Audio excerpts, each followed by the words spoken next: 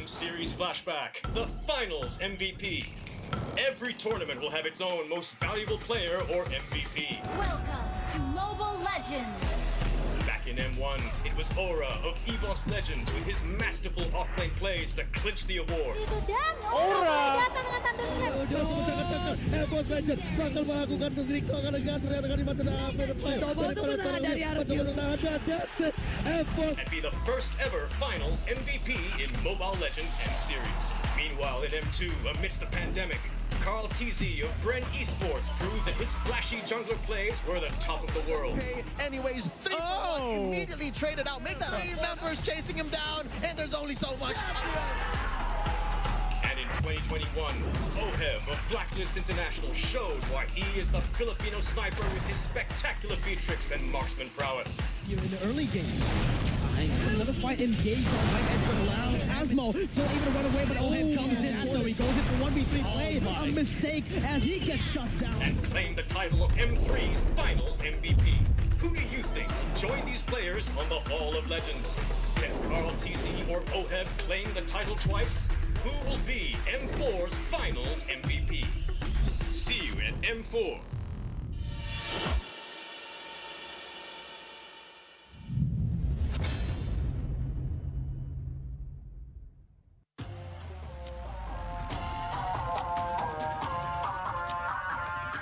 Maybe.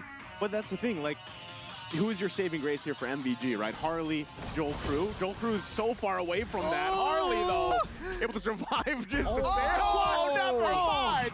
Chiku, guys, from the backside. Now they're going to find Joel Crew as we were just talking about him. They fall here, and another one goes down.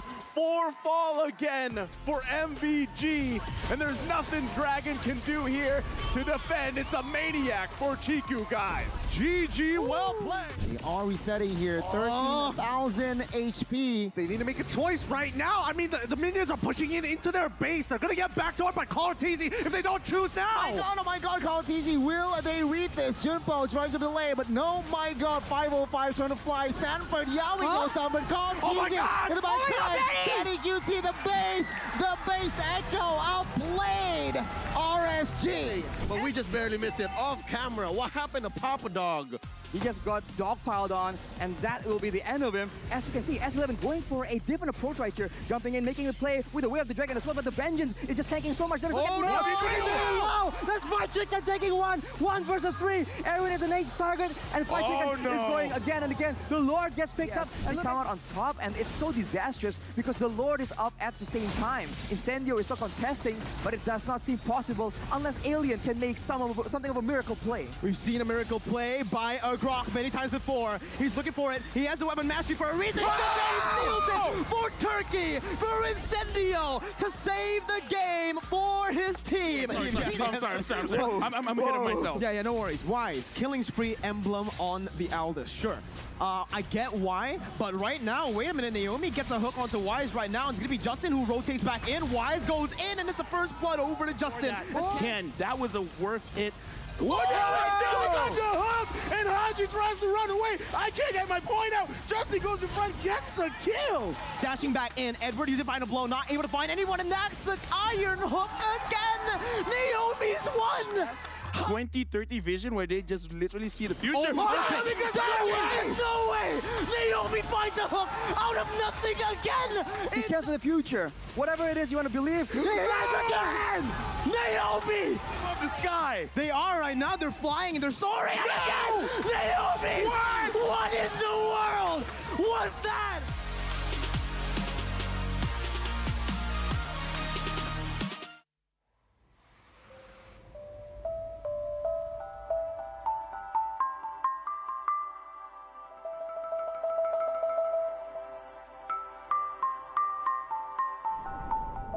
អ្វីៗគ្រប់យ៉ាងតែងតែប្រែប្រួលទៅតាមពេលវេលា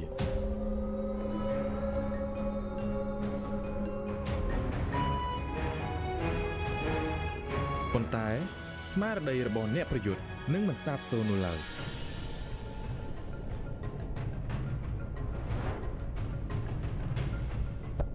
ពួកយើងម្នាក់សុទ្ធតែមានចំណុចខ្សោយរៀងៗខ្លួន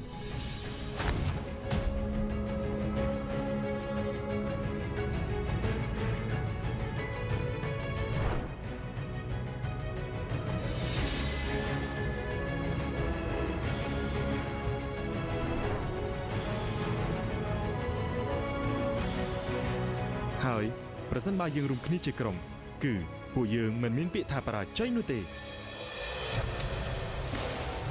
ការតំណាងឲ្យប្រទេសកម្ពុជាទៅប្រកួតជើងឯក M4 It's like a dream come true នេះគឺជាសុបិនដែលខ្លាចជាការពិតដើម្បីមោទនភាពជាតិខ្មែរយើងក្រាបឡើងហើយតស៊ូទៅមុខទៀតដំណើរផ្សងព្រេងរបស់ពួកយើងមិនមានភាពងាយស្រួលនោះទេ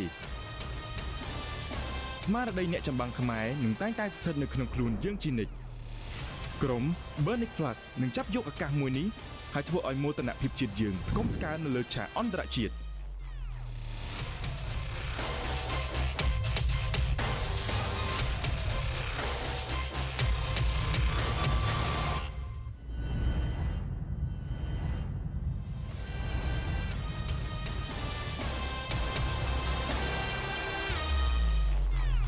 If you play with fire, you will get burned. Dear Flamers, see you in the M4 stage.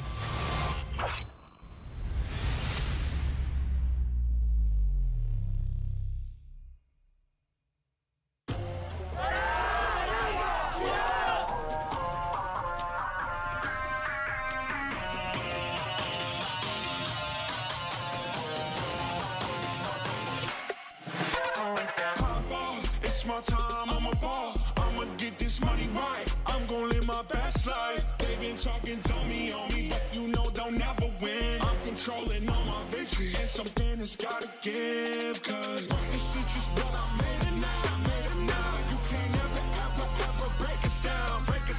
I'll be reaching for the stars. Promise I'll be what they not, and I'll never ever stop. Won't never stop.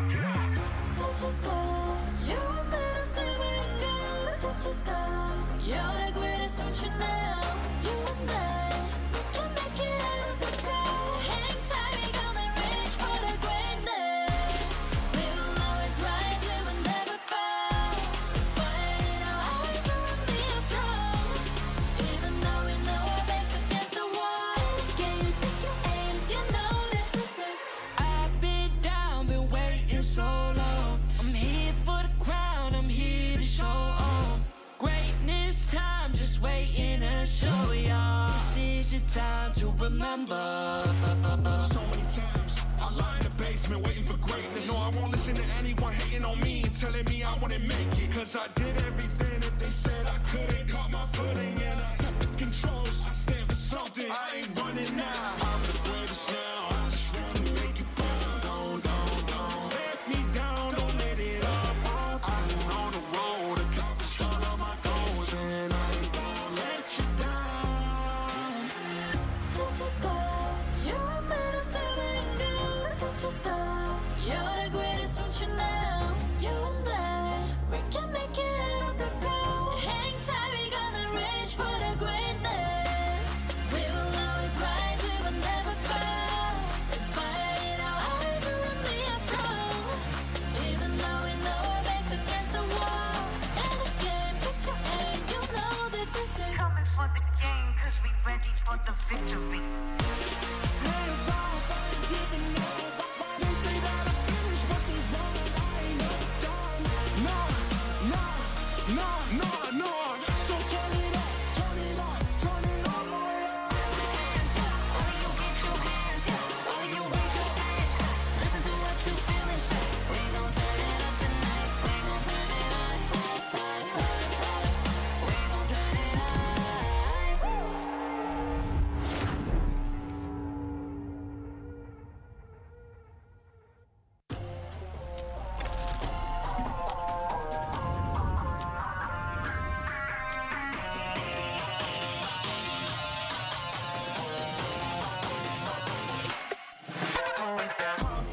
It's my time, I'm a ball. I'ma get this money right. I'm gon' live my best life. They been talking, tell me on me, but you know they'll never win. I'm controlling all my victories, and something has gotta give. Cause this is just what I made it now. You can't ever break us down.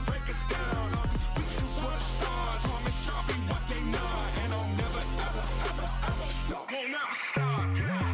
Touch the sky, you're made of silver and gold. touch the sky. You're the greatest future now.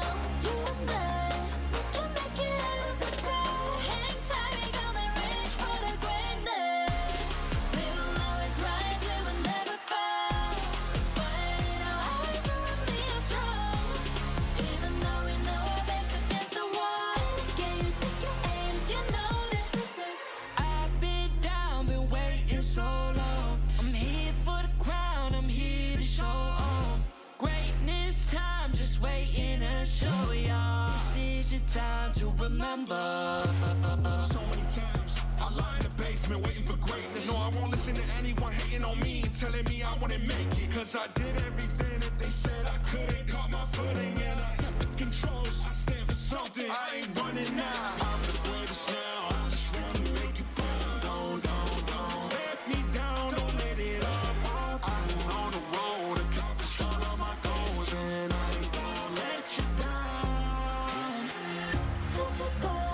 You're a man of silver and gold. Touch the sky. You're the greatest future now. You and I, we can make it out of the cold. Hang tight, we gonna reach for the greatness. We will always rise, we will never fall. We fight it out, always will be strong. Even though we know our backs against the wall. And again, pick your aim, you know that this is. Coming for the game, cause we ready for the victory.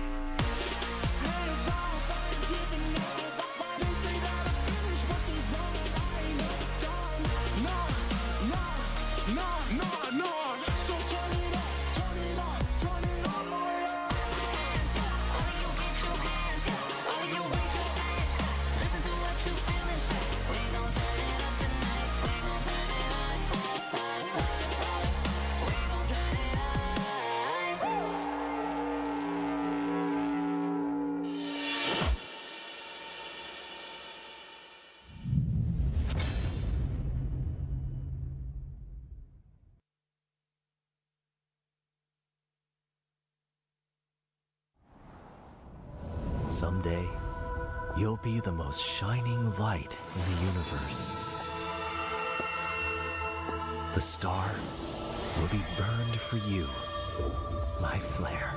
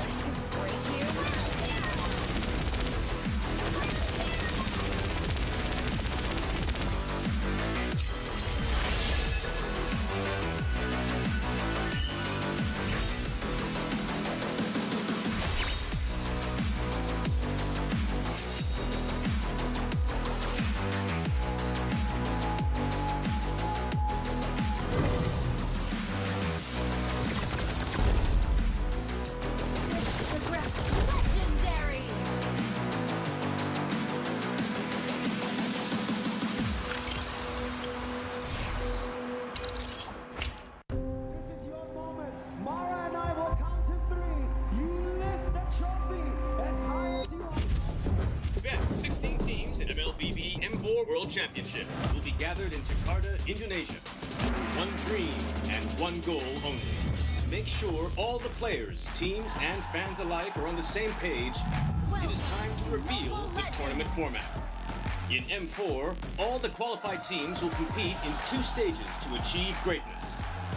Group stage and the knockout stage. The teams will play a best-of-1 single round robin during the group stage. No team will be eliminated during the group stage. Now, let's take a look at the knockout stage format. It'll feature a double elimination bracket with a total of 22 series. The first 2 rounds of the lower bracket will be the best of 3. The other series will be best of 5. Except for the grand finals, which will be best of 7. Now the knockout stage upper bracket will feature the top 2 teams of each group from the group stage, and the bottom 2 teams will start at the lower bracket. The losers of the first round of the lower bracket will be eliminated. The M4 knockout stage will be spread out across 9 days, where there will be a live audience for fans like you to support your teams. And that's all you need to know about M4's tournament format. Remember to tune in and see you in Jakarta.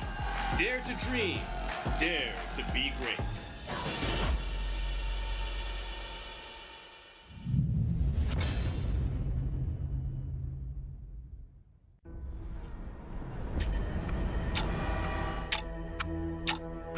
We are getting closer to the ultimate battle in Jakarta. It's an amazing, beautiful tournament. I can't wait to get to the game. All eyes are on one stage only. All for that ultimate prize, to be M4 World Champions.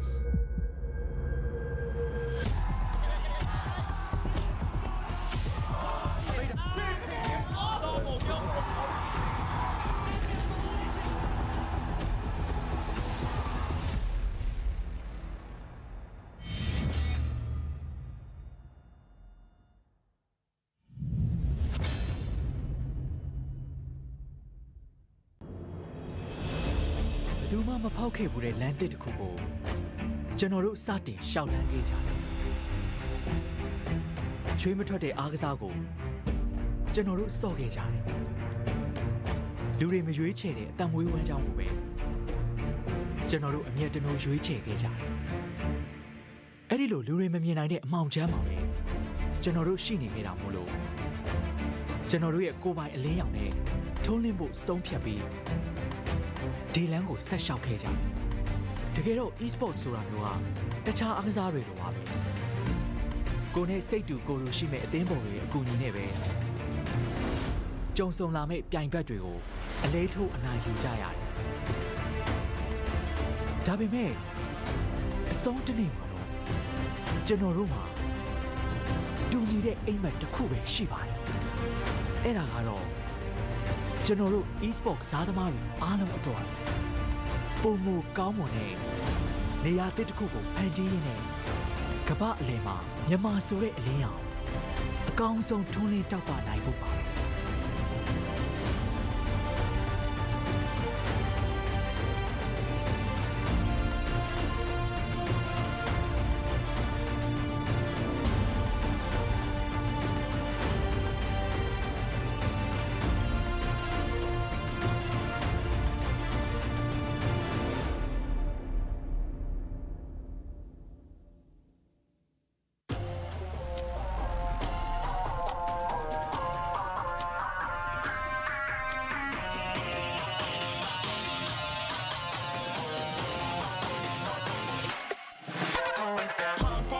It's my time, I'm a ball.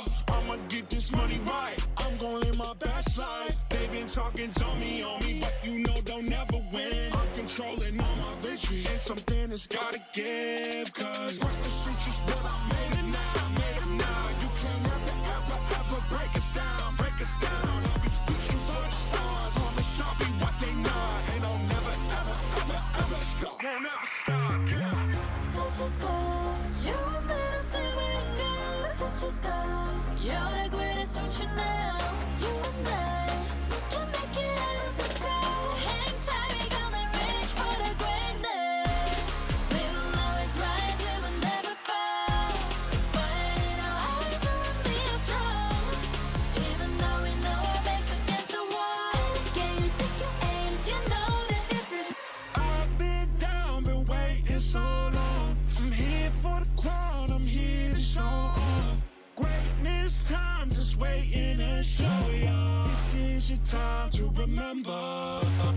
So many times I lie in the basement waiting for greatness. No, I won't listen to anyone hating on me, telling me I wouldn't make it. Cause I did everything that they said I couldn't. Caught my footing and I kept the controls. I stand for something, I ain't running now. I'm the greatest now, I just wanna make you proud. Don't let me down, don't let it all fall. I've been on the road, accomplished all of my goals, and I ain't gonna let you down. Don't just go. You're a man of silver and gold. Don't just go. You're the greatest future now. You and I, we can make it out of the cold. Hang tight, we gonna reach for the greatness. We will always rise, we will never fall. With fire in our eyes, you and me are strong. Even though we know our backs against the wall. And again, pick your aim, you know that this is coming for the game, cause we ready for the victory. Hands on fire, giving up. They say that I finished what they want. I ain't never done. No. So turn it up, turn it all the way up. hands up. All of you get your hands up. All of you raise your hands up. Listen to what you feel and say. We gon' turn it up tonight. We gon' turn it up. We gon' turn it up.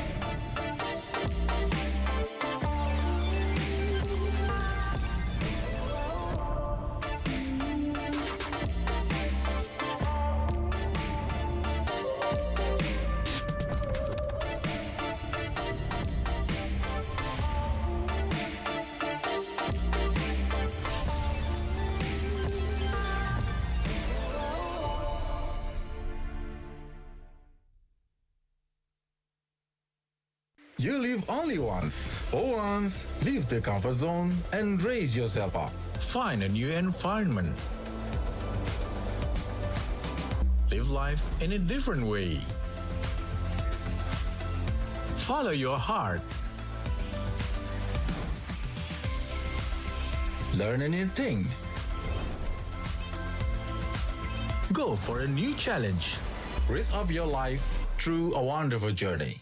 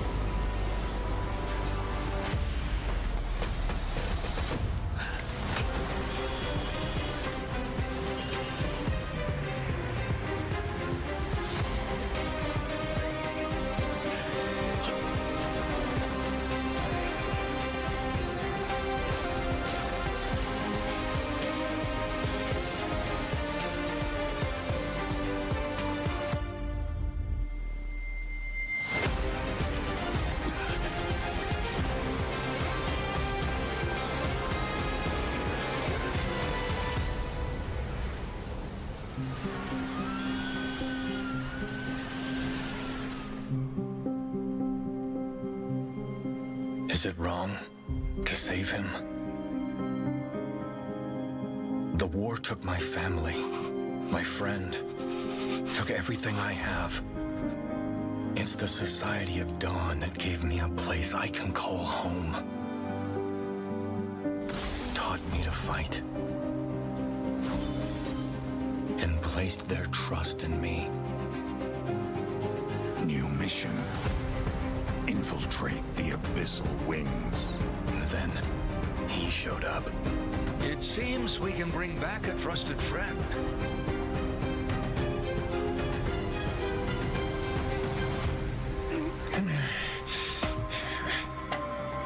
There's a traitor among us. Who? No idea. Rest up.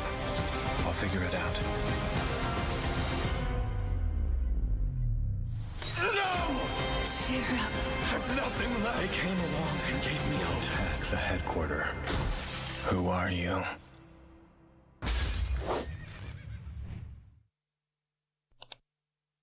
What's up, everyone? Today we have a hero revamp many of you have been waiting for. Featuring Hanabi, the Scarlet Flower. The new Hanabi is more mature and confident in herself, as seen in her new intro animation where she finally takes off her veil. Hero skills. Hanabi is a marksman that brings solid DPS and crowd control to a team and known for her bouncing pedal blades. Passive skill, Ninjutsu Pedal Barrage. That's right, Pedal Barrage is now Hanabi's new passive. With this adjustment, Hanabi's basic attacks and skills automatically create pedal blades on hit that bounce up to 4 times to nearby targets, while doing less damage per bounce. First skill, Ninjutsu Equinox. Hanabi's shield has been reworked into an active skill. The new Equinox shield now increases her movement and attack speed. Hanabi is still immune to control effect while the shield is active, but now dealing damage will increase the shield's health regardless of Hanabi's HP. Second skill, Ninjutsu Soul Scroll. Soul Scroll remains a skill shot that damages and slows enemies on hit, now with a new mechanic that marks enemies, causing them to take full damage from the next pedal blade bounce. Ultimate Forbidden Jutsu Higanbana. Hanabi's ultimate remains unchanged, damaging and immobilizing the first enemy hit. The revamped Hanabi retains her uniqueness without needing to stack her shield before a fight, and her pedal blades are now a more consistent source of damage. Her new shield mechanic improves her sustain mid-fight so she can stay in and on her targets. Pro tips. Use Equinox when you anticipate incoming CC and deal damage to keep it up. Don't panic if you get engaged on. Cast your shield and keep attacking. Line up enemies with Soul Scroll to cut their mobility while boosting your damage. And look to use Higanbana when the enemy is grouped up. Combo tips. When laning, use Soul Scroll to slow and mark enemies, so your next Pedal Blade bounce does full damage even if they're hiding in the back. In a 1v1, use your shield's new sustain to get the upper hand.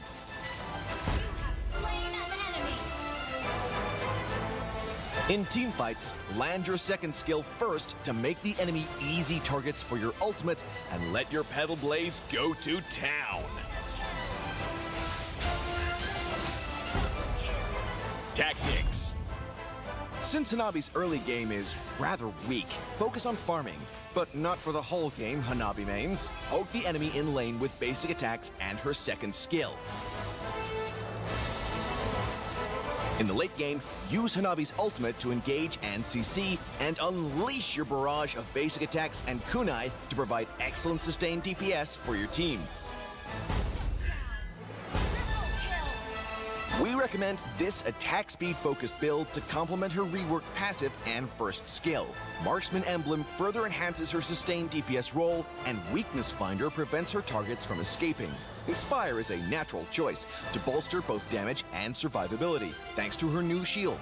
Hanabi, the Scarlet Flower, revamp coming December 20th. She'll be 30% off the first week along with her resplendent iris skin. Give the new Hanabi a whirl and tell us what you think. Until next time, we'll be seeing you in the Land of Dawn. Hanabi, the Scarlet Flower, revamped December 20th.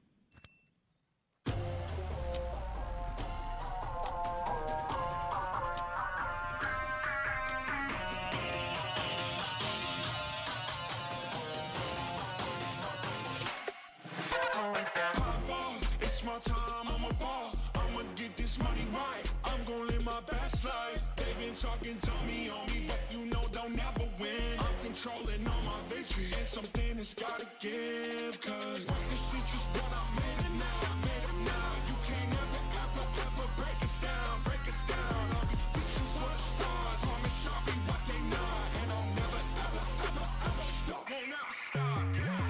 Touch the sky, you're made of saving good. Touch the sky, you're the greatest option now. You and I, we can make it out of the crowd. Hang tight, we gonna reach for the greatness. We will always rise, we will never fall. Fighting our eyes on be strong. Even though we know our backs against the wall. Can you take your aim? You know that this is. I've been down, been waiting so long. I'm here for the crown, I'm here to show off. Greatness time, just waiting to show y'all. This is your time to remember. So many times I lie in the basement waiting for greatness. No, I won't listen to anyone hating on me and telling me I wouldn't make it. Cause I did everything that they said I couldn't. Caught my footing and I kept the controls. I stand for something, I ain't running now. I'm the greatest now, I just wanna make it down. Don't let me down, don't let it up. I've been on the road, accomplished all of my goals, and I ain't gonna let you down. Touch the sky, you're made of saving good. Touch the sky, you're the greatest option now. You and I, we can make it out of the crowd. Hang tight, we gonna reach for the greatness. We will always rise, we will never fall. Fighting our eyes on me are strong. Even though we know our backs against the wall. And again, pick your aim, you know that this is coming for the game, cause we ready for the victory.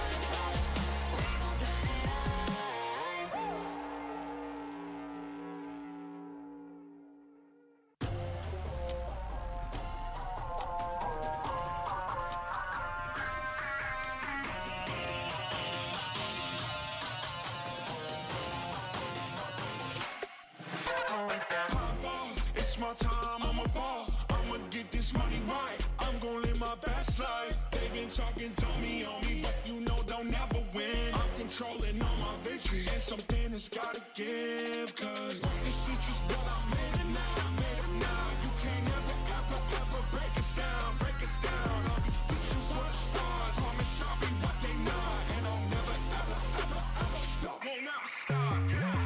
Touch the sky, you're made of saving good. Touch the sky, you're the greatest option now. You and I, we can make it out of the crowd. Hang tight, we gonna reach for the greatness. We will always rise, we will never fall. Fighting our eyes on me are strong. Even though we know our backs against the wall. Can you take your aim? You know that this is. I've been down, been waiting so long. I'm here for the crown, I'm here to show off. Greatness time, just waiting to show y'all. This is your time to remember. So many times I lie in the basement waiting for greatness. No, I won't listen to anyone hating on me and telling me I wouldn't make it. Cause I did everything that they said I couldn't. Caught my footing and I kept the controls. I stand for something, I ain't running now. I'm the greatest now, I just wanna make it down. Don't let me down, don't let it up. I've been on the road, accomplished all of my goals, and I ain't gonna let you down. touch the sky. You're the greatest, don't you know? You and I, we can make it up the coast. Hang tight, we're gonna reach for the greatness. We will always rise, we will never fall. We fire in our eyes, you and me are strong. Even though we know our backs against the wall. And again, pick your aim, you know that this is coming for the game, cause we ready for the victory. Hands off, I ain't giving up. They say that I'm finished, but they wrong. I ain't never done. Nah. So turn it up,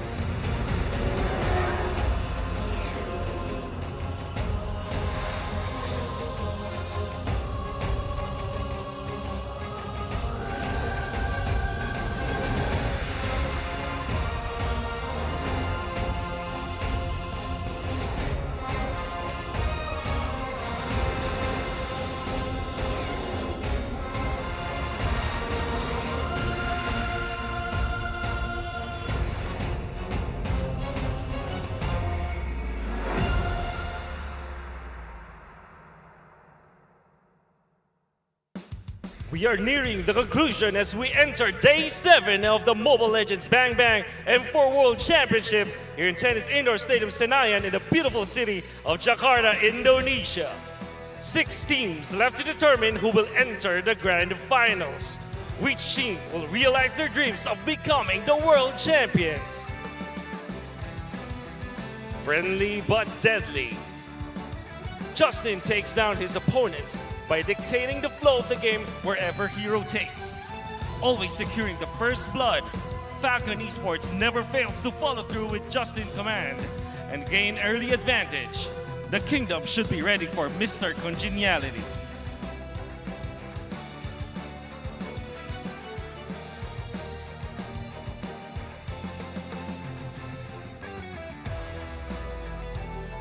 Friendly but deadly. Justin takes down his opponents by dictating the flow of game wherever he rotates.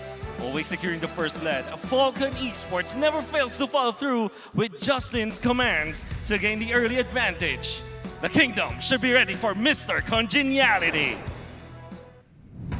And we are ready for the first match of the day. The Soaring Falcons up against the Kings of Kings. In the lower brackets, no room for mistakes. Welcome to the analyst panel here. I am Mirko, joined here by the wonderful Assassin Dave and the man, the myth, the legend, the best analyst in the world. Wow. Ulf. According to Mirko, by the way. According to Mirko. But boys, we're here to talk about a very, very high stakes matchup, right? I mean, Dave, what do you got to say?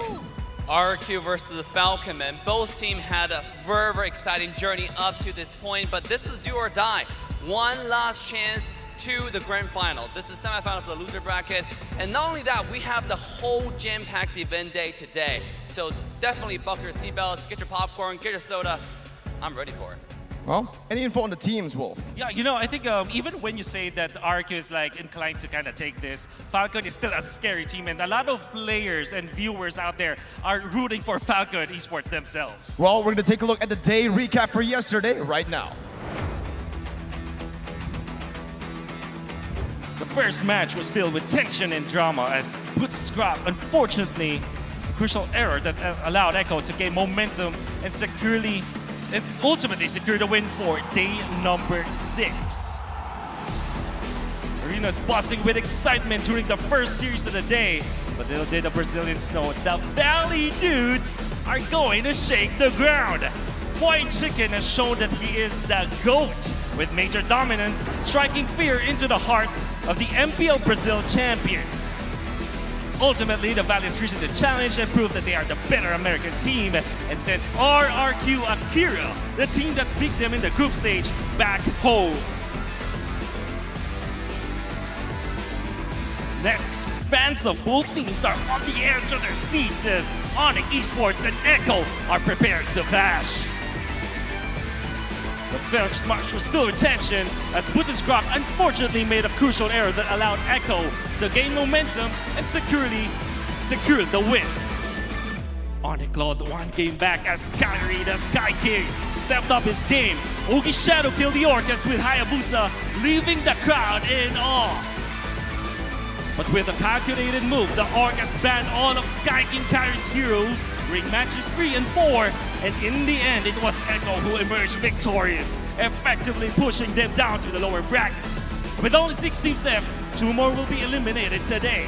Only the strong will march to greatness, and the losers shall perish. The stage is set. Let the games begin. Dare to be great.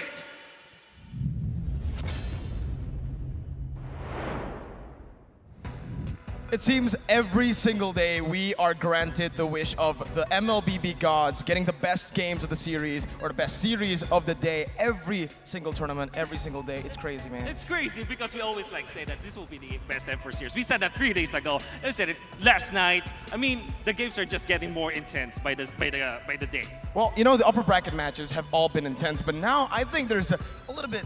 You know, we can up the ante a little bit here because it's a lower bracket match. It's a knockout stage game. Yeah, absolutely. It's a challenger versus the homegrown defender, right? Like, who is going to come off on top? Because the challengers have proven themselves over and over again against all odds. The predictions be damned. You know, every single time there's crowd prediction, talent predictions, and the teams have proven us wrong. Can they do this again? Do it again today? I like how you said that right on cue for the talent prediction. So we'll see if they're going to be damned or not, right? Here you can see the talent prediction heavily favoring the home crowd team, RRQ. This is expected, right? We know that RRQ Hoshi is a team that has a lot of experience. They have been here ever since, what, M1? And even one player from RRQ Hoshi has been part of it. And even when you look at their matches, you would doubt that they can defeat some teams like Blacklist International, for example, who have defeated them so many times before. But the way that they played in the upper bracket versus Blacklist International, they're very scary. Hey. Oh, hey. Am I seeing this correctly? You are seeing it correctly. You know, yes. Hey, at this point, everyone's saying, yes. Mirko, your prediction is cursed. So we'll see if it's actually cursed, right? Will it be good for Indonesia or not that I actually went for Falcon? Absolutely. We're rolling the dice. This is going to reverse psychology right here, right? I'm a vote for the Falcon to actually cheer for the home ground team. Yeah. That's actually really good there. But hey, do not count out Falcon, right? They have shown Naomi is an absolute monster. So I'm looking forward to the Franco gameplay. Dude, we saw the Franco game a lot of times here, but before that, we are going to take a look at a little bit of something here. The chart of team players. Starting with, you were talking about a different player, but we're talking about R7 first. Oh, man, the man of the hour, at least for RRQ Hoshi, he played so well in their series versus Blacklist International. And for the longest time, R7 is dubbed as one of the cornerstones of RRQ Hoshi. At least from an analytic perspective, the way that he handles the map as well as he outplays his opponents in the laning stage is amazing to look at. Hero pull out 6 so far, not that impressive, but maybe because of the fact that they have not been playing as much matches as compared to other players. Well, on the other side, Dave, we do have Yellow Flash from Falcon. Yeah, I gotta say, Yellow Flash just actually trumps the R7 a little bit on the teamfight participation, right? To show you that Falcon's a team that like to play the numbers game, right? Like to play the number advantage, but when they out-rotate their opponents. And also Yellow Flash play a nasty Lapu. It's gonna be brought out today, because also, you know, Falcon like to prioritize a Lapu pick, right? Are we gonna see that being banned away, or are we gonna see a first picked? I mean, that's all going to be on the table today. For sure. You know, both of the teams have been super dynamic here coming into this knockout stage. Even when they were losing, it seems like they always had a foot on the ground as to what to say in the game. Yeah, you know, I was able to talk to one of the coaches of Falcon. They say that it is now their meta. They are also dictating it. They're very comfortable, and they're out here to win it. Casters, take it away. Will the Kingdom fend off the Falcons here? Welcome to the triple header for M4 day number 7. It's me, Naisu, joined here on the desk with Trex and Arashi. Boys, how we feeling? I'm feeling great. I mean, we're coming down to the ending here, very close to the ending of the story, and now the stakes are high.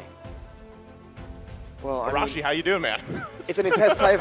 It's a very intense time for the Indonesians, so I'm no exception. I am very feel. You're very feel. Well, to get this day started, we do want to mention to all our viewers out there, the M4 is powered by Moonton, presented by TikTok, the official content partner, supported by Secret Lab, the official gaming chair, and Esports Charts, our analytical partner, Gank, our official merchandise partner, MeWatch, our media partner, and last but not least, the Ministry of Tourism and Creative Economy of the Republic of Indonesia.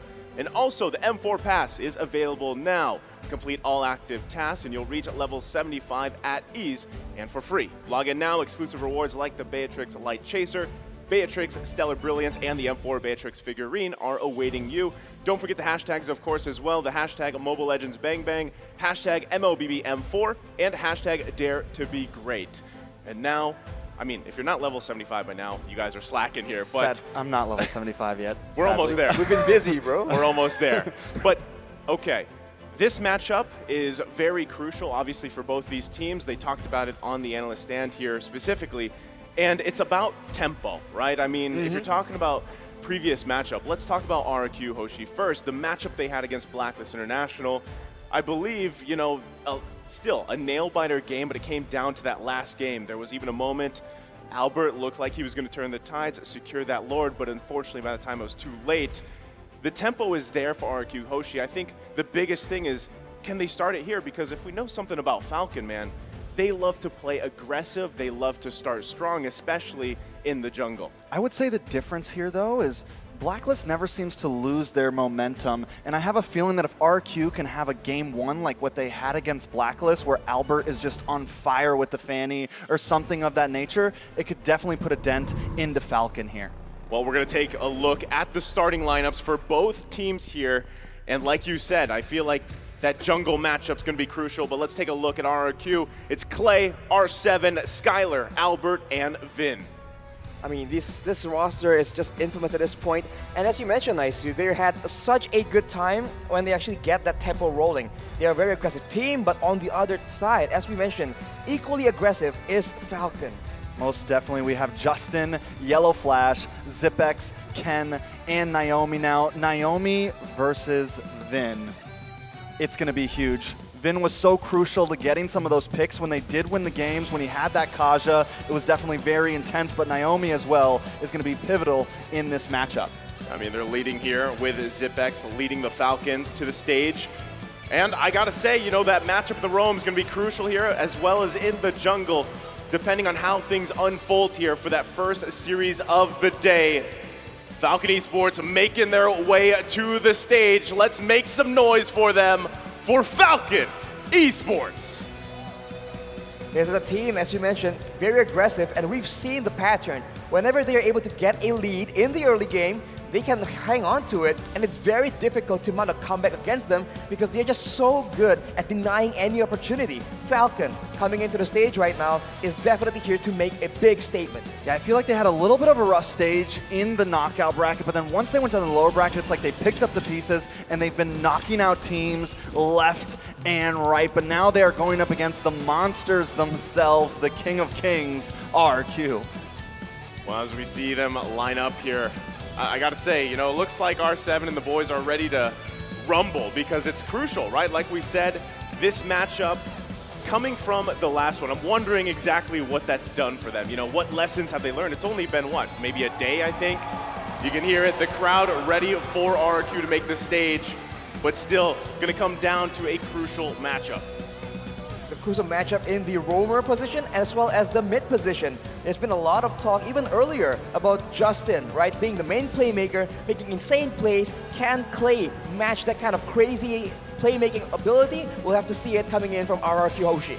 Well, as they make the stage, let's give it up for RRQ Hoshi.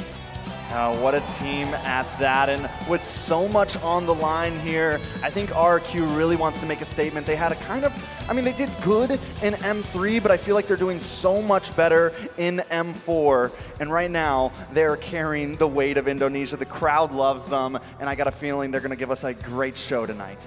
Of course, we've got the referees and the coaches out here, too, for the integrity of the game, as we also see the players get to their respective places. The respect here, very important. And as you mentioned, Trex, I mean, the last matchup with Blacklist International, you've seen that refinement of RQ Hoshi, right, come to play here. And again, that's why I'm wondering, what did that matchup teach them? Because Falcon Esports, on the other hand, you know, they've had their own struggles. I mean, even if you look back at previous tournaments of considered the dark horse, well, they're not here for M4. They're not the dark horse for M4, right? But if they happen to take down RQ Hoshi here, that's going to be a huge statement. It's a big statement for sure. I mean, they want to show that they are even better than the Kings of Kings. And if you look at a team head-to-head right here, some of the stats at least does show that Falcon does have a bit of an edge. I mean, a little bit, but there are some things RQ are winning out in as well. Those average kills. And the way some of these games have been going is, even if you lose a turtle, we saw it yesterday all day. Yeah, you may lose the turtle in the early stage, but if you can pick up a kill or two, set someone that's very important on the enemy team behind, like the mage, the jungle, the gold laner, then you can kind of capitalize towards that mid-game phase. The crazy thing here is, again, going back to the headline, the tempo, you see it in different forms for both teams, right? I mean, you know that it's going to be a scrappy matchup. You know objective control, Falcon will be looking for that. And again, a lot of that is on the hands of what does the roam hero pick for, I mean, Naomi. I mean, I don't think we're going to see the Franco go in his hands, especially, I mean, I'm sure a lot of people have seen those highlights, you know, previously. But still, even as we look at the most picked and banned heroes here for RQ Hoshi, look at it, right? Most picks, Eve, Yuzhong, Hilda, Beatrix, Ling. We see a lot of this. And going even back to specifically Albert, he has had amazing performances even with a Ling, but unfortunately things didn't fall into place for them in that last matchup. If you look at the heroes right here, it really shows that RRQ, they want to go all in, and they don't really want to play the game that slow and play a front to back. They want to always dive in, and maybe the only long-range distance hero will be Clay on that Eve. So with the Eve just suffering defeats yesterday, we'll have to see if they have made adjustments. Because against Falcon, it's going to be, as you mentioned, Isu, just a huge scrap fest to see who can actually grab that dominance early on. And I think the key difference here is the fact that RRQ, they were once known as the comeback kings, so they have no issue playing from behind, but usually, especially against a team like Falcon, that is a dangerous strategy. Now, taking a look at Falcon, though, also a few similarities. Both teams wanting that Ling, but here's the thing with Falcon: they can also get a little bit gritty here with the Martiz jungle, throwing the Harith into the gold lane. Both teams banning out a lot of similar things. I feel like, you know, the Kaja, the Glue, these are kind of usual bans here. Something that I think will be contested for. If the Kaja's open, it's either going to be Vin picking it up, and I think he did such a great performance on it the other night. I think that's something we need to keep our eyes on here. Yeah, Kaja seems to be crucial now, right? I mean, we've seen so many plays just off Kaja hero alone, and at one point, you know, there was a lot of that priority on Carry. Now, Carry's still a great marksman, but I feel like even more so now, it's that Kaja pick. And even the playmaking potential alone is the reason why teams go for it. And as we take a look at the keys to victory here for RRQ, recalibrate the mindset against Falcon's aggression, because there's a contrast there from their previous matchup with Blacklist International, more towards that control type. Also, beware and contain Naomi's playmaking. That's what we talked about earlier, especially on that Franco. Don't think he's going to get it. Albert must win jungler showdown and retribution battles.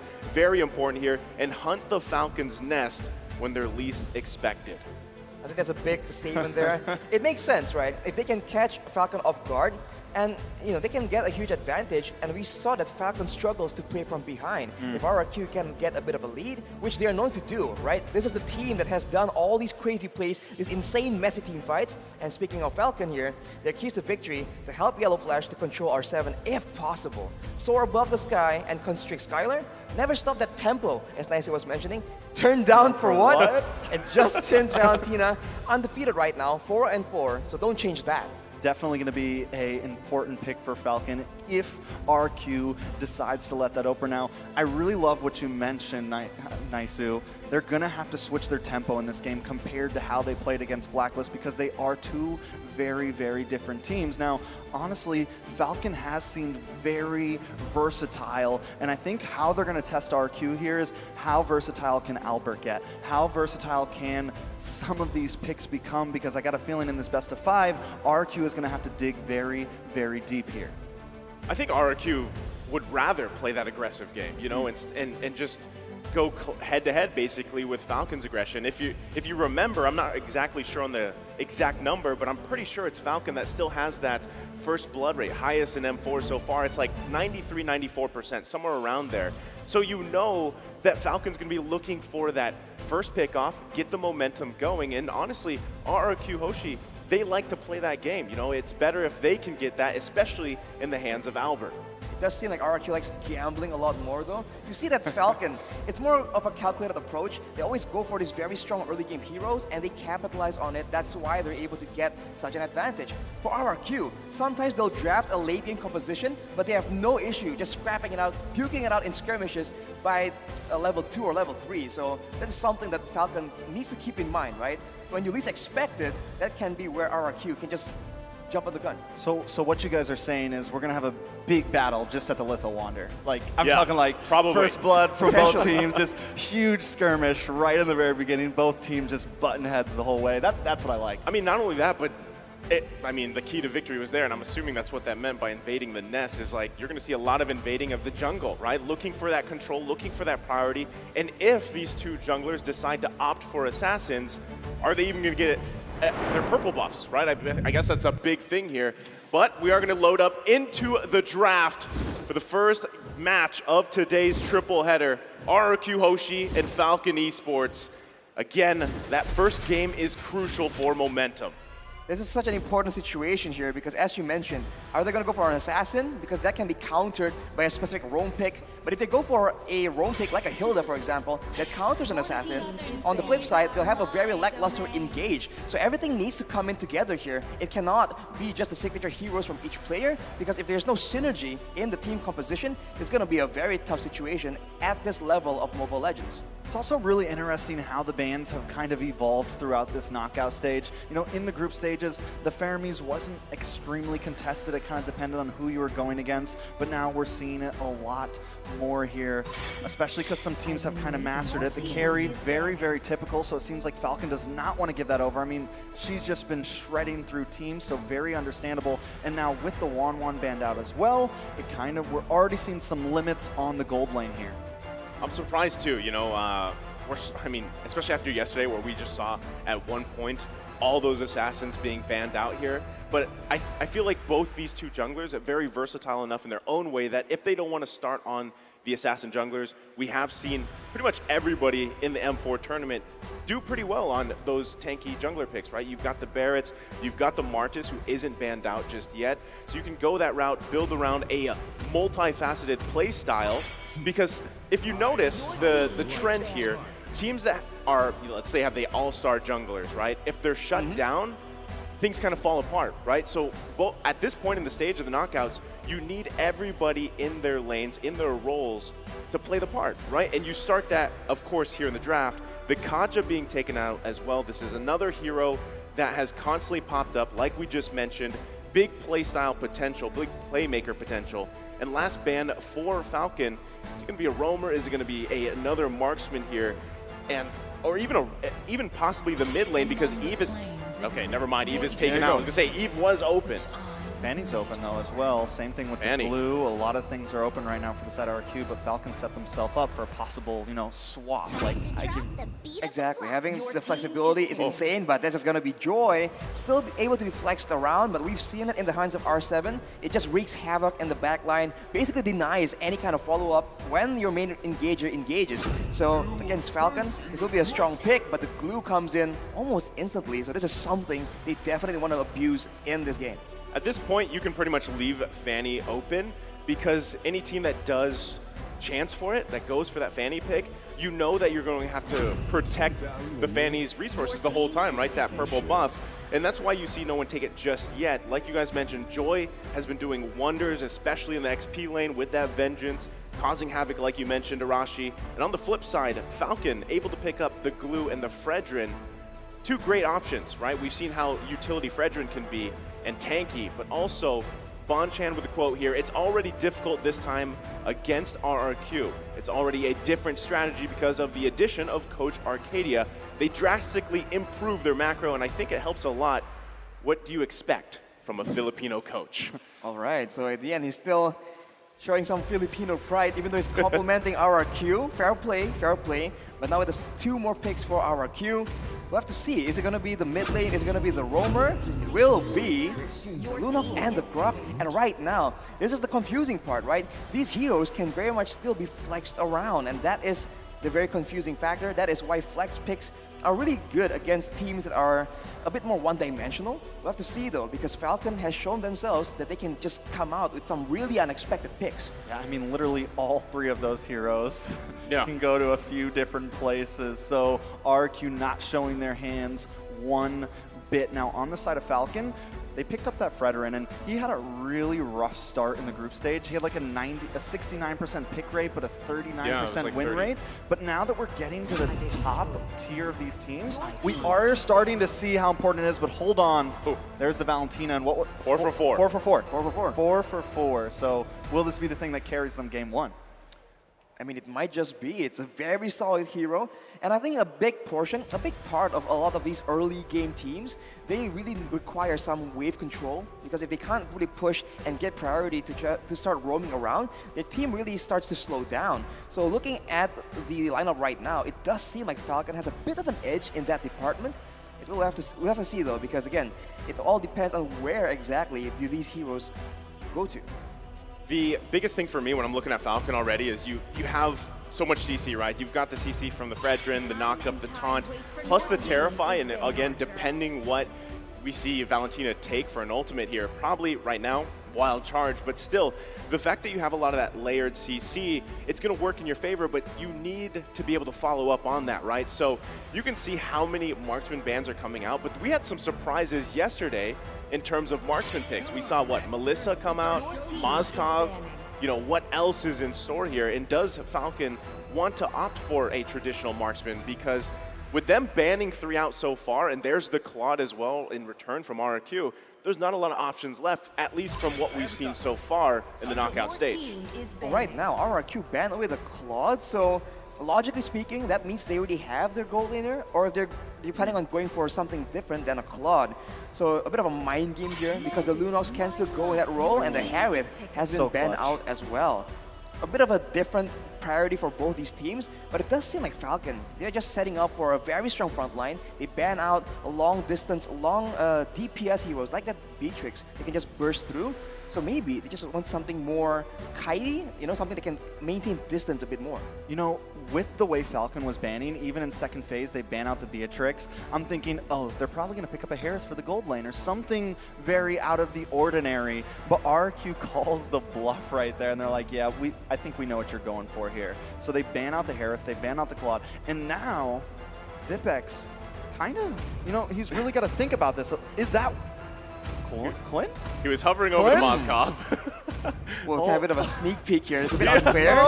He just goes for it. He's like, I'm going to full send it. I'm going with it. Now, it doesn't have the best win rate here, but this, again, could just be that comfort pick for Zipex. Goes and rather goes for the Clint there than something spicy that we've seen so far. Like that Moskov, it was selected, but this is probably the better choice, right? Again, you have a lot of CC, you need to be able to follow up, and now that's the thing, Arashi, is Clint the best option here? Does he have enough burst? How long does it take for this Clint hero to get to that point? Is it a 2-item, 3-item, 4-item marksman? How's it working?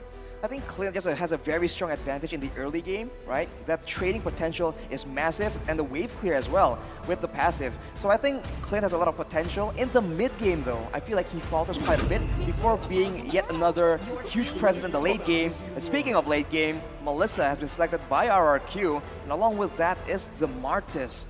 So again, the mind game is really paying off right here. You didn't really know what exactly was the final pick going to be, but now you see the lineup is coming through. A lot of crowd control immunity and a lot of outplay potential, right? The movement and the denial that RRQ is very fond of, but that signature Franco pick, man, coming in for Falcon. We've been waiting for that Franco pick. Quick notice, though, onto the gold lanes. You mentioned how Clint is supposed to be kind of strong in the early game, but now with this Melissa, you have such range, such poke in that laning phase. It's going to probably give Clint a little bit of a hard time. Now, Clint, not a whole lot of mobility in those team fights in the mid game, but he can, if he can get a good positioning. If the rest of his team can pocket around him, he can output a lot of damage, plus some nice true damage from the passive. So there is some possibilities. He builds with the Analyst battle, but it's going to come down to really big, how well can Naomi peel for him? How well can they stack that CC and protect him throughout that mid phase? Well, I'm just wondering, you know, with that last pick from Falcon, if we're going to take a trip to Hook City again, because the highlights, man, that guy had, it just seemed unreal. And I know RRQ is probably prepared for that. And I like the Melissa pick as well, because we actually saw this yesterday, the interaction that Ultimate provides, that micro decision, and a lot of times turns the tides for those team fights, especially when we're talking about lately we've seen so many under turret plays, whether they're looking for the sandwich angle or they're just trying to collapse down on a tier 1 turret even. And that's crucial, you know, if you have that in your repertoire basically to work with it. And the Melissa is that great pick, but still, I was talking about CCs from Falcon. RRQ Hoshi has great CC as well, but we are loading up into the land of Dawn here for the first series of the day. RRQ Hoshi versus Falcon. Off the bat, Zipex with a very aggressive emblem choice here. The killing spree being used to ensure that I guess he can go a bit more aggressive and chase for those very, very valuable kills in the early game. But R7 with the mystery shop, with the vengeance, as we mentioned, very dangerous, but Clay gets hooked in. The sustain will be enough, but Falcon already showing dominance in this early game. Yeah, already a big hook, already a lot of aggression from the side of Falcon, and this is exactly what we wanted to see. This is exactly what we thought they would bring. Well, off to a decent start. I mean, it's a pretty stalemate right now. Oh, big pick on Albert. He will be able to get away with ease, though, but it does look like they want to keep on bringing some aggression. Justin going to come up, trying to get the Terrify onto Vin. Ken moving in as well, bringing Vin down to about half health. He's going to try to get away with this. Gets a nice defense. Wow. Wait, will he get the dash? Ken trying to catch him, just can't, though. Also, it's a very close situation, and this is why you can't really just go aggressive against Falcon, because they will punish you. And look at these hooks, man.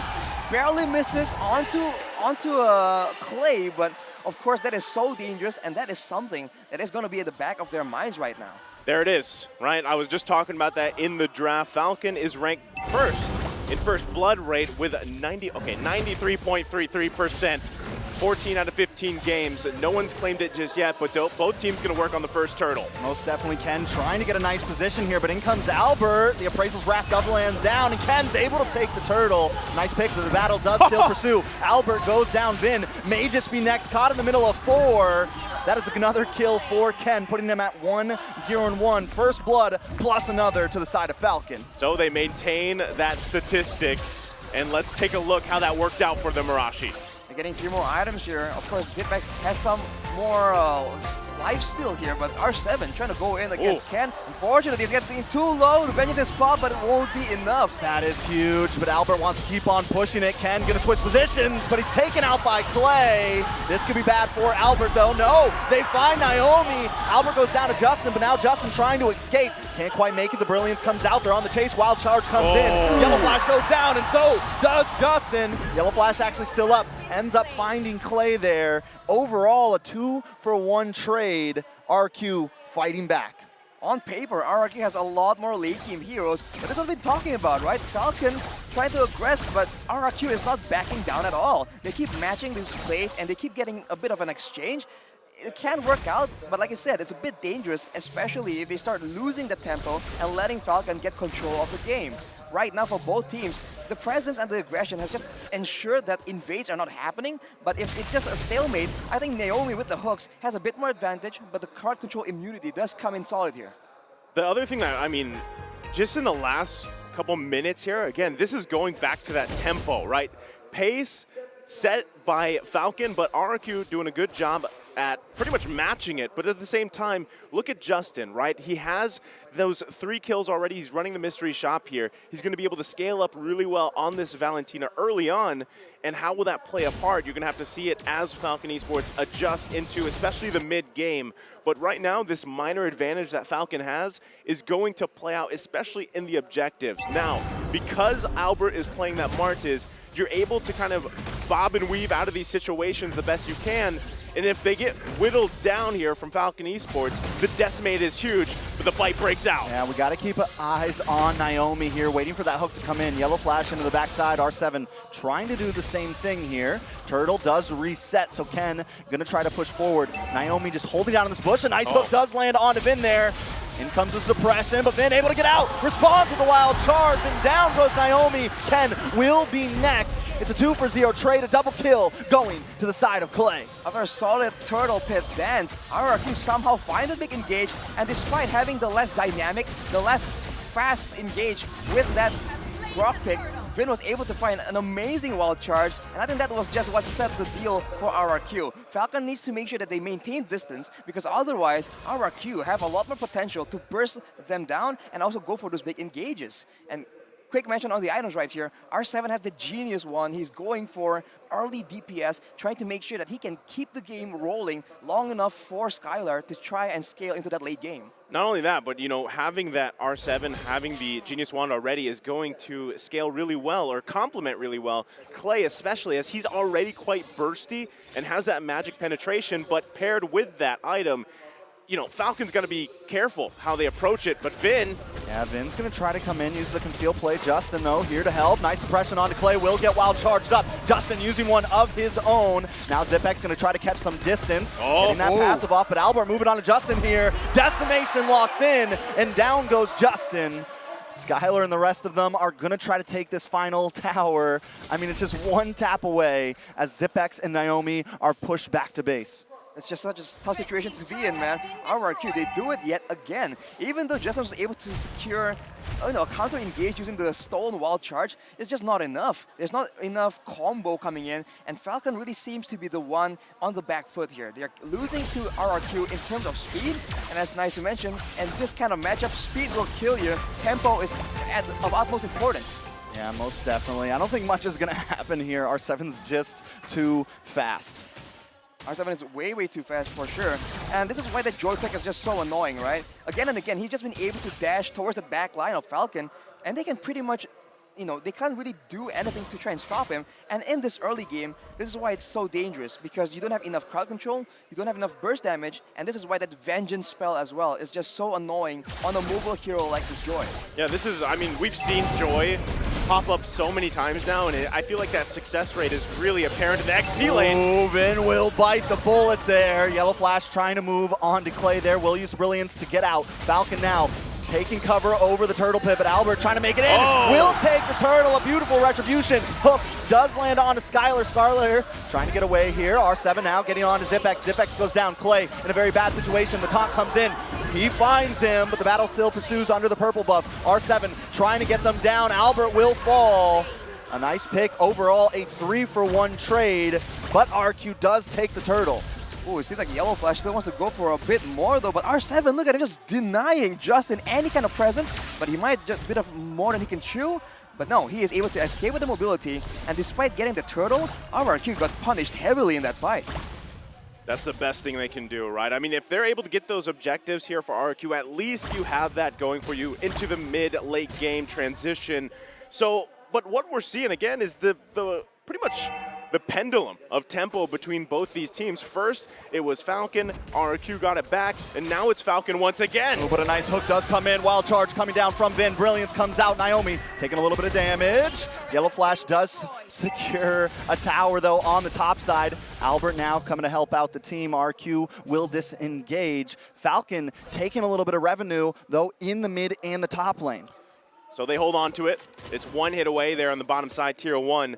Still looking for a map advantage here. Naomi! Ooh, R7 should be able to get away from this, but it is a lot of damage from Zipex. He's going to need to be careful because Falcon is hovering down this bot lane.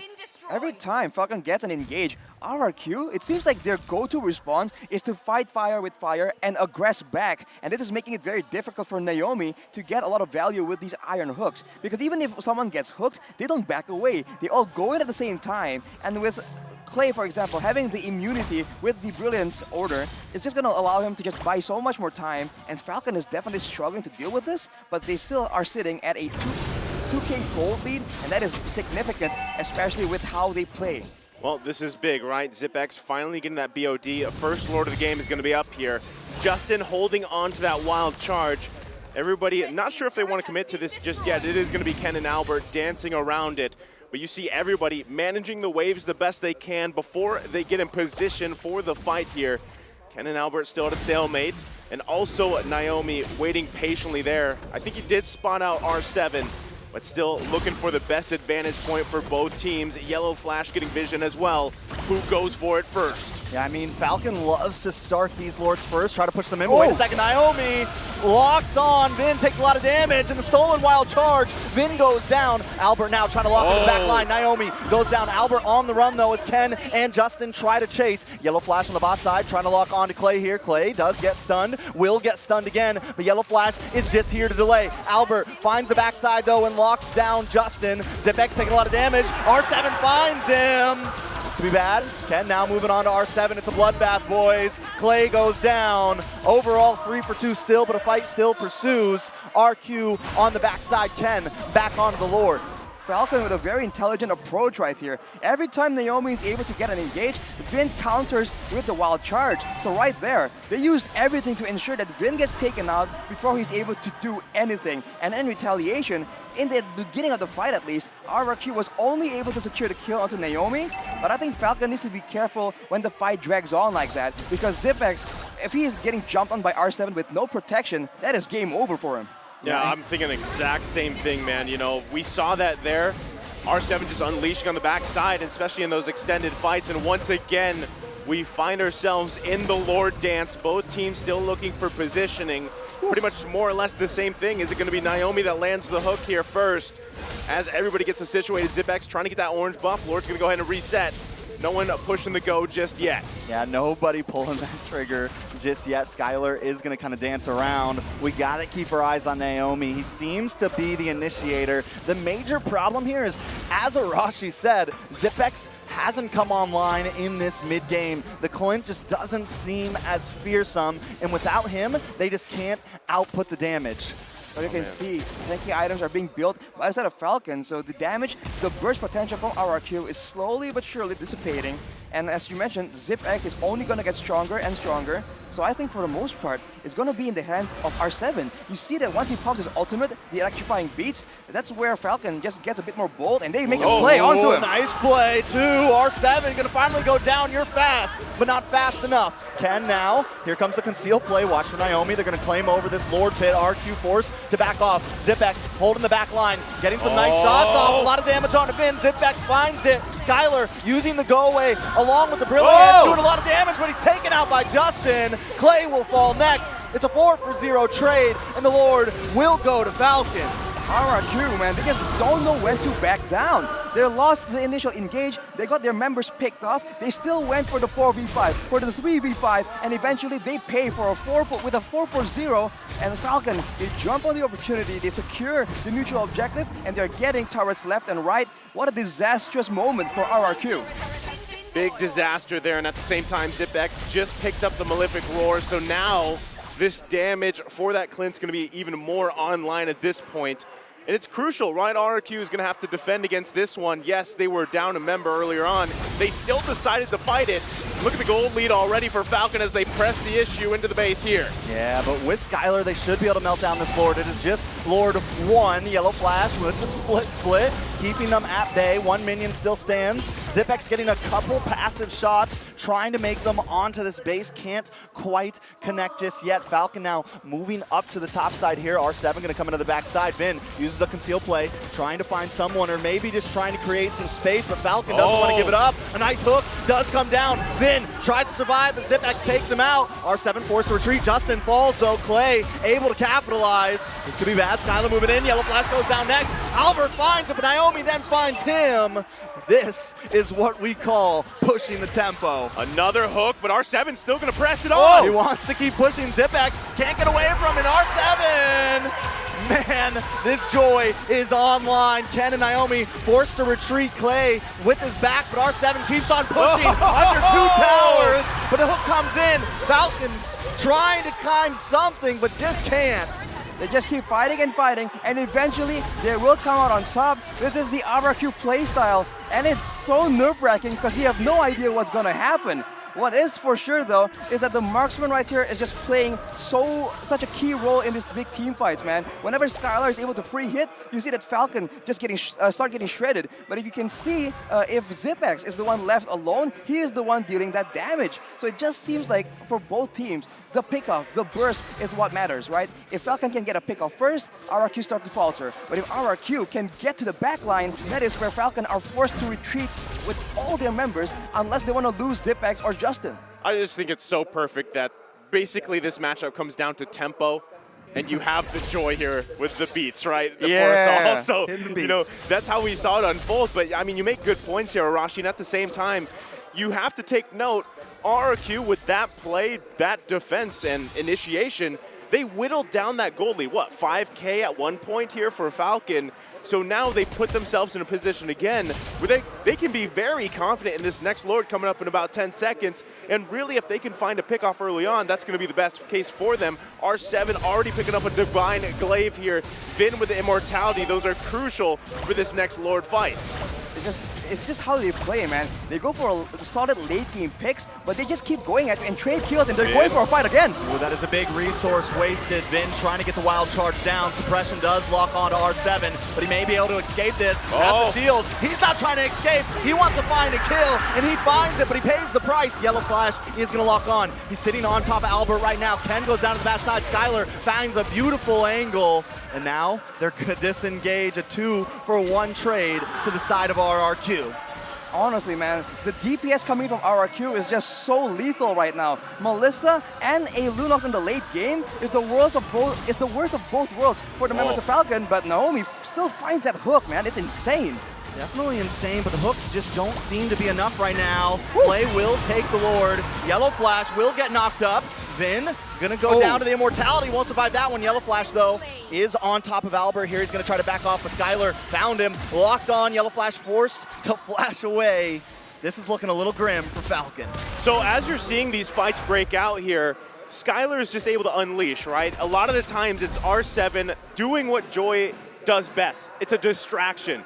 You distract the enemy team here, you whittle them down, Clay is that burst, and Skylar's just kind of in the back, you know, unleashing here. Now, Falcon Esports, if they want to turn the tide here, first, they need the successful defense against this Lord in the mid lane, do their best there, and then from at that point, they've got to get past the R7 issue, and it's honestly going to come down to that lockdown. That's what we've been seeing with the Bloody Hunt combination or the hooks here, but now here's the Lord in the mid side. Yeah, I like the fact that they tried to get it down as much as possible before it connects onto the inhibitor. RQ going to play it very disciplined here. They know their advantage isn't so great just yet, and that, I think, is where Falcon messed up in their last push. They stayed a little bit too long. And look at the waves here being manipulated by RRQ. They're making sure that it all comes at the same time. You can see that Falcon is being split up quite a bit, but RRQ, they won't be able to get a pick off unless they want to go under the turret. That is a bit too bold from them. They will show discipline and back away. And I think that's what's very important, Naisu. Like you said, rationing your crowd control to ensure that the right targets don't get to have a role in the big fight is so critical for Falcon. Well, you can chalk that up as a successful defense now that both teams have had. But look at Falcon. They're going to go ahead and look for a pick. They know that Albert's there, but they still have to be very cautious on how they approach it. Ooh. That's going to be an Iron Hook missing. Albert knows where they are. The purple buff fight's going to ensue. Oh. But it looks like it was taken by Ken. But then he gets knocked up. Will go down. Skylar starting to output a lot of damage, melting down Yellow Flash as well. Justin trying to escape here. The rest of the team on the wall.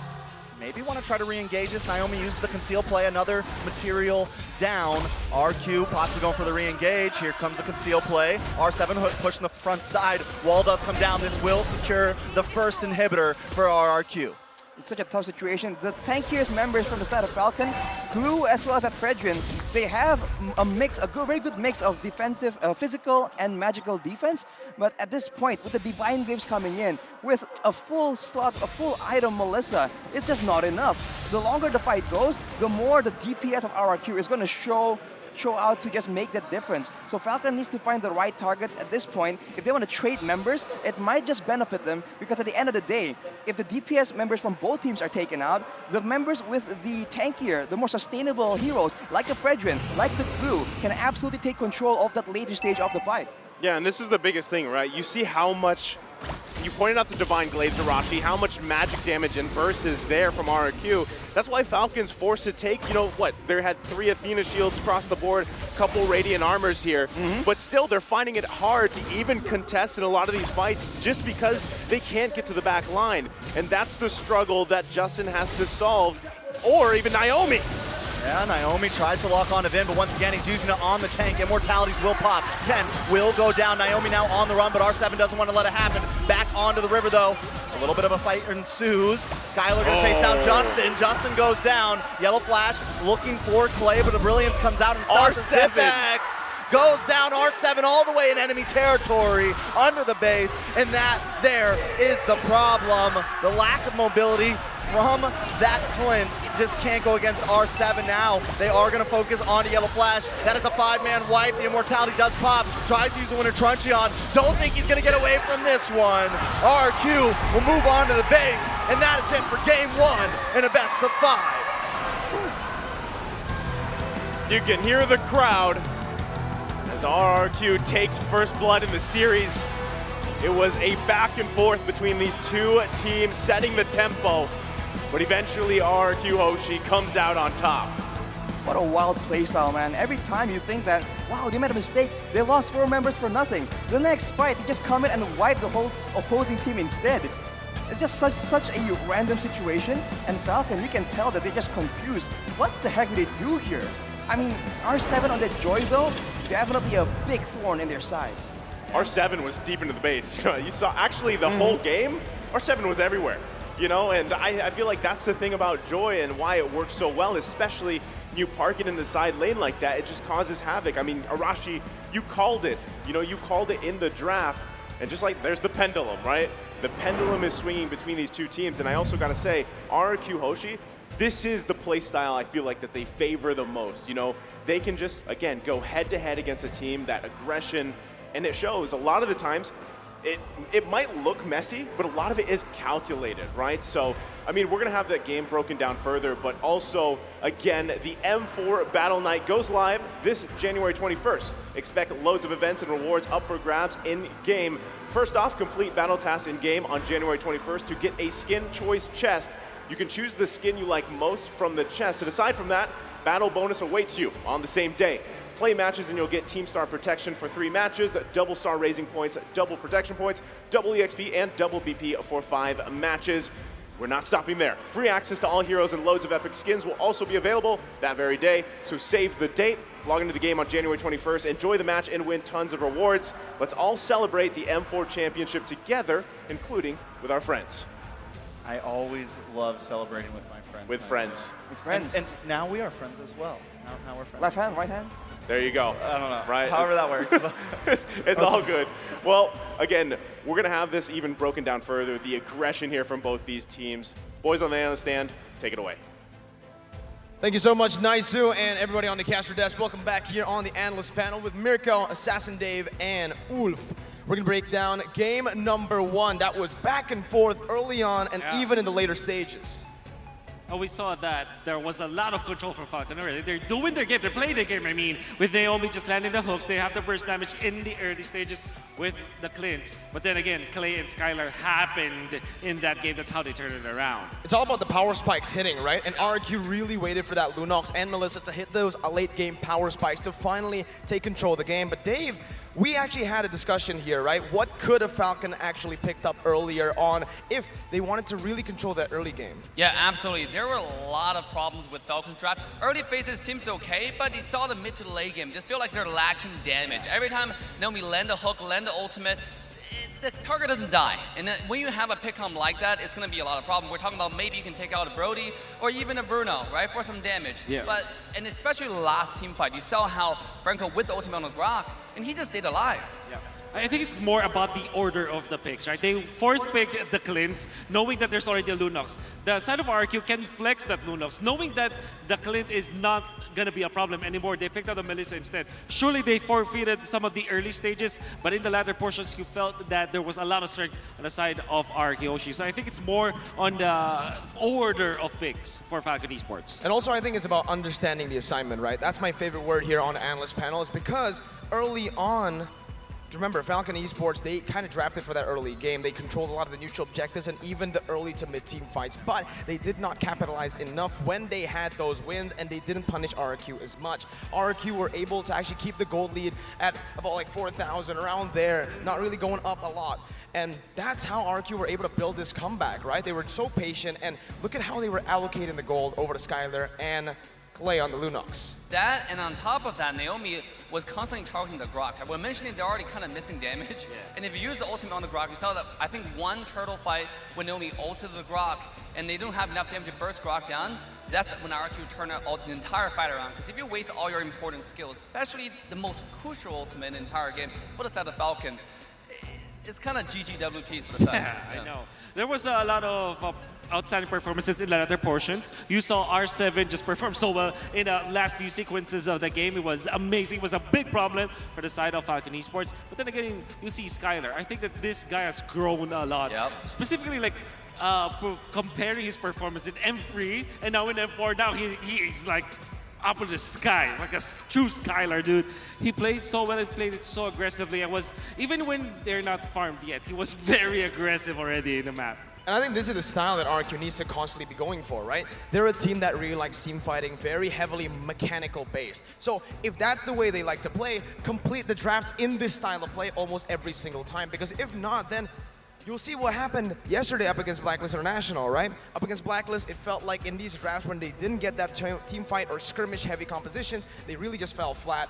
But now we are going to take a look at the item build. And honestly, for me, my eyes are set on Skylar. Like, look at that. Winter Truncheon, that's the only defensive item he has.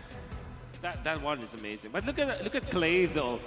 If I am seeing this correctly, he kind of opted for some tank items.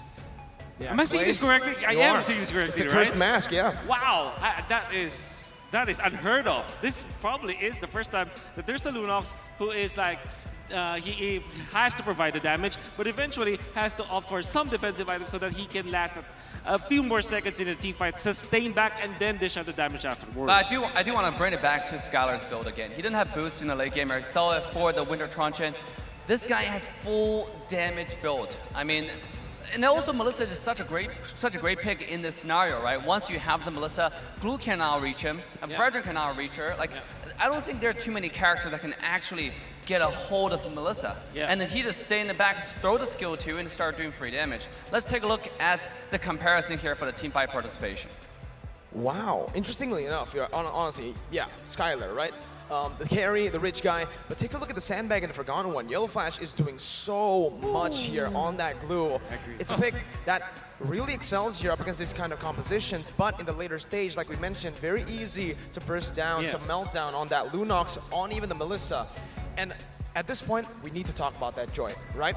Joy has seen a resurgence in the upper brackets and even the later stages of the playoffs here, or knockout stages at M4. Why do you think that is? I guess this is actually Dave who mentioned in one of his casts that probably the X-Blade Joy is much better, and I totally agree with it. I think that this is the better utilization of the hero. You can see how much space he can do, and even in the latter portions, you don't supplement as much burst damage, but you have sustained damage. Yeah. So that's very important. Now, with Joy, the thing about it is the key is Vengeance, right? Like, once you activate the ultimate, you get so much shield with a skill 2 and the ult, and then when you get to the backline, such as Clint, remember, Clint cannot qual control the Joy. He's completely immune, right? He runs on top of you, activate the Vengeance. If you hit him, it's not good. If you don't hit him, it's not good.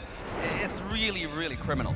Well, it's time to take a look at the MVP for game number 1. I wonder who it is. The Joy that really wreaked havoc across the map and played it so well. R7, every single time you give him Joy, he takes that MVP. He takes the game onto his own hands. Yep, 739, 73.3%. Kill participation. This guy was popping off. He was on the Clint, and he was also on Justin the whole time, right? Xyp9x and Justin were just running for their lives, dear lives, the entire time. They couldn't do too much to this Joy. They couldn't stop him. They couldn't do enough damage to kill him because of all the sustained shield that he has. There was a meta game that we saw where Esmeralda and Uranus and Masha as well. That was, what, 2 seasons ago? What they do is to get in front on top of the marksman. And that is not the case anymore, because you see, like Benedetta usual, surely they go to the marksman, but they don't like really stay in front of the marksman. Joy fills that role. Now he's very tanky. He also supplements damage. You cannot really take out the Joy as a marksman. It's specifically a Clint, right? You will not have enough against a Joy, and you will always be taken out by the Joy. And I feel like Joy is an easier version of Benedetta, right? Don't you feel that? Like, yeah. Because you can reach the backline so easily now. Initially, when Joy first came out, I feel like it's kind of hard to hit the beat. But now, like, every good player knows how to hit the beat so easily. That's right. They amplify the damage. And let's take a look at the heat map right here. This is R7 on the Joy, obviously starting off a lot on even at 5 to 10 minutes, he's still hanging out on the bottom side. Yeah, this is, I think, R7 style play, right? A lot of Joys, a lot of Benedettas, when we see the 5 to 10 minute mark of that heat map, we usually see them very active on the map, even around the gold lane. But here, you can see that it's very fixated around mostly the XP in the mid lane. R7 likes to buy time as a distraction for his team, not just team fighting across the map. And here, we get to see it unfold again. What was he able to do in the highlights? Do not be surprised if some of the first few minutes of the game, it will be Falcon. Eventually, though, Joy, coming out from R7, finds his opening, finds his groove, pun intended, as now the punishments coming out from RQ has already started. At this point, because of the fact that R7 is a big nuisance in the front lines, you can see that Clay and Skylar had a better amount of time bought by this R7 Joy. Look at him go. Like, he goes to the back lines and it makes both Skylar and Clay freely hit onto the front lines of Falcon Esports. And I think, again, it's exactly what I mentioned early on, right? It felt like in the early stages when Falcon had that lead, they weren't able to really capitalize. They weren't able to fully capitalize on a lot of these team fight wins because R7 was still alive. Because he had that shielding, the sustainability, the DPS, and even the vengeance that really started to put a huge obstacle onto Falcon's mid-game power spike. And because Falcon didn't have a lot of quad control, the biggest quad control come from the Franco's Bloody Hunt ultimate. So like the ultimate was frequently used not on Joy. I mean, sometimes you would think, okay, if I pick a Franco, that's to target the Joy, right? But unfortunately, R7 is so good at his engage timer, when to cut in, when to flank the backline. It makes Naomi's job really, really difficult in the last match. How are you supposed to lock him down, right? At this point, it's just the Kaja. That's the only one. So maybe the way to go for Falcon is just go for damage. Yeah. Let's go. Falcon needs damage in game number 2. Well, we'll see. That's it for us on the Analyst stand. We're going to throw it over to the casters. Thank you very much. I like to call that Wolf Big Damn. That's what they need for Falcon Esports, and we'll see if they bring it to game 2. Again, I'm Naisu, joined here with Trex and Arashi. And before we get talking about the next game, we want to mention there is a TikTok Live Carnival Cheer Up for M4 Watch event. There's matches on TikTok. Participate and cheer up for M4 activities by watching M4 matches on TikTok and using M4 exclusive customized gifts to cheer for the teams. There will be a chance to be on TV and win abundant gifts. Now, also take a sneak peek at M4 events and be the first to receive info about all the rewards you can get. The M4 Pass, again, is live now. It offers the exclusive rewards like the Beatrix Light Chaser, Beatrix Stellar Brilliance, the M4 Beatrix figurine like you see on our desk, the emote, the Sacred Statue, Spawn Event Recall effect, and the Avatar Border, and the Trail effect. They all await you now. You can get Alice's special skin, the War Lion, for free by completing a task as well. And starting, actually it's already started on December 24th, the M4 support chest will also be available in-game. Open it to get loads of M4 Pass XP and stand a chance to receive a mysterious gift. Not sure what that's going to be, but it's mysterious. On the day of M4 Finals, happening on the 15th of January, expect to get an Avatar Border for free.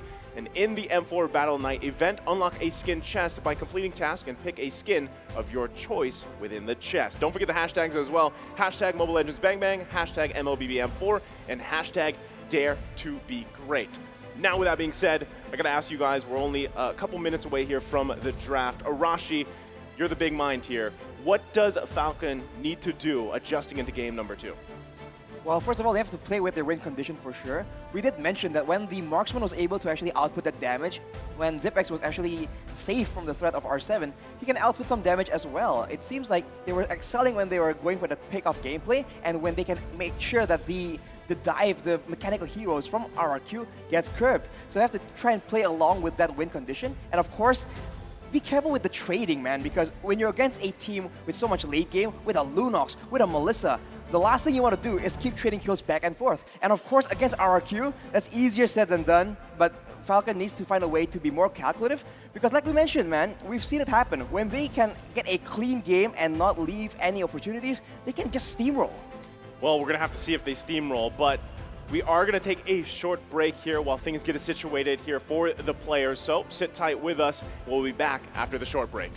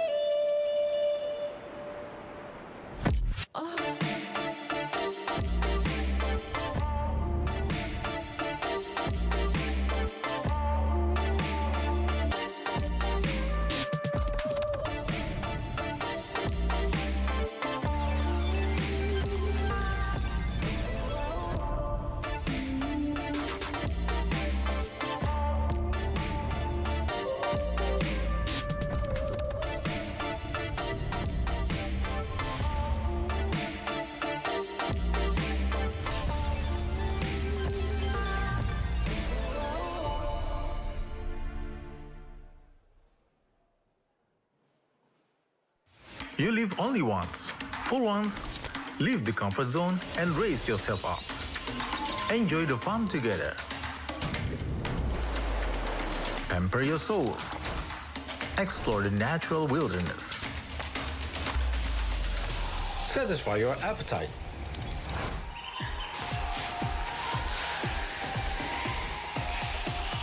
Risk up your life through a wonderful journey.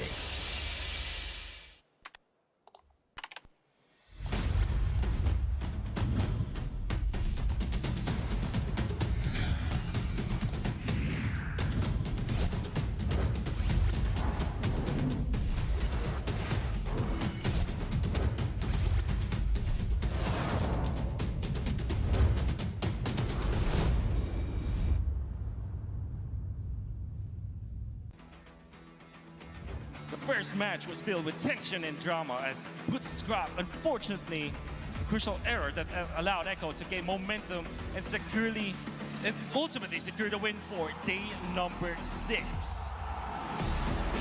Arena's buzzing with excitement during the first series of the day, but little did the Brazilians know the Valley Dudes are going to shake the ground.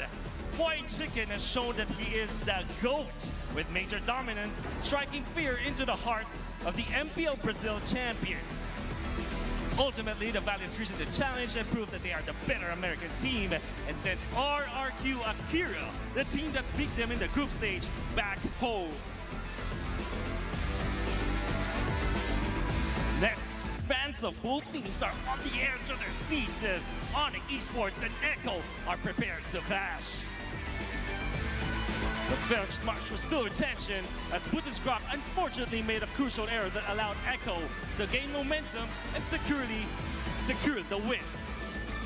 ONIC clawed one game back as Kyrie, the Sky King, stepped up his game. Ogi Shadow killed the Orcas with Hayabusa, leaving the crowd in awe. But with a calculated move, the Orcas banned all of Sky King Kyrie's heroes during matches 3 and 4, and in the end, it was Echo who emerged victorious, effectively pushing them down to the lower bracket. With only 6 teams left, 2 more will be eliminated today. Only the strong will march to greatness, and the losers shall perish.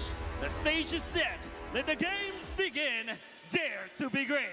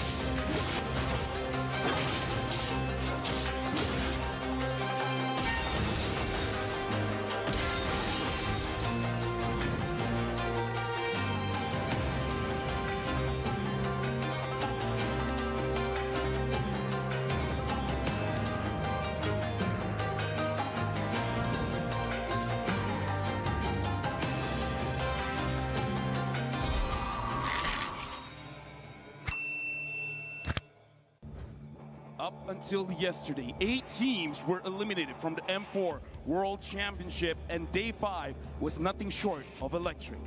The first series was all incendiary in the Sanayan Tennis Indoor Stadium as both Incendio Supremacy and Falcon Esports are fighting for their lives. The Turkish squad was playing with fire on the field, and it looked like Falcon's wings were smoldered as they were behind 1-2. Rise from the ashes, reborn as a phoenix, Falcon Esports soared high through the game and won 2 consecutive games, removing Incendio Supremacy from the tournament.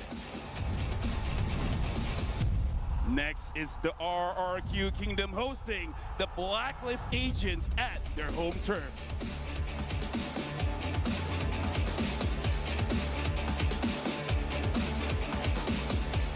The Sung Raja started the series promising with Albert's Fanny slashing through into game number 1. Then the defending world champions clap back with Y's unstoppable Frederick. But RRQ pushed back with their home ground buff and tied the series. Ultimately, the Queen's Estes sealed the deal for Blacklist and sent RRQ Hoshi to the lower bracket. This might be the preview of the grand finals, and the road to greatness does not end here. Which team shall advance and which will perish? Let's check it out. Dare to be great.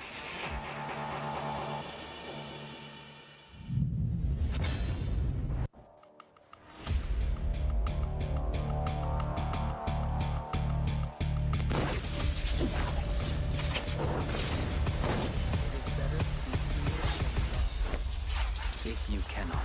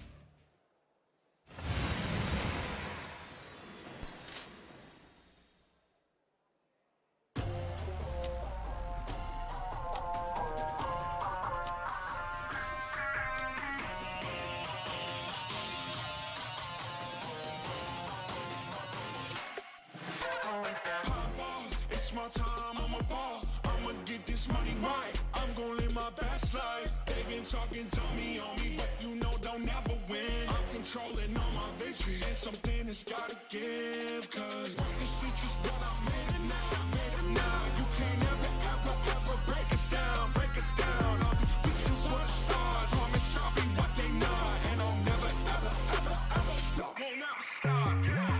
Touch the sky. You're made of ceiling. Touch the sky. You're the greatest option now. You and I, we can make it happen. Hang tight, we gonna reach for the greatness. We will always rise, we will never fall. Fighting our eyes on me strong. Even though we know our backs against the wall. Can you take your aim? You know that this is. I've been down, been waiting so long. I'm here for the crown, I'm here to show off. Greatness time, just waiting to show y'all. This is your time to remember. So many times I lie in the basement waiting for greatness. No, I won't listen to anyone hating on me and telling me I wouldn't make it. Cause I did everything that they said I couldn't. Caught my footing and I kept the controls. I stand for something, I ain't running now. I'm the greatest now, I just wanna make you proud. Don't let me down, don't let it all fall. I'm on the road to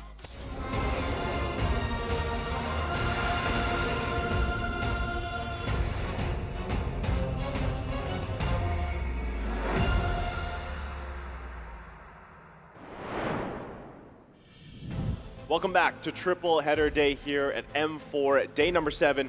If you're just joining us, RRQ and Falcon are already off to the start, and it's RRQ that draws first blood in the series. It's up 1-0 for them. Again, I'm Naisu, joined here on the desk with Trex and Arashi. And before we took that break, Arashi, you gave the thoughts on Game 2. What can Falcon do to adjust here? And now, Trex, I'm going to ask you, right? You said a couple things about that Clint pick, specifically from ZipX. Do you think, I mean, for Falcon Esports, should they have gone with a different pick? Do you think it really comes down to that, or was it something else? Because, hey, Naomi was landing some hooks, but unfortunately, they just couldn't get the kills. Well, there was definitely a few major problems. I don't think only in the draft, but in the game itself. First of all, the Clint. We were kind of debating how it would fare. I think it could be viable, but definitely not while a Joy is on the field. And the analysis said it, how do we take down Joy? I think right now the best way to take down Joy, just ban it. Yeah. It's definitely an issue, especially with a lack of mobility hero like Clint. I think, honestly, the Melissa could have been better for Falcon, because at least then you have the go-away. Right now, another big issue, Naomi. Every time he got the hook on Divin, they were just using so many utilities, and if they don't get rid of Vin, the wild charge comes in, and they literally have a huge death threat in the midst of their territory. So it's just kind of an issue. Naomi's going to need to be a bit more careful about who they're going to focus in on here, who they're going to hook, and just on these engages. I have a feeling they may not even put him on the Franco this time and switch up the draft almost completely. And if you look at the damage here from the hero pick recap from the previous game, you can see that it is so one-sided, especially in just damage output, right? Justin and Zipex at 85, the highest is like 86k. Everyone else is just so high above him, and that is why you just have to be very careful when you're up against RRQ, especially on that late game, on those late game heroes, because they don't play it like they're trying to scale. They play it to just bring the fight to you instead. I mean, these numbers here just paint that picture of how much of a better time Skylar was able to have to just kind of freely hit the way that he wanted to, right? And usually, I mean, from game to game, whichever team is going at it, if your gold lane can be in that position, that mindset throughout the game, you're going to profit. You're going to see it there. And a lot of that started with, again, pendulum, tempo. It started from Falcon. Yes, they got first blood. They maintained that, the M4 statistic for themselves of being #1, but still, RRQ, they know how to adjust from it. They made the right changes. They got the tempo in their favor, and then things continued on. And yes, R7 being on that Joy was a big part of that component. So I'm pretty sure either it's contested or at the same time it's banned out. Joy is going to be taken out because from a majority of the teams that have picked Joy so far, put it in the XP lane, it's done wonders for them. And as we even take a look at this player head-to-head, right? Clay and Justin. Take note of the numbers as well. Now, Justin having a little bit more in his favor in terms of everything, all right, statistically.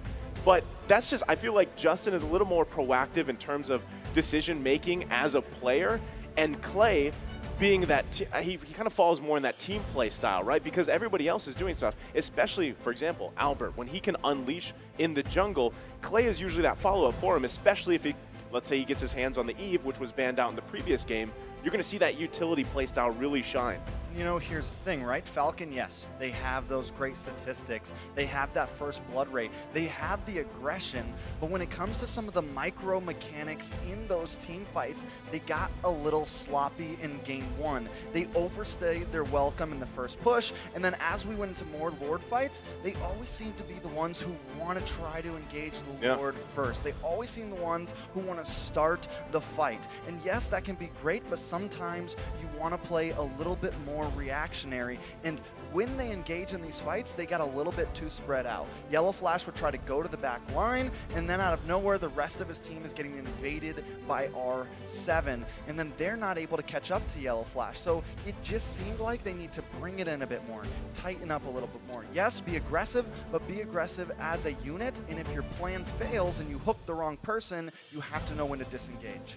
Exactly, just knowing the tempo and the flow of the fight, right? When the things are not working in your favor, they need to know when to back up, and when things are working for them, they have to know when to actually punish RRQ for maximum value.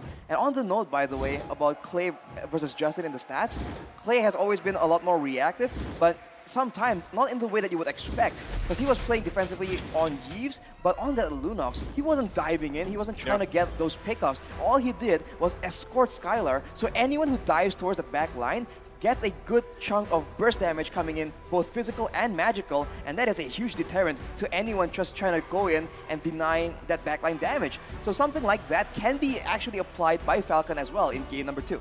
Oh, great points here from both of you, and we're already here. Few bans out for both teams. There's the third one for the first phase from Falcon. They're going to take out the Joy. Great choice here. The Eve and the Carry. Pretty much 3 picks that are better taken out, right? Especially if you have this play style. And now you don't have to worry about the Joy just kind of causing havoc in the backside. And RRQ, they take out the 1-1. They take out the Faramis. I feel like even Faramis is still kind of one of those picks that if you leave it open, you're forced to play against that Colt Altar, so better to take out the 1-1. I'm wondering if it's going to be another marksman choice here. It's not, it's the Kadita for their last ban. Kaj is open. Kaja is open right now, and that is something that both teams either always ban or always pick, and Falcon is going to lock that in immediately. And I think this could definitely be huge, but you could tell they were taking a while with that third ban, and I'm guessing that's the debate, right? It's like, if we really want to ban this Kadita, do we give them the Kaja? What do we get in response? Glue, still open, couple choices, still free for them, but yes, a lot on the line with that. You know, even with this Kaja lock-in here, and from what we saw previously from RRQ, and I feel like this was when I say refinement of RRQ, their playstyle, I'm talking about their macro playstyle. You pointed this out earlier, you know, Falcon goes in with that aggression, but if something can be said about RRQ, the fact that they've learned to deal with that push and pull play style, especially on the macro level, it's apparent from the way that these games go. And taking a look at Ken here, this quote, I think I want to meet RRQ Hoshi because we are good friends. At MSC 2022, RRQ said they wanted to meet us in the grand finals, but it didn't happen. So now I want to beat them, right? So strong words from Ken. Massive confidence from Ken for sure. Now we have to see, will he get a hero that just really benefits him? It is going to be that Martis, and we've seen Ken just completely dominate on such a very strong aggressive pick. And now with the Kaja, there's a potential for Falcon to just do so much more early game because RRQ, once again, going for that Lunox very early on, can still be flexed out, but Falcon also has their hands on that Harith that is a lot more dynamic, a lot more AoE and burst damage compared to a Clint. Most definitely, and I think, I'm wondering with this Harith, yes, it could be a flex pick, but honestly, I just feel like it's going to the gold lane, right? I don't think we've seen Harith mid. Have we seen Harith mid at all yet, this M4?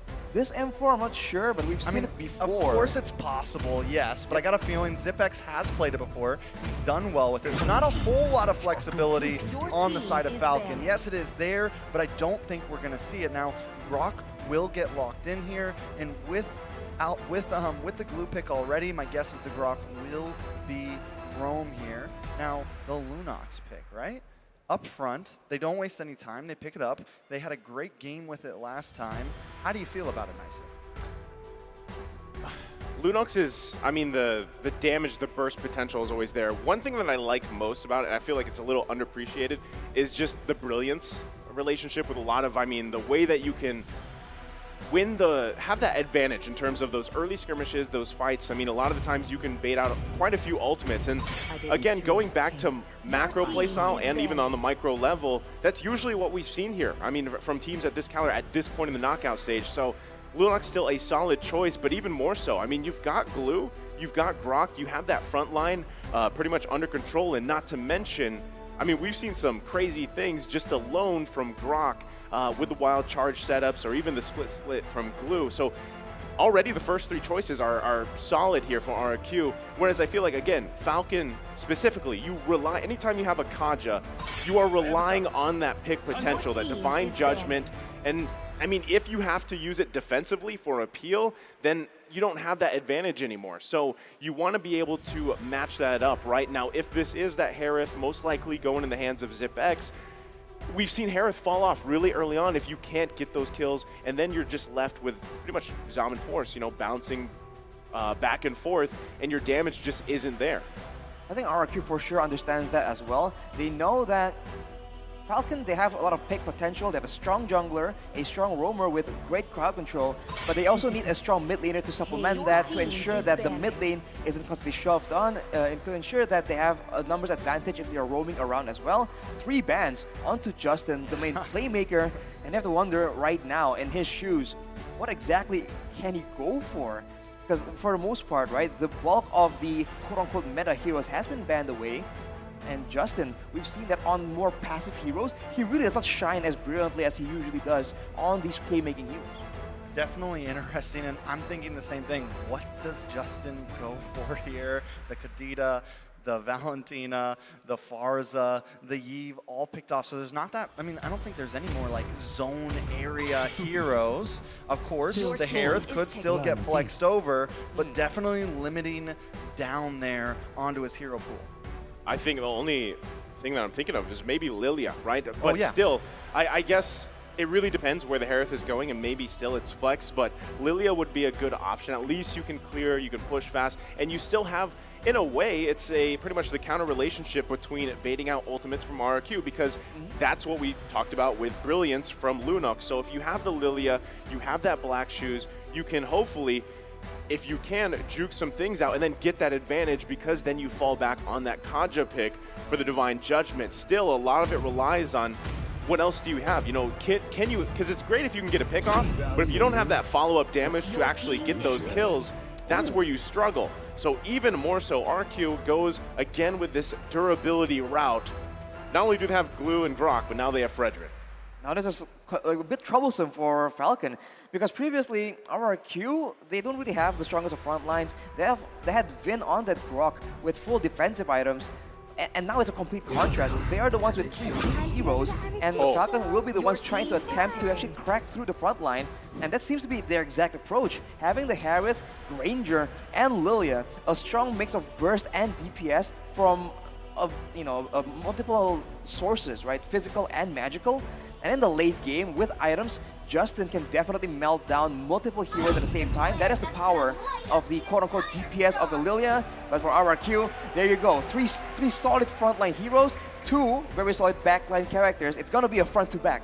I will say the problem, though, with Falcon when I look at it is very all or nothing here. High risk, high reward. Yes, lots of damage in your jungle. They're going to flex that Martis over to the EXP lane, but also a little bit squishy. I feel like in the early game with the Lilia, they will have nice wave clear. We've seen how well she does. They can put pressure on early on, but if they fail in that, it could become a big issue. So far, the Granger, a lot of people have very high hopes of it, but we haven't seen a great performance from it just yet. Even the Valley, when they used it, it had a great start, but eventually it fell off, and same thing went for, who else used it yesterday? I think Kyle. Did we see it being used during the RRQ Blacklist game? Perhaps. We might have. But There's anyway, so many things happening. we're going to load into the land of Dawn here and just see how this game unfolds. Again, RRQ up 1 point in this best of 5. Can Falcon even the odds here? There's going to be a killing spree on Ken with that Granger. I mean, he's used it before. We've seen that he is very good at kiting back, in particular, using this Granger. So considering that they're up against 3 very tanky frontline heroes, that DPS is definitely going to be coming in handy. But the Purifiers, you can see from the side of Falcon, will be critical in ensuring that Zipex and Justin do not get locked down. And you can tell that RRQ, they usually just rely on the pick of potential, so this is something that they have to keep in mind this time. Oh. Whoa. No. Well, I was wondering about that matchup, you know, the Martis versus Glue matchup here, how that would pretty much play out. But, I mean, he's going to have the advantage. But look at the rotation here. Naomi and Ken making their way to the bottom side for R7, but gets the information. Now, I do also want to say that the thing about Granger, we've seen some amazing gameplay from the hero alone in different hands here, but what we have what we've seen is late game, eventually, even when you have a good start, Granger kind of falls off a little bit to the point where even the ultimate it's either you get that last killing blow or it just does no damage. And when you're talking about 3 tanky boys from RRQ, eventually it's going to be tough to deal with. Yeah, but Ken doing a nice bit of damage. The problem is Naomi doesn't have that level 4 just yet. Falcon needs to at least wait for that, or at least wait for Justin to hit level 4 till they can really push the aggression. Level 4 and Justin, that's definitely something they can try and attempt. They can be a lot more risky with their pushes. But on that point on the Granger, that is a very solid point. It's a very ability-reliant marksman. So in the early game, it's dangerous, and in the mid game, it's going to be very strong. But in the late game, Skylar on this Beatrix will be out-damaging him quite a bit. But in the early game, though, that is where it's dangerous for our Q. You can see Desanada didn't land the final one, though. R7 able to get away, and that is very important for RQ. As long as they don't let Ken pick up these early game kills, it'll be very good for them. Yeah, right now, first turtle of the game going to be up here. Both teams just trying to get that advantage. R7's going to make his way here as it ensues, but Yellow Flash looking for an opening as well. Ken waiting patiently, a lot of poking going on. Here they go. Nice retribution onto R7. R7 gonna get dragged back in. Vin trying to find it, just can't. Justin picks up Vin and R7. That is huge. Albert, though, walks in and takes the turtle with ease. No sweat off his back. That is 2 kills traded for the turtle. In a way, it's not the worst of trades, but definitely, I think, gonna be a bit of an advantage for Falcon in the early game, man. These heroes, the Lilia in particular, is just so strong. Building towards an enchanted talisman, not quite there just yet, but the cooldown boots you can see. Falcon is gonna be very ability reliant, and the longer the game goes towards that mid game, RRQ, they cannot be as reckless as they were in game number 1, because if Falcon gets snowballing, this team comp is a lot more dangerous. Yeah, I mean, you can see the aggression from RRQ right now, trying to get into the jungle. This is the nest, right? Back to the keys to victory. They are trying to invade the nest here of Falcon and work around it because, honestly, Falcon has to also pay attention to Skylar. If they can find picks up there, give that little bit of advantage to ZipX, that's best case scenario for Falcon, especially mid-game, because you want to allow this Harith to get online as fast as possible, has that mystery shop too, so you can really play around those power spikes, those timings, and anything here, Arashi, that sticks out to you in terms of emblems. Well, as usual, it's no real surprise because everyone wants to go for a bit more movement, but afterwards you can see an Avarice emblem being used by R7, so he knows that the lane is going to be scrappy. He will have opportunities to try and just whittle down the HP bars of Yellow Flash, so making full use of that. So there's going to be a faster power spike as far as items is concerned for R7. And quick note, he has a sprint instead of the Vengeance, so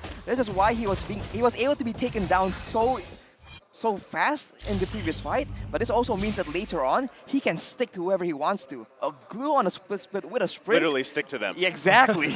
Right? I mean, that's usually what we see with just glues in general, but still, it's a good point because honestly, your whole objective here for R7 is to basically do the same thing we saw him do with Joy, right? Be just that annoying nuisance for Falcon. But right now, they're going to go ahead and fight for this second turtle of the game, half health. Naomi able to lock onto Vin once again. Yellow Flash finds that kill. R7 trying to get into the back line with the split.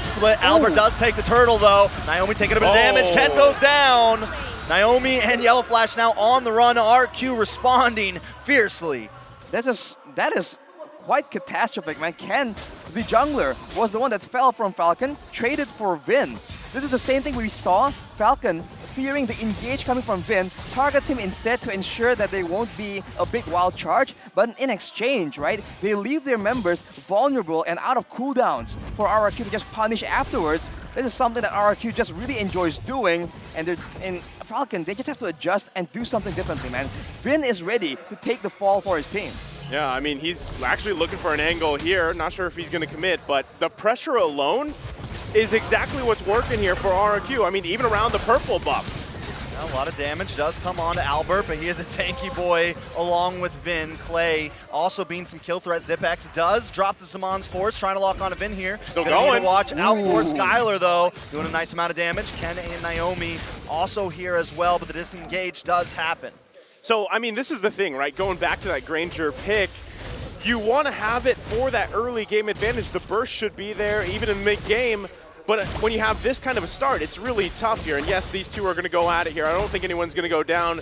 But still, it's a struggle for Ken at this point, especially because Albert now picking up that Radiant Armor. I mean, he's having a great game so far. Let's take a look at the items real quick here, Arashi.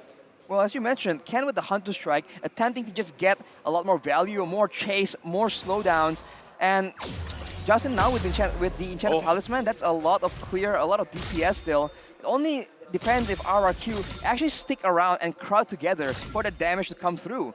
And especially with the Radiant Armor completed for Albert, he's going to be a lot more comfortable just staying in the pit, contesting those neutral objectives. It's what we've seen happening since the first turtle. Yeah, I mean, and the fact that ZipX is just getting pushed in right now in his own lane, it is very, very bad, especially for this next neutral objective, because Skylar can now rotate down. And with that sniper, going to bring Justin down to about half health. Vin with the conceal play, but mainly just opening up space, drops a wall. Ken does a nice amount of damage with Vin with a wild charge. Albert takes the turtle, and down goes Ken. Clay comes in, trying to do some damage.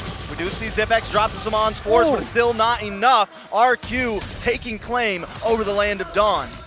It's been traded again for Ken, and that is just such a sad situation. Trading the roamer for the jungle again and again. And as Naisu mentioned, the mid game is where Ken needs to shine and show the power of this Granger.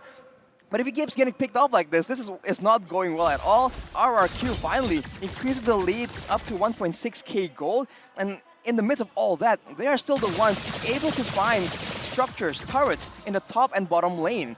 Falcon will slowly but surely lose control, and that is where RRQ shines, when they can set traps for their opponents in the bushes, and especially if you take a look at the items here, Skylar with the BOD, that's a lot of burst damage coming in from the Bandit's Rage or the Nibiru's Passion, so Falcon now needs to be very careful where they step, lest they get engaged on by Albert or Vin. Not only that, okay, hold on, Vin. Second, Wild Charge does come down. Vin, though, will fall. Ken now moving on to Albert. Albert getting stunned up, getting slowed down, will get knocked up, able to dash through the wall, though. Naomi now trying to lock onto Skylar, but they find the distance. R7 with a huge stun onto 3 members. Snipe shot comes out, just misses. And now Falcon under the tower, no kills on the board other than Vin. So that could have gone way worse for RRQ, but because of this lack of damage from Falcon, they weren't able to continue to follow up there. Now what's great, Ken was able to get a kill, right? Helps him a little bit in the itemization because earlier, before that, he was about 1,000 gold behind of Albert, plus about 2 levels. So, like you said, like we've been saying, he needs to be able to shine. There's the damage. Ooh, that's a lot of damage, but he doesn't have the Death Sonata right now. Naomi trying to come into the backside. Justin as well, diving under the tower. Skylar tries to hit above, but cannot weave. Albert now moving on to Naomi. Naomi will fall. Albert, look for Justin. Death Sonata comes out, but still not enough damage. Justin doesn't have the black shoes. Needs to try to walk away from this. Gonna walk right into R7, though. He's able to move, but he goes down. It's a 2-for-2 trade on the map. That is so unfortunate.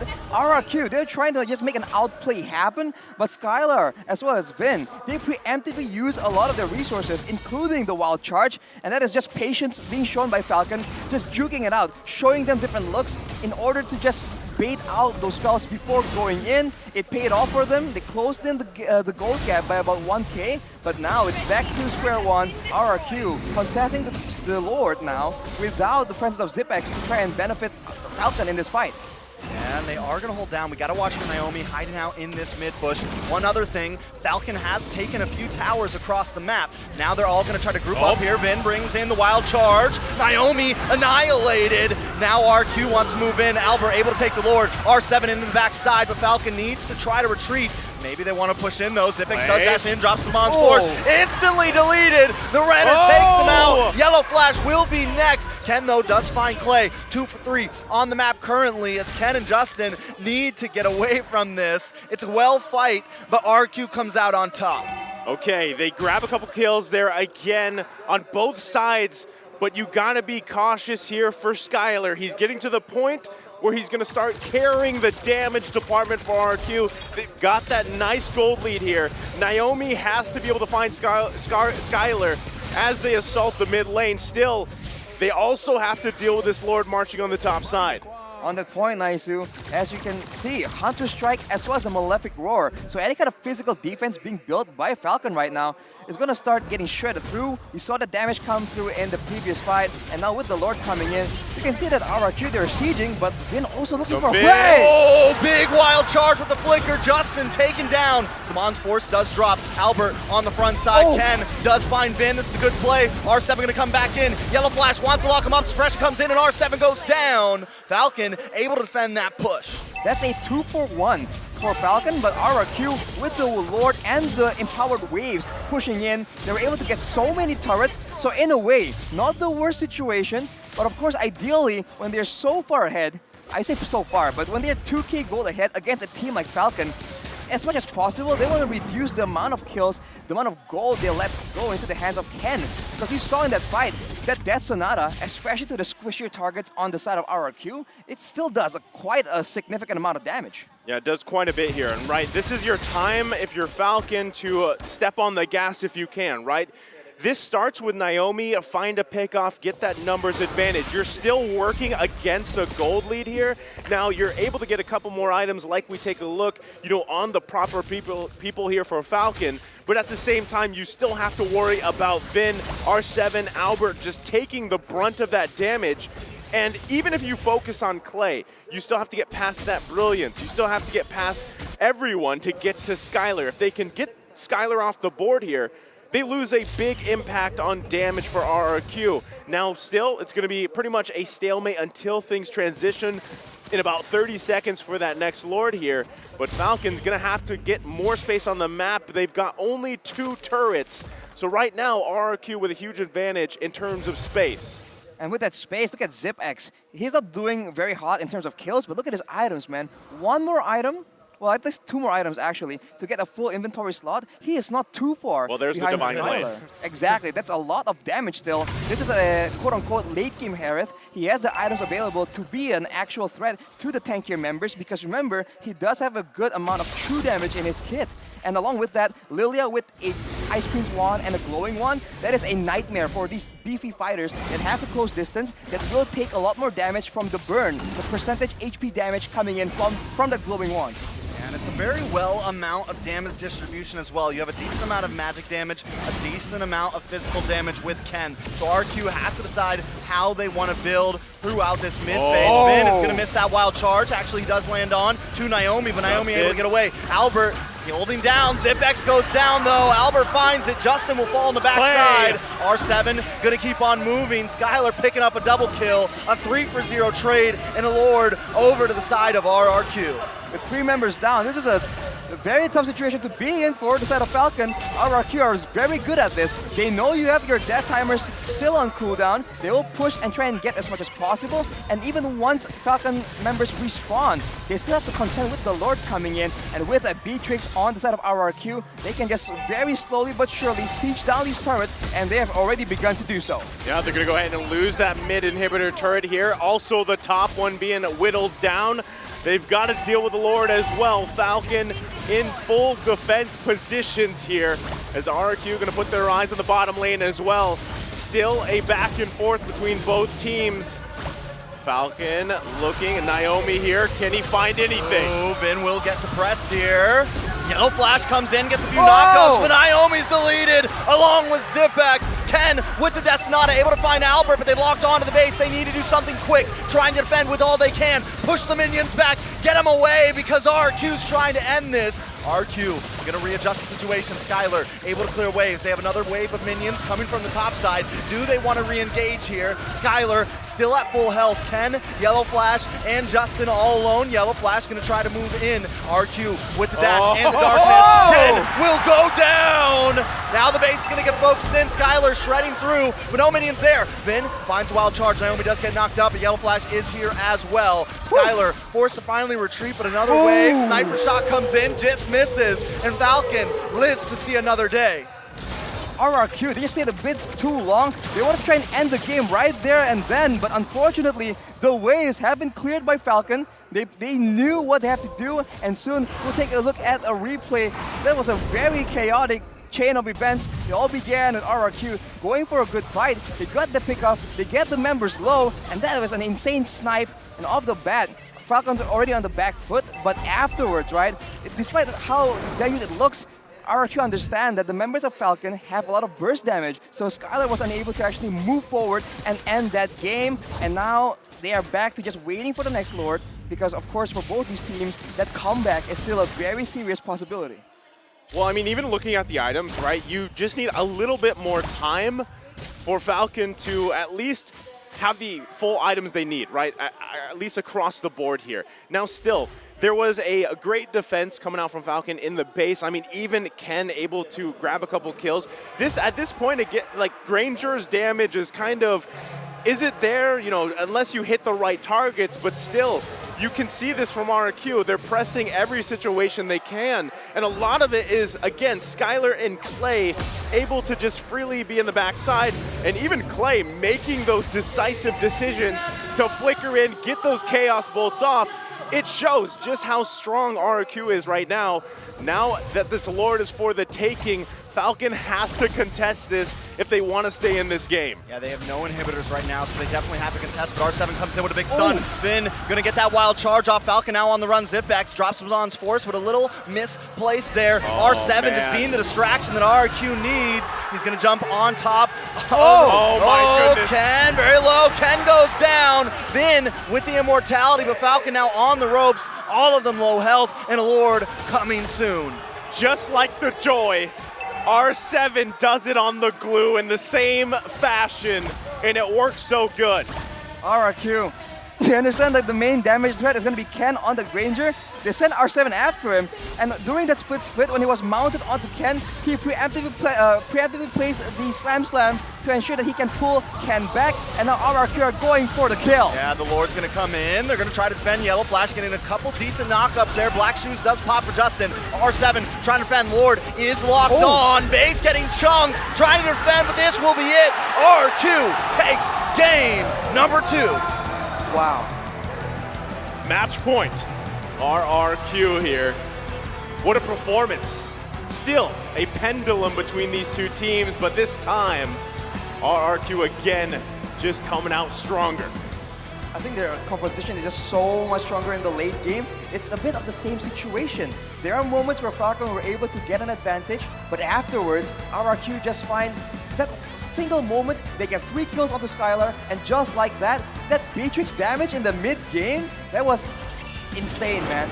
2 hits with the Nibiru, and you're just so low already. Yeah, and Zipex had to get so close to be able to try to put up a fight, and by the time he went in there, Skylar readjusts positions and wipes him off the map. Look at them, another clean win for RQ. Yeah, I mean, I'm not sure what other adjustments have to be made here for Falcon, but even that Harith pick in the gold lane, it just struggled because of the fact that you never had that lane advantage. You know, you want that early kill, you want to be able to build with that mystery shop, and it just didn't work out for Falcon there. Now they're facing match point for RRQ. But before we have it breaking down further, we got to mention again that M4 Battle Night, it goes live this January 21st. Expect loads of events and rewards for grabs in-game. First off, complete battle tasks in-game on January 21st to get a skin choice chest. You can choose the skin you like most from the chest, and aside from that, battle bonus awaits you on the same day. Play matches, and you'll get Team Star protection for 3 matches, double star raising points, double protection points, double EXP, and double BP for 5 matches. We're not stopping there. Free access to all heroes, and loads of epic skins will also be available that very day. Save the date, log in the game on January 21st, enjoy the match, and win tons of rewards. Let's all celebrate the M4 Championship together, including with your friends. And I know around the world right now, there's a lot of watch parties going on because we're getting down to the final few days here, right? This is the stakes are high at this point, and even more so if you're a Falcon fan out there. This possibly going into Game 3, it could possibly be their last game. They have to be able to adjust, and they don't have much time to do it, right? They've got to be able to adjust and get ready for that next match ahead of them. Final days, hopefully not the final match for Falcon. Hopefully. I'm really hoping they at least bring us to a Game 4, maybe even stretch it out and bring us all the way to a Game 5. I mean, I think they really just need to change up the strategy. I would have liked the Martis in the jungle personally. I think they tried to switch it up and be different, but it ended up working against them there. Well, also on your screen right now, there's a QR code. We would love your guys' feedback, right? The satisfaction survey, as Trex, that nice close-up there as well. Yes. Let them know where that QR is. There it is. Right here. There it is. Go ahead and scan it. Let us know what you guys are feeling, how you're enjoying this whole M4 experience here, because it's been amazing up to this point. I mean, again, I think even us as casters, we collectively agree that this is probably the most exciting M-Series that we've had. I mean, all these teams coming out swinging, and when it really comes down to the nitty-gritty, you see it in the drafts and the gameplay and how everyone has adjusted. I mean, from what we saw in the group stages up to now, it's been simply amazing. I mean, even talking about the adjustments, you can see that Falcon were doing some interesting things, and maybe our friends at the Analyst segment can do better at explaining it. So guys, take it away. We'll take it away right here on Analyst Stand. Welcome back, ladies and gentlemen. Mirko, Assassin Dave, and Ulf here back on the Analyst Stands for second game of this series, and man, we have a lot to say. I think starting with the draft, I think it was a bit too non-flexible. It was too solid. Yeah, it feels like Falcon set up the game plan before the game even started, right? Like they wanted to pick the Granger, and you can see that from the draft. First picking Harith in the first round of the picks, and that was a little bit too crazy because like once Beatrix comes out and Harith didn't even take Vengeance, he can't do too much damage in the late game. You saw that the bans were there. Like Hayabusa and Ling, you predicted that to happen. Yeah. Granger will be picked in that match. Unfortunately for Falcon, though, RQ, Hoshi read through that, and they have prepared for it. And not only that, they got like one of the, if not 5 of the stronger heroes each role, right? Gru is the strongest XP laner. You also have like Beatrix, one of the standard pickups when the carry is banned. Fredrin is like one of the strongest, if not the strongest jungler right now. And of course the Grok. So everything that RQ Hoshi had in this game was meta.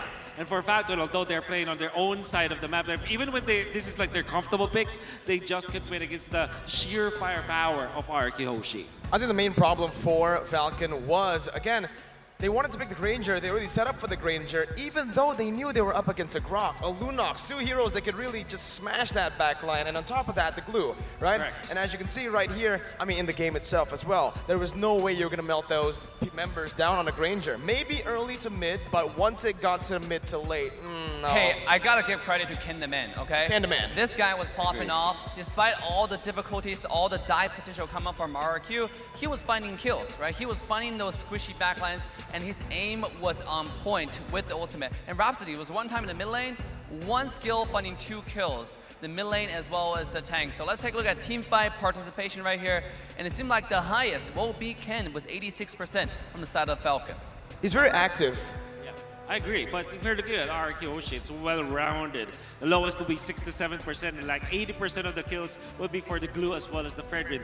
Activating R7 as well as Albert earlier in this game, that allowed RQ Hoshi to be successful in the mid-game.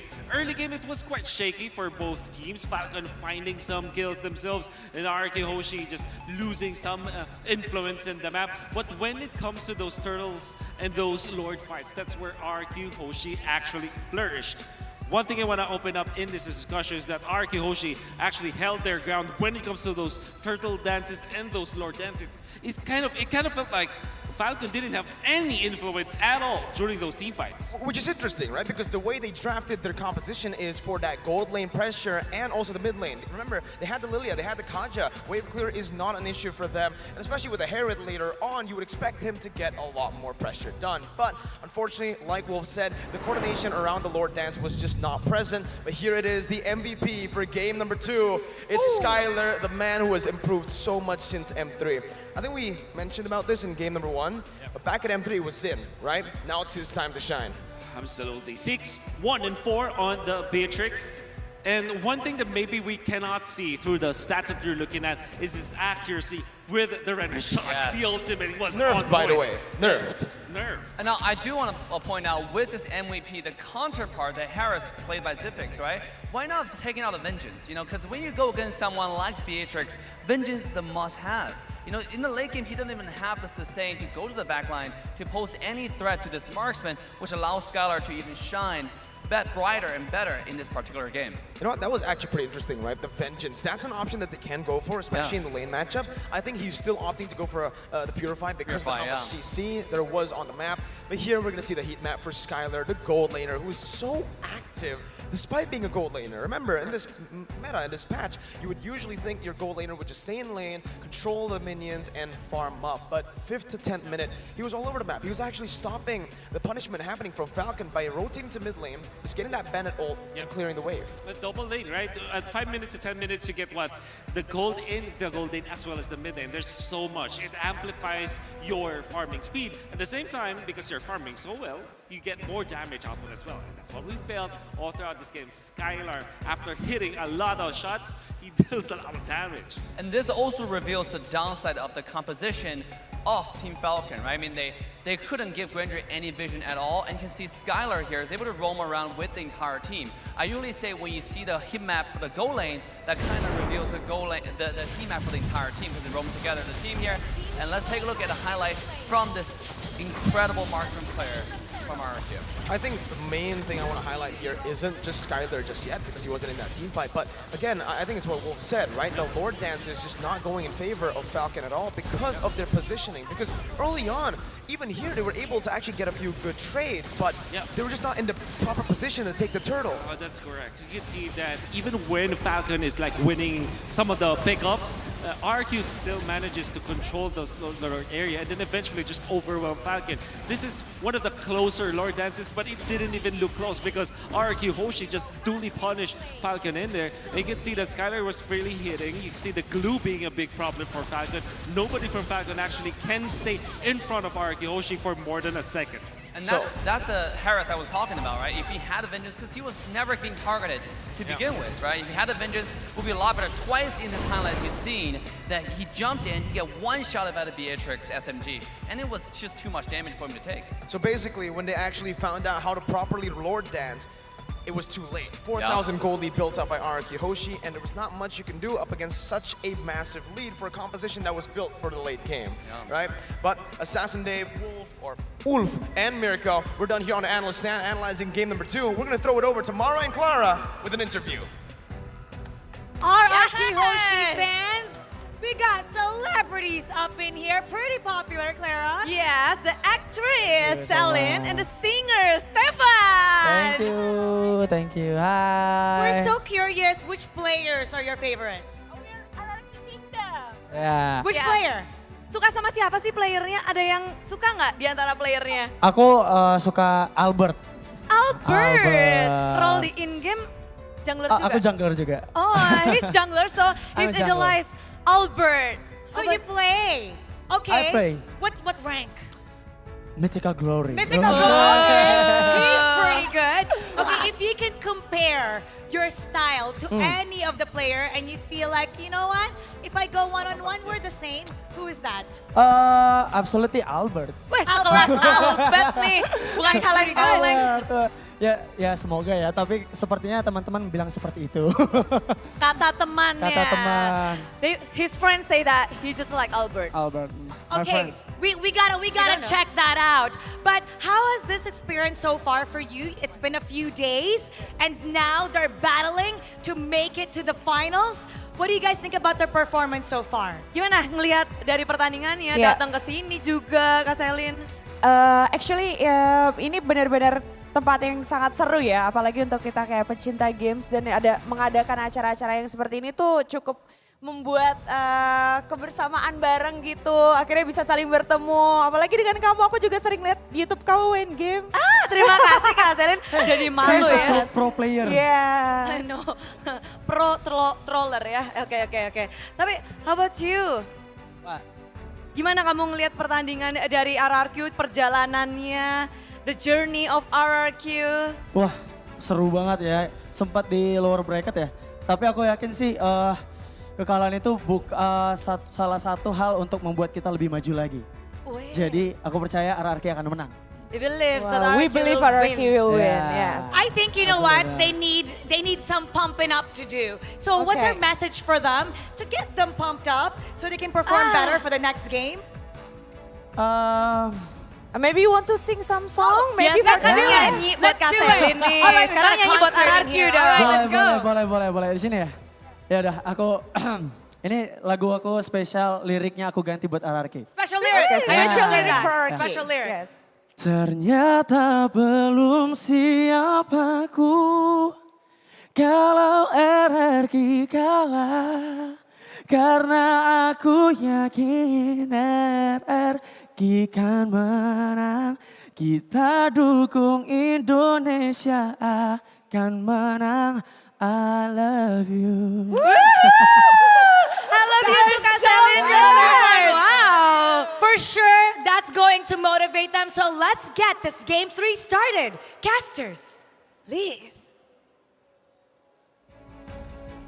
What a great voice right there. And again, we're excited for this. It is match point. If you're just joining us again, I'm Nice. Joined here on the desk with Trex and Arashi.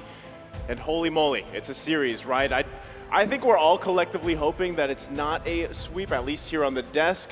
But Still, time will tell as Game 3 is upon us, but before that, the M4 Pass is also upon us, and it's available now. Complete all active tasks, and you should reach level 75 at ease and for free. Log in now. Exclusive rewards like the Beatrix Light Chaser, Beatrix Stellar Brilliance, and the M4 Beatrix figurine are awaiting you. Hashtag Mobile Legends Bang Bang, hashtag MLBBM4, and hashtag Dare to Be Great. Also, M4 Battle Night goes live this January 21st. Expect loads of events and rewards up for grabs in game. First off, complete battle tasks in game on January 21st to get a skin choice chest. You can choose the skin you like most from the chest. Aside from that, battle bonus also awaits you on the same day. Play matches and you'll get team star protection for 3 matches, double star raising points, double protection points, double EXP, and double BP for 5 matches. We're not stopping there. There's also free access to all heroes, and loads of epic skins will also be available that very day. So save the date, log into the game on January 21st, enjoy the match, and win tons of rewards. Let's all celebrate the M4 Championship together, including with your friends. With that being said, this is a crucial match point. Falcon needs to adjust here, Arashi. We saw that in the last stages of that previous game. Actually, Naomi was able to adjust and find the pick of the Divine Judgment onto Skylar. But at that point, they've lost so many turrets, they have so many waves pushing in against them, so they have to try and get that kind of adjustments, that kind of playmaking a bit earlier in the game, right? Identify the source of damage, the source of your problems, and make sure that you can deal with them, on the fly during the game. Because if you wait till 15 minutes, it's gonna be a bit too late. I said it in the very beginning before these games started, Naomi and Vin are going to be important to their team's success. And right now, Vin is finding the sets more. Naomi having trouble finding the correct target. Once again, a lot of those Divine Judgments getting locked onto Vin. Things of that nature, not finding Skylar. And like you said, by the time they do, it's just a little bit too late. I mean, looking here, the previous game, the hero pick recap, I mean, even looking at the damage, right? It was there for Justin, and even Ken was catching up. Again, he had a pretty bad or a rough start, I would say, and that's something you don't want on this Granger pick. And I believe, Trex, you even mentioned, you would have rather seen that Martez in the jungle. At least you have that durability, that utility there. So I'm wondering, if we see actually Ken adjust for this game number 3, does he go something more along the safer route where he can contest those objectives, those neutral turtles, especially early on, instead of giving them up here? Because what we saw from RQ even across the board was just a lot of everything falling into place for them. But again, on R7, the fact that he played that glue like he did the Joy the previous game, I feel like you need an answer for that too. If you're Falcon Esports, you got to be able to handle R7 and just allow either to that lane matchup to be in your favor with Yellow Flash, or even allow ZipX to shine like we've seen him do before in this tournament up to this point. R7 really seems to be the kryptonite of Falcon Esports right here, because we saw that in game number 1, it was the lack of crowd control and the lack of damage, of course, on against a Joy with a Vengeance, easier said than done. But then in game number 2, is the fact that Glue was just so tanky and so quick with the sprint, remember? So they just didn't have enough DPS and crowd control to deal with him either. So they have to try and find something, have a solution for that problem, because it's been the same thing again and again. And it's gonna suck if it's gonna be the same thing for the 3rd time. Yeah, I mean, it's do or die right now for Falcon. They need to, game 1, you get crazy. Game 2, you get wild, but this time I think get back to the basics, keep it simple, and do what works. We're gonna find out, see what works for Falcon here as we load up into the draft for game number 3. RRQ going to be on the blue side, Falcon on the red, looking for 2 priority picks that they can take after trading. We're almost through the first phase of these bans as well. Faramis, Kadita, Kaja taken out by RRQ. Falcon taking out the marksman, still focusing there, trying to limit the options here for Skylar. But I mean, it feels like Skylar's already shown that whatever he gets, yes, of course, you don't want to let the 1-1 or the carry out, but at the same time, RQ is used to them banning that, and Skylar has shown that he can play the Beatrix, he can even play the Melissa well. Right now, it's ZipX who's having trouble in the gold lane, and on match point, was this the right choice, Arashi? Well, I think only time will tell, but for RRQ, they understand the requirement to have a secondary DPS just in case Falcon goes for those beefier frontline composition, because you see that they banned out 2 very strong marksmen. And of course, this Grok ban though, seems to be quite interesting. Has Vin just been so annoying with the counter engage, so tanky on that Grok with the crowd control immunity that Falcons finally said that is the main problem, enough is enough. Well, I think so, right? You take out the Grok, targeting Vin here. They might lock in. Maybe they decide to take the Joy for Falcon. You know, if they really want to park that in the XP lane, there's still glue available too, which we saw here on screen. And it looks like, yeah, it's going to be glue locked in plus the Valentina. I like it. I mean, I do like it, and I think, yes, Vin was a major problem on that Grok, and as we creep into Game 3, you have to get a bit more open in these bans, in these drafts. You need to maybe start targeting a bit more. Make Vin come at a different angle with a different hero, and maybe that'll be the kink in the armor. Now, Justin, once again, on this Valentina, he only lost his first game on that in Game 1. We still know he can be very good for it, but hold on. Because with that Grok being banned, you let the Joy through. That is a, I don't know if I can say unfortunate situation for Falcon. They planned it, but yeah, I guess they have calculated the risk. We'll have to see if the math checks out. But with the Joy, with the Fredrin, again, so flexible coming in from RRQ, and yet so strong. These heroes they have picked up, they can be considered trio picks as well as flags picks. So definitely not something Falcon want to go up against without preparation. But Naomi decides, okay, let's go with the Franco yet again. Given the right situations, it can still work out. They just have to, again, make sure that they understand there's a lot of DPS. There's going to be a very mobile hero in that Joy in the back line. What is the solution? Can they get enough stuns, enough burst damage, something to deter R7 just walking all over the back line? I'm wondering if this is almost too risky of a game to see Ken on the Fanny, right? Because I feel like, again, you have a Franco picked up, you've got Glue and Valentina. Valentina's going to be looking for the ultimates to take here and utilize well, but still, even if you land those hooks from Naomi, you need that follow-up damage because that's what they lacked previously, right? You need to be able to get that kill and finish someone off because they've, up to this point, the past 2 games, they've really struggled with that. And so this also is going to be a big portion for ZipX specifically. The portion of the game where he needs to get the advantage in lane, transition to mid to late game, and really just kind of pop off here. So you can already see too, right? They do take out the Harith from RQ, decides to take out the Harith. They don't want to allow that to happen because, I mean, in most cases, if Harith can get early advantage, get those kills needed on the mystery shop, she's usually the one to just kind of, or he's usually the one to just pop off. But Melissa even banning out. So I'm wondering, with all these marksman bans coming out, what is ZipX going to play here? He's going to pick up the Beatrix here, I think, unless the side of RQ decides to ban it. I feel like there's the plan, right? We ban out all these marksmen, we pick up the Beatrix first here, possibly, that's my guess, and then what do you leave with Skylar? Yes, there is the Beatrix, and it's honestly a very clean draft because RQ almost worked against themselves, banning out that Harith, and Falcon called their bluff. I wonder if Falcon's plan is to use the Wesker as a deterrent for all this dive coming in from RRQ. But RRQ also saw that with the Hilda being banned out, with the Melissa being banned out, that usually means that they want to go for maybe an assassin, right? Someone that can get pushed away by the go-away and get really destroyed in the early game by a Hilda.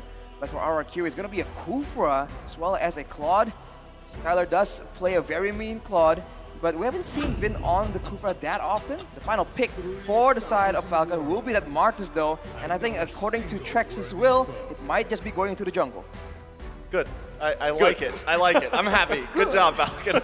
I definitely like it. I think the thing they're going to need to be careful though is that Joy, right? R7.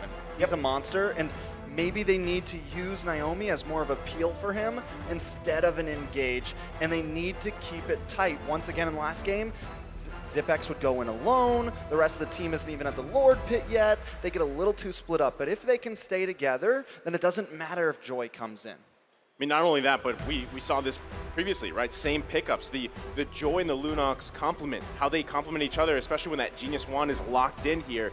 The burst is almost too much to handle, so you've got to work around that. Falcon, they're going to be looking to get those hooks, get the numbers advantage into the fights, and really just allow this time, hopefully, for ZipX to shine on this Beatrix. But again, it's match point here for RRQ. Can Falcon Esports extend the series as we load into the Land of Dawn? Oof. Early on, let's take a look at a bit of the matchups here, as well as the emblems. Of course, R7 with the Mystery Shop and the Vengeance, already going to be such a nuisance. But you can see that in the early game, of course, it's going to be jungling as usual for Albert and Ken. But now on this signature Martis, we'll see if Ken can demolish or decimate, rather, the members of RRQ. Naomi has that extra bit of cooldown, and Yellow Flash is copying, going with that Avarice emblem as well, trying to get a bit more of an early lead. I do like the way Naomi's playing here as well. He's being a little bit more aggressive.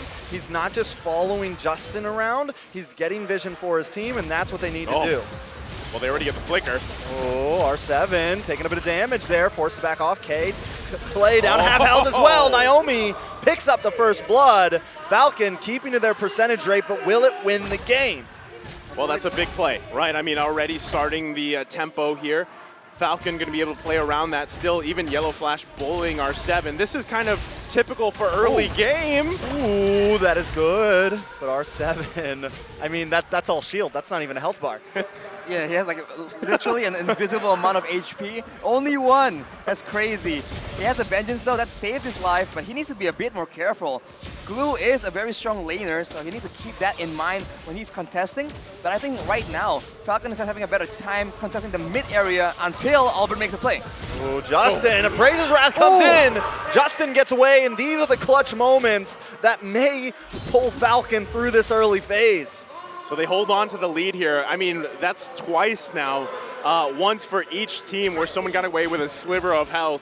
So still, you can feel the tension here. Now also, as we're taking a look at Vin, you know, this Kufra pick, man, from time after time on multiple teams has worked wonders.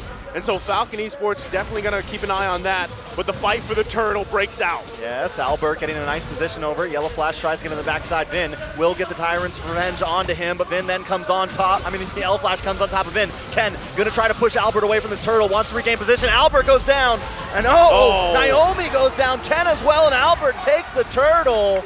I had a mislook at those health bars. It was Falcon that was getting melted. A double kill for R7. RRQ reclaiming the map. It's like a 3-4-0 for RRQ plus the turtle. That is not how you want to have an early game when you have that Franco and that Valentina.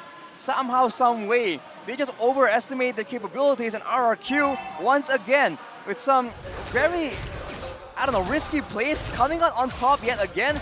This is insane, and they're already having a bit of an item lead, and they continue to pressure Falcon yet again. That is not good, my dude, right? I mean, R7 getting that lead here, especially, they're still going. Yeah, Ken very low. Albert finds him once again. That's 4-1, a 1,000 gold lead at only 3 minutes. So remember, right? Okay, still going. They're still going. Vin gonna get locked down. Zipx trying to find Skylar. The Skylar hits that blazing duet and melts him down. It's you know, it's crazy. They don't stop at all. And again, initially it looked like they were gonna lose, right? They lost the first blood, but it doesn't even matter. They just keep going at you. You just need to expect it. You cannot keep, I don't know, expecting something different. They just keep doing this. Nothing has changed in all 3 games they've been playing. And Albert right here on that Fredrin is just being more oppressive than ever onto Ken's jungle.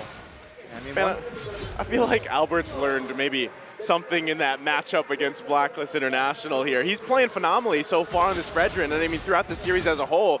And that's the thing, right? You have Fredrin available to you, plus Vin on the Kufra. That front line and the pick-off potential, or the setup potential rather, is really good here.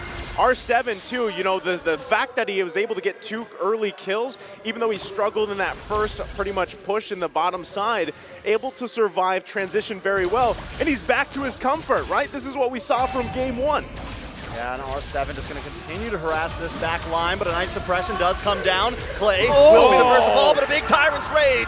Yellow Flash and Ken now running for the hills as R7 locks on. The taunt comes on to Yellow Flash. He's going to land on top of Vin. Misses the dash. Going to have to jump off and get back to safety, but R7 and Albert do not want to let that happen. Naomi with a nice flicker hook brings Vin under and collects the kill. puts it in his pocket, and now Falcon gonna try to make a move on to this turtle.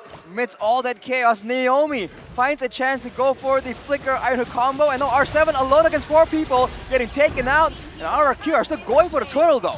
Yeah, now Yellow Flash, Naomi, and Justin are going to try to make their move. Ken battle. is at half health, but Albert takes the turtle once again. Falcon having a lot of trouble claiming these neutral objectives. Albert with the no there. You know, he's not going to lose that retribution battle here. But still, I mean, Falcon able to find a couple picks. That's crucial for them. They can still use that to their advantage, trying to get the pendulum swinging in their favor. Check out the M4 stats here. Falcon first blood rate, still, it's even higher now, right? It went up. 94.44%. But is it enough? I mean, again, when we looked at the team head-to-head, the fact that they had that statistic, does it transition into winning games? That's the big question. Yeah, Zipek's going to bring out the Navir's Passion. Vin taking a lot of damage. Ken will find him. Falcon not going to press their luck too much. Go back to the jungle, recalibrate, rethink out your situations. For RRQ, man, they have to slow down quite a bit. This time, if they just go in all the way, there's just a lot of punishing moments here coming in from Yellow Flash with the slam pass combo, Justin with the Terrify, as well as the Navir's Passion that we saw earlier, just decimating them, especially because ZipX has the first item power spike, and for Skylar on the Claude, he needs one more item to just reach that optimum Claude initial power spike, and that is usually at 7 to 8 minutes. So for now, Falcon still has a chance to try and push the tempo. Well, he's pushing the tempo there. R7 in the nest here, right? He go ahead, pretty much just leash that purple buff for Ken here. But now, I guess the big question is, where do they find their moments? If you're RRQ or even Falcon, it looks like it's going to be reliant on Vin again. Yeah, big stun onto the wall. Yellow Flash will get melted down. Skylar picking up his first kill in this game, putting him a little bit ahead of Zipex here. You can see the difference in, I don't know, the solutions, because with the, wow. Oh, wait, never mind. R7 getting deleted. Oh, Naomi misses the hook. I got a feeling it's going to be a disengage here. Back to you, Arashi. Well, once it's back to me, the fight breaks open yet again. Justin will be able to escape, fortunately. And RRQ goes for the turtle because, as I was mentioning, Clay on that Lunox can deal so much damage to the glue that Yellow Flash cannot be as oppressive as R7, but now the engage opens up again. Comes in, a lot of damage coming in. Vin getting melted low, but Naomi will be the first to fall. It's Yellow Flash on top of him, but they want to lock on to Justin. Justin using the Brilliant Assist to try to get away. Ken looking for something, trying to just escape, but Justin will fall. Skylar picks it up. Oh. That's a 2-for-1 trade. Wait a second, Zipex. Looking for Skylar. Well, doesn't use the dash. Yellow Flash does get the stun though. Vin with Tyrant's Rage knocks Yellow Flash up against the wall. Yellow Flash is a bulky boy. He should be able to walk away from this safely. Overall, the turtle does go to the side of RRQ once again, but it's still a 2-for-2 trade. It's a small victory, but again, you have to wonder who does it benefit? Who has a stronger late game when they keep trading kills like this, especially because R7, look at him. It's the same story from game number 1. He just keeps going in and out, and there's no real apparent solution coming in from Falcon. Take a look at the items right here. Ken, on his signature Martis, only has a Hunter Strike. That is not nearly enough to deal with all the potential damage coming in from the side of RRQ. As we were talking about earlier, the Golden Staff is competed for Skylar as well. So in those big team fights, they have to worry about Clay just nuking the tanks, or they can worry about Skylar just shredding everyone at the same time. So many problems for Falcon to deal with. A lot of problems here for them to deal with, but they are in a position, they have the tools they need to turn this back in their favor here.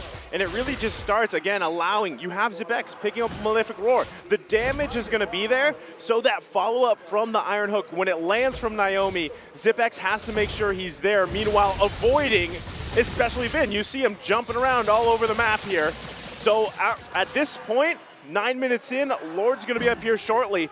Falcon has to hold on the best they can, and it's going to come down to either that hook or Justin, but here comes Vin. Oh, Vin wastes a lot, getting shredded down. Zipex unable to find the kill though. Snipe shot does come out, does not land, but a hook does. Vin will go down finally. Zipex finds it, but the steel plate comes out. Clay forced to use a Brilliance just to get away here. Keep an eye on Albert coming to the backside. Suppression does land down, but Clay goes down as well. Albert now up against Yellow Flash. Justin holding the back. Zipex keeping his distance, trying to lock on. R7 dashing around like a maniac. Hits the ultimate. Zipex goes down. It's a 1-for-1. A beautiful trade. 3-for-1 currently on the map. Falcon finally winning out in a team fight, but Albert doesn't want to let it go down stale. Skylar also here. Albert will take the Lord pit, but he's going to back off. A nice win for Falcon. Everyone's so low from Falcon, but the only casualty is ZipX, and that is taken at the cost of R7's life. So for now, Falcon is still getting a bit of an advantage. If RRQ cannot deal with ZipX on that Beatrix, this can be quite a problem for them. Oh, Naomi does get Tyrant's Rage. A lot of damage onto Naomi. Doesn't land the hook. Will be the first to fall. Now Yellow Flash and Justin and Ken need to think.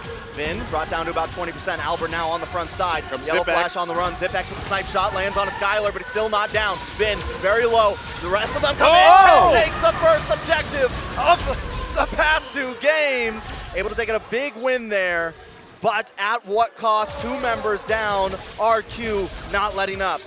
Now with 2 members down, what can RRQ find in exchange for that? Because otherwise, that is still a very good situation for Falcon. They've equalized on the gold difference, and as we mentioned, ZipX is scaling further and further into the late game. And of course, RRQ can very easily dive towards him, using the Joy, using the Claude as well. But there's a lot more problems right now with the crowd control being used more efficiently. Falcon has adjusted, and they're going for Albert. Ooh, nice suppression. Albert will get deleted there. R7 and Clay forced to back off. Falcon gonna move down onto this mid-tier 3 tower. Will they keep going? On the boss side, Lord has connected to tier 2, but Skylar makes quick work of that. Falcon now gonna move, take another tower away from RQ, and now the map is red, boys. They made a huge shift here in momentum just from that Lord take again. The work, and you saw earlier, I mean, even when they grabbed and secured that Lord, the celebration from Naomi, they knew that this would give them the lead they were looking for throughout the game. And again, you're seeing it, right?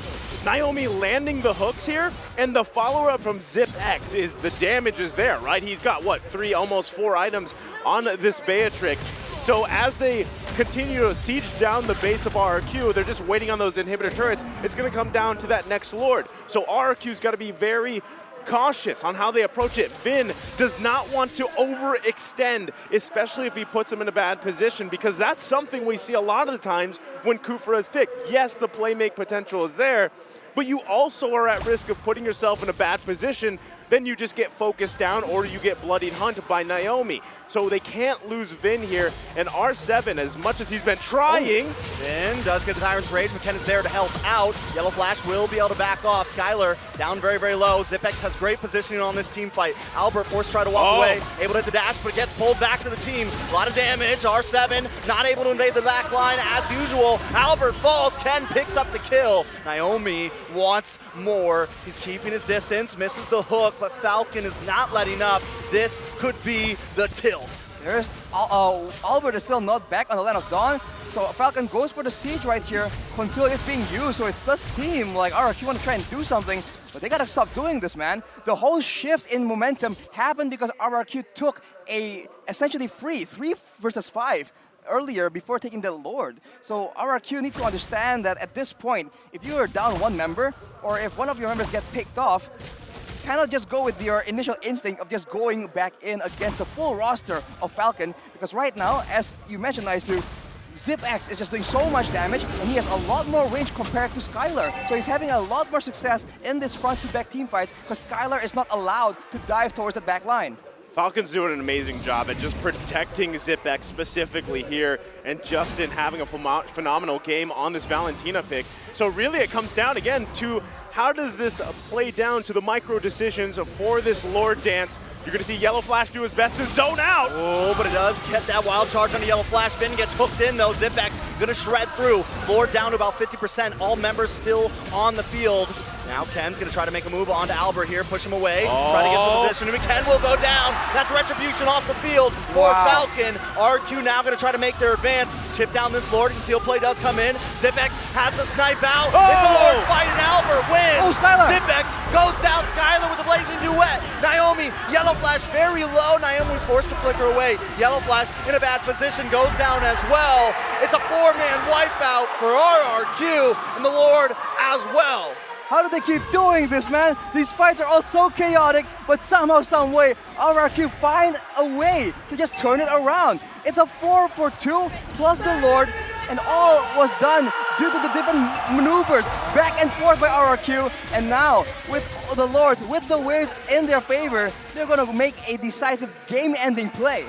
Another thing to keep in mind there in that fight was Skylar, right? He has that, he just picked up the Malefic Roar, but he had the Corrosion Scythe already. So when he found the right moment to go in and slow everybody down, it was really hard for Falcon to even disengage, even though they wanted to. By that time, it was too late. They got whittled down, they got picked off, and now they've got to defend against this Lord pushing on the top side. Luckily, they do still have their base turrets, and Zipex is still farmed up, so they make quick work of that Lord. Another thing to point out in that team fight, Ken once again kind of tries to push Albert away, but that puts him in a bad position. And Zipex already has the Renner out, so there's no defense against Skylar unless you just hit this amazing skill shot, which, I mean, at that point, he just has the wrong matchup. And like you said, Skylar just finds the perfect timing.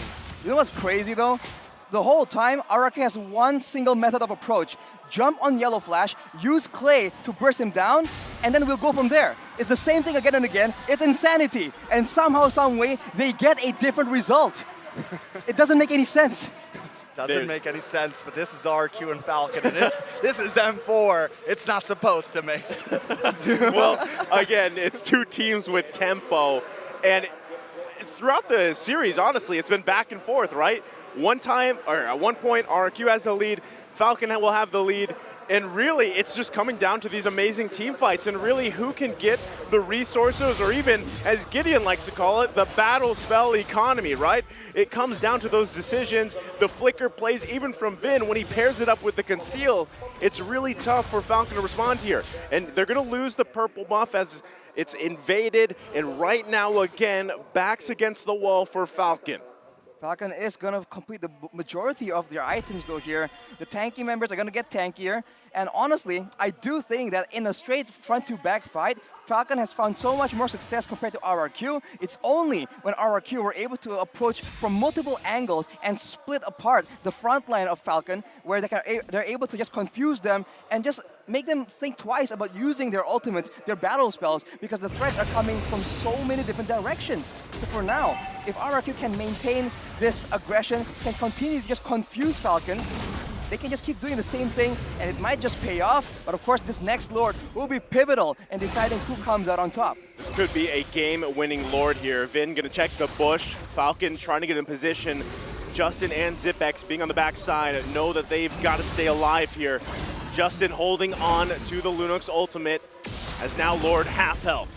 Yeah, look at that Rainer shot. Checks the bush with it, so that is one utility down already. Should still have the Nibiru's passion ready to go. Uses it. Nice suppression. Vin does have the immortality though. Tries to pop it off. Justin able to take him out. This looks bad for Yellow Flash though. Brought very low. Zipex does find Clay. The battle for the Lord, and the heat is on. Albert very low. Lord very low. Yellow Flash finds it. A game-winning moment at that.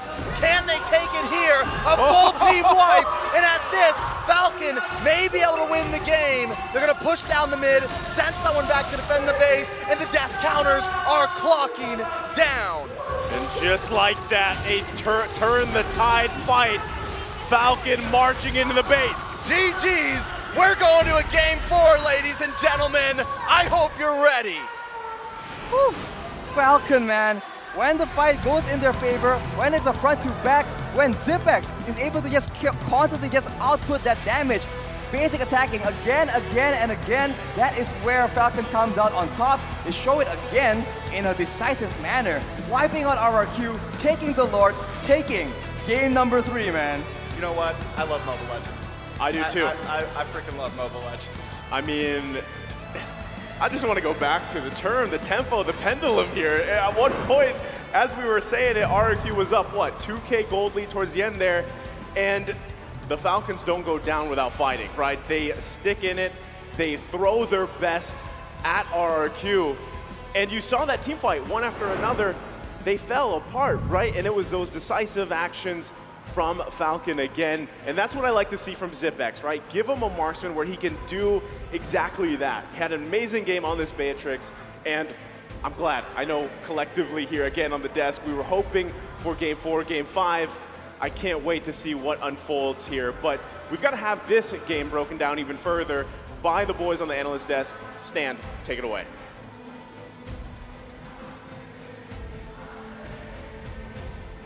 What a game. Oh man, we're getting a game 4, and here on Analyst Stand, we're gonna break down game number 3. How was Falcon able to come back after RRQ came back from the comeback of Falcon? I want to start with the draft, right? Obviously, the first thing you see different is this time, instead of having a Clint, we have a Franco and Beatrix. You saw the very last team fight when Vin jumped in by himself, he got 2-shotted by the SMG. It was way too strong, the combo's really good, and Naomi on a Franco is an absolute monster. So this time, with the instant reflex and the body hunt on the ultimate, they turn the fight around. You know, RRQ already had like the control of the game the first few minutes, even with the control of the turtle. You can see it. There was a big blunder, however, from their side when they tried to fight into the zone of Falcon once again. And it all happened when Naomi lands all of these shots, right? The hooks. It looked really nice for Falcon when it happened. But if you're thinking about it, RRQ are actually giving them so much of an opening in those team fights. It's like RRQ are trying to win in fights where Falcon's advantage is off the roofs, instead of like taking the fights to them where they can just chill a bit, wait for Skylar to be farmed, wait for Clay to be farmed, and then take the fight. Hey, from but them. you gotta give credit, Naomi. This guy's agree. hook That's is true. just surprising. That is Out of this world, you don't expect it to come from nowhere, and next second, you're gone. That's the thing, right? Big respect again to Falcon Esports for playing with their strength. Even after losing 2 games in a row, they're still respected that, you know what, we have Naomi, we have this playmaker. This time, why not draft around that playmaking skill with more burst to help him when he does go for the catches? Because I think in game 1 and 2, whenever Naomi finds these crazy playmaking or crazy flashy plays, it never works out in the end because there's never enough damage to really burst him down and capitalize on that fact. But we are going to be taking a look at the items very shortly to dissect this game, because there's probably going to be a lot of surprising items here considering it's 18 minutes and there was so much action. Let's take a look from Beatrix's perspective, right? You have the Blade Spirit, the Hunter Strike, the Malefic Roar, and then last but not least, it has Claw to finish it off. You know, once you have this item, doesn't matter how much anti-heal you have with the SMG, this guy literally never dies unless you just avoid all the damage like the Wind of Nature, right? But when you don't have that on the Claw, this guy will shred everybody and go back to full HP. What I noticed from RRQ, as well as Falcon, is that this is like a showdown of roamers. Vin with Blade Armor even in the end, so that they can at least match up and face the Falcon's damage output. You see him just look for the good angles. In fact, he's finding them. Even the usage of the ultimate, the challenge range is on point. However, Falcon just answered that correctly. Naomi, I guess in this roam versus roam matchup, he was the one who won it because of the fact that he's actually constantly hooking Vin away from his teammates. So even when it's attacked, you can shred him through because he's away from his teammates, which meant that RRQ will lose a very integral part of their composition right at the get-go. And looking at both of the teams right here, right, we saw the items. It feels like both teams have, oh my, wait.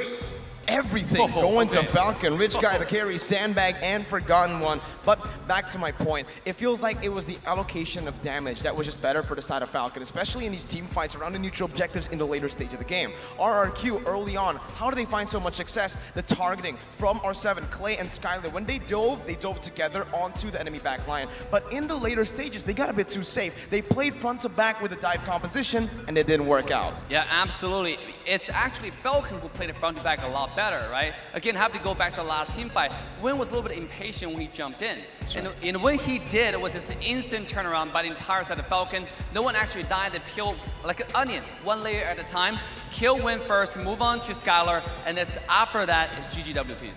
Now, we also noticed that if you are going for RQ's composition, it's natural that they go for front to back. They want to go and initiate with Kufra, and then you have the joy through the backlines, and eventually you have the Claude to go there with the Blazing Duet. That was duly punished by the side of Falcon. What they did was to isolate Vin first, right? Using Naomi's initiation with the hook, and then instantly just you bite onto that Kufra, then you burst him down easily. Then, of course, eventually you have the damage output from Justin, cleanup coming up from the Martins from Ken.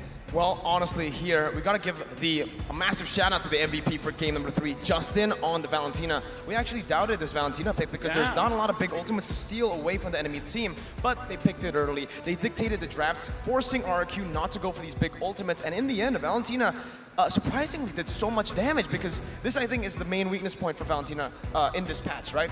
Doesn't feel like he does enough damage. Right, absolutely. He doesn't have that much burst compared to some other mages, but look at this guy, 90.3% kill participation. The biggest thing about Valentina is a lot of mobility and self-sufficiency, right? This guy can just carry himself walking around because he has mobility on top of the fact he has a flicker, and he has a lot of quad control that builds into it, right? If he goes on quad, it can kind of disrupt him from using that ultimate properly. So with that being said, let's take a look at the highlight, actually the heat map of Justin here to see how this mid lane rotates. You can see a lot of focuses on the EXP lane in the early game, but mostly in the mid lane.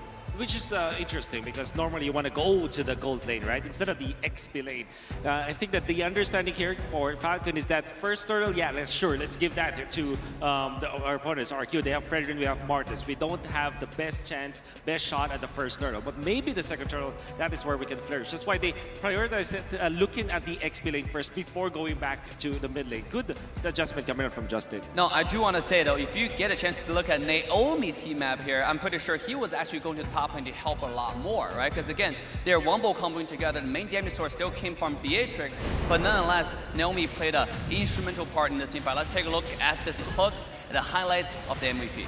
Naomi always just, again, everywhere on the map, but I think here in the highlights we can actually use this to talk about the neutral objective control and mainly the turtle dance / lord dances, right? Because that's the main weakness from Falcon Esports, where they're very uncoordinated. You know, they're very messy when it comes down to those turtle neutral objective takes, and RRQ are able to punish them there. But in any other fight, Falcon, they can match RRQ. Even here, right, you're seeing it, the main mistake for Falcon was we're just not in position. Yeah, and RRQ is winning. Until this point, they're winning the Lord fights. They are controlling the Lord dances up until this point, where Vin, unfortunately, was far too forward for his teammates. Skylar being poked to 20% HP was a big problem already for RQ, because now Naomi as well as Ken will be a threat to him.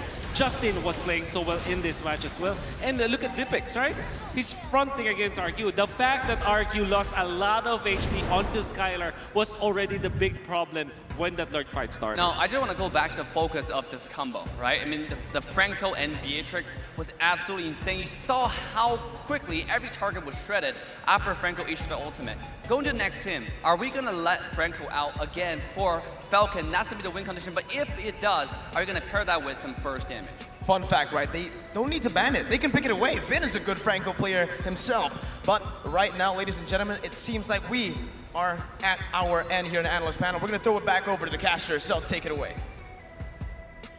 Thank you, gentlemen, and welcome back. Again, I'm Naisu, joined here on the desk with Trex and Arashi, and we're in a heated series here. It is now 2-1. It's still technically match point for RRQ, but can Falcon even the odds again and take us to game 5? That is the big question here.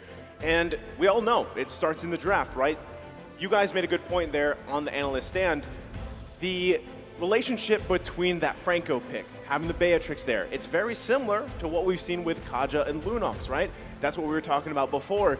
And so now you kind of have this, I just feel like you have both teams competing for that relationship alone within the heroes, but at the same time, when it comes to playstyle, right? We've seen this now. The statistic went up. Falcon, the question was, does that first blood really matter? Does it give them the momentum in this tempo-based pendulum swinging game, Arashi? I think against RRQ, first blood alone isn't enough. Of course, if they are able to actually get, let's say, a 2K, 3K gold lead, that is a lot more significant, and we've seen them use such a gold lead to try and just strangle their opponents, right? The Burmese pythons, we call them. But I mean, honestly, against RRQ, you do see that even when they have a gold disadvantage, when they have a numbers disadvantage, they find ways to find a good fight. And so I think it's just really important to understand, again, what are your win conditions? In that previous fight, they need to go for a front to back. They have to make sure that their advantage in that game, which is a more consistent DPS source in that Beatrix compared to a Claude, she needs to stay protected. And if the Beatrix survives, you saw that in that final fight, he just kept hitting and hitting, and there was no real solution. So if they can try and find something similar, right, a solution that works, and solutions to RRQ's own solutions to the problem, I think they can very very convincingly win yet another game. Another important thing you talked about the Franco is Naomi this time came online, right? Was actually landing the hooks onto the right people, able to catch Albert off, able to keep the tempo at a at least even pace through a lot of that game. And this time as well, instead of getting too out of the ordinary with their draft, they put Zipex on a Beatrix. Yep. And that, I think, was the deciding factor in all of that. And keep in mind, part of why that's happening is because they have banned away that Grok. In game number 1 and 2, the Grok was so annoying because if you hook him, he's tanky and he can go for a counter engage. That is no longer a problem here. So with the Grok banned away, Vin was on something similar, right? A hero that can just dash through and engage a fight, but he's not nearly as fearsome as that Grok. So I think that was a very smart ban that was a bit overlooked by RRQ. I mean, Vin at that point was more so like, he had the Kufra, and we were talking about this throughout the game. A lot of the times with Kufra, it's kind of high risk, high reward. Yes, you can land some amazing things, especially because now, you know, with the changes, you can't hear him charge up, wind up in the bush.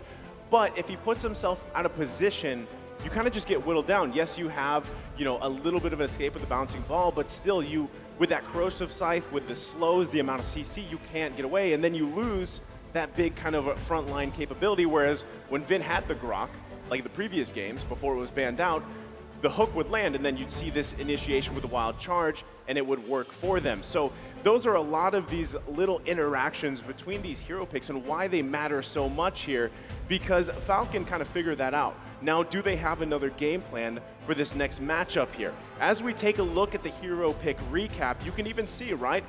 Damage-wise, Zipex wasn't too far ahead of Skylar. I mean, the thing was this, is he got to really capitalize on the fact that Naomi was just landing hook after hook, whereas Skylar really had to find initiations, right, with the Blazing Duet here. And I mean, at certain points, Skylar was there, but he had a really hard time. And even R7, like what we've seen previously, where he's been able to just kind of unleash on the backside with that joy, this just didn't happen for them in the previous game. Well, they had a way to finally kind of deal with R7 a little bit.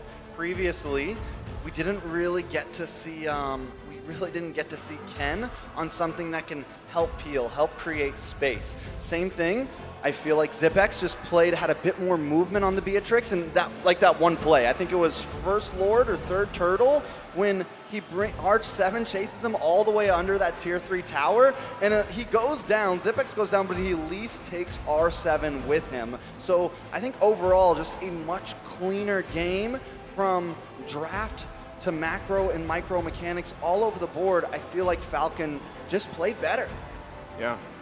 I mean, yeah, they have a lot of ways that can actually work out in this game. So I think RRQ for sure will be trying to adjust, try and find something different. And this is the scary part, right? Are they going to try and go for something stronger in the late game, something a bit more consistent? Or are they just going to go and just bank it all in the early game? Because RRQ has shown that they can do both. And right now, the draft for RRQ isn't drastically different, but for Falcon, as we mentioned, that Grok ban has been such a valuable tool that they've been able to use in game number 3. Well, draft already upon us here. A couple bans already out. We said the Fairmist, Kadita taken out here. We'll see if they stick with similar ban patterns for RRQ, but they are going to have that first priority pick. And really, I mean, if this is going to be a carry ban from Falcon, this is kind of what we've seen, right? There's the Kaja. Could this be the carry? If not, it might get taken away in priority for RRQ. I think Falcon wants to ban the carry here, right? I think overall, these drafts may come out very similar to last game. Eve. Maybe a different pick. Eve is open this time. So definitely a possible pick.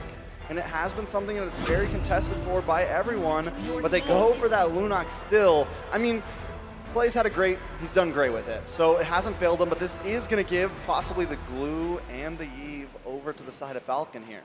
Because for RRQ, they want that magic burst damage to deal with these tanks, man. Lunok is one of the only mages that can do so, and we saw them try that strategy again and again, almost desperately in game number 3. So it's definitely a core part of their pickoff gameplay, having enough burst damage to ensure whoever gets stunned or knocked up or caught by them can get bursted down. Unfortunately, then for Falcon, they can go for that Beatrix that can essentially, especially in that late game, do the exact same thing. We saw it happen, and that's why the Franco Beatrix combo is just so dangerous. Yeah, there's a lot all open here. I mean, even the glue, right? There's the Valentina gonna be locked. There's the glue. So something similar, right? And again, a massive game previously from Justin here on that Valentina. So they lock it in. If it's not broke, you know, don't fix it. They can work around with it. What's so clean about the Valentina too is, all right, yeah, you can pick the Eve, right? Because we also get the real manipulation. So I'm thinking the Eve, but really this just works so much better in a sense because you still have some great mobility. Justin does so well with this hero, even without the ult stealing, but hold on a second, a little quote from Oh My Venus. Yeah, pretty much. RQ didn't ban the Estes, right? At all. Maybe that is one of the reasons they lose. That's some heated. As Dave would say, yeah, Shane would say, right? But going back to these picks, there it is. You know, not too much is changing here. Even for RRQ, they're going to lock in the Fredrin. They're going to put that most likely in the hands of Albert once again. Focus on those objectives, looking for that clean sweep of Turtles early game. And hopefully this time, R7 has an easier time on this Joy like he did, what, game 1? Depends on the draft coming in from Falcon here. If they have enough damage to just threaten him in their early game, we saw that even all the way to the late game, R7 on this Joy wasn't able to just stand in the front, and with Naomi on the Franco again, that is a very threatening bloody hunt that can be used to shut down R7's movement. I mean, I think this is literally the same exact draft so far, of yeah. last game. It's coming down to who's going to call the bluff, right? Are we going to just do both teams believe that it was just a skill diff, that it was just RQ feels like they could have just played better? We don't think we need to switch out the composition, and right now things still looking exactly the same. Right, a Hilda ban to just hint at the fact that there's a possibility that Falcon can go for an assassin, but of course now there's a bit more knowledge in the hands of RRQ. They ban away the Harith, so denying that potential late game coming in from ZipX. But honestly, we saw that the Harith really wasn't as dangerous, and for Falcon, it's going to be that Melissa yet again. We'll see, right, if RQ decides to go with a similar ban they did previous game, because still what's left open is that Beatrix, and that was an amazing game for ZipX previously. They could just be going for a pretty much the same draft at this point unless there is a curveball here.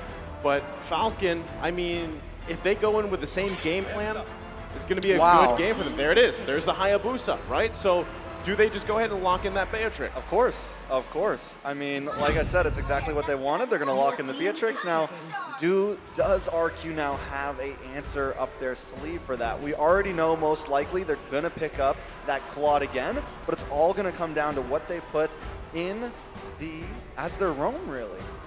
Right, I mean, the roamer has more presence, right, in the hands of Vin. That can work as well. They're just going the same. Wow, it's the exact same thing, you're right. I mean, honestly, I always said that Vin was good at picking off people. Kufro is more of a huge team fight kind of hero. So we'll see, again, can he get more success here? RRQ, man, doing the same exact thing, hoping for a different result. This is crazy. I mean, you know, wow. Well, since we've already talked about this draft last time, I guess we don't really have to talk anymore. Skip. Yeah, we'll just fast forward to the Landodon. But no, jokes aside, why not, right? I mean, we actually saw this in their previous series, even I think it was with the Blacklist International, where it was pretty much the same draft that they went with from game to game. But that just pretty much says that RRQ was confident in what they had the previous game. It's just unfortunate for them they lost those last couple of team fights because they did have the lead. They had quite a bit of a lead here, but Falcon happy with what they had against it to counter this draft, and it's going to come down once again to those minute decisions if they can get the snowball. And I think still even in the jungle, right? Really, where does that fall in place? Who grabs this first blood? It's a confusing situation, and I think there's going to be a lot of deja vu here. There's going to be so many moments and movements that's going to look so similar, so familiar to us, and it's going to be very confusing, man. Well, confusing or not, it's the same draft for the next game. The Land of Dawn awaits. It's RRQ and Falcon. Match point still for RRQ. Right. For the most part, I don't think there's any real big difference in the emblems. So again, this is an uncanny, similar game. I wonder if RRQ are going to do things differently, because in the early game, we did see that there's a lot of HP bars getting very, very low, but the first blood eventually was picked up by Falcon. So we'll see if RRQ can break the trend and actually get that first blood this time. I think the only difference here is this time the XP lane is on the top side. So that's how we know we're not, time, like yeah, we didn't time travel. It's not a glitch, right? guys. We're not in the Matrix. It's okay. Well, I mean, still, the fact here is Falcon looking to take this to Game 5, and if they're happy with what they drafted previously, they might as well continue it. I think the biggest thing here for Vin specifically is to be a little bit more cautious on those initiations, but if you want to just take that risk, go for it. You do have, that match advantage too, but still, I feel like even R7, right, going against Yellow Flash, notice the difference too. Yellow Flash running with a flicker instead of the sprint like we saw previously, he makes it work, right? But I do think that Falcon has this draft figured out for now. Oh, but we can already see the presence from both teams now, but I got a feeling they may take it a little bit slower than what we've seen in the past. Not as aggressive in this first 2 minutes. Well, we have to see. I mean, R7 already doing so much better against the Glue here. So small differences, but for the most part, I think we can see the big bulk of difference coming in as far as the turtle fight is considered, right? Because for both these teams, they definitely want to go aggressive towards that turtle, and I think that's where we're going to see the decisive moment in who gets the early game. Well, Turtle now spawned here. Both junglers in position, half health. R7 trying to clear that lane as well to get here with Clay. Vin making his way as well. Naomi also getting that level 4 available. Who takes it? Cannon's in a very bad spot in between 3 members, but finally Falcon is here to help. Clay finds the turtle. Ken, stuck against the wall, will go down. So that is a first blood for the side of RQ. Yellow Flash sitting on top of R7, wants to find revenge for his team. Will succeed in that one, so it's a 1-for-1 trade, but Turtle goes to RRQ. The first blood goes to RRQ as well, so already a change. Again, we're just being reminded it's not the same game, but in the mid lane, it's the same situation, right? Aggression, wave pushing, and I think the matchup we need to take a look at is also in that gold lane. If ZipX can still get a huge lead in the early game, there's no reason why he can't replicate the same results of the previous game. That is something that RRQ needs to keep in mind, and maybe try and spend more time and resources to ensure that Skylar is the one snowballing instead. Well, check out this M4 stat here. Albert is the 3rd player to surpass 200 kills in M Series, joining Chuka Guys and Oheb.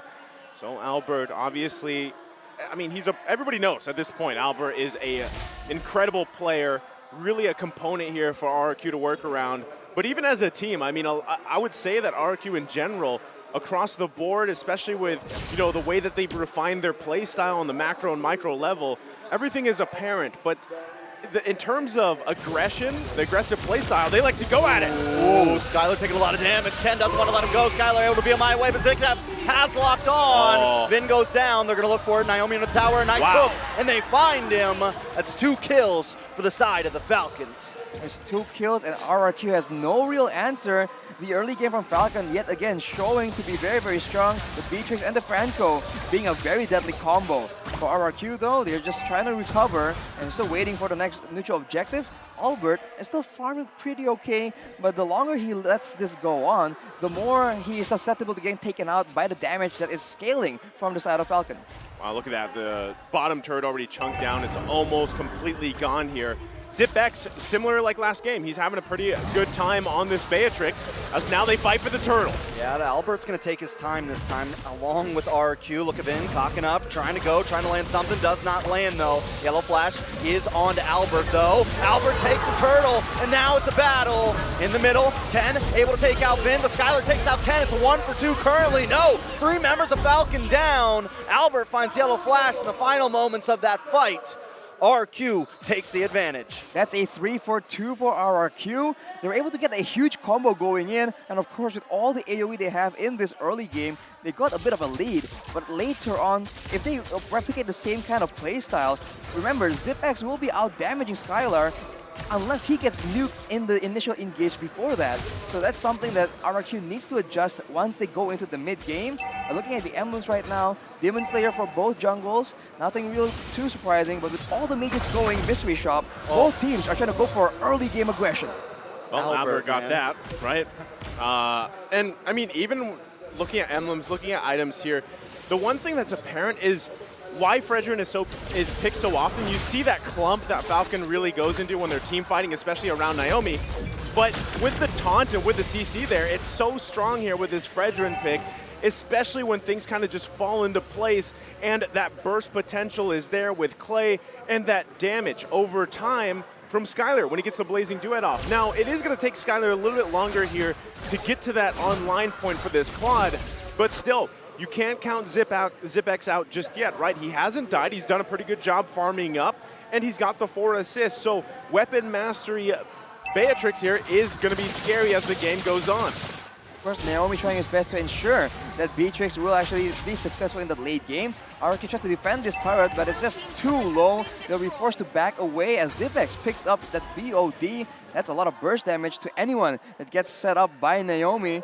And remember, in the late game, AoE will be favoring the side of Falcon, right? Justin going up against Clay, the Lunos has a lot of damage, but in the late game, it's only going to be single target, whereas we saw that Justin in the late game on the Valentina, that's a lot of damage output to multiple people and multiple applications of the crowd control.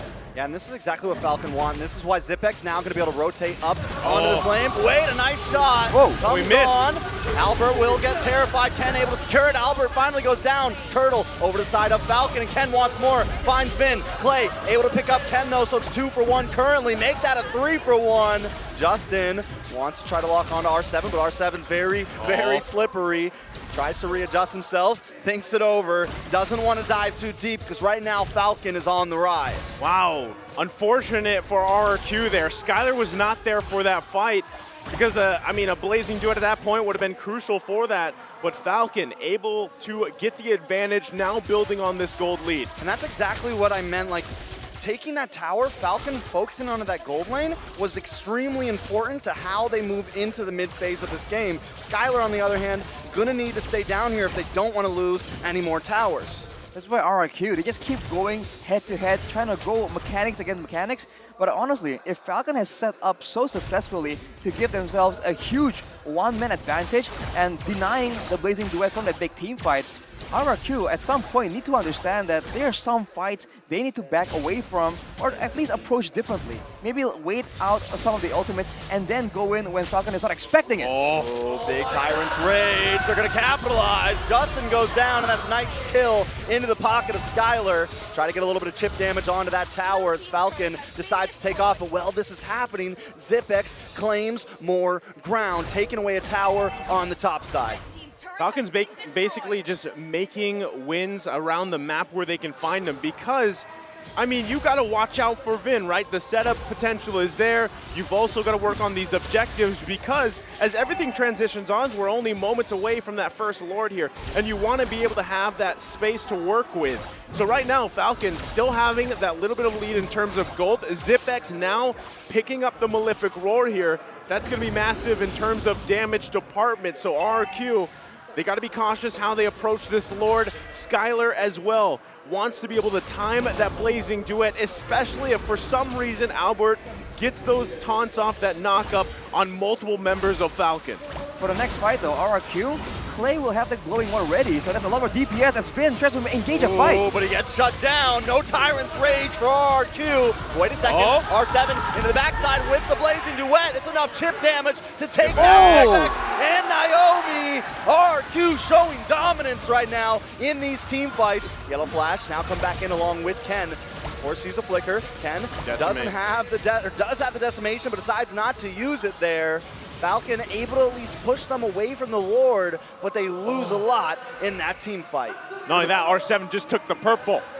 R7 takes the purple, which is, again, another insult to injury for the side of Falcon. Unfortunate for them, this is what we'll be talking about. R7 was able to go in towards that back line, and ZipX is not nearly strong enough to be a solo threat towards that Joy, and Finn goes in again. That was a beautiful cancel on that Tyrant's Rage. Falcon now may have a little bit of a possibility for this. It's a Lord battle. Ken takes it, but A couple members getting low. R7 found by Naomi. It's a beautiful hook. Vin misses it. The outplay from Zipex is beautiful. Ken now going to try to move on to Skylar here. Push him back. RRQ against the ropes. That's a weird back and forth coming in from RRQ. And Vin, so desperate to find the knockup onto Zipex. It just wasn't working out. Unfortunately, as Naisu mentioned, on the Kufra, missing the Tyrant's Revenge is gonna actually leave you in such a vulnerable state, and Zipex completely took advantage of that. And for now, with all the members being so tanky, RRQ needs to find a different method of fighting aside from just picking off one of the tankier members. Maybe diving more towards Zipex and denying that DPS will work. I mean, we saw that successfully play out in the previous team fight.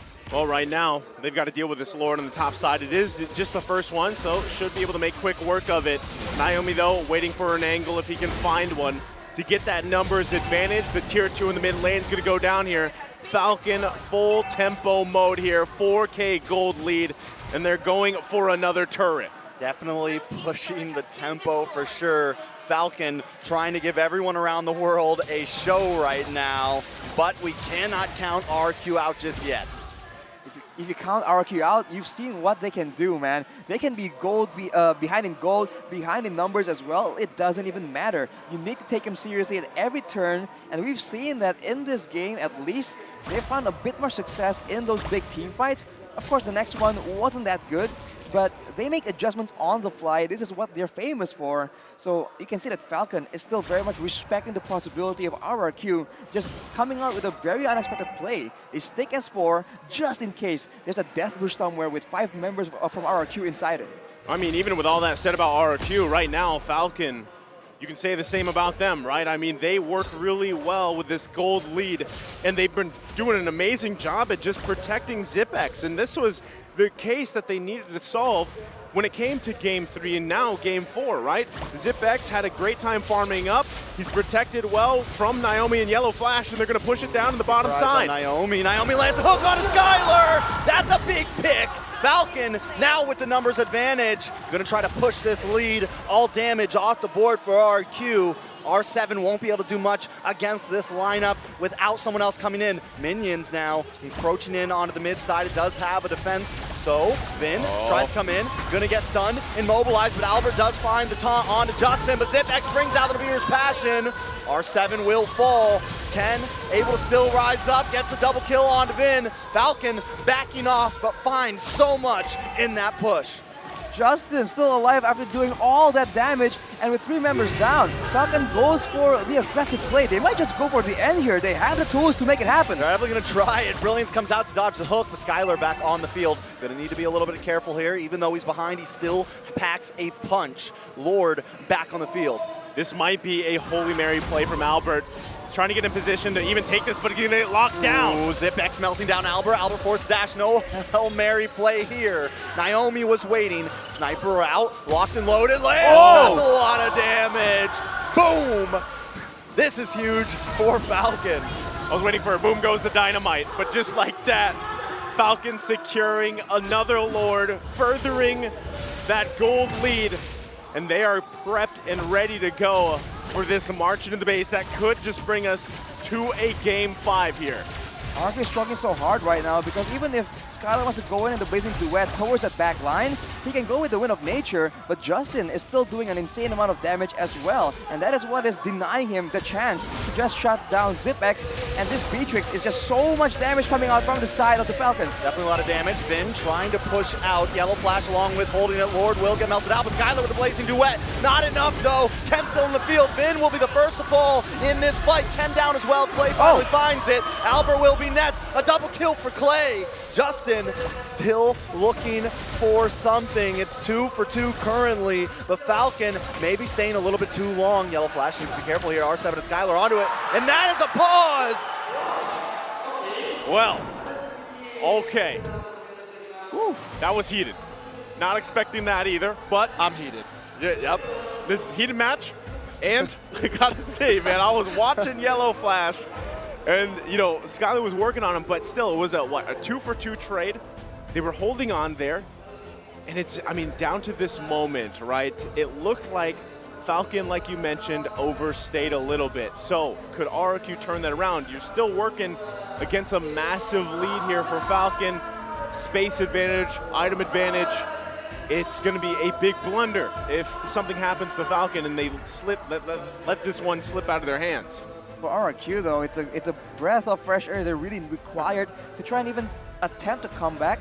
Fortunately, it all went to the hands of Clay, so now if they want to go for more pickoffs, definitely the Chaos Balls are going to do a lot more damage, so that is good, but would you rather have the kills in the hands of Clay or the hands of Skylar? Because right now, both of them have, I don't know, they are having an equally difficult time trying to get to that back line. And even R7, you see that Falcon has adjusted and they're using all their crowd control to ensure that R7 cannot get an easy dive in. At this point, if RRQ wants to try and get someone in the back line, someone towards ZipX, I think they're required to sacrifice someone to that bloody hunt. You have to pick either Clay, Skylar, or R7. One of them needs to take the crowd control. I feel like as long as ZipX runs free, he's going to be able to possibly carry Falcons to new heights right now. RQ, as we can see, there is a little bit of troubleshooting happening right now. Not the greatest time for that to happen, but it is still a heated match, as Nice said. And honestly, I don't care who wins out in the best of 5 of this. I do hope that Falcon wins this one, because after these games, I want a full 5. Well, we're jumping back in after that little break here. And as we catch up, it is Falcon going to go ahead and retreat, regenerate, and get ready for the next objective push. Still, it was a 2-for-2 trade. Falcon having quite a bit of immortalities available to them as well. But still, like Arashi mentioned, RQ's got to be able to solve the issue of ZipX, take out that impactful damage, and meanwhile, even avoid all those iron hooks that have been on point so far from Naomi. And on that note, we saw that play in the bottom side where Naomi was able to hook Skylar despite everyone being in the same spot. RRQ need to coordinate and again, decide who needs to take the iron hook. Worst case scenario if it cannot be dodged. But if you look at the items right here, R7 already adapting his build, going for a blade armor instead, ensuring that he needs, to survive just a bit longer, be that much more annoying for ZipX to deal with. But of course, with all the items completed for ZipX, including the Has Claws, there's a chance he can just out-sustain the damage coming in from a semi-tank Joy. Well, right now, Conceal Play going to come out here. I think they just want to avoid these hooks. Skylar picking up the Corrosive Scythe. That's going to be a key pickup for this Claude as they try to figure out how to get to the back line of Falcon. You know, right now, this is the point where Falcon wants to use the lane advantage. They want to try to keep that bottom lane pushed in so that RQ has to keep on sending someone over. They have the minion advantage. They have a big macro play here. I don't think they need to be too aggressive, honestly. They could have an easy Lord. The only advantage that RQ has, though, is this Joy, who should be able to clean that lane very quickly and still move so fast back to the Lord pit. On the issue of turrets as well, there's only one being taken by RRQ. Uh-oh. The rest of the turrets are available, but look at that. Ooh, Yellow Flash gets brought very low, but Vin gets hooked in. Albert trying to help out. R7 in the backside trying to lock on to ZipX. ZipX just too bulky. R7 wants it, forced to retreat now. Namir's passion comes out, and Justin finds R7. Next might be Albert. He's a bulky boy, though. Snipe shot comes in. Immortality pops. Albert's still on the field, not enough. Ken finds him. Now it's 3 up against 5, and a Luminous Lord on the field. This is rough. That was a rough time to get picked off in a bad position there. Skylar, if you notice, he couldn't even join that fight because he was half health, and somehow Yellow Flash was able to attach himself to Skylar, forcing him even further back to heal up. And just like that, again, Falcon grabs themselves a Lord, looking to siege the base of RRQ. Most definitely, Falcon gonna move in onto this inhibitor. They break it down. Play Vin. Vin's gonna get hooked. Can't finish the Tyrant's Revenge. Will go down. ZipX picking it up. Skylar with the blazing duet though. Naomi brought low, able to get away with a sliver of health. R7 trying to help out, but Ken is now here. He has an immortality, so you know he's ready to go. Minions do land on. Lord has not spawned yet. I don't know if Falcon wants to push so deep, but they have a huge gold advantage. Lord finally on the field now. Falcon gonna think about how they want to do this push. They're just sieging slowly but surely, and that range advantage is just so annoying. And we can see that Skylar, he can't even go in full towards the backline. He just has to try and dance around and use the max range of the Blazing Duet. And Clay gets chucked down, and Falcon makes their move. Good, Albert trying to push this Lord a little bit to the bottom side. Ken comes in, Albert, R7, very, very low. Lord. Albert goes down first, Lord onto the base. Falcon closing the distance, bridging the gap, and taking us to game number 5. We wouldn't want it any other way. I love Mobile Legends. 5 games is what we want here in this type of match. And at the same time, in this triple header day, crucial game ahead of us, Sarashi. It's a chance for Falcon to come in with a reverse sweep, and that is a scary prospect for RRQ. The momentum right now is on the side of Falcon because of their 2 insane performances, and we know for a fact that RRQ, occasionally, they do struggle in that mental aspect. That is the main question that a lot of fans had in mind for RRQ for M4. We have to see, can they adapt? Can they find something different? And will they repeat the same draft? I mean, why not, right? It worked for them. It worked. Both teams rolled with the same draft, but you could even see how excited Falcon was there. Even Naomi having a massive game again on this Franco. I don't think RRQ wants to give this Franco up, or possibly even the Beatrix assign, because that's twice in a row now. Even ZipX has just popped off. Most definitely, just did a wonderful job. Falcon, I mean, catching their tempo, but I'm sure some of the big brains over there can break this down better, so over to our beautiful analysis.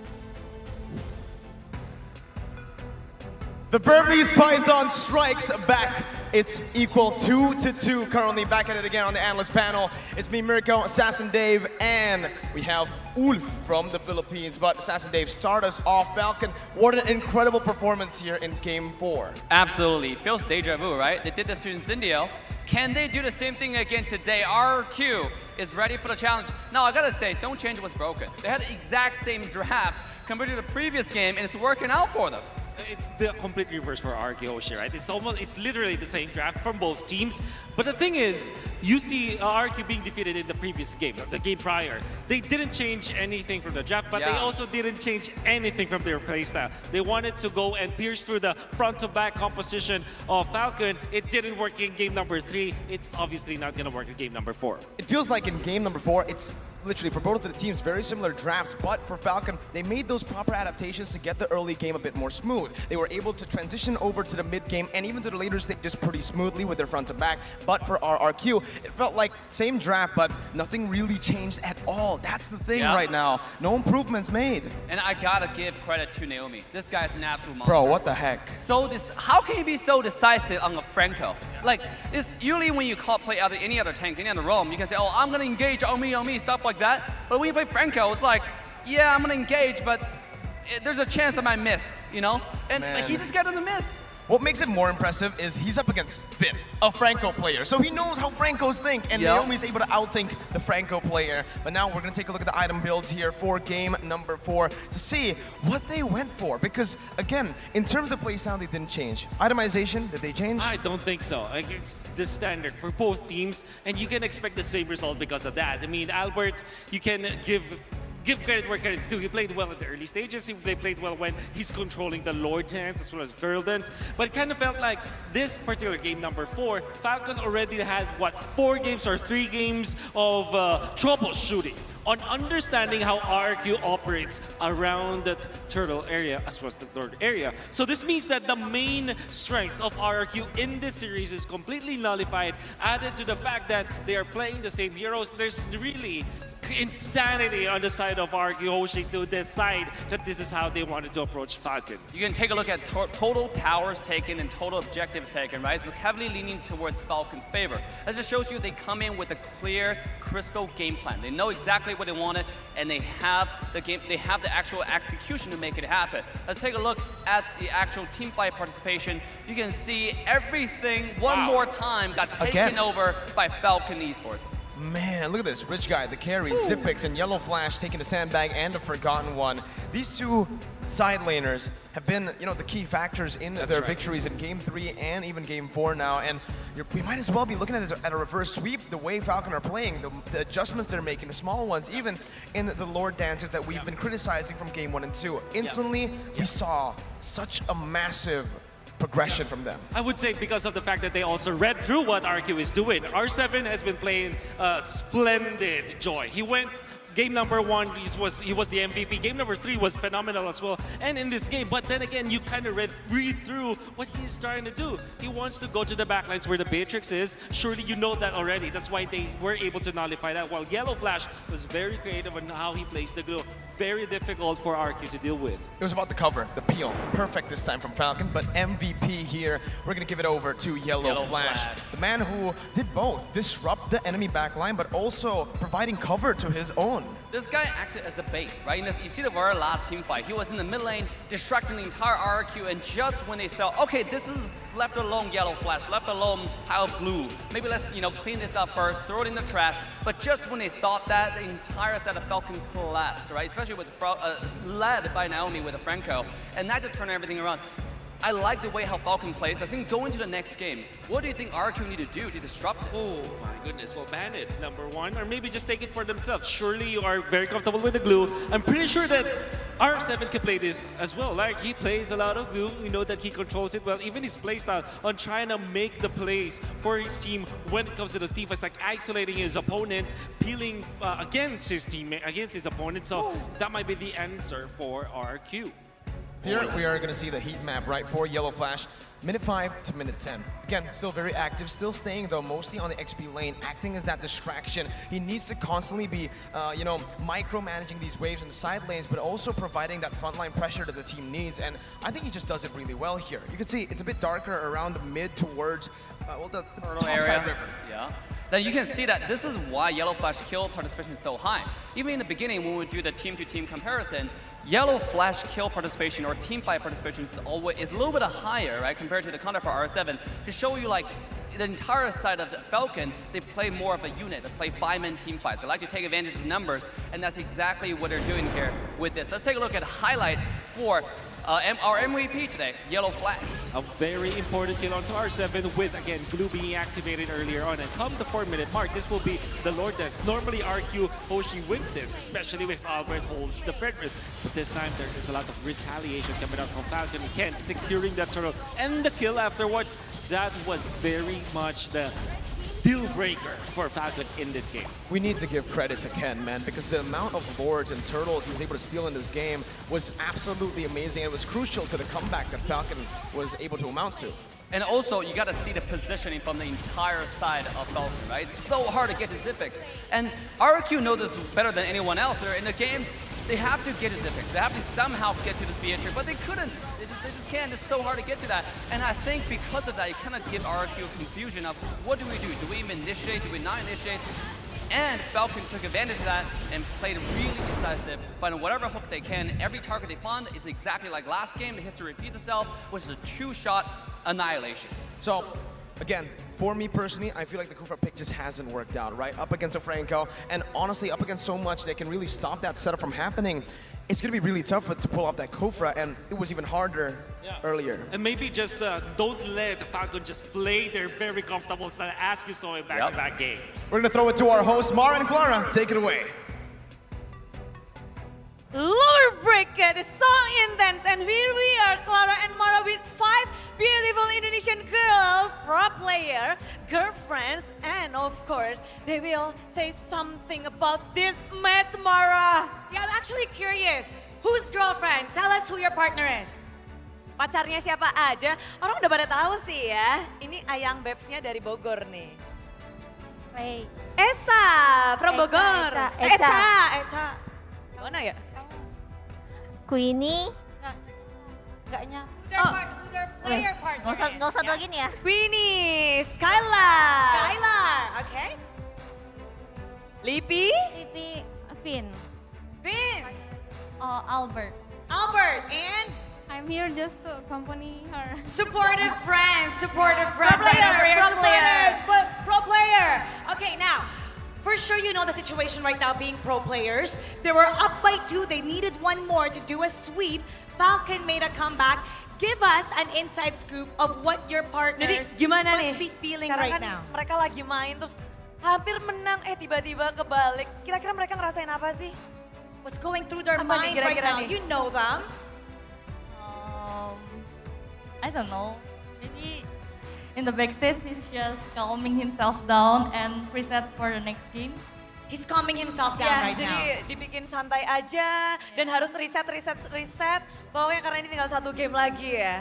Oke, kalau dari Lipi mungkin kira-kira How does he deal with stress in this situation? Mungkin bakal cuci muka dulu, terus ya bakal reset, nenangin satu sama lain. Yang penting tetap percaya satu sama lain. Okay, washing their face first. Oh, he washes his face. Refresh the mood and then cheering up each other. So that's the Probably secret. That Finn will do. Refresh, wash the face. I wonder who their facial sponsor is. Ooh. Go ahead. Queenie? Halo? Halo. Go to smoking. Ya mungkin mereka merokok dulu. Menenangkan diri ya, ngerelaksasi diri. Bagi mereka kalau sebat itu kayak relaxnya mereka lah. Oke. Tapi kalau dari Deden from Bogor gimana ini? Ya mungkin saling nenangin aja, terus saling semangatin sih mereka ngobrol-ngobrol, terus reset. Okay, talk to each other and calming and cheering for each other. It's the most important thing. He's the one that usually does the pep talk. Siapa nih yang biasanya yang paling suka nyemangatin siapa sih kalau di antara anak-anak RRQC? Finn ya? Finn is the most vocal. And you know what? We're gonna take a look to see if that pep talk worked because we're gonna go to game number 5 and determine who the winner is. Casters.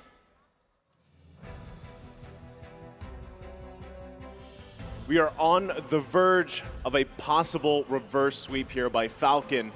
Can RRQ and the Kingdom hold on here? It's a best of 5 going 5 games. That's how we want it here to start the day. Again, I'm Nice-Yu, joined here on the desk with Trex, Arashi. Boys, how we feeling? I'm ecstatic right now. I mean, this is what we asked for. We come to the world stage, we want some great games, and so far, the past few days have not disappointed, but this one especially. I mean, it's 2-2, and not just that, but RRQ takes the first 2, brings them to match point, and now Falcon trying to contest for the reverse sweep. Question, Arashi, what if it's the same exact draft? Are we gonna expect that from both teams? Or is it gonna be something different? Is this the time that we see possibly, maybe Albert doesn't play the Fredrin, pulls out one of those assassin picks? I feel like the logical approach is to try and do something different, man. They tried it twice. It played out more or less the same way, so I think something needs to change for sure. I mean, Jay said it, right? 60 to 70% of the game all relies on the initial draft already, so I think something can be improved there, and the execution can get a bit of work as well.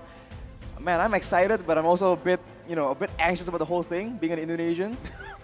Well, can't blame me. Hey, that's okay, man. blame you. I'm sure a lot of people feel that way, but also too, I mean, we talked about a lot of things here in the draft, and even with game 3 and 4 being very similar drafts, exactly the same, I gotta say, the fact that it's weird because Claude, a lot of the times we've seen it work wonders, and other times it's like the damage isn't there. And I feel like if you look back at the previous game, there was a lot of moments where, you're waiting for that big blazing duet moment from Skylar, but then it just fizzles out. It wasn't there at all. And I mean, when you have those tanky boys across from you that Falcon had, the Franco, the Glue, and everything else, and even the Martez pick, how do you even get to the back line here? And ZipX allowing, or pretty much his team allowing him to get to that point where he can freely farm up, get to, maybe 1 or 2 items running that weapon mastery on the Beatrix. I would be surprised if he even gets his hands on this pick again because, I mean, Arashi, break down this hero pick recap here from the previous game, even though same picks from game 3. Even the same picks, you see a bit of contrast, but point still stands. Right now, R7 and Skylar, they're doing a lot of damage still, but it's just not enough. Skylar does a lot of damage to everyone, but it's not to the right targets, right? He just is forced to use the Blazing Duet just barely on the max range, and that's doing a lot of damage to the Martez, to the Franco, to the Glue. But the Valentina as well as the Beatrix are relatively untouched. And in fact, if when Skylar goes in, it's almost a reverse. They're the ones getting bursted down instead. Again, I think that's the picture was painted there. The damage for both of those gold laners previous game was very similar. But Skylar, with the Blazing Duet, it's spread across multiple members of Falcon, and they're quite tanky. They just heal it back up. Whereas ZipX was really able to concentrate that damage on the targets they needed. A lot of the times, again, being Naomi, whoever he lands the Iron Hook on. So if you're RRQ, you really want to approach this draft with a different mindset here and not maybe even allowing the Beatrix or the Franco to go in the hands of Falcon here. Play around. Again, the headline of this matchup is the tempo. Who will start that tempo? Who maintains it? And better yet, if they can keep it on their side. I mean, to maintain that tempo for RRQ, they require a lot of pick-off damage as well. They've been trying to utilize the Lunox as much as possible, but clearly so far it has not been working as much as intended. And maybe a different roamer with more lockdown can work as well. Because when they're able to actually lock down members from Falcon and shut them down all the way from the early game, we see that that is where they're able to get control. That is where they're able to get those value pickoffs and turn the game around. They need crowd control and they need damage. Well, we're going to find out here as we have the draft of the final game. And there is a difference. Already, the Franco is banned out. The respect is there from RRQ. But will it make the difference? There is a difference, but will it make the difference? I do like the Franco ban. You know, Falcon learned at Game 3 that they needed to ban out Vin's Grok. And now in Game 5, RRQ making an important decision here, banning out that Franco. Now, this is going to now leave the Kaja possibly open, or it's going to force Falcon to not ban out the carry, but either way, so now Kaja open, and we saw Vin play it the other day. Kaja, or do you take the Eve? Ooh. It's neither. They take the glue. All right, so they felt like it was too tanky, it's too annoying. We saw that R7 was able to use it very well in the game number 2, so I think they go for it again. But as we mentioned, the Kaja is available, and if Falcon really values that DPS, that damage, single target damage, they can just deal with tanks. They can pick up a gold laner early on as well. So much potential here. The Jeeve, as we mentioned, is available if they want to go for more utility and maybe a bit more of healing reduction with the Necklace of Durance as well. So it's so insane that we can't really predict because we have no idea. We've seen the same draft twice, and now that we're in the final game, we have no idea what to expect. True, but I mean, this is definitely throwing a little bit of a wrench into things, and hold on a second. Now, with the Kaja pick, that's not the one I want to focus on because Falcon picking up the Lunox, don't want to give that to the hands of Clay, and honestly, just like RQ is picking it so much, it is still a great pick for Falcon because it can be that deciding factor in bursting down this glue, bursting down R7 when it tries to invade. I believe ZipX has played the Lunox in the gold lane as well, so again, multiple possibilities coming in from Falcon, and they are the ones now with the good crowd control, with the good source of burst damage, but RRQ counters with the Beatrix and the Fredrin, and that is Skylar on his quote-unquote signature hero. I like this, right? Already a couple changes going here. RRQ able to secure that Beatrix pick like we've been talking about a lot, not going in the hands of ZipX, and then you still have Albert most likely running this Fredrin, right? It is a solid choice, a hero to just go in for the objectives. You have the utility, you've got the CC, and the best thing too is if you can land it on multiple members, now you have the Beatrix there to unleash. Like you guys mentioned, AoE damage is going to be big in this fight. Again, the final game between these two teams. Last pickup though, from Falcon will be that Valentina once again. And that guarantees the Lunox most likely into the gold lane. Yes, a little bit of flexibility. We see maybe the Valentina go into the jungle ever so slightly, but I don't think that's going to happen here. This is going to mean ZipX gold lane up against Skylar with that Beatrix. The table has definitely been flipped. And now that's a lot of magic damage coming in from the side of Falcon. So most likely with the Hilda ban, they're trying to go for, I guess, an assassin, a physical damage assassin makes sense here. They have 3 heroes that does magical damage already.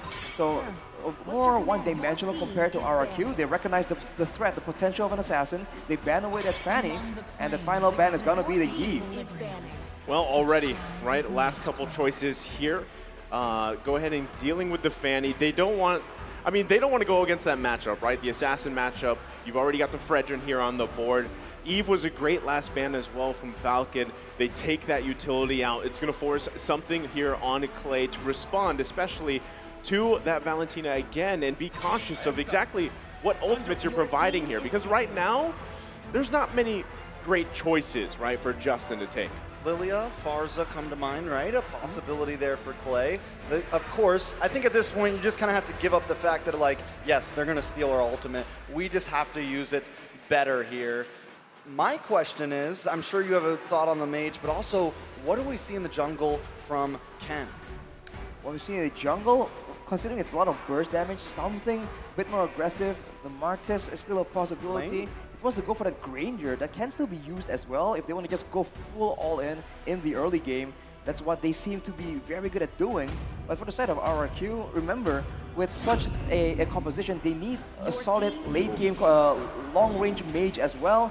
But for Falcon, it's going to be Uranus.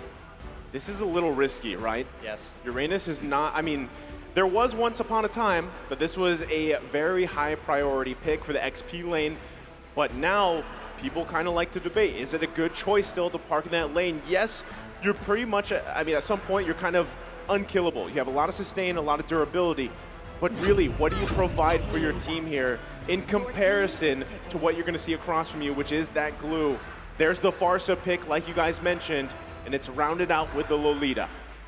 I don't know how to feel about it. I mean, yes, the Uranus used to be a decent pick, but right now with the standing of marksmen and these DHS builds, these speed builds, it's not going to be easy for him. And he doesn't have, I mean, right now, I don't think he has sustainability against glue. Maybe he will be able to stalemate R7, and if Falcon can just focus into the gold lane, maybe they can catch a win that way. But the final question is, once again, what does Ken pick up here for the jungle? He's sitting looking at that marksman page right now. I was thinking something more in the lines of the Assassins, but Granger? Granger. It makes sense, man. It's a lot of burst damage in the early game. It's the long-range kill secure Death Sonata. It will be that Granger, and this is a complete flip, right? This is Falcon going all in the early game, maybe banking on a split push Uranus in the late game, but for RRQ, it's team fight all the way to add to their crowd control. Even a Numeron Blast on a Lolita, it makes sense, but will it work? I don't know. So much is on the line right now. And the Granger failed in game 1. If Falcon wins it in game 5, it's going to be a statement. That's going to be a redemption arc for Ken alone here. Falcon, though, I mean, both team compositions, they've got their win conditions. It's going to come down to the execution factor and who can set the pace first, set the tempo, as that's been the story, the narrative between these two teams here. And now we're down to that final match as we just wait to load up here. Again, two teams, the lives are on the line. Ladies and gentlemen, welcome to game number 5. Will the kingdom thrive or the Falcons soar on? We're about to find out. Just like that, we're into the game. Looking at the emblems, nothing too crazy. Killing spree yet again in the hands of Ken on that Granger, trying to make sure that he can go as aggressive as possible. And remember, from so far away, this roster, this composition coming in from Falcon can just instantly pick someone off. So in the early game, it's definitely a safe play coming in from RRQ, logically speaking, but sometimes RRQ, they don't operate by basic logic. Oh, already trying to make a gank on a Zipex, and this is what I wanted to see Falcon do, but RRQ taking the initiative over that gold lane. Well, right now, you can see, right? They need to focus as much as possible on ZipX, not allowing him to get an advantage here in that gold lane matchup. Skylar needs to be able to come online as fast as possible as well, and still the objective game is going to be up to Albert and Ken. Can Ken get the tempo on this Granger pick? That is going to be crucial for him as the fight for even the purple buff. The tension is here. Vin getting in position. Ooh, a lot of damage on a Naomi there. Albert has claimed that position. Ken maybe going to try to pull something here. Big stun on Justin. Justin able to flicker away. Yellow flash also coming in, but the Appraisal's Wrath deletes Ken. First blood to the side of RRQ. It's first blood for RRQ, and that is Ken shut down again in the early game. We're seeing glimpses from game number 2 right here. That is not the start that a Granger wants in this game. And with that pressure, they're already trying to translate that to the other side lanes. Clay on this far side has been very actively roaming around. This is what they need to do. Abuse that mobility from the wings by wings. Yeah, I think biggest thing here, you use that mobility to your advantage. You find picks if you can. If not, secure the objectives, right? That's exactly what RRQ is going to do here with this first turtle. Just going to go cleanly in their hands, able to continue to build on this tempo. Whoa! And trying to get the play. Will get stunned here. Vin trying to cock it low, but they both respond. Ken goes down. Vin finds the kill. Justin tries to help out, but not fast enough. That's 2 deaths for Ken in only 2.5 minutes. It's a death for Ken, but on the bright side, they were able to take Skylar out, but they used so much time and resources to ensure that result. In the mid lane, both are trying to build for a Clock of Destiny. The burst damage from the mid lane definitely favors Clay in the early stage. This range coming in from the Feather Airstrike is something that Falcon hasn't been dealing with in the past few games. Yeah, and at the same time, you know, Naomi being on this Kaja, it's a little bit different here, right? Instead of that Franco, you've got to put yourself in a position to be able to get that divine judgment off, and finding the right target as well is going to be difficult with 3 tanky boys here. Look at the pressure on the purple buff. Albert just continues to come in, Clay creating space for his team to claim this buff. Vin about to use that Nuna blast. Ken finds R7. A nice play. The stun does land down on a Falcon, so they can't push the objective too much. So they trade a purple buff. Zipex finding Skylar in the off lane as well. Falcon trying to keep the tempo. Early game Lunox damage. If you're a squishy mage, you do not want to deal with that. This is showing again the flexibility of ZipX and how much you're trading when you try and shut down Ken. RRQ is spending so much time, but they're allowing ZipX, the man who was carrying the past 2 games, to actually have a good time in the lane. Well, at the same time, I'm wondering here, right? With ZipX having that lead now, again, Skylar's died twice. So that already puts you in a good position if you're ZipX here. A little action in the mid lane, not going to convert into anything just yet, but still, transitioning mid-game, you've got to be careful of that damage from this Lunox pick. Has the Mystery Shop, will be able to scale quite quickly, especially if more kills go in favor of ZipX. You can see already attention being put there on the top side. Turtle now up here.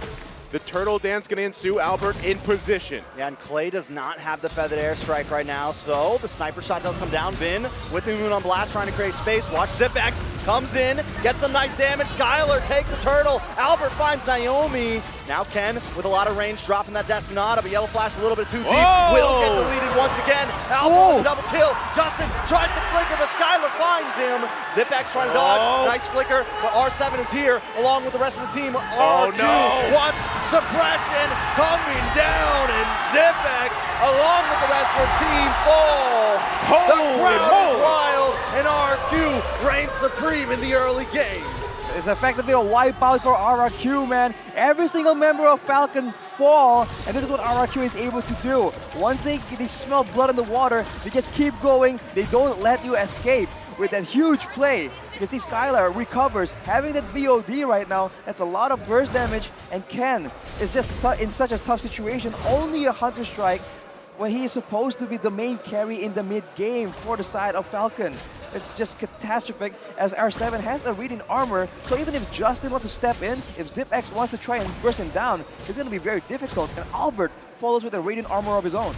Not only that, but the whole fact that, you know, Skylar was struggling a little bit, but that whole interaction just put him in a great position. And at the same time, now Albert being even tankier with this lead here, he's 1,000 gold ahead of Ken. It's even going to be more difficult to get past Albert, get to the objectives. Conceal play coming out. They're still putting pressure here on the nest of the Falcons. Yeah, it's looking very rough for Falcons right now, with already it being almost 4,000 gold deficit for them. Another turtle's going to be up in 20 seconds. Oh, no. Watch out. Ken almost gets stunned. A nice dash away, though. Now Naomi's going to hold the front side. Nice Renner shot onto ZipX, and the range of RQ right now is too much for the Falcons to handle. Keep in mind, later on in the game, there is a Lolita in the hands of Vin. That Bulwark is going to block a lot of damage, but look at that. That's going to be it. A nice pick. R7, though, doing a great job of surviving. What? It's not it. ZipX comes out of the clutch and finds him. But is this enough for Falcons to redeem themselves? he bought so much time, right? R7 able to cause the distraction, secures the turtle, clean sweep now for RRQ, and it's a 3.5K gold lead. This is massive at 7 minutes into the game. Oof. And they're still not stopping anytime soon, man. This is what they do. They just press on the tempo, and they have to be careful though. Naomi can still very easily go for a pickoff, but for now, they are in the jungle of Falcon, taking control of the Falcon's nest. I mean, at this point, I don't even think Naomi can go for the pickoff. The moment he dives in there, if he does not find Skylar, he is going to get instantly shredded. Right now, RQ taking so much material on the map, it's looking very, very grim. Here's the thing you have to do if you're Falcon, right? It's a 4K deficit for the team.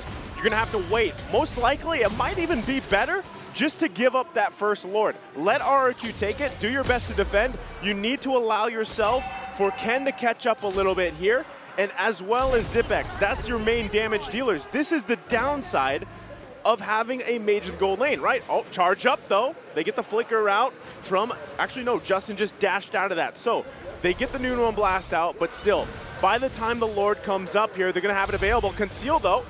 Oh, Naomi uses it to get away though. They're definitely testing the limits. Like Falcon, they're seeing, they're trying to bait, but RQ is not biting.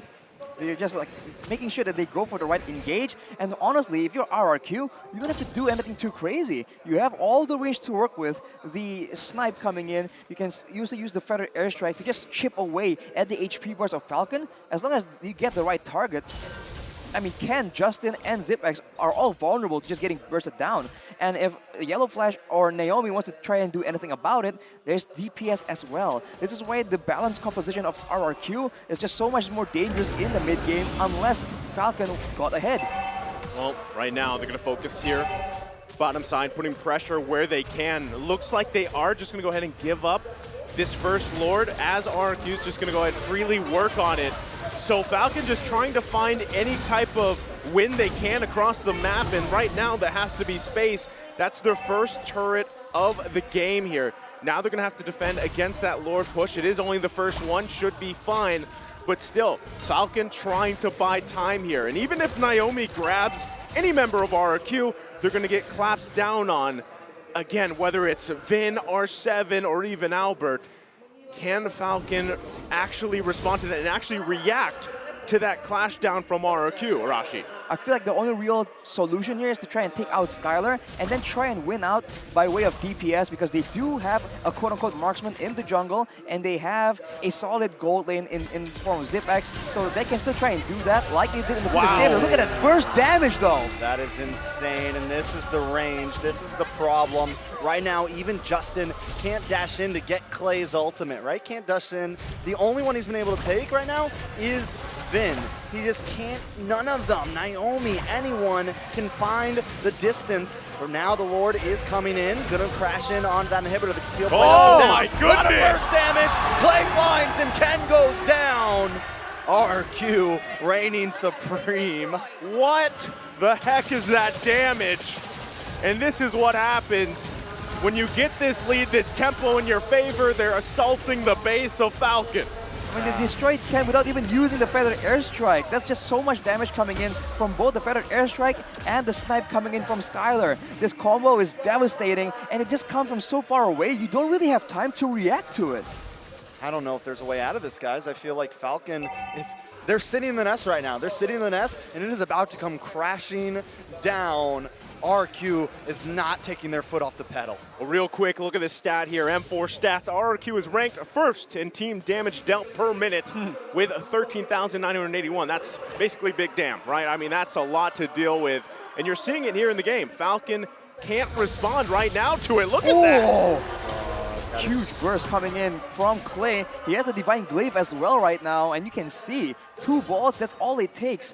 Look at the damage, man. 4 items already complete, and that's before you even factor in everyone else. So here's the same strategy. Long range, magic, and physical damage. 3 very beefy members with a ton of crowd control. Falcon has no assassin, no way to get behind the members of RRQ.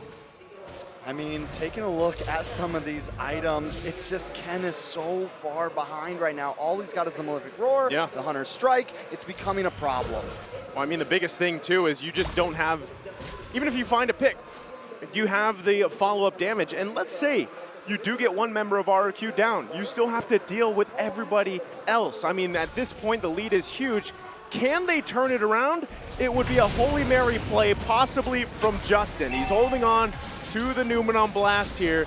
They could work with that plus Naomi and hope that ZipX and Ken can stay alive. But right now, the next Lord is going to be up on us.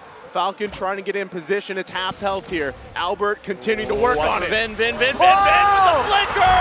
Down goes ZipX. Ken will get stunned. R7 going to try to capitalize on this. The rest of RQ has found the blood. They smell it. Albert's going to hang out by this Lord, but Vin with the outplay. He just predicts the position coming in from Falcon and gets a massive Numenon Blast, completely shutting down any kind of contest. And now without ZipX in the picture, it does seem like RRQ are trying to get some more, but the wave clear is still not that bad coming in from Falcon.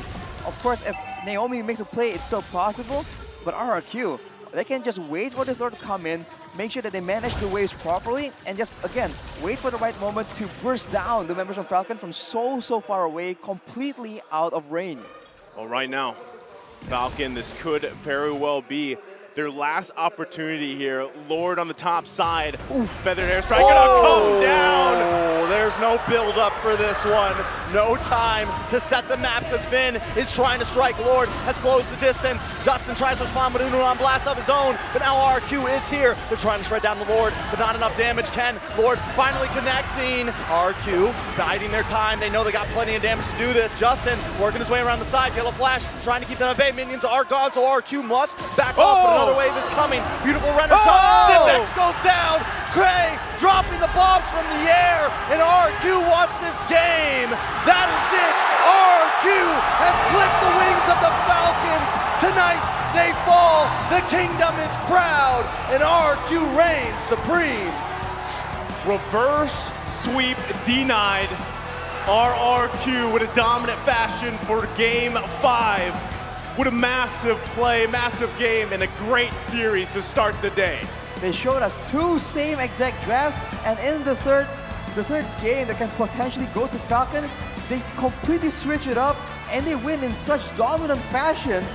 Who would have expected, man, the final game to be almost a stomp coming in from RRQ? GG's well played. I gotta give it up to Falcon though. What an amazing performance. I love ZipX. I love this, going over, giving them all dabs, showing the respect. You could definitely tell Justin was a little bit upset there. He knows they lost the game, but still they made it this far. But tonight in Indonesia, RQ made the fans proud. I mean, you can see it, right? The respect amongst the players here. This is really in the tournament where it gets much harder as you're rooting for multiple teams here, and eventually team after team has to get knocked out in the knockout stages. But Falcon should hold their head high. They had an amazing run in MSC and now here at M4, but it's RRQ that gets the victory. You move on to the next step in the tournament. The Kingdom strikes back. RRQ denies the reverse sweep of Falcon. 3-2. Man, look at the fans. They're just ecstatic, man. Their guys got it done. I mean, you couldn't ask for anything more when we're this close to the grand finals. You can't ask for anything more from Mobile Legends because right here on the world stage, both teams gave it their all. I mean, I'm happy with that performance. No matter who won at the end, I am happy with that performance. Same. I mean, I completely agree with you. You know, it's like I said, it's always tough to see the team that gets knocked out here, but at the end of it all, it just comes down to what team gets that upper hand and performs better. And what better way to have it than go 5 games, go the distance in these last series in the last days of M4. As we get even further on into the tournament, we still have great matchups for today. Exactly. This is only the first match. You almost forget it because it was really such a close series, man. I think no one can say it was one-sided at all. It was so close. They had us at the edge of our seats, and I bet the audience, I mean, either disappointed or relieved. But anyways, let's hear from our guys back at the Analyst section to see if they can actually give us a bit more insight to the game. So Parashi, we're the guys at the Analyst section. Miracle, Assassin Dave, and the man, the myth, the legend, Ulf.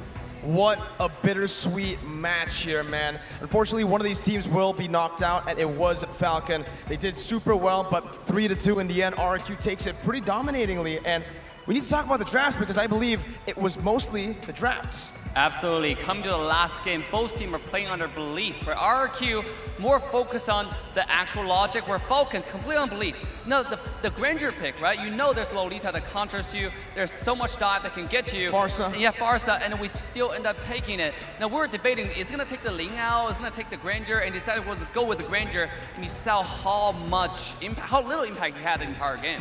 And it went south badly for Falcon, as you saw. So we kind of prescribe RRQ Hoshi to not give the comfort of Falcon Esports, right? But they did the exact opposite.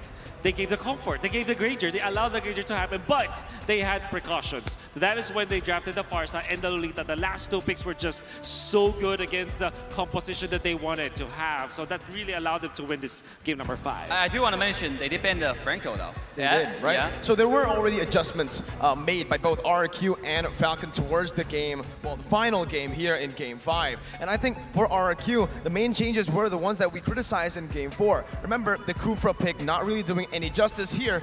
You could give it to Vin, man. 1-0 and 10. He set up so many of these plays, even though some of these Numenon blasts were not able to connect. It was there just to zone and to, you know, force Falcon Esports back away so that they can't really deal damage or can't be a threat towards the RRQ backline. And that's exactly what Lolita's job is. No, I know we're looking at items, but I think the key to victory for RRQ this game is the aggression they had early game, right? It felt like they let go of every concern they have. This is the last game on the table. We have to play with everything we got, and that's what they did. The early game invade kind of messed up the entire plan for Falcon. They need Granger to farm, because that's their hyper carry, and yet we saw Granger's farm get disrupted. He got taken down within the first minute, I believe, in the game, and he died twice in a row. I think the score was 1-2.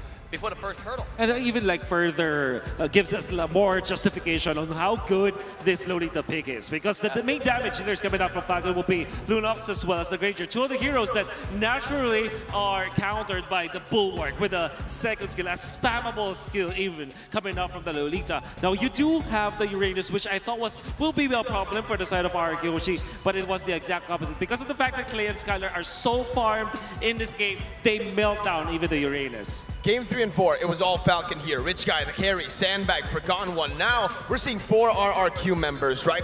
We got Skylar, Clay, R7, and Vin. And honestly, like you mentioned, Wolf, I do believe that's exactly what happened, right? Falcon Esports wanted to get into that late stage where Zipix and Yellow Flash can excel. Unfortunately, they picked up a Granger that's very susceptible and vulnerable to these a lot of these invades, forcing these side laners to have to, you know, maneuver over to help Ken. And again, it's gonna just really halter their own farm. Zipix and Yellow Flash did pretty well in the laning phase, but when you're having to actually rotate to the jungle to save instead of invading the enemy jungle, putting some more pressure on enemy team, it just takes away that late game centric composition that they have. I think you hit a nail on the coffin there, right? Like when we look at Falcon, it was mainly the Zipix and Yellow Flash taking all the credit. But here you see the entire set of RRQ, they're playing together. They get, I think the entire roster was on the leaderboard. Now let's take a look at MVP. It's gonna be Vin with the setup, 1-0-10, 93% kill participation. Wow, that's amazing. And even though you suggested the ultimate, right? There was even one time that he utilized it to get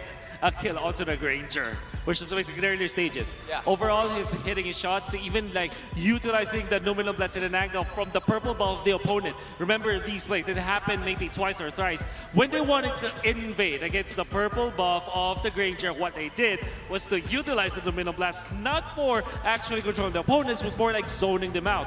The peel from the slow effect of the Numinal Blast in combination with the stun afterwards, you don't get a kill, but you get a small objective, the purple buff. And I just really love the itemization coming from him. He knows that Ken was shut down so early on, so there's no real need to build that physical defense, right? He went straight for the Athena shield. Sure, dominance ice, but you know, that's not really to counter Ken. It's more for, like, I used to say it's more for CDR, but that's taken away, right? So let's take a look at the heat map from Vin. You're absolutely right, the invade onto the blue buff from the Granger was insane, and the execution was flawless, right? The ultimate Nuance Blast was just to zone away. And then there are not too many skills that you can actually stop the ultimate from, you know, actually proceeding. And that's why it was so good. There was one time, I think we're talking about the same play there. Yeah. They were at the blue buff, used ultimate, I think stunned 3 people, right? Just to get the blue buff. That was so good from entire RRQ. They had a game plan set up, and they executed flawlessly. What a play. And I think this is why Falcon actually went for the Granger instead of the Ling. It's going to be the same aggression, whether you're on the Ling or the Granger. And on the Ling, you're very dependent on that purple buff. Here, we're going to take a look at the MVP highlights to see again how it all unfolded. Ken here, this is the moment, right? Look at that. No middle blessings to get the last hit. There's a lot of focus from RRQ Hoshi to shut down Ken in this game by taking away his purple buff, eventually giving Albert a big advantage. By the way, Albert played, what, 4 games or what, 5 games on the Fedrin? It is not... He's mature. It's big, yeah. I think you saw how good he is. Sometimes he misses some shots, but when it comes to crucial Lord takes, that is where he flourishes. And I still gotta say, you can see RRQ moving together as a unit this entire game, right? That's true. The silence kind of moving like Yellow flashing in a way. They're always 5-on-5 team fight, and RRQ flourish when they play together, and that's exactly what we're seeing here. Look at the zonage, look at the finish. Whew, just what a game coming out from the entire set of RRQ. Nobody expected the final game to be 10,000 gold lead stomp by RRQ, right? Considering how the last 2 games played out, a lot of people had in their minds, yo, it's gonna be a reverse sweep. Falcon are doing it up against one of the tournament favorites and the home crowd advantage teams here. Unfortunately for Falcon, they're gonna be sent home. It's GG, well played. And from the analyst panel too, we're gonna throw it over once again to our hosts for an interview. Denying the reverse sweep, and now they're moving on to the lower bracket finals. RRQ Hoshi! Yay! Semuanya pada semangat banget tentunya karena RRQ berhasil untuk ke-deny. Hampir aja dibalikin, tapi inilah mereka berhasil melaju ke babak selanjutnya. Job well done. And what I really like about the end was when you met up with Falcon. All of you shook their hand, and some of you even exchanged words with them. What were you telling the Falcon players at the end there? That was it seemed like a very emotional moment. Tadi ngomong apa tuh pas ke The Falcon habis Pas menang? udah di bawah apa pas di atas stage? On the stage or on the on stage ground? or on both? Both. If you Yeah, express oh. something. On the stage, we just say like thank you and sorry. Terima kasih dan Bohong, mohon bohong. maaf. Bohong, di live. What is it, Fiel? Apa yang sejujurnya? Ya kayak gitu. Kalau yang pas di bawah apa yang? Kalau yang di bawah kita nyemangatin mereka lah. Karena they make a good fight, even their country is no MPL, right? Yeah, but they can fight so Well, that's right. so strong lah. Absolutely. I want to know though, who have you been fighting that you have this on your arm? What happened here? Kenapa tangannya R7 tuh? Buat gaya aja. For style. For style. Style only. For You style, like. okay. But what happened after the first game, you came back into the 5th game and you come back stronger. Apa yang kamu lakuin sih pas lagi habis game 4 itu untuk ke game 5 kalian bisa makin kuat tuh? Kita kan sempat mengulang draft ya, kalau kita lihat tadi sempat mengulang draft karena ekspektasi kita besar dengan draft tersebut di game sebelumnya. Cuma ternyata kita sadari kalau ekspektasi yang terlalu berlebihan itu tidak baik. Oh, jadi lower expectation. So okay, they learn. Ekspektasinya harus diturunin lagi. Okay, they learn about the previous draft and they make it better for the next draft, for the next match as well. In moments like this, where it's really crucial to win this series, you only needed one more for the sweep and to move on right away to the lower bracket finals. How do you keep your team composed when the opponent is trying to make a reverse sweep and so you don't get tilted? How do you take that leadership? What do you say to their team so you don't get tilted and the mood doesn't change? The most important thing RRQ Hoshi if is something like that happen is just breathe, deep breath. Napas, deep breath. katanya napas aja dan santai aja. Pokoknya jangan sampai dibikin frustasi atau stres gitu ya. Don't overthinking. Jangan overthinking, itu kunci kemenangan jadi. Untuk game tadi bukan draft, bukan apa, tapi diri sendiri. Diri sendiri, karena musuh terbesar kan diri sendiri katanya. The biggest enemy is ourselves. That's right. Oh, but wait. There is a game later on. Another Indonesian team, ONIC. Now, what is your message to them? What do you want to say? They're coming up next. Let's go ONIC! Go ONIC! That's only the message. Go ONIC! Okay. Oke, mereka kasih semangat aja kayaknya. Nggak ada pesan-pesan atau mungkin sedikit kata-kata dari kalian ini yang lagi berjuang di lower bracket juga. Ayolah ketemu kita. Oh, he wants to meet ONIC. Let's meet up on the all lower right. bracket. Let's see if that's gonna happen. Once again, congratulations to RRQ Hoshi. Wow, semangat untuk RRQ Hoshi, RRQ Kingdom, thank you banget yang udah ada di sini juga, yang udah menyangkati mereka. Dari Acil udah langsung turun saja bersama dengan Falcon, dengan coach di pojok, dan here we go, RRQ Hoshi. That was a really great series. Even though Falcon Esports came from a non-MPL region, they're really showing their capability and what they can do. And right. look, take a look at what happened. They gave RRQ Hoshi a very hard time. So salute to you, Falcon Esports. Keep working hard and perhaps we'll see you again next year. But for now, the real winner for today is RRQ Hoshi. They're really great. That's right. 3 games they won it, and also we are gonna having another match. We have 3 best of 5 series for today. Now, before we go, I'd just like to invite everybody to scan the QR code below. We want to know your feedback about your M4 experience. Let us know. Scan ada di pojok-pojok pokoknya. Kasih tahu apa pendapat kalian tentang M4 yang sedang berjalan di Jakarta. Jadi jangan lupa langsung scan dan kasih masukan dan kritik, saran, serta segala yang kalian rasakan tentang M4. Langsung scan barcode di bawah ini. Coming up next is another exciting game.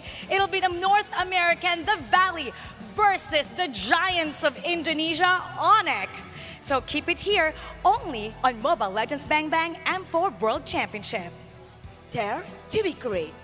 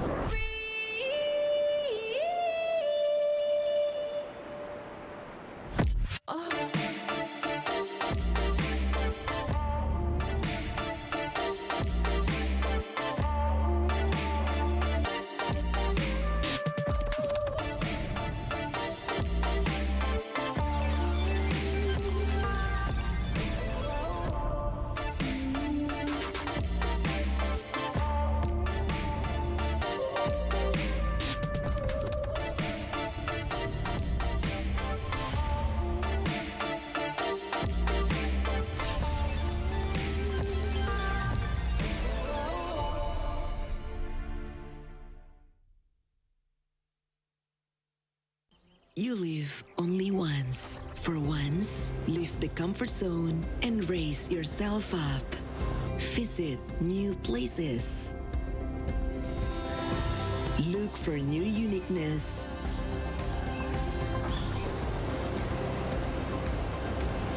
Take a new experience. Raise up your life through a wonderful journey.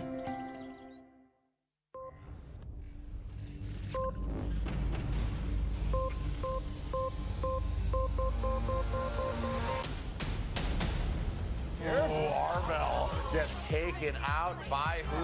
Oh my, the Valley are going to M4! I'm Hoon, I'm mid lane for the Valley, and I'm ready. The most thing I like about my team is just how much they care about this whole M4 and then the game itself. The commitment from my teammates is exceptional. I think the Valley is gonna have a hard time at first, but it's really up to how well we adapt to the Asian meta or teams that are coming to M4. The Valley definitely needs more work. It's not as organized as other teams with the organizations, but I think our team bonding is way greater because we all have like one goal, which is winning. That's what keeps us together pretty much. My role in my team is I can pull the team from the negative vibes because when the arguments gets too heated.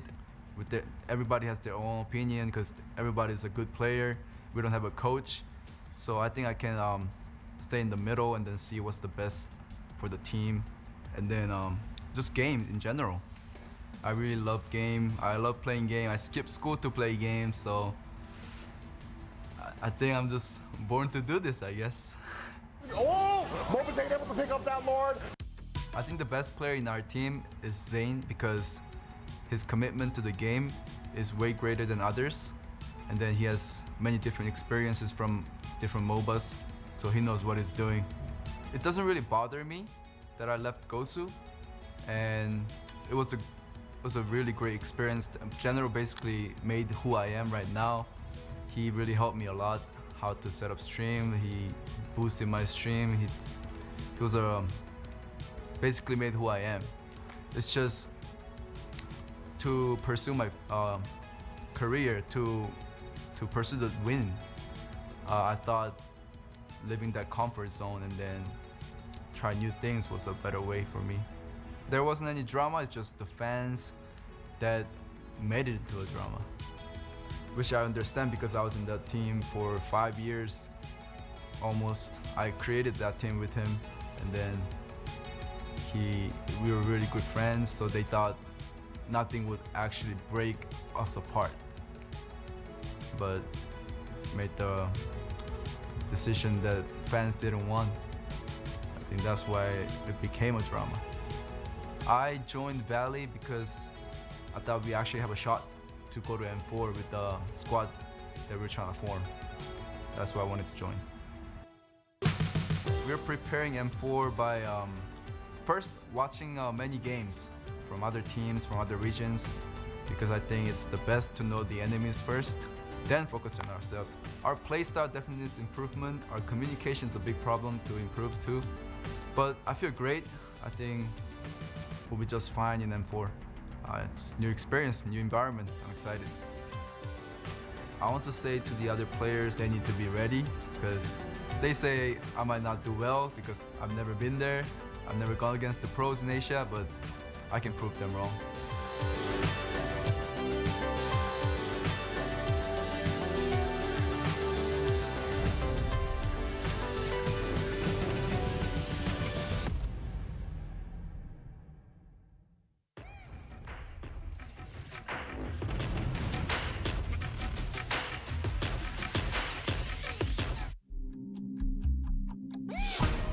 I want to be the first in the world. I want to win a world championship. And the only way to really do that is day in and day out. There's no relaxing. You have to keep going. Hi, I'm Moba Zane, Jungle for the Valley, and we're ready. I'm really excited to represent North America again, especially after M3 and seeing what we accomplished. You know, I feel like we could make something happen and perhaps even do better than M3. I think the whole world has gotten a lot stronger after M3, and I feel like that might have been because BTK kind of inspired the whole world. Coming from a not so popular region with no organization, it was just 5 friends. I think BTK did inspire a lot of the teams to really try and better themselves all across the world. I think North America might have even bigger tricks up its sleeves this time compared to what we did in M3.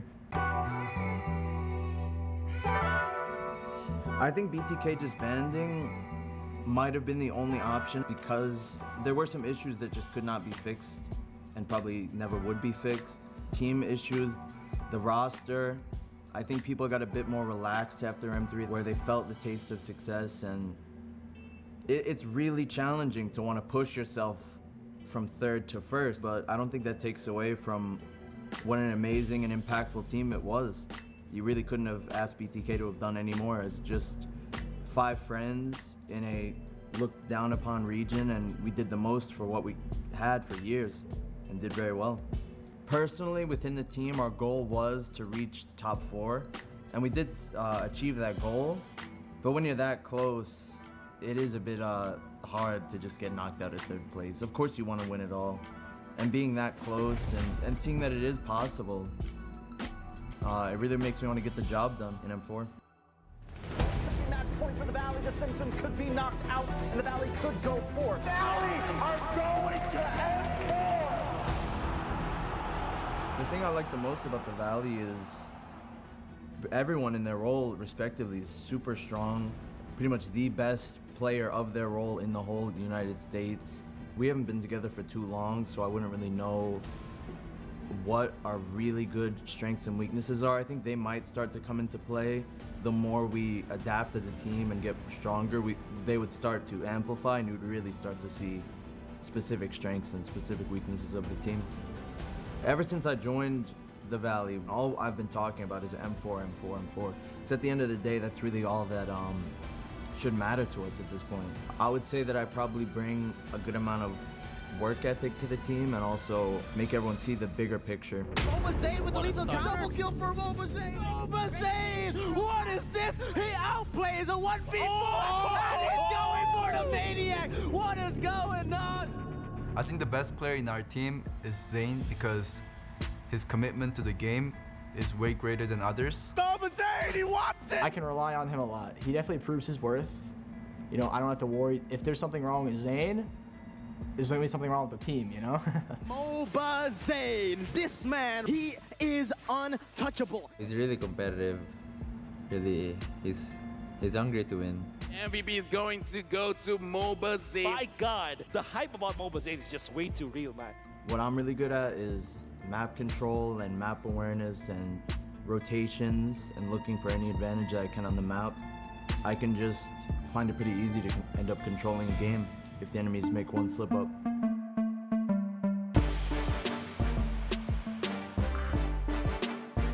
To anybody who's been following me, BTK, the Valley, I really appreciate the support, and I'll do my best again in M4. I'm sure the teammates will, and I hope to surprise everyone again, just like we did in M3.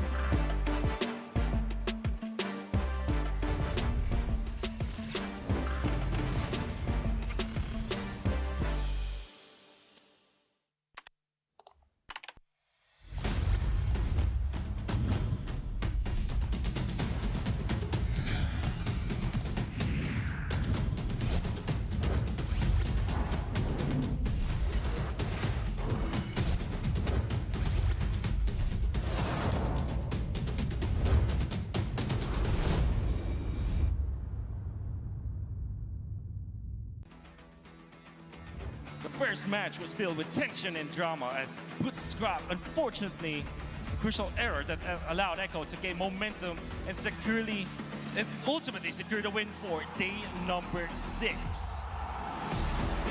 Arena's buzzing with excitement during the first series of the day, but little did the Brazilians know the Valley dudes are going to shake the ground.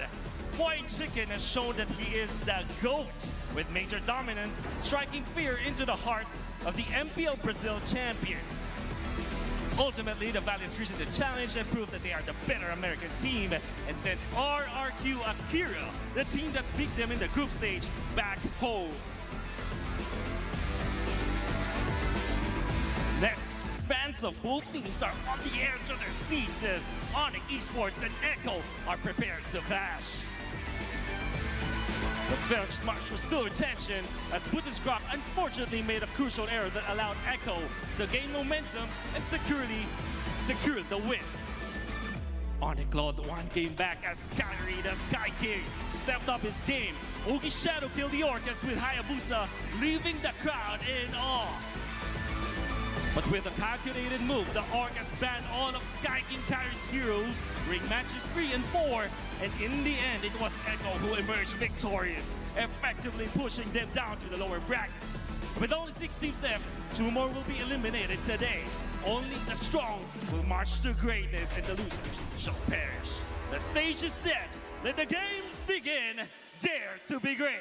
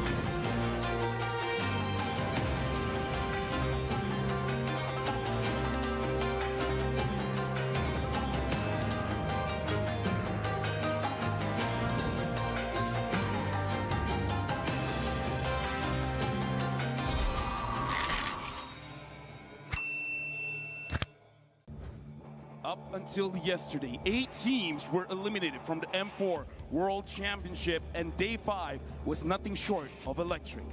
The first series was all incendiary in the Senayan Tennis Indoor Stadium, as both Incendio Supremacy and Falcon Esports are fighting for their lives.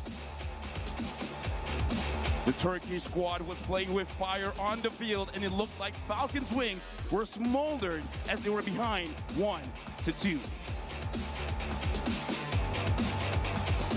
Rise from the ashes, reborn as a phoenix, Falcon Esports soared high through the game and won 2 consecutive games, removing Incendio Supremacy from the tournament. Next is the RRQ Kingdom hosting the Blacklist Agents at their home turf.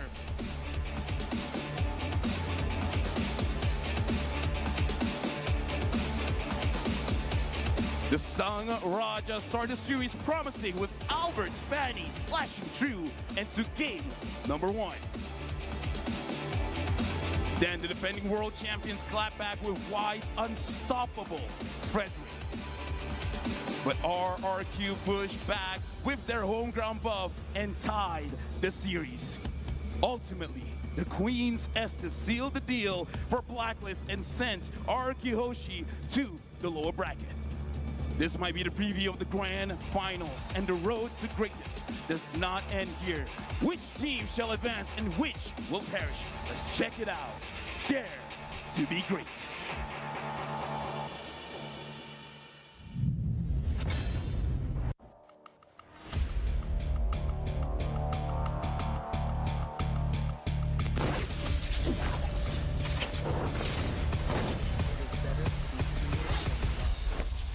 If you cannot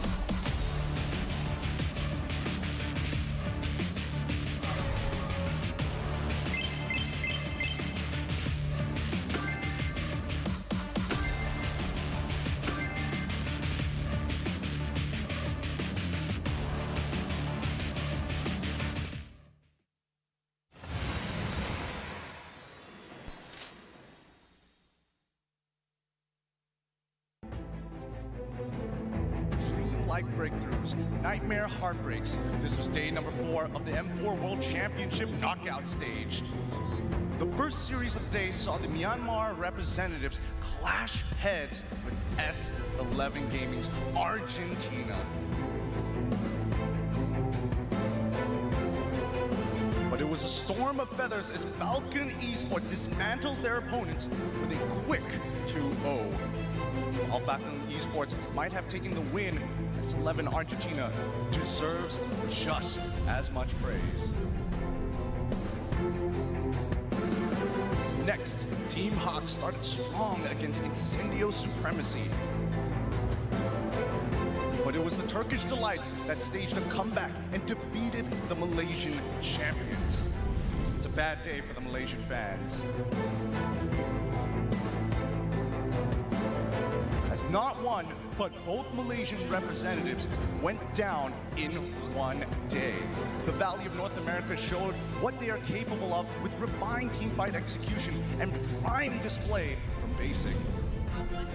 Last but not least, the boys from Brazil stand tall behind the RRQ Kingdom fans.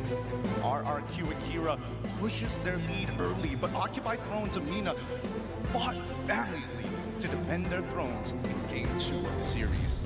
They eventually fell to the final Lord Charge to prepare for an intense day of competition, as there are only 8 teams left to battle for the crown in the Land of Dawn. Dare to be great.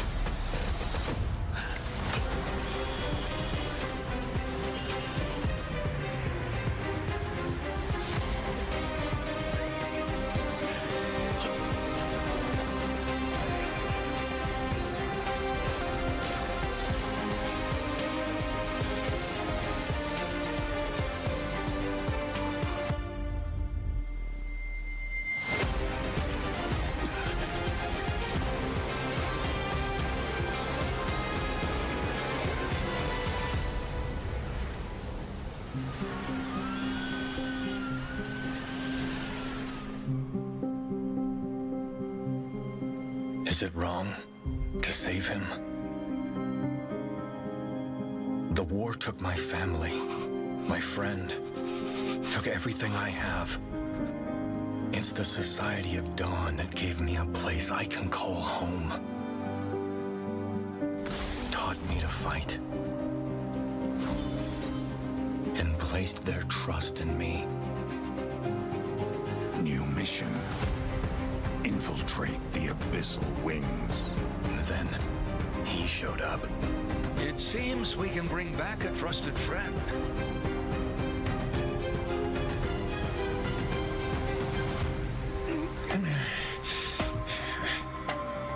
There's a traitor among us.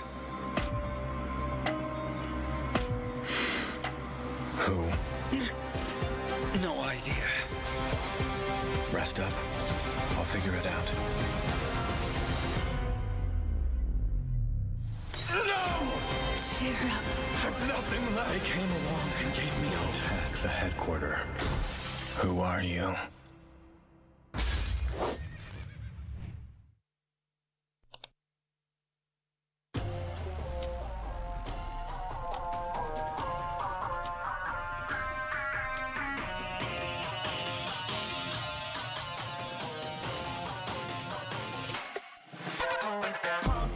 It's my time, I'm a ball. I'ma get this money right. I'm gonna live my best life. They been talking, tell me on me, but you know they'll never win. I'm controlling all my victories, and something has gotta give. Cause this is just what I made it now, made it now. You can't ever, ever, ever break us down, break us down. I'll be reaching for the stars, promise I'll be what they not. And I'll never, ever, ever, ever stop. Won't never stop, yeah. Touch the sky, you're made of silver and gold. Touch the sky, you're the greatest option now. You and I, we can make it out of the cold. Hang tight, we gonna reach for the greatness. We will always rise, we will never fall. Fire in our eyes, and we are strong. Even though we know our backs against the wall. Can you take your aim? You know that this is. I've been down, been waiting so long. I'm here for the crown, I'm here to show off. Greatness time, just waiting to show y'all. This is your time to remember. So many times I lie in the basement waiting for greatness. No, I won't listen to anyone hating on me and telling me I wouldn't make it. Cause I did everything that they said I couldn't. Caught my footing and I kept the controls. I stand for something, I ain't running now. I'm the greatest now, I just wanna make it burn. Don't let me down, don't let it off. I'm on the road, accomplished all of my goals, and I ain't gonna let you down. Touch the sky, you're made of silver and gold. Touch the sky, you're the greatest option now. You and I, we can make it out of the cold. Hang tight, we gonna reach for the greatness. We will always rise, we will never fall. With fire in our eyes, and we are strong. Even though we know our backs against the wall. And again, pick your aim, you know that this is Coming for the game, cause we ready for the victory. Hands off, I ain't giving up. They say that I finished what they wanted, I ain't never done. No. So turn it up, turn it up, turn it all the way up. All of you get your hands up, all of you raise your hands. Listen to what you feel and say. We gon' turn it up tonight, we gon' turn it up. We gon' turn it up.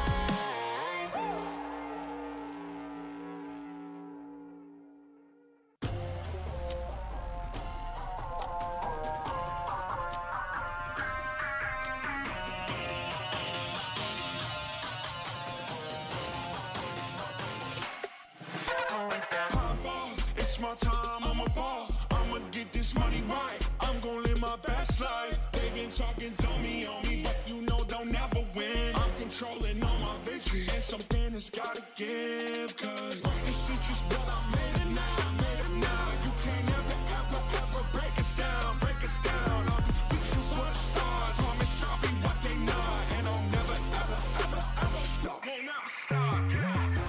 touch touch the sky. You're made of silver and gold. Touch the sky. You're the greatest option now. You and I, we can make it out of the cold. Hang tight, we gonna reach for the greatness. We will always rise, we will never fall. We fight in our hearts, and we are strong. Even though we know our backs against the wall. Can you take your aim? You know that this is. I've been down, been waiting so long. I'm here for the crown, I'm here to show off. Greatness time, just waiting to show y'all. This is your time to remember. So many times I lie in the basement waiting for greatness. No, I won't listen to anyone hating on me, telling me I wouldn't make it. Cause I did everything that they said I couldn't. Caught my footing and I kept the controls. I stand for something, I ain't running now. I'm the greatest now, I just wanna make it burn. Don't let me down, don't let it all. I've been on the road, accomplished all of my goals, and I ain't gonna let you down. Touch the sky. You're made of silver and gold. Touch the sky. You're the greatest option now. You and I, we can make it out of the cold. Hang tight, we gonna reach for the greatness. We will always rise, we will never fall. We fight in our hearts, and we are strong. Even though we know our backs against the wall. And again, pick your aim, you know that this is Coming for the game, cause we ready for the victory.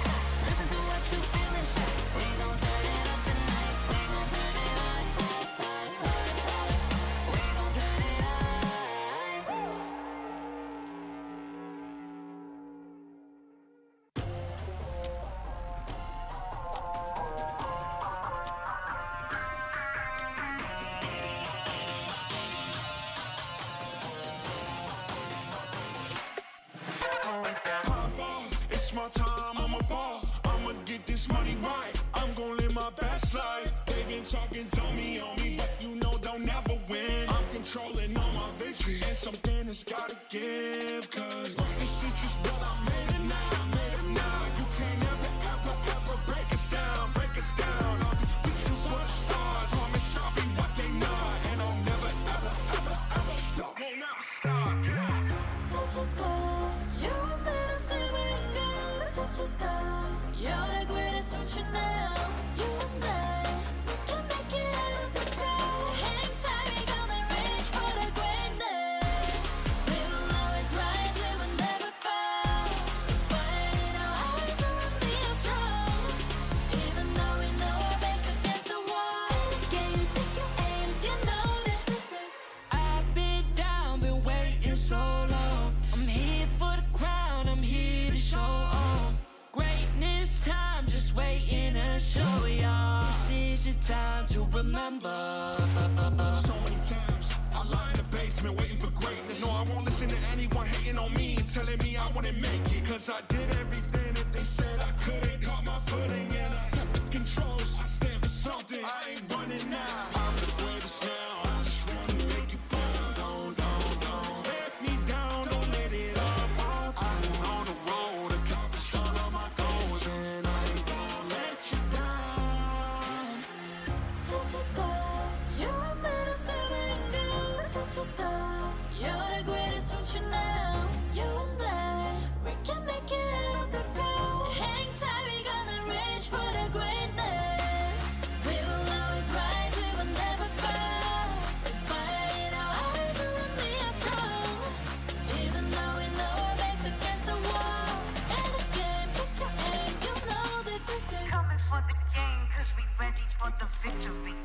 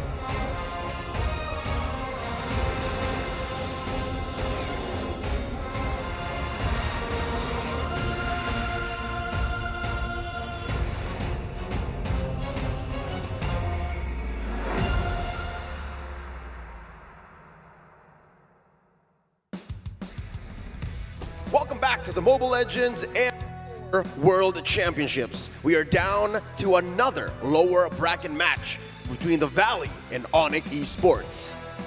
Will the final Western team succeed in moving on, or will the Kings of the Sky block their path to victory? Give him space and it'll give you trouble for the entire game. Chicken is one of the top XP laners today, having multiple opponents needing to deal with him, but sometimes he still comes out on top. Representing the final Western team, it's the Valley, dude. Skyree's playmaking ability has no limits when it comes to engaging with his opponents or taking objectives. Give him anything and you'll see the full potential of that hero like no other. The sky's the limit for the Sky King Kylie.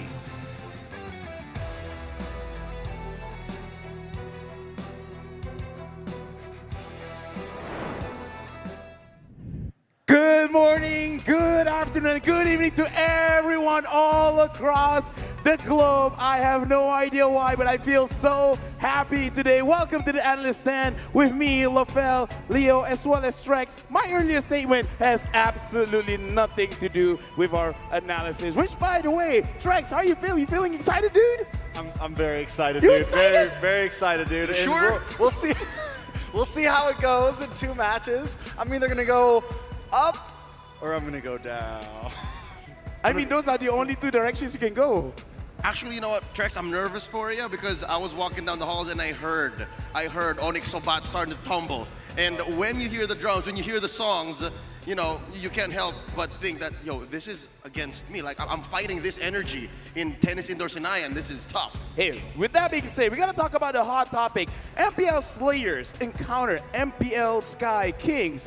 Now, Leo, with the both of us, we have MPL in our regions. We do. If the Valley keeps on winning, does this mean the MPLs are overrated? It's not that the MPLs are overrated. Part of me believes that maybe they need an MPL themselves, given how powerful they are, but also it's because I think this is just a sign of the times. We need to grow. The world needs to follow through. You want an MPL in NA? Of course, yes. Yes, we do. And I'm sure a lot of people around the world, after now 2 M series in a row, NA has performed very, very well. Right now, even if they lose today, tied with Myanmar as a top 3 region. So, Excuse win me. or lose, it's a great day. I thought your name is Trex, not Flex. All right, like, come on, dude, just calm down. But now we gotta talk about the predictions, because so far, looking at the predictions, people could get very, very nervous looking at this, where it looks like 2 people are voting for the Valley, Minon as well as Shamilo. What do you think about this? I'm thinking about what Shamilo's thinking. I'm gonna hit him up later on and ask, yo, why the Valley? Whether win or lose, right? But why not? But why not? And it's the same stats when you go into the second page. It's 2 out of the 6. Like 1 in 3 believes that the Valley can do it. Trex, Do you believe? I mean, honestly, it's going to probably be the hardest game the Valley, Mobazane, any of them have ever played on a world stage. Literally, the hardest game they've probably ever played in their lives. And I think it is possible, but the percentage may be less than 50-50. It's the hardest game of their lives so far. They have a lot more games up ahead. But yeah, looking at both teams, I gotta say, a quite clear difference is the way of the jungler, because again, the Sky King and Mobazane keeping it very steady on the ground, because a tanky kind of jungler going up against a very damage, a very dash slash and hack and slash kind of jungler. But we're gonna talk about the people who hold the guns first. Let's talk about Basic here from the Valley. Now, Basic had a very rough start in the group stage, and since the knockout stage, he has definitely unlocked full potential, securing 2 Maniacs in 1 series, on to just shredding through with the carry. If they have first pick, we already know that's going to be something extremely important for him. All right, now we're looking at CW. What are we looking at here, Leo? Also known as Chewe locally, right? Yeah. Calvin is a great gold laner, I believe top 5 overall worldwide, at least. Look back in 2022. And given the way that a lot is on the shoulders of the Sky King Kairi, CW is a constant threat. You always have to watch out for him, given his team fight participation is at what, 75% rounded out. That means 3 and 4 fights, you can expect that CW is going to go and finish what Kyrie starts or vice versa. The great thing about being top 5 is a lot of people know you. The bad thing about top 5 is a lot of people know you. They will go after you. But now I want to go after to the casters because I'm a happy dude. I can't wait for the game to start. So casters, take it away. Thank you very much, LaFell, Leo, and also Trax. My name is Jay. Joining me on the desk this time around is Merkel and Wolf. I think they're pretty much twinning this time around. I'm the one that's like the odd one out. Yeah. I mean, we shared a lot of moments yesterday too. you know, we shared a lot of moments the first 3 days. Apparently, we twin our shirts and everything. But the best part about what's going on to happen is, of course, is the lower brackets. Of course, M4 is powered by Moontime, presented by TikTok, the official content partner, supported by Secret Lab, the official gaming chair and esports charts, our analytical partner, Gank, our official merchandise partner, Rewatch, our media partner, and last but not least, Ministry of Tourism and Creative Economy of the Republic of Indonesia. So thank you very much for your support, and don't forget, M4 Pass is already available now. Complete all active tasks and you'll reach level 75 at ease and for free. Log in now. The exclusive rewards like the Beatrix Light Chaser, Beatrix Stellar Brilliance, and M4 Beatrix figurine are waiting for you. So ladies and gentlemen, don't forget, hashtag Mobile Legends Bang Bang, hashtag MLBBM4, hashtag Dare to be Great. Dare to be great. And right now, man, my eyes are just on one thing. Yeah. Right? It's on the beautiful M4 Beatrix figurine. But like you mentioned, man, this is a big matchup. Wolf. Yeah. ONIC versus the Valley, the MPL Slayers versus the MPL Sky King, right? ONIC. We were watching ONIC game, the ONIC game yesterday. Yeah, that was at the hotel from our room. From our room, right? We shared a lot of moments, especially the Kyrie Hayabusa play. But the Valley, it feels like they have something about them where they can take down opponents that are super, super strong. Yeah, we saw that. I mean, they're called the MPL Slayers anyways, right? They have defeated champions. And interestingly, they have been facing champions one after the other. Another champion this time coming out from Indonesia.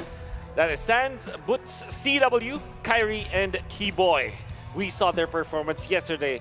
Some questionable moments, but more like electrifying ones. And I'm excited to see more from them today. I'm going to say it, right? I personally think that on esports right now are underperforming, right? Kyrie's been popping off, but every other member, they're underperforming. Meanwhile, for the Valley, everybody's in form. This is the best form we've seen Valley on, and when they do have that form, when they can coordinate the way they did back like an M3 and back that they did against Todak, this is a scary team. Definitely, this is a scary team, ladies and gentlemen. Don't forget the Valley. Literally the antagonist, the MPL Slayers, under their body count, technically speaking, is MPL Malaysia and MPL Brazil. And it's just looking very solid. Indonesia is gonna be next. If they want to reach at least, you know, nearer what they did in M3, they went to top 3 that time, but it was also ONIC, at least ONIC Philippines, that dropped them down to the lower bracket that time. It's still Kyrie and Coach Yep, though, that they will be facing today. With that said, though, ladies and gentlemen, it is the MPL Slayers themselves walking in stage with swag, and they're looking to take down another MPL team. It is the Valley! Dude, don't forget the dude, because that is their identity, right? Walking up on stage, it feels like even though everybody has their sights on this team, they're looking calm, they're looking composed, and they're looking confident, which is the best thing you should have coming into a big tournament like this, up against an opponent that is sometimes bigger than life. It's the night and day when it comes to their performances during the group stages and, of course, the knockout stages. But that is also very true for their opponents right now. ONIC Esports. They wouldn't want to be in this spot. They want to go to the grand finals as soon as possible. But here they are anyways. Can they take it against the Valley? Earlier on today, we saw the Kings of Kings make their way into the next stage of the lower brackets. Now, the Sky King, the Season 10 champions, will make their way up on the stage with Boots to lead them. And this is their time. No room for mistakes. No room for mistakes, ladies and gentlemen. The Valley looks like a very strong antagonist, and here comes the heroes to save the day against the villains of MPLs. Give it up for ONIC Esports! A team that needs no introduction. A team that's been here for a long time. Unfortunately, M3, MSC fell flat for ONIC Esports. But this is why there's even more pressure now for them to perform as a champion at M4. There is a target, a crosshair onto Kyrie. Most importantly, as we saw from before. So everybody needs to step up for ONIC Esports. And look at them go, the coaches. Between the three that you're looking at right now, two of them are Filipino, right? That's Coach Ev. This is not his first rodeo. That's also true with Coach Aldo. So this is also going to be a tough mental battle in the draft stages. I think the most interesting part coming out from the side of ONIC, right, is that we've seen the potential problem in their draft. It was proven once. You ban out Kyrie, ONIC just could not perform on the stage. But the Valley, on the other hand, each of these members technically are star members and they can actually do it. But my hope is on ONIC, but let's take a look at the team head-to-head. Leo, Wolf, what do you think? Wow. You know, this is very interesting because I didn't know that the Valley had like more average GPM and more KDA ratio. For ONIC, they're quite in the middle. Surely they have the same amount of average kills. But I'm surprised that it is ONIC who's a team that's trailing behind when it comes to Lord Control and Turtle Control rate. Whereas for the Valley, there's a big improvement on how they control the objectives. If you just, hide the team logos, I would have assumed that ONIC's on the left side, but here you are, the Valley performing much better than ONIC when it comes to raw stats. It's crazy, right? It's crazy. It's absolutely insane that the Valley have better stats than one of the tournament favorites coming into this. Exactly. But ONIC Esports, with their game against Echo, it really shattered a lot of their statistics, right? Mainly that KDA that was, I think, #1 yesterday, right? Now it's all the way down there, but this is the most picked and banned heroes for ONIC Esports. Let's see what Aldo has preferred throughout M4. Yeah, a lot of prior bans on the Fanny Hayabusa and the Link. I think it's all about limiting the assassin pool so that Kyrie is able to outshine the enemy assassin. But don't forget, take a look at the most picks. Hayabusa high on that priority list, but also high priority on the banning list for the enemy teams. Let's take a look at the other side. It is also the Valley with the most pick and ban heroes. Yeah, it's really not much difference, right? You know this. If you're looking at the Valley, this is their composition. You have Eve for Hoon, you have Lolita for Shark. Even through M3, he played that so much. The carry, you see how basic was able to utilize this hero to its full potential. And of course, Lapu-Lapu and Fredrin for both Zane and Fried Chicken. However, most banned hero, you have to look at that, glue, and as well as that joy. These will be two of their comfort picks as well. I think the most important thing about the Valley is they just need to play it to their comfort picks. Same could be said on the side of ONIC, especially for Kyrie, but we also see a hero pool coming out from CW as well. The hidden carry from the side of ONIC Esports is not, I refuse to believe it's just Kyrie, even though he did like a wonderful out-of-the-world plays, but there's a lot of emphasis on CW, on the team as well. Kyrie is there to clean it up. The main bulk of the damage comes from the rest of the teams. But because of that now, can we kind of say that a lot of teams understand how to go up against ONIC, ban out Kyrie? That's what we saw from Echo after the Hayabusa game, and guess what? It worked. 5 bans to Kyrie, and they won the game. Exactly. I mean, that was a big eye-opener for all the teams. Correct. And ONIC would hate to be in that kind of situation where they're exposed. I think the worst part, ladies and gents, is the fact that the timing could not be even worse. You're at the lower brackets, your strategy is wide exposed, everyone knows that, and it's like someone takes the answer of the exams and run rampant, share it on Telegram, share it on Instagram, everywhere, right? That, hey, these are the answers to the exam for the upcoming O-levels, and you're doomed. By the way, don't try that at home. Don't try that. Don't do it. Right? Again, we need to talk a little bit about this. The Valley, I think they're just pumped. They're glad to be here. Yeah. They have no pressure on them. They've got nothing to lose, right? Sure, they placed very high up, top 3 last M Series World Championship, but still, this is a new roster. They're coming in fresh. Exactly. Meanwhile, on the side of ONIC Esports, there was a set expectation for this team before M4. Now, everyone's saying it's Kyrie Esports. It's just Kyrie. Yeah. It's time for the 4 members, the other 4, to step up. It's now or never. Remember, you're in the lower brackets. If you don't perform now, when are you going to perform? Exactly. A lot of weight on ONIC Esports, not only just on Kyrie, but every other members. But here we go, ladies and gentlemen. Seconds away to the draft. ONIC Esports going up against the Valley. It is drafting time.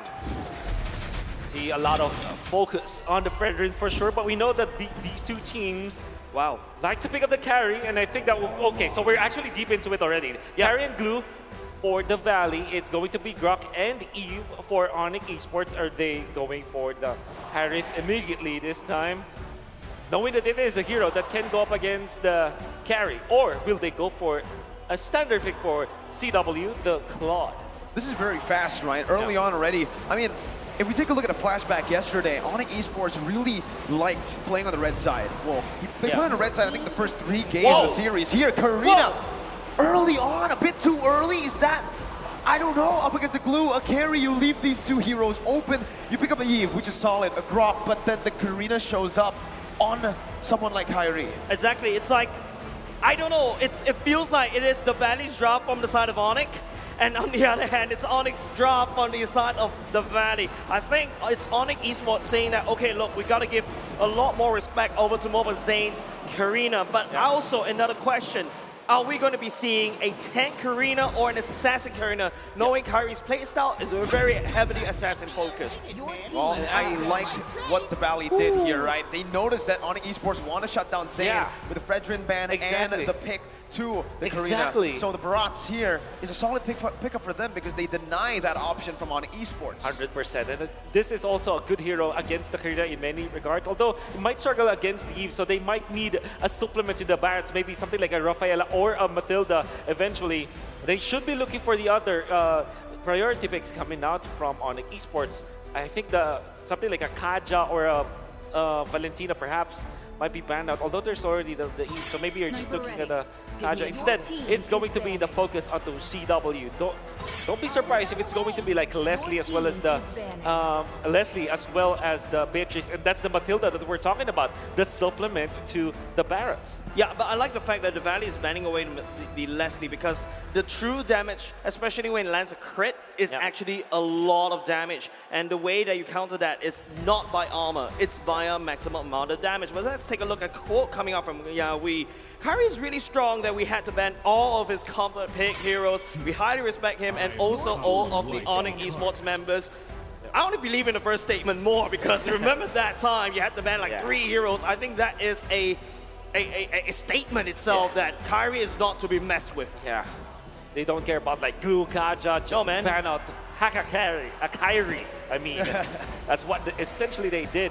Now, we're going to be looking for additional heroes here coming out from the bans of the ONIC Esports. Matilda's already banned out. Maybe, since they already banned out the Lolita, maybe they're looking for Rafaela or Cho as their next set of bans. Again, supplementary to this Barrats. Or maybe some Lilia. Maybe Lilia could be banned out here because it's decent.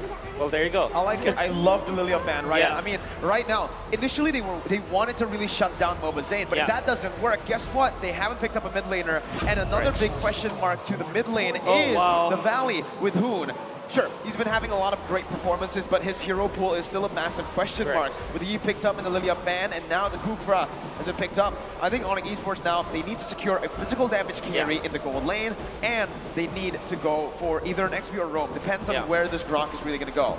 I think the biggest issue coming outside of the Valley as well, it's like asking this question, how much tankiness do you want in a team? And the Valley's answer to this is yes. Look at that. Glue, Barat, and the Kufra, the main damage is mostly should be coming out from the carry. Technically speaking, the Barat does a lot of damage, and here you go. You ask for a Shredder, that's the Moskov coming out from ONIC, as well as the Benedetta from ONIC as well.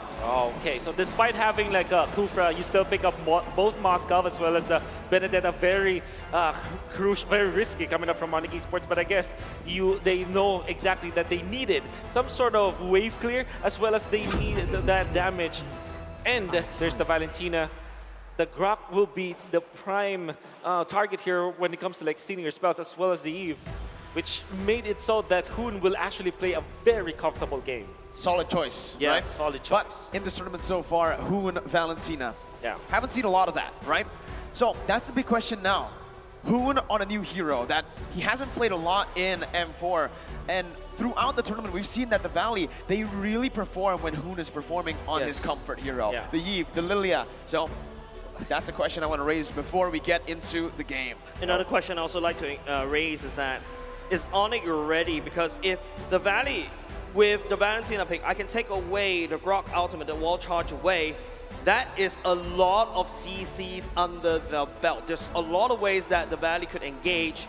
And speaking about engaging, we have to take a look at the execution. The drop has been locked and it's set and it's ready to go. Ladies and gentlemen, welcome to game number 1. It's time now or never. 0-0 in the best of 5. NA versus ID. You can see already, Kyrie's going to be working on the purple buff with the help of CW, who opted to go for the Inspire. I mean, this is like the standard pickup for the Moscow anyways, but this is something that they can actually just take advantage of. If Mobazane closes the distance, could be good. White Chicken though. Boots already very low, trying to get out. First blood over the Valley. Early, before the first minute of the game, Fwide already showing his class here in the world stage. Yeah, that's exactly what we're talking about. The Valley is a very bloodthirsty kind of team, and that is going to be a big buff. But hold on a second, Keyboy taking a lot of damage. Oh, Keyboy very, very low. Super Shark and Whom decide to back off, but this is already very aggressive movements from the Valley early on. ONIC Esports going for the roam grab meant that they want to control the minions. But because of that, you don't have the power of nature, the first skill coming up from the grab, which means that you are not going to be easily be poked out, and the Valley just took advantage of that. Despite ONIC Esports having minion lane advantage, they still now get the advantage of the poke from the side of the Valley. I think the interesting part about the battle spells is Sans going for the Purify as well. Even though after real world manipulation, the buff going back in, you're a lot more CC resistant. You still opt for that Purify. That means that Sans is just providing so much respect over to the side of the Valley, because the most important thing is Purify and real world manipulation. I should be safe, but Boots may not be. You can see the respect already given by both of the teams early on, right? But the Valley, they're playing with full confidence. We said this when they were walking up on the stage. White Chicken is an absolute menace on the glue, and he's going in already into the mid lane too, just helping to get that mid lane pressure before the turtle spawns, even sending their mid laner over to the XP. Interesting choice here coming out from ONIC. Normally they pick up the Grok versus the glue in the XP lane, but instead going for the Benedetta. This means that they will just concede this turtle because they don't have control of that lane. And this allowed the Valley to snowball this time. 560 gold in their favor. Yeah, exactly. Another thing about this aggression coming off from White Chicken, it's crazy that it's usually the Vendetta that actually rotates faster, but hold on a second. Super Shark jumping in. Okay, it doesn't touch, but Wolf, run me through the items. Okay, so standard items, you have tough boots coming up from Boots, so that he'll be able to utilize the Eye for Night eventually when he's being chain stunned. As well as the fact that you have the Molten Essence available now for Kyrie for maximum Chicken already putting the pressure down here, but Boots is going to be able to back him up for a bit. Uses the Eye for an Eye defensively, and White Chicken just gets out. Zane is a bit ahead now in the jungle matchup with better clearing so far. CW is getting that corrosion side, but at 3 minutes in, it feels like here, as we take a look at the emblems, again, it's just the Valley outperforming ONIC early on. Yeah, but that's because of the stats, right? The KDA is definitely leaning towards the Valley, but it's up to the discipline coming up from ONIC. Taking a look at the item, the emblems, Electro Flash of both marksmen, they need to try to win the early game. They need to have a little bit sustain to stay longer in the early game during the landing phase so that they can get the items up. But in the meantime, Format in the mid lane, this could be trouble. Oh.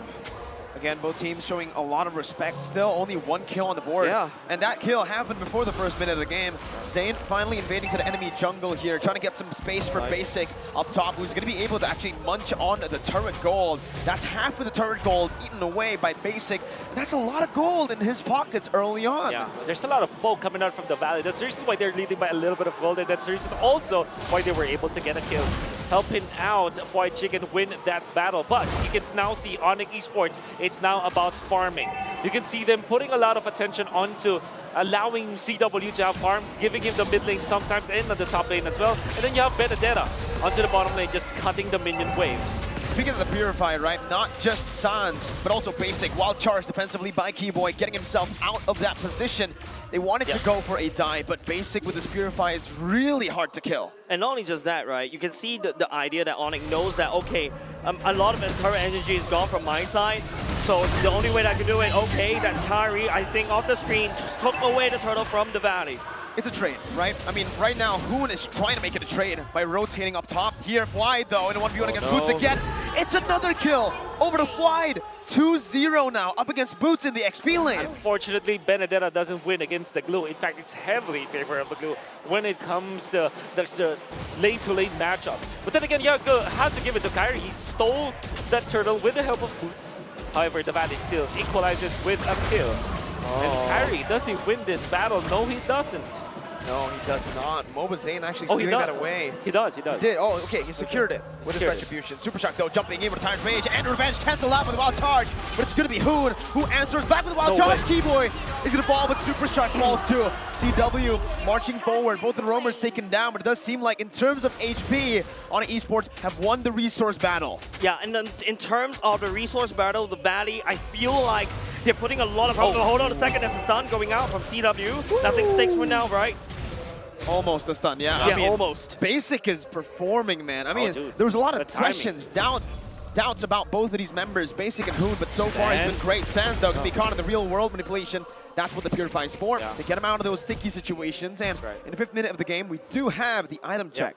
Okay, so you can see that CW really marked when the Purify is out for Basic. That's when he went in favor. But yeah, when it comes to items, Kyrie with a casual defensive items. You have Multi-Essence as well as the leg plates. What he's doing now is making the most out of the early game. Getting all these casual items first before he builds up on a big one, so that he's going to have a lot of value in the early game team fights. Good barrier, a good take by ONIC Esports. Still playing it slow, playing it objectively. 1 to 3 in kills, but in terms of map pressure, they are going to be winning with that gold lane turret, tier 1, taken down. Yeah, that's because, you know, the Valley is actually focusing a lot on the bottom side. Their strongest lane is because of White Chicken creating so much space in the bottom side jungle, especially hard invading ONIC side. Now, ONIC, the only way they can play this is on the top side, but Super Shark charges up, doesn't really be able to connect. I feel like there's going to be a turtle dance. That's going to be Keyboy jumping with a Wild Charge, and not going to be CW in the back lines. He's so much for the counter defense. He's going to be able to catch him off. That's Boots jumping in with the final blow. That's Who with a Wild Charge for himself. CW's going to be taken down. Sauce going to be taken low. White comes in and Super Shock too. It's a disaster for ONIC, and they're looking to go for more. Kyrie's going to be mobilized, going to be taken down by Basic. It's 6-2 on the board. That trade went on for a 3-for-1 for the Valley. It's just a very long drawn-out fight. The Valley has so much tankiness in there. ONIC doesn't really have an answer. CW desperately need that Demon Hunter sword quickly. Oh, look at the team fight coming out from the Valley. You have Super Shark jumping in, catching so many members of ONIC, or zoning out the others. And then comes White Chicken, utilizing the ultimate, utilizing the full potential of the Glue. Getting on top of CW, that's gonna be a very difficult fight already for ONIC. Without Chewe dealing the damage, even Kyrie Sustain will not be able to cut it. And the fact of the matter is, Mobazane was better on the Retribution the 3rd time around. That means that they secure the turtle, they get the shields, then they team fight afterwards. Oh, there's so much CC that the Valley, there's so many ways that they can engage. This is exactly what I was kind of concerned about when I saw Hoon locked in the Valentina against ONIC. I think ONIC right now, they need to try to get Moscow to scale as quickly as possible. That is the only chance that ONIC can fight back. Super Shark, that Tyrant's Rage is going to be cancelled out by Keyboy, who puts the barrier down. But Hoon has the Wild Charge, and that's why this Valentina is so value, right? The Wild Charge has been taken away a lot of times. That makes it really scary. I always say, don't pick up the Grok when there's a Valentina. But the Valley picked it up last. Knowing that it could be picked up by the Valley, ONIC Esports prompted to go for a Lilia and a Matilda ban. It's actually good bans, though. But then again, you give a very dangerous hero with a very dangerous ultimate. You can argue that they can still like real-world manipulation, right? But the Grok ultimate, the Wild Charge, is a much more valuable ultimate again. I agree with you, Wolf. It feels like the Wild Charge from Keyboy is the better pickup coming up from Hoon, because you you get so much wave of engaging. I've seen this before in other matches, right, where the Kruger can jump in very quickly, follow up very quickly with the Hun wild charge as well. It's a lot easier to execute this drop coming out from the side of the Valley. ONIC, on the other hand, they need to try to play cross-match. They need to try to split up the Valley apart. We've seen this kind of playstyle work before against the Valley, but I like how the Valley is adapting thus far. I mean, it's a 1,000 gold lead for the Valley in with this composition. That's going to be a lot of damage placed on Superstar. Going to be caught. Basic dealing a lot of damage. Keyboy's going to be taking low, flickers out. Basic's going to be caught. Kyrie picks up the kill. It's the equalizer by ONIC Esports. The Valley with a good movement back away. They are able to actually stop this from being a bit too much for them to handle. It's only a 2-for-0. Yeah, great ambush coming out from ONIC, staying in the right side bush of the mid lane, and then they baited Basic in. Yes. Super Shark being taken out means that there's no engage from the Valley. Final blow, and a lot of damage will mean that Boots is going to fall for the 3rd time in this game. He does buy a lot of time for ONIC Esports, though, to take the Lord. First Lord over to ONIC. I think the more important thing that ONIC needs to take away defensive structures. Right now, ONIC's side of the map, they're pretty healthy, but the Valley, on the other hand, that's a very weak open top side. Like what I mentioned, the Valley is slightly weak when all of these team members are spread apart. But Wolf, any item power spikes that we need to talk about? Well, you know, you have 3 items for the Moscow. All of a sudden, ONIC Esports' gold laner has more gold compared to Basic, with just one team fight that they waited for the ambush, and then the Lord ends at the 9-minute mark, and now they are in a very comfortable spot.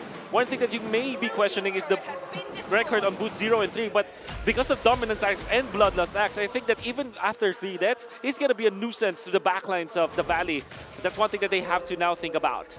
Even though they fell behind early on, it feels like, again, that pressure that they have built up for themselves with the turret take up top has been doing them a lot of things.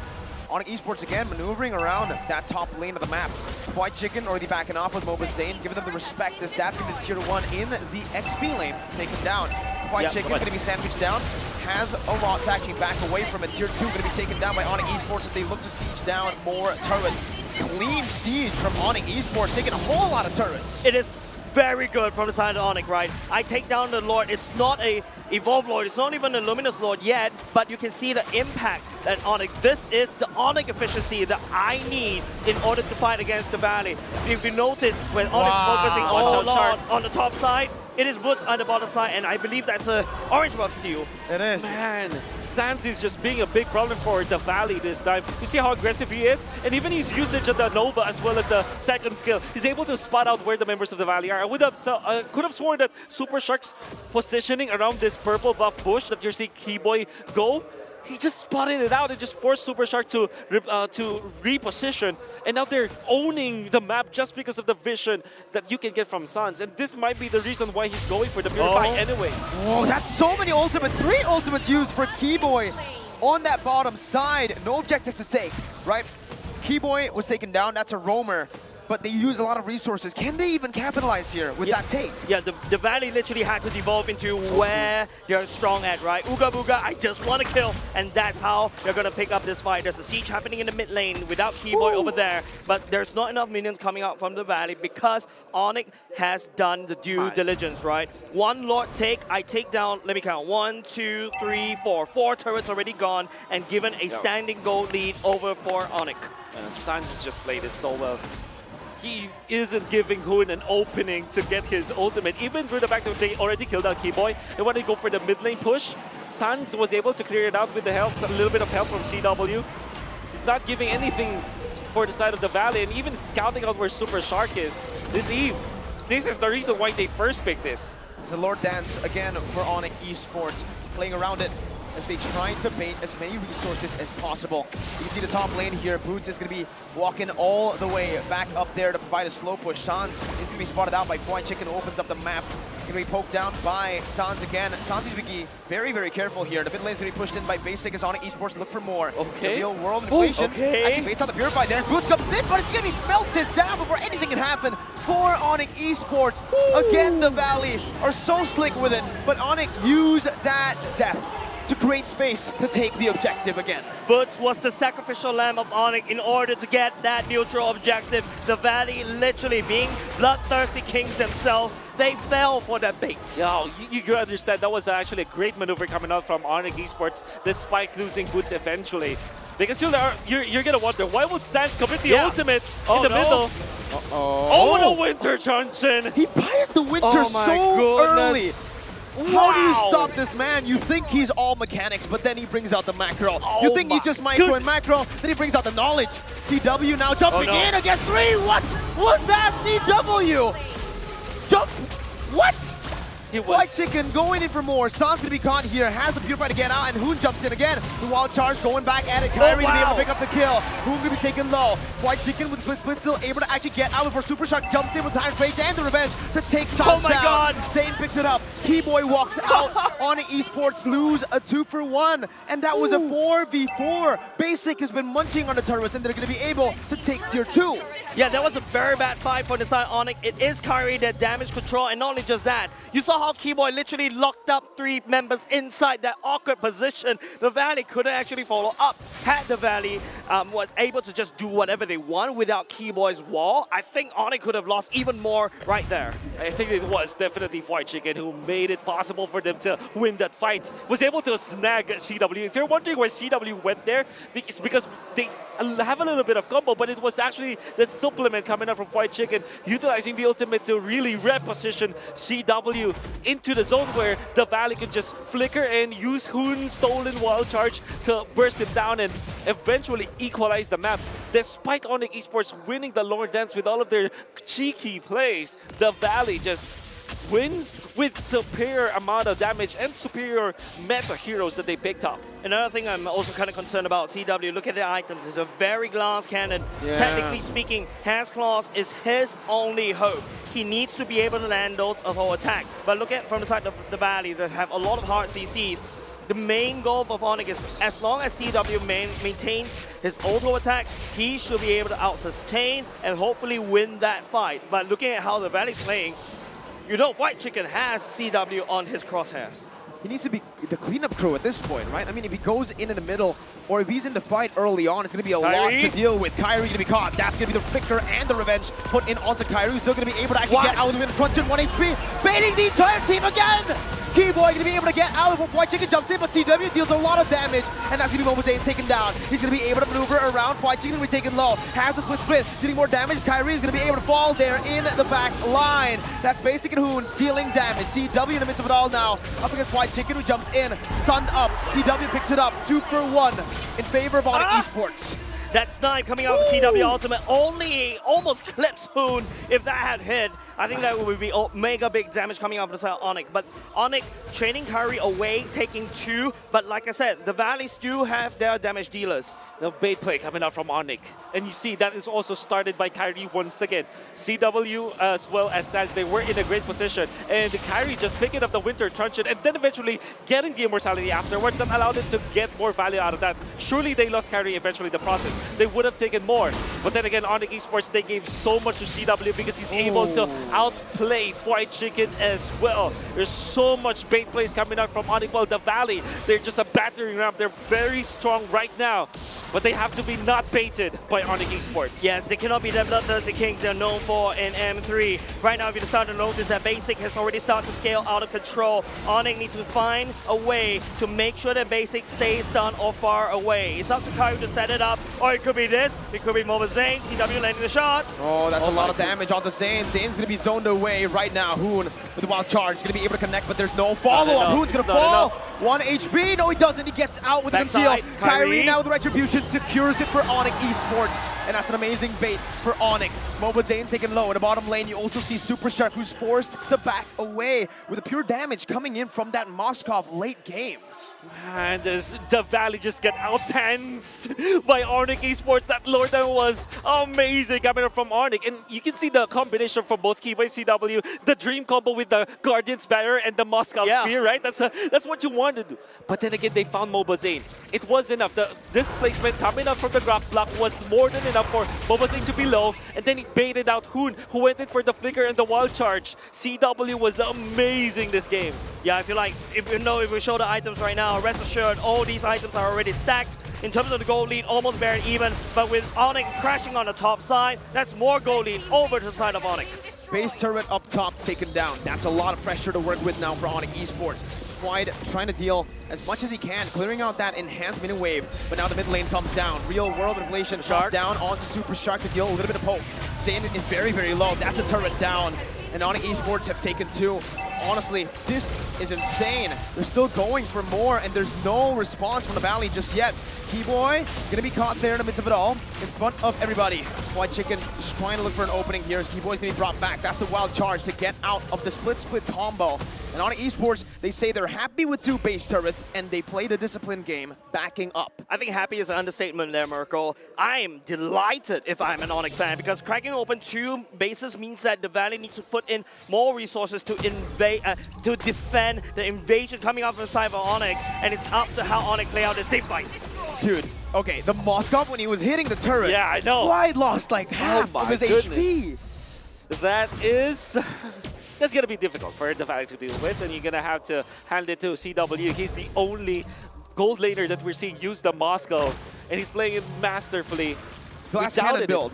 Glass cannon. Yeah. I mean, if you're outplaying your opponents, right, it's okay to build glass cannon, but then again, if the Valley finds the opening, that's going to be difficult. Kyrie, again, minor objectives, but objectives still. They took away the purple buff. Yeah, small wins, right? Small wins, got to take it every day. Speaking about small wins, the Valley lost the bottom side lane turret as well. It's a bare open base of the Valley. ONIC right now, they have to play around for the Lord Pit. They just need to gain a lot more map control at the bottom side. 30 seconds to that Lord, and you can start to see the potions being bought by the Valley.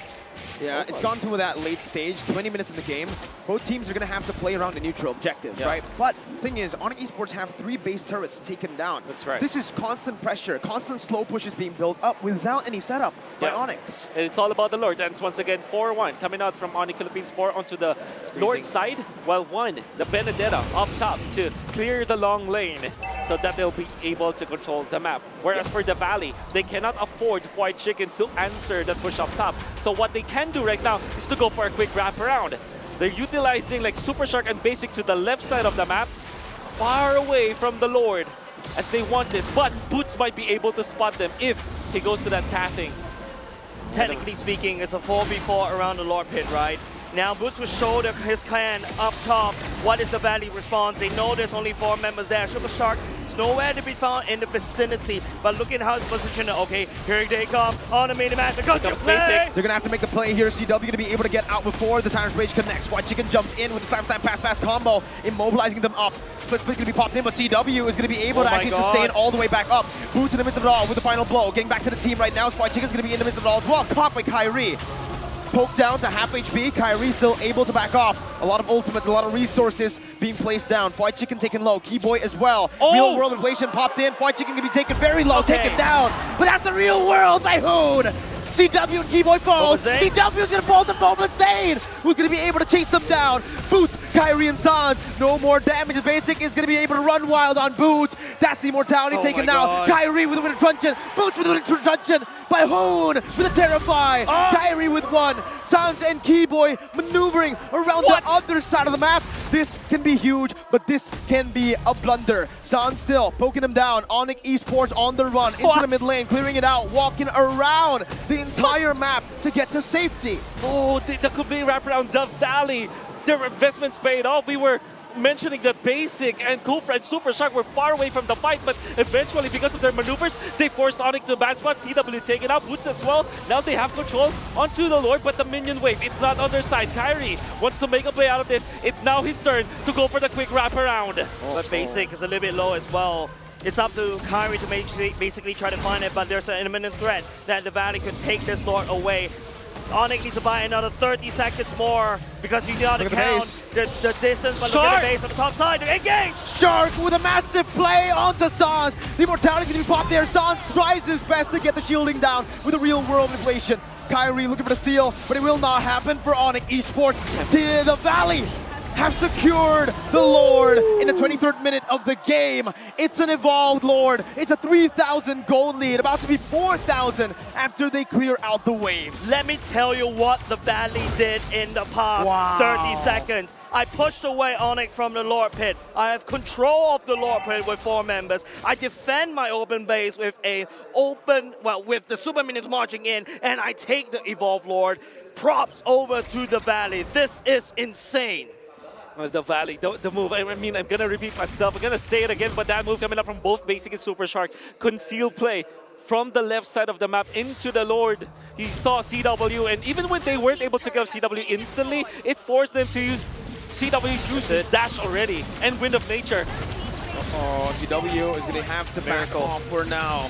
That's the Evolved Lord marching in the base. Kyrie going to be taking a half HP. Still has the immortality, but Basic jumps in onto the base already. One charge by Hoon! Comes in, he flanks CW! Hoon is a monster! Super Shark with immortality pop. There he jumps in, he gets 2. That's still trying to defend, but the Valley are here to upset the world stage. They secure game number 1 against ONIC Esports. A huge statement by the MPL Slayers themselves. Taking 1 game from the fan favorites, this should be illegal. Hoon with the place and electrified the members of the Valley are. You saw the smart movements coming out from the Valley, the conceal play from the middle, and then they forced to go for another team fight. You saw Hoon with a stolen wall charge. And then eventually, in the last clash, during the base push coming out from the Valley, Hoon does it again with the flicker and the double dash, catching CW under the base, going out of the zone of the circle of the base, then eventually bursting it down with the first and second skill. The glass cannon build worked in the early stages, but in those last moments, he was just erased from the map. Remember the question that I asked early in the draft. Hoon on the Valentina, is it going to work out? It worked. It did, man. It did. Oh my God. Hoon, got to give him the MVP after that one, man. That wild charge in the end, he was assassinated. He was an assassin that game, man. Exactly. Assassin Grok. The rock that cannot stop when he goes in the wild charge. But before we actually throw over to the analysts, because I'm itching for all the analysis, that game needs to be dissected. We got to talk about the M4 Battle Night that goes live this January 21st. Expect loads of events and rewards up for grabs in the game. First of all, what you have to do, complete the battle task in the game on January 21st to get a skin choice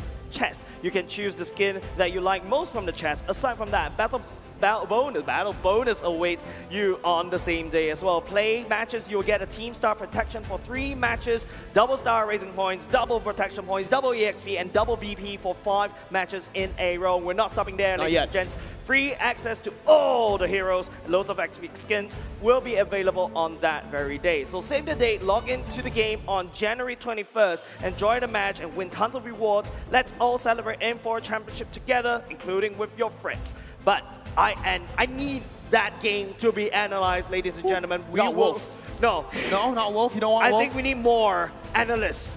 We'll be throwing into the biggest brain in the room right here. It is going to be Leo, LaFell, and Trax.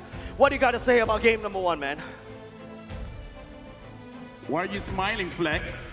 Why are you smiling? That's the biggest smile I've ever seen him do all day. That's the biggest smile. The Valley takes game number 1, where we're here at the Understand with me, LaFell, Leo, and you might as well call yourself Flex. But gentlemen, I instantly want to get into the conversation because there's a difference in priority where whoever's going up against the Valley, they're going for the objectives, but the Valley, they just keep on focusing on the pickoffs, the team fights. Trex, what's going on? Like, I mean, when we pick apart the Valley, right, definitely one of their weak points is macro, those objectives, but the micro mechanics in those team fights seems to continuously get them wins. So, I mean, hats off. Hats off to the micro. It takes a lot of awareness and planning to do what the Valley did here. And, you know, seeing how ONIC actually had a grasp of the game for a majority of the mid game, even into the late game, up until the Valley executed that master plan of the pincer between 3 other members and Basic and Shark in that final Lord fight. It was just immaculate, magical. Trex, do they do this? Is this a thing that they do? Because for the first time, I believe this is where I saw them first try this. I mean, I mean, I don't know, looking at this, looking at the items as well as the heroes, I gotta say, if Mobile Legends was a card game, the Valentina is a trap card because the Valentina was tick late, and it really kind of like crushes what ONIC wants to do because, oh, you got great ults, can I borrow one of them? But also, not only Hoon with that, but Fly Chicken as well. Just an amazing game from the start, able to maybe slow down ONIC just a little bit, but kind of help that pincer happen, right? Able to get into the backside, and then Hoon comes in for the big cleanup along with Basic. And I think that's what was missing in their mid-game. They were so honest. I think it was Wolf who mentioned that the Valley is playing like a battering ram, which is what you should do with this lineup, right? You have a Kufra, you have a Barats, and then you have a Glue. But mid-game, they evolved. They found, I was like, we don't always have to be so honest. We can try to find things around the map, and I think that wouldn't be possible without the Forgotten One, without Fly Chicken, because again, he's the feint. He's the one who's like, oh, I'm always gonna come from here, but no. Honestly, the Valley's mindset has got to be very interesting because, again, like what we're talking about, part of why they can get all of these crazy catches, kind of like, you're not going to see us coming because we're going to look at the highlights a little bit later on how the flank happened with Basic as well as Super Shark. So, again, the way that the Valley is moving, it really is like sharks going for a hunt. And the way that ONIC Esports answered this is by sending Boots and Sans and Keyboy to try and draw lines around the map. But again, your vision will only go so far, and as soon as they let off, that's where Moba Zane throughout the whole game, I think, we'll have to listen to the Shark Call because I think a lot of the rotations come off of him. Yeah, I think he was very just slow and steady in the beginning. Didn't even try to contest the first Lord. Then even the second one couldn't get a nice way because of Keyboy drawing those lines, keeping him at bay, and the rest of the team, they were at a distance, and even during that last Lord, I'm wondering, why are they so far away? Why are they so far away? And like you guys said, they come in so cleanly, but him taking that slow play, him kind of having faith in the team, it's almost like they planned that whole comeback towards the end. Yeah, 3-0 and 8 match KDA for Mobazane on this Barats. We really got to put more shine on him with these tanky heroes because, again, CW on the Moskov was almost a non-factor. I mean, to be fair, we still gotta say tribute to Fly Chicken, where he's always constantly pressuring CW on the backside. Looking at the heat map here as the Barats, it's really just Mobazane scouting out for the entire team to actually let them know what is the best call right now, because this is one of the benefits of using someone that is very tanky. You have a lot of information and you have time to process the information. And what the heat map shows is basically the start of the game wherein Mobazine was trying to temper and see how much ONIC was willing to put on the map early on because they were still waiting for CW to go online. And with us awarding this MVP to Mobazane, right? 3-0 and 8, it's a Barats that went the distance. I'm thinking maybe we should think of another kind of MVP because between payoff and setup, he was neither. He was a beast of his own. He was a beast of his own. We got to look at the highlights where in this game, there is a lot of back and forth where there are moments where ONIC look good, there are moments where the Valley look good, but I kind of feel like it is at the transition between mid to late where the Valley really shine. Yeah, and every time that the Valley's able to group up in these team fights, that is when they are making the plays happen. Even here, Kyrie gets on the backside, does find Hoon a couple times, but once Hoon is able to have that space for Mobazane, able to have that space for Shark, he can set up the big plays for his team. Not only that, Basic here, I mean, at this point, I'm thinking it's over, but Basic comes in from the backside, able to clean things up, take out Kyrie there, and I think this is where the big shift started to happen.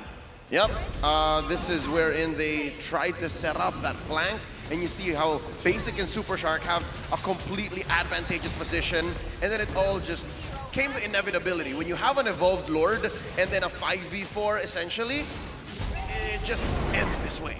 The final highlight just now just took Trex's breath away because he was like, oh my God. I mean, that was so beautiful. The wild charge. That is beautiful. But again, I got to talk about this, man. Something about the Valley. Right now, it looks like they're the team with one of the craziest team fights, and ONIC really has to respect that, either in the draft or the way that they're gonna play around after this. Because if the Valley is gonna group up, if they are going for team fights, fight it or divide it. But with that being said, I really want to watch game number 2. Can ONIC equalize? I want the casters. What do you guys think?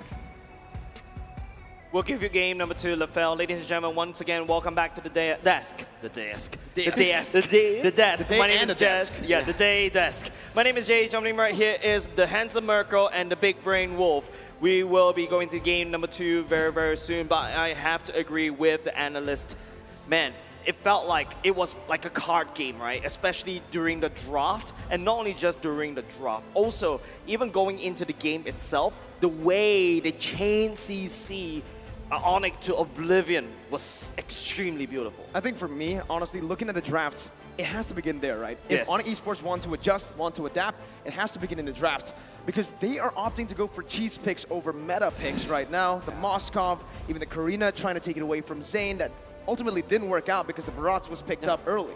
I mean, you're looking at ONIC Esports, the way that they approach their series against Echo and the way that they approach it against Falcon, right? They're picking heroes that are kind of out of the meta, and they make it look good in the first few rounds of the upper bracket. But you saw against Echo, and you see it against the Valley, it's not working. Moskov, as strong as it is, CW is a phenomenal Moskov player, but it's not working because it's not just as strong as the heroes that their opponents are able to get. The carry, the glue, together, they're just so strong. I agree. There is a reason that these heroes are meta, right?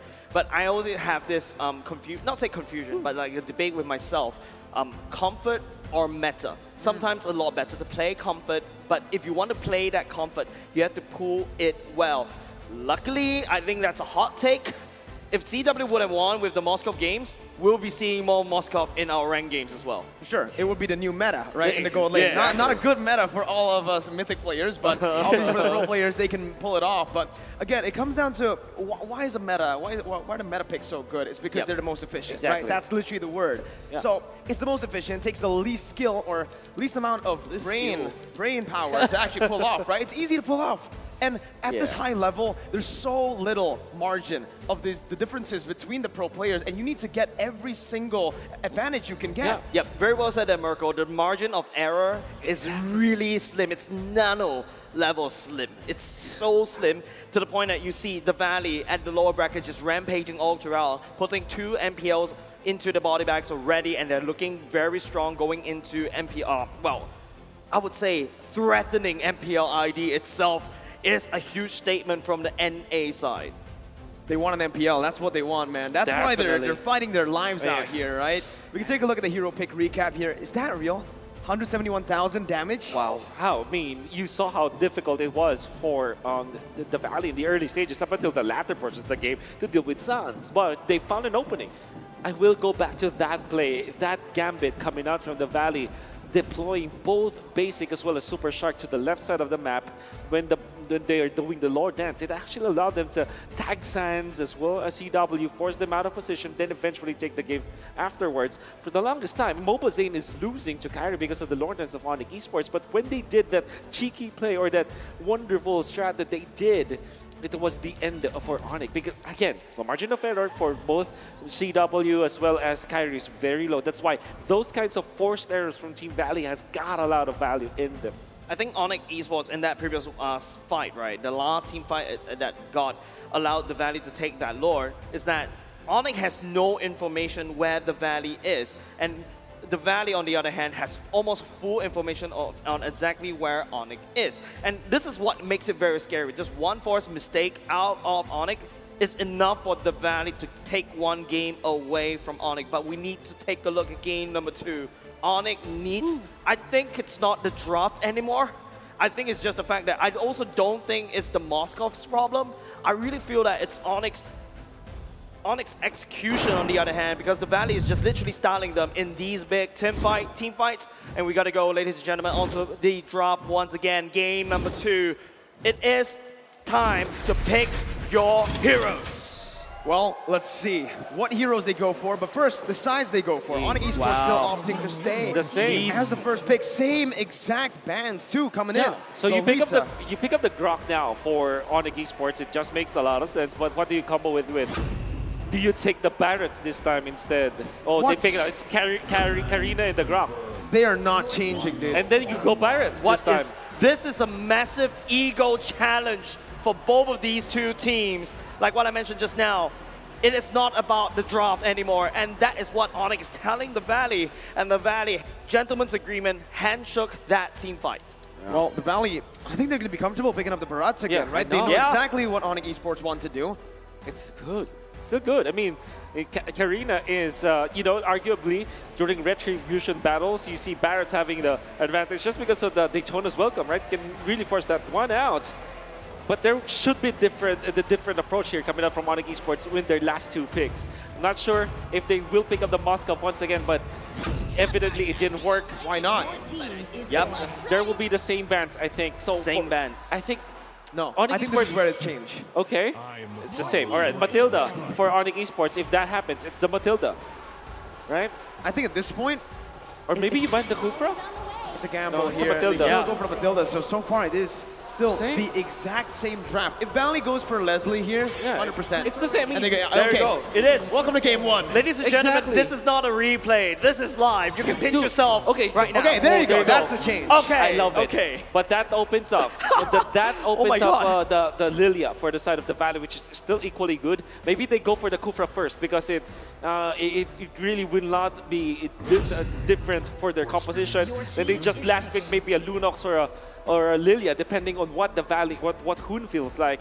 Now it has to be not Moscow unless they, or maybe just put the Grok in the XP lane, get a different hero for Keyboy. Maybe a, actually maybe a Cho. Kadira or Cho. Cho, Kadira, those 2 heroes that can dive to the back line can pose a threat to the carry. That's right. And on top of that, I think for this one, the Moskov, do we still want to see a Moskov here? I think the Moskov did a good job in terms of damage here, but they will keep going for the Cho. And oh my goodness. Is it the Moskov? It's still okay. the Moskov. That's All okay. right. But the Cho is a big difference maker. Now, do you want to go Lilia for the side of the Valley, or you want to go back to something like a tank shredder to go with the carry, like a Lunox that we talked about? That's great damage versus the Grok as well. It's a threat. Well, they go for the Lilia, a bit more mid-control, wave control, a bit more just pressure on the board, right? Yeah. If you're playing with the Barats, you want to get that mid-control as fast as possible. Correct. So that's still what the Valley are going for. Another thing I also like to point out is that ONIC and the Valley are basically like, they're driving on the same highway down the road. And then you thought that they're going to be best friends, parallel all the way. And then all of a sudden, it is ONIC is like, wee, I'm going to go to the other side by bending away to Valentina. And then the Valley right now, they want to go for the same, same style, same composition because they thought ONIC is going to go for the same composition. Yeah. And the Valley right now needs to opt for a Lilia. I feel like the Valley's composition in the game number 1 heavily feels like the Valentina is a better slot right there. Benedetta in the previous game worked a little bit, but it had to be a sacrificial role. This time, the Grok, it will be a more proactive role. Not because it destroys the composition of the Valley, but it has this tech that it can win against the XP lane matchup as compared before when it's like a glue versus Benedetta where the glue was just able to destroy the Benedetta. This time it will be different. Yes.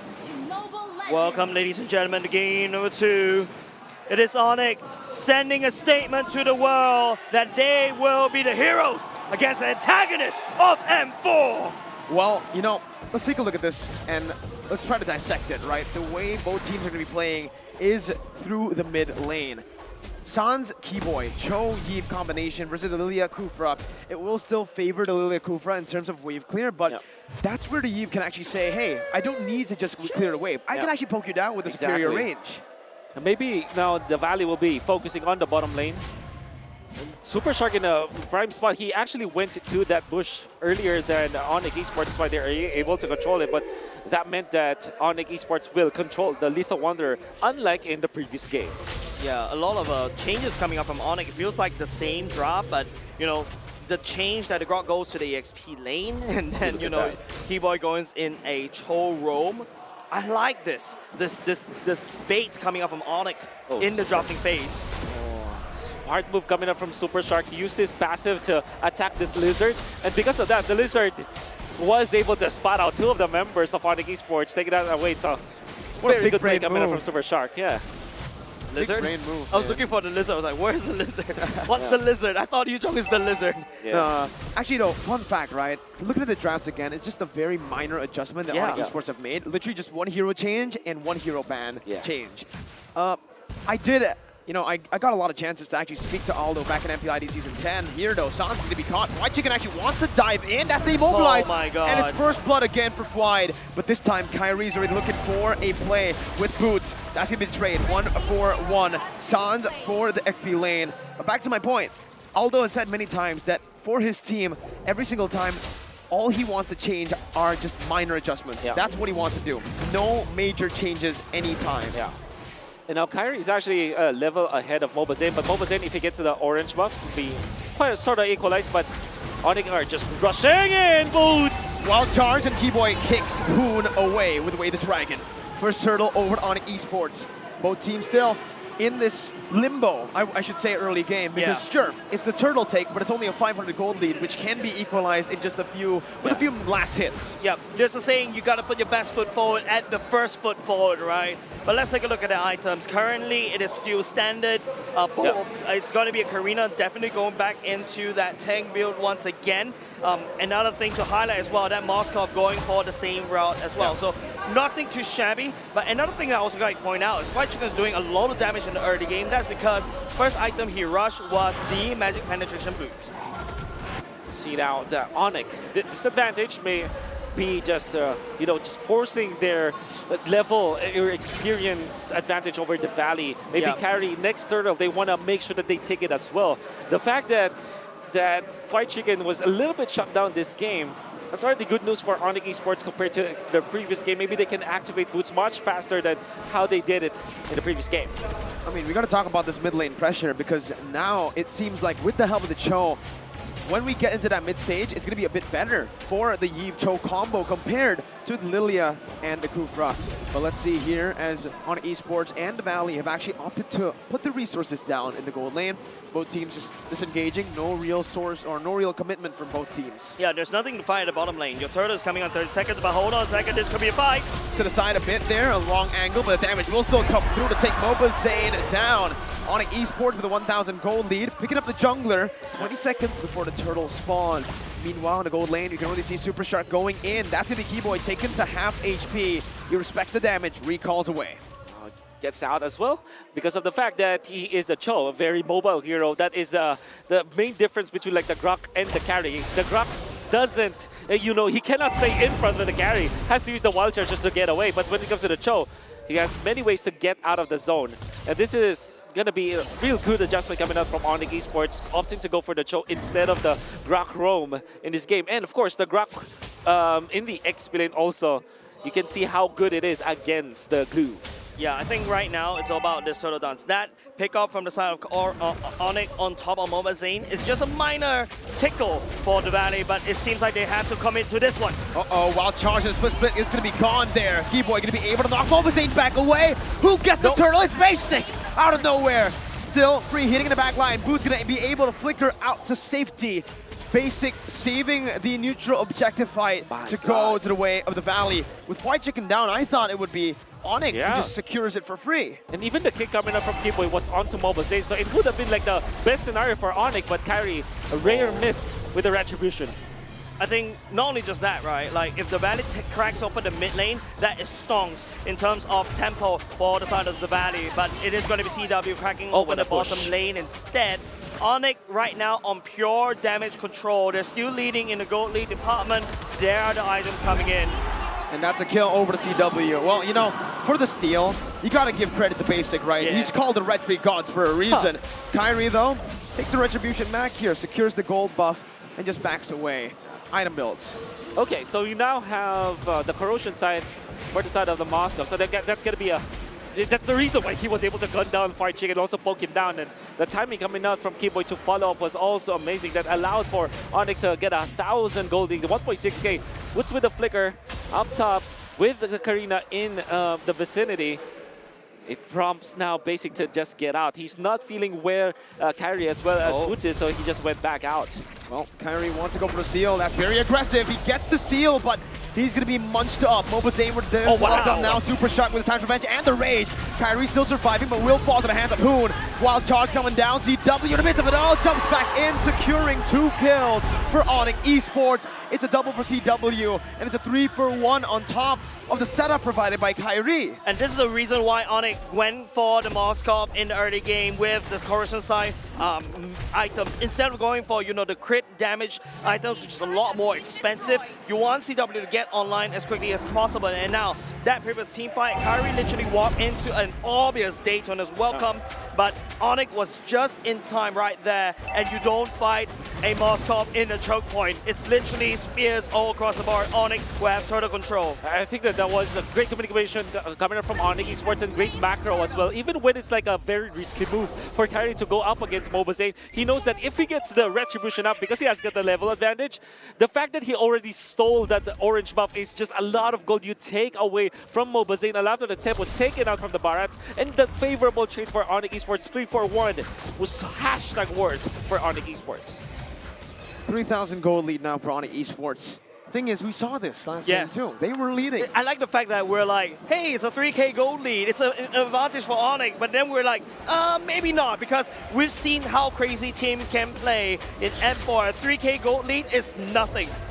When it hits hard, it's a 10K gold lead when every one of each member from your team is one item ahead, and that's where you get to see the bigger results. 3K is nothing to scoff at. The Valley can easily climb this back. However, ONIC doesn't want to give it to them. Good opening there by Keyboy, spotting Mobazane out. Now Mobazane needs to make a decision. He wants to fight for it. He does. He takes the retribution there. Both of the junglers went for it, but Mobazane is able to secure his own. The Valley still on defense mode right now, and honestly, they're doing really good right now, right? They're clearing the waves properly. They're responding to ONIC's proactiveness very, very well. However, they're losing control of the map, and that is what ONIC Esports are banking on heading into the first Lord of the game. If they control the map and control the lanes much better, if they take away the purple buffs as well as the orange buffs before the Lord happens, that will be an easier Lord for them. So now it's Kyrie with a 2-level or 1-level advantage over Mobazane, heading into the next Lord fight. Oh, Hoon! Super Shark though has the flicker. That's a lot of damage coming on CW. Hoon doesn't have the purple shoes going in. 16 seconds is that Lord count right now. Superstar is charging it up. It could be a fight, but it would not. ONIC right now just focusing on clearing the waves. That's the name of the game. Put a lot of pressure on the lanes, force the Valley to react. That's something that we did not see in the later stage of the game for ONIC Esports when they were actually winning. They had 3 base turrets. The setup was neglected, ignored by ONIC Esports, and the Valley was able to capitalize on that. Keyboy, though, wants to go for the way to Dragon onto Super Shark out of all people. Mobazane's still going to be able to get the Death welcome down, and that's even CW pinned down. That's the time range as well. Basic! It's free hitting in the back lines! He finds a lot of damage down, but San's going to be able to dish out more. Who now onto Kyrie, who's still able to actually survive. Basic going to be walled down. Hoon is going to fall to the hands of Sans. As Kyrie jumps in once again, it's a 3-for-1 to the side of ONIC Esports. It's a crazy fight coming up from ONIC, giving up CW over the side of Mobazane and right into Sans reward manipulation. Boots did a wonderful job with the ultimate just to stun out Basic, and not only just that, the wall does a lot of damage. Oh my god, White Chicken will be able to attack Sans this time. Kyrie is here. Keyboy as well. That's it. That's it for Sans. See ya, Sans. White Chicken takes him down, and ONIC Esports collapse on him. Wow. It's a 1-for-1, but they do get the Lord. Okay, so you see, margin for error for ONIC Esports, it's still there. It's still very slim, right? That's why CW, when he went in for Mobazane, you thought that they'd be able to take out the Barats with a combination of the real-world manipulation, but with just a slight damage, scarcity coming up from ONIC Esports. All of a sudden, CW was exposed. Mobazane take it out. Basic gets a free hit. But then again, ONIC Esports, because of the economic lead that they have, Kyrie was able to find the opening. Sans eventually overwhelms the Valley. Boots with the timing prevents Basic from being a menace even so, but they still manage to keep Basic alive. However, objective goes to ONIC. Houseclaw is built up for CW. He's still going for no defensive items. No, man. Full offense for CW. Yeah, defense are for nerds. That's what LaFell said, right? But of course, it's going to be ONIC controlling the map for now. That Lord that is marching up top, the Valley needs to buy time. They do have a carry in store, and you start to see the damage start to leak through. But it's a little bit tricky for the Valley, is because a Moskov could hit Mobazane, and Basic could be caught in the backside as collateral. What do you do right now if you're the Valley? You just defend, You have a lot of wave clear in you. You have the Barats, also like frontline in a way. And you also have the carry as your late game insurance. Just don't lose inhibitor turret. Just don't lose a man. You're going to be okay with this first Lord push coming out from ONIC despite you being in a big deficit. They still have the turret passive, so I think, yeah, there you go. Without even proccing it down, actually, they're going to be able to defend the top side base turret. Tier 2 down below. Going to be taken down, though, in the mid lane as well. So it's still on Esports with a lot more map pressure. Keyboard going to be caught. Supershock jumps in with the Tyrant's Revenge and the Rage. But will the real world inflation stop them? Yes, it will. Boots with a wild charge. He's the one who falls. You don't do that to Basic. Basic does that to you. Yeah, man, you can see how Sans set out a beautiful real-world manipulation, but giving the EXP laner as a trade for Aroma, I think ONIC shouldn't have fight there. The main goal is to put some pressure. Remember what we talked about, Wolf? Little wins, and make that win into a big goal hill. Keyboy getting away, the dragon down onto Zayn. The killing spree over for Kyrie. Still a 5,000 gold lead as ONIC Esports trying to siege down the base turret in the top lane. CW with a very aggressive movement here. Needs to be careful. Jumps in again. Basic going to be caught. It's going to be a superstar from out of nowhere. Finding CW, punishing him, and the Valley takes one back. Again, margin of errors. Very slim for ONIC Esports. They went in with CW. It looks flashy, right? They found Basic. But Basic had the weight of nature. And then there goes Super Shark's punishment. They went outside of the real world manipulation, outside of the influence of Sans. And ONIC will have to lose their carry. However, they still took the turret up top. But was it worth it for the Lord fight? M4 has never failed to amaze me. These matches are tied. Man, you saw what Superstar did. That was a maximum range right into the ultimate. So beautifully executed. Mobazain already on the Lord pit right now. It's ready Chung low, Purple. Poon taking low. Keyboy looking for the opening right now. Superstar pops in a bouncing ball. Kyrie looking for retribution right now. That's going to be it. 50-50. Mobazain wins it. Gets the death as well. Come on to Keyboy's going to be taken down. Basic still running for the hills. They got the Lord. That's all they need. They're backing up. Boot jumps in with a wild charge. One kill over on Esports. Mob was taking the ball as well. Oh, no. Double kill for CW. 2 kills and the Lord for the Valley. Who is it worth for? That's my question to you. Well, they do have the Lilia this time, so I think it's kind of worth for ONIC in terms of the economy, but they will not be able to end this unless the Valley makes a mistake. CW tearing through. Uh-oh. The Lord's marching down the mid lane. ONIC Esports took down the base turret in the bottom lane. And they're going to be able to clear this out. There's nothing that the Valley can do with the Lord. Exactly. We're talking about little wins right now. ONIC needs these small little wins. You saw that it converted into a Mobazain kill in the earlier part, but then ONIC got a little bit greedy. They got, you know, I want a bigger pie. But right now, they can only eat small little crumbs. ONIC need to slowly accumulate these crumbs, make it into a big mountain so they can take this game number 2. Well, the fact that the Valley have prolonged this game, that definitely makes that Lord fight worth. However, it was very risky. There were so many chances for Kyrie to steal a retribution, especially with Keyboy jumping in for the stun onto Mobazain. But then again, Mobazain held his ground again. The Daytona's welcome, providing crowd control immunity, helped their case. Securing that. Oh, wow. You got a defense item. Yeah, there you go. So you technically just called CW a nerd. Indirectly. Hey, LaFell called it was LaFell. It was LaFell, right? It's LaFell. LaFell with the thing that you look at that. But you gotta admit, that is CW showing a lot of respect over to Hun. The reason why ONIC cannot penetrate or take more, you know, map control away or basically take more turrets from the Valley is because Hun on this Lilia clears a wave like it's nothing. You compare that to a Valentina. A Valentina doesn't have a very good wave clear. The way that the Valentina wave clear is you need to step forward, and when you step forward, there's a lot of mistakes that you might make. I love how in the knockout stages, especially towards the end here, I think yesterday and today, we're just seeing close games every game, right? It's very rare that we get to see a stomp. I think the last one was 1 game out of 5 in RRQ versus Falcon.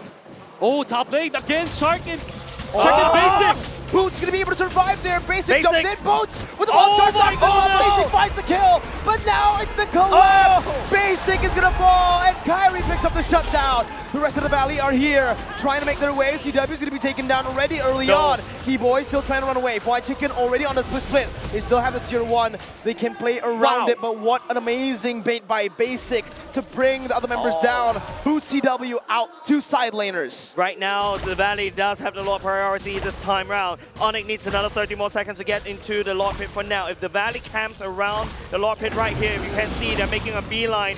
ONIC would not be able to gain Lord presence. Oh my goodness. Again, right? Every Lord fight, it feels like CW is just not there. Yeah, it's basic and shark. I mean, the super shark, super basic shark, whatever we call that Basic combo. shark. These ambushes coming out from the Valley. They snatched the lead away from ONIC Philippines for quite a bit, and now it's equalized. Let's see. ONIC cannot take this fight. They're not ready for it. They're not. Keyboy's very low, right? He needs to back off here. They need to play with the side lane pressure, but the Valley are not giving that to him. Wow. Good my snipe, God. actually, from the edge of the base. Big blunder from Zeke. You cannot do that if you're Keyboy. You need to apply the vision. Uh-oh, he recalled in. The Lord is at half HP. No knowledge right now. Look at that. With the power of nature, still able to escape. Keyboy is finally back in the Lord fight. White Chicken jumps in with a slam, pass. Zoning San's away. And just like that, that's a man advantage for the Valley. But still, it's White Chicken not able to find that split. Now it's going to be a 50-50 once again. Kyrie jumping in. CW. Going to be able to actually collapse on the Mobazane. The Retribution jumps in and Mobazane wins it again. Real word of inflation. Blocking Mobazane down. But the Valley with a great decision to back off right as Zane secures the Lord.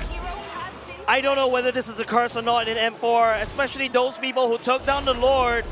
You're going to lose a team fight, right? And it's very crazy how Mobazane uses the Daytona's Welcome on top of Kyrie. Kyrie can't use the Retribution at all, and it's a free Lord over the side of the Valley, and now it's up to the Valley to make good use of this Lord that they fought so hard to take. Oh, late game Barretts. Once you get inside the vicinity of the Lord, you're going to be able to take it out. But White Chicken, though, is this the fight? No, I don't think so. No. It's White Chicken who turns it back around. Onto Boots here, but there's not going to be any more follow-up. The Valley knows they have a man disadvantage, so ONIC Esports are just going to utilize this to clear out the Lord again. So 2 Lords, the Valley. Yep. Solid retribution, solid positioning, but 2 Lords, no punishment from the Valley. I guess this is the time where we prove like the stats, right? The Turtle and the Lord control from the Valley, they are in favor when we started this, and we can see it in action. Well, technically speaking, you have more Lord control because you're so hungry for the kills. Each pickoff is big. Shunpu gets him out. Keyboy with a flicker out. Kyrie now in the midst of it all. Still in there. Death is welcome. Going to be able to lock him down with the slam, pass. CW free hitting. Kyrie still full HP. He is a tank, remember. Boots though, he is not. He jumps with the wall charge on the Hoon, but a Purify is there for him. White Chicken was split. Buying a little bit more time. Boots going to fall to the hands of Hoon. Kyrie still there. That's a kill over. 1 for 1. Keyboy is very, very low. San's going to be able to actually dish out the damage right now. Basic is a quarter of HP down. Both teams disengaging. 2,000 gold lead. ONIC Esports want more, but the Valley's saying, nope, we're backing off. We're trading EXP laners for now. This is how the game has evolved to be. We're trading right now, but the Valley does have an advantage. They're stronger in the Lord control because they always take one member from the enemy team away, and then the enemy team doesn't dare to contest the Lord. You have to clear this CW. It's a big minion. Look at that. The turret. I was close. You have to be mindful of that, but here it comes again. The shark and basic combo. Keyboy! Keyboy, what a god. What a god. What a god, Keyboy. I like the way that you say it, Keyboy, what a god. And like a matter of factly, like you know Keyboy is a god, but Mirko and I were like, what? Dude, it's not fair. You get to hang out with these players. Dude. I just know them. My goodness. That was very sick. But then again, this combo, the Kufra and the carry, we saw that so many times this game. Good thing is, this is a choke, so you can escape. You have ways to escape. With a Shunpo and a godly, reaction time, yeah, surely you can. Oh my god, I'm just you're talking about things happening in the future. I'm still caught in the Keyboy play. All right, okay, there you go. We gotta move on. ONIC Esports looking for something now is Zane. Keyboy, he gets out of a catch and he finds a catch on Zane. He's not gonna be melted down. Zane is down. The Valley are 1 man down, and it's the Evolved Lord. 21 minutes in, they're starting it. They're definitely starting it. This is very big for ONIC. This is the window, and it's a very slim. The Valley, on the other hand, look at Basic, look at Super Shark. They can turn this around. ONIC needs to take down this Lord as quickly as possible. Well, this is the time. The Valley, they want to go for it right now. Boots in the mid lane, gonna be actually spread it down. Look at Basic. Oh my god! Boots is down. ONIC Esports now going for it, but look at base right now. CW is going to be able to go for it. The split push. CW! CW! Fire, he popped it in! Equalizer! 1-1! ONIC and the Valley. Amazing plays.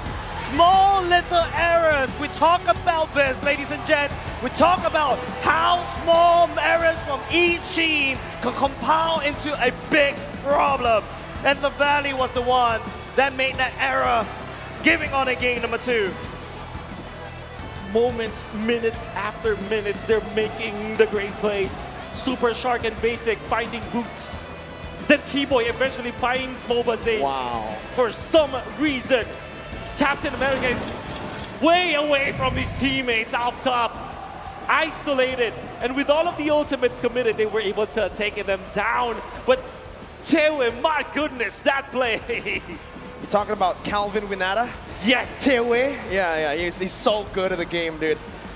He is the late game shot caller for ONIC Esports, and you can really see that, right? He set that up for himself. He was like, hey, guys, go for the fight. Doesn't matter. I'm walking up top. I got you, bro. I got you, bro. I got you, bro. Walks up, just takes the core, basically assassinated the core right there. Assassinated game number 2 away from the Valley. But let's talk about M4 Battle Night, because we got to go do this because we need to hear from the analyst. M4 Battle Night goes live this January 21st. Expect loads of events and rewards up for grabs in this particular game. First of all, complete battle task in the game in January 21st to get skin choice chest. You can choose any skin that you like from each of these chests. Aside from that, battle bonus awaits you on the same day as well. Play matches and you will get the team star protection for 3 matches, double the star raising points, double the protection points, double the EXP, double the BP for 5 matches in a row. We are not stopping there, ladies and gentlemen. Free access to all heroes and loads of epic skins will also be available on that very day as well. Save that day, log into the game on January 21st, enjoy the matches and win tons of rewards. Let's all celebrate M4 World Championship together, including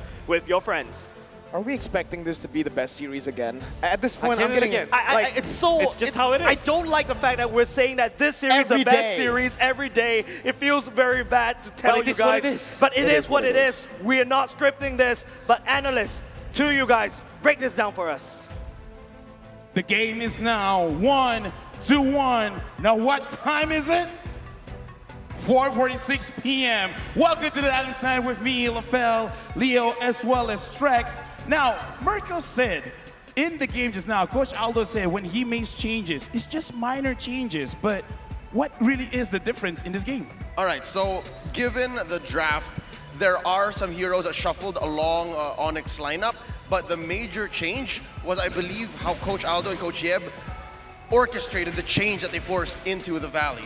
Yeah, I mean, just that small change. Banning out the Valentina, picking up that Cho for Keyboy is honestly what made the biggest difference. The final winning play in that was catching Mobazane off with that Way of the Dragon, so a minor but critical change. And that shows the difference between game 1 where they tried to draw lines with the Grok and the Benedetta, but now it's more proactive given that they have the Way of the Dragon. It's a better way of controlling team fights, which again, the Valley are so good at. Yeah, because we got to look at game number 1 where the Valley, they could counter-engage a lot, and ONIC, they couldn't engage.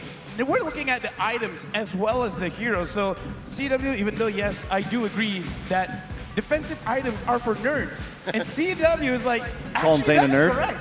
He threw away his Athena shield and went for full damage. He actually swapped it out, I believe, with the Wind Talker just to end the game. Yep, just cleared those waves faster. And something that's got the folks talking at home is the fact that you have a golden staff on a Moskov. Yes, that does effectively get rid of the potential to crit, but it still allows for his passive to trigger much, much faster, which is again great against a battering ram lineup, just like the Valley. Exactly.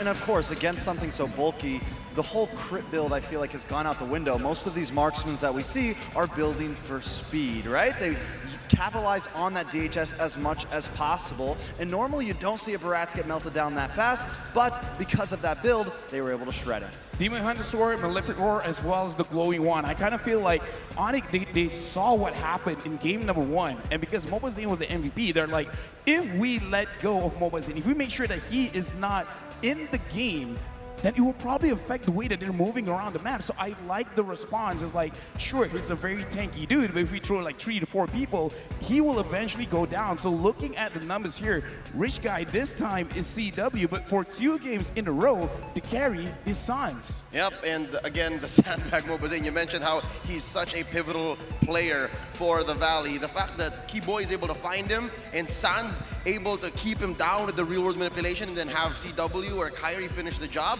that seemed to be about 30 to 40% of what won ONIC Esports this game. Oh yeah, I mean, the Valley brings in that kind of pick play in game 1, but this time ONIC brings it themselves, and I feel like they got the better picks, right? They were able to pick off Mobazane right before that final Lord, and that's how you win the game right there. So right now it's kind of weird because this sentence would not make sense normally.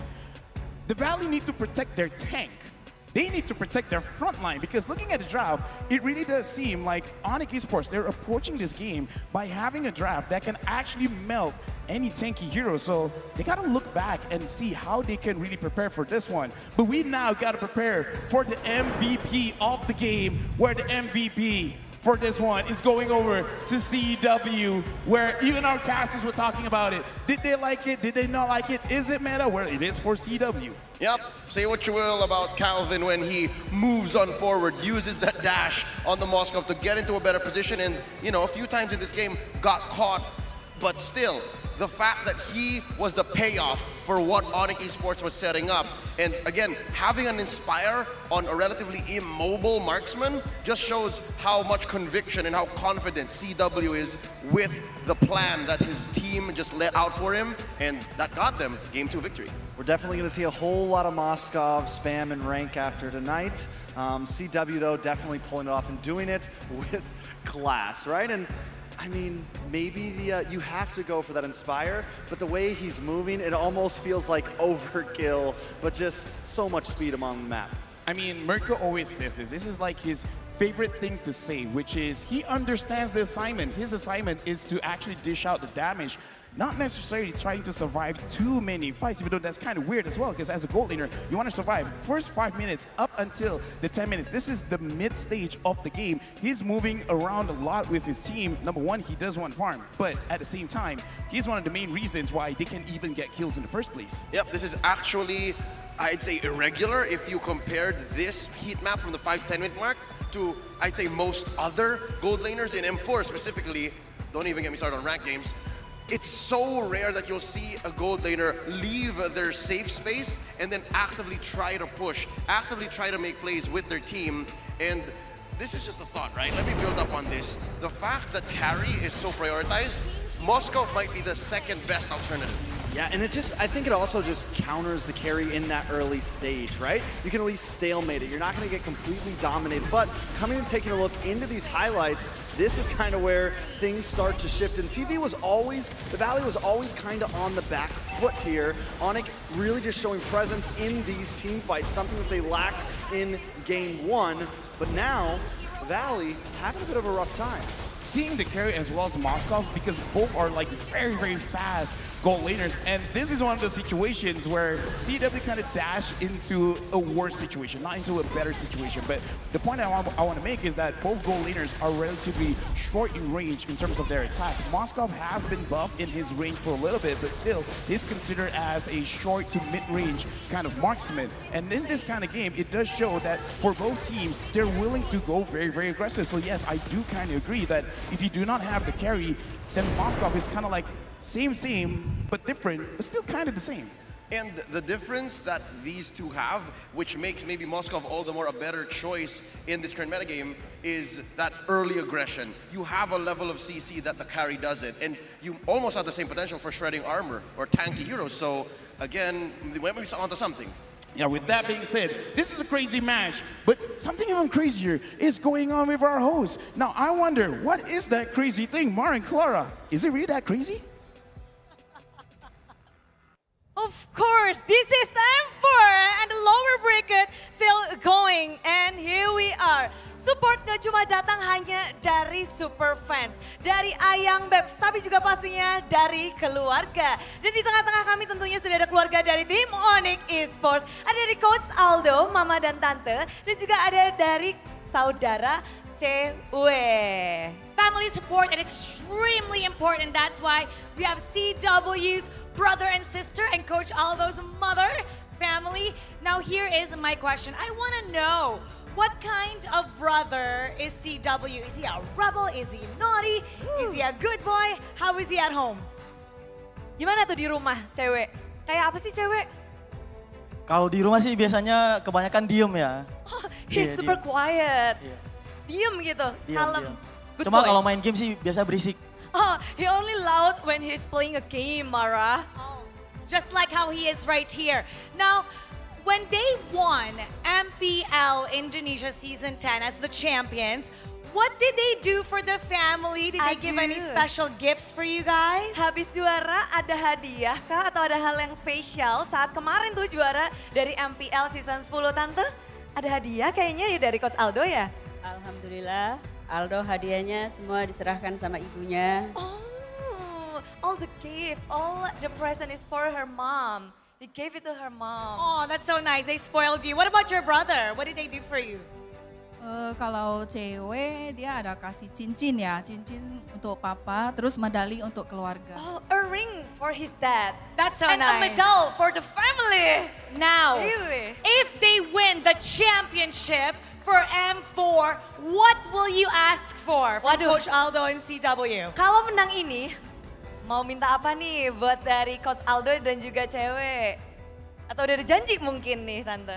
Saya minta sama Aldo, berhubung Aldo selama ini kurang waktunya untuk keluarga, saya berharap ada kesempatan untuk bisa berkumpul sama keluarga. To gather around with the family because right now they're so busy with the tournament and they want a time for family. Coach Aldo, tolong ya waktunya ya. For sure they'll do that. Yes. What about for your brother? What are you gonna ask for? So you gave a ring this time. This time what are you gonna ask for? Kalau cewek menang ya, kalau bisa sih pulang Imlek ya,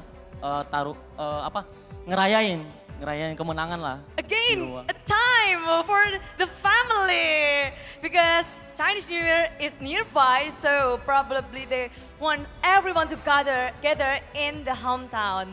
One last, your final message. What's your message for them to pump them up? Mau ada salam-salam nggak sih? Mau pesan-pesan buat mereka nih yang mungkin akan tentu langsung mendengar di sana, Tante? Mungkin satu-satu.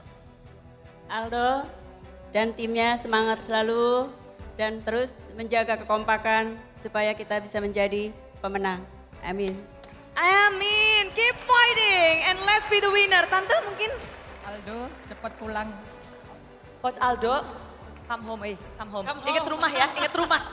Oke, brother. Menanglah 3-1 ya habis ini ya. Let's win with 3-1. 3-1, okay, final message.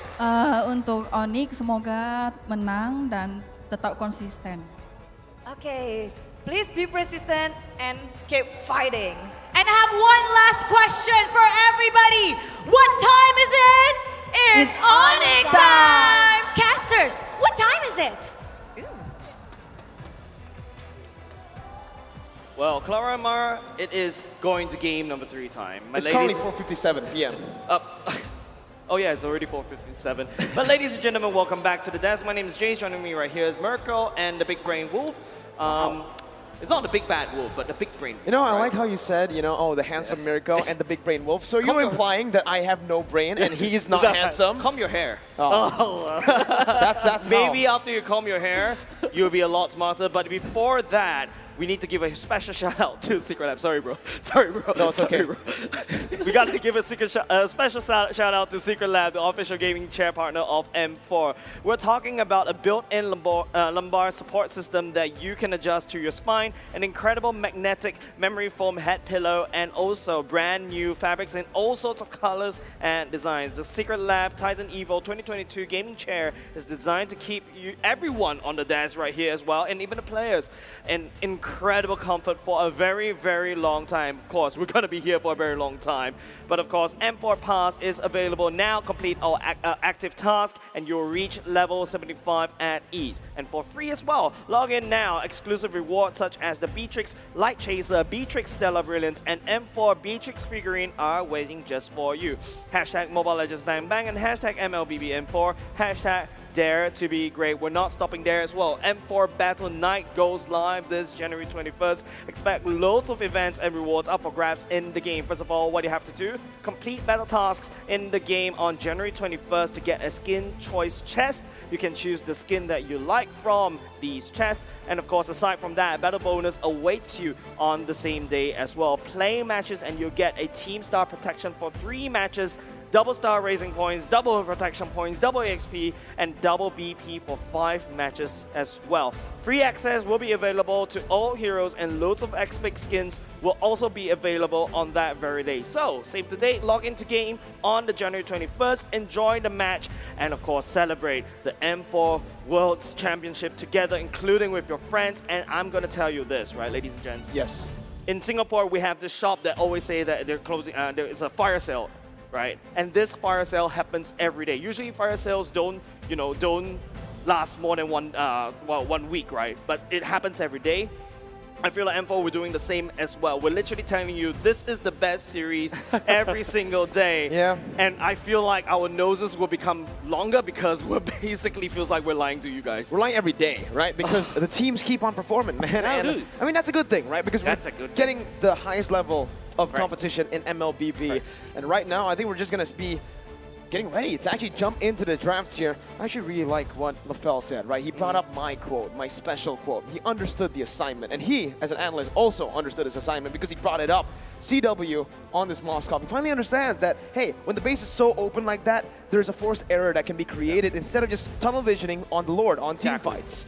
With great communication coming out from ONIC Esports. Kind of feels like they orchestrated this before they rehearsed it. They might have practiced it on screens because that looked really solid. Maybe the only thing that went badly for them was that Boots was found by the carry eventually from Basic, but they turned that around. They actually turned it into their favor because Basic had to utilize the Phantom Stepping to go in. He actually had to commit everything just to take out Boots, and afterwards, because they are now into the zone of ONIC Esports, there's no way for them to teleport back to base with the recall, and CW was able to just get into the base. Yep, and of course, apart from that, right, but hold on your horses, ladies and gentlemen.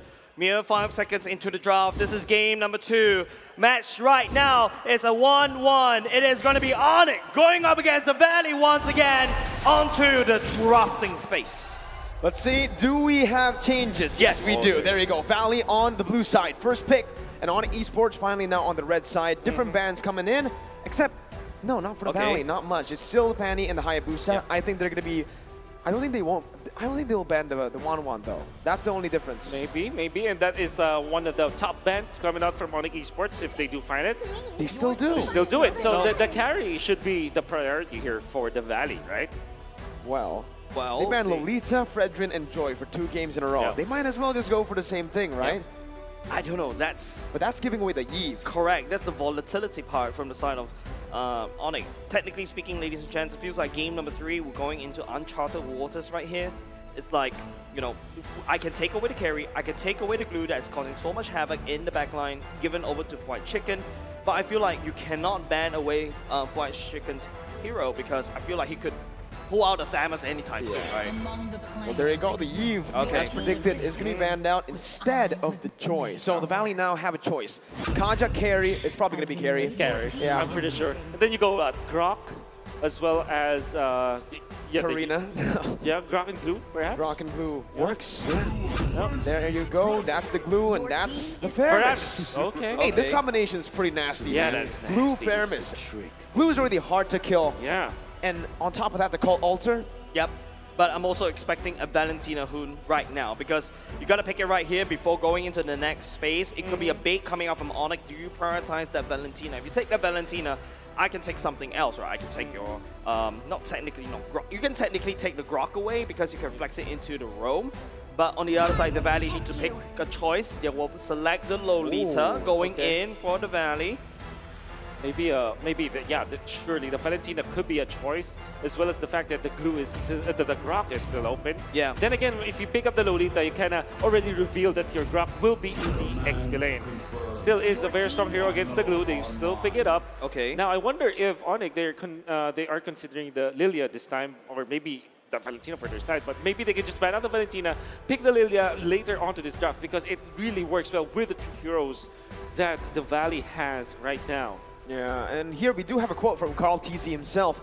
He thinks ONIC Esports will go through the lower brackets because they gave them a hard time. Here, it's a signature link for a certain player on ONIC Esports. I can't remember the name though. I can't remember the name though. Is I this think guy it's the most handsome one on the roster, the right? Hayabusa guy? Yeah, I think it's a Hayabusa one. Kind of rhymes with Sky. Skyri? Skyri. Or Sayri. Or Sayri. Yeah, Sayri, Sayri. Yeah, maybe. Kyrie, there you go. That's the link for Kyrie. Signature pick locked in up against the carry. Hey, it works, right? You want to have some backline threat. You already have the Lolita picked up from the Valley too, so that can be another source of CC to cancel out the Numenon Blast. And there it is, the focus now onto MOBA Zane, banning out the Karina, maybe the Barretts as well, because if I remember, it was RRQ went up against Blacklist International. Blacklist went in for the Barretts against the Ling. So it is a great answer to the Ling if ever. So that might be what the Valley might consider if the tides shift in their favor. But ONIC Esports can easily ban that out. Valentina ban as well can come out. Yeah, I feel like it is up to ONIC to ban the Valentina away because of the cult altar. You don't want to give that cult altar over to the side of the Valley. The second best choice after if you don't get access to the cult altar is that Estes. Yeah.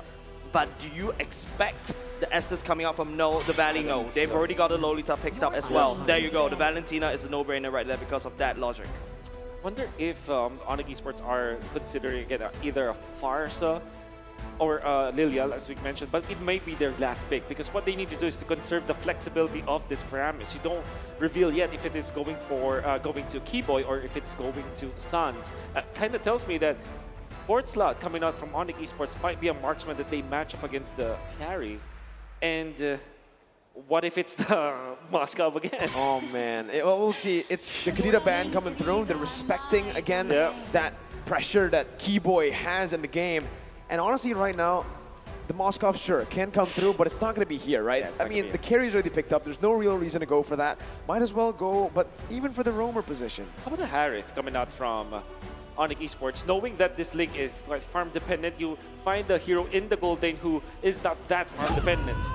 Cho first. Yeah, I think the Cho is a lot better because your Jeet Kune Do and your Shinpo as well allows you to you have a lot more avenue to cancel away Super Shark. I think not CCW, but like Keyboy's main role for the side of this composition right now is to make sure that Super Shark is unable to land the perfect Luminum Blast. I think the Barret still is good for the Valley to go with something like a Matilda or a Lilia themselves. The strength of the Barretts is that you have your way to kind of keep yourself together, planted on the ground when the retribution fight happens. It's a very MOBA Zane-ish kind of hero. Then again, you will lack long-range damage to go with that. So maybe couple with like Farsa or Lilia. There you go. We mentioned. And Lilia. Should be these two picks. And there you go. It's going to be Lilia too. ONIC Esports now. We've been mentioning, right? Gold lane. Sure, Moskov can work again. Yeah. You want to go 3 Moskov games? Harith perhaps? Harith.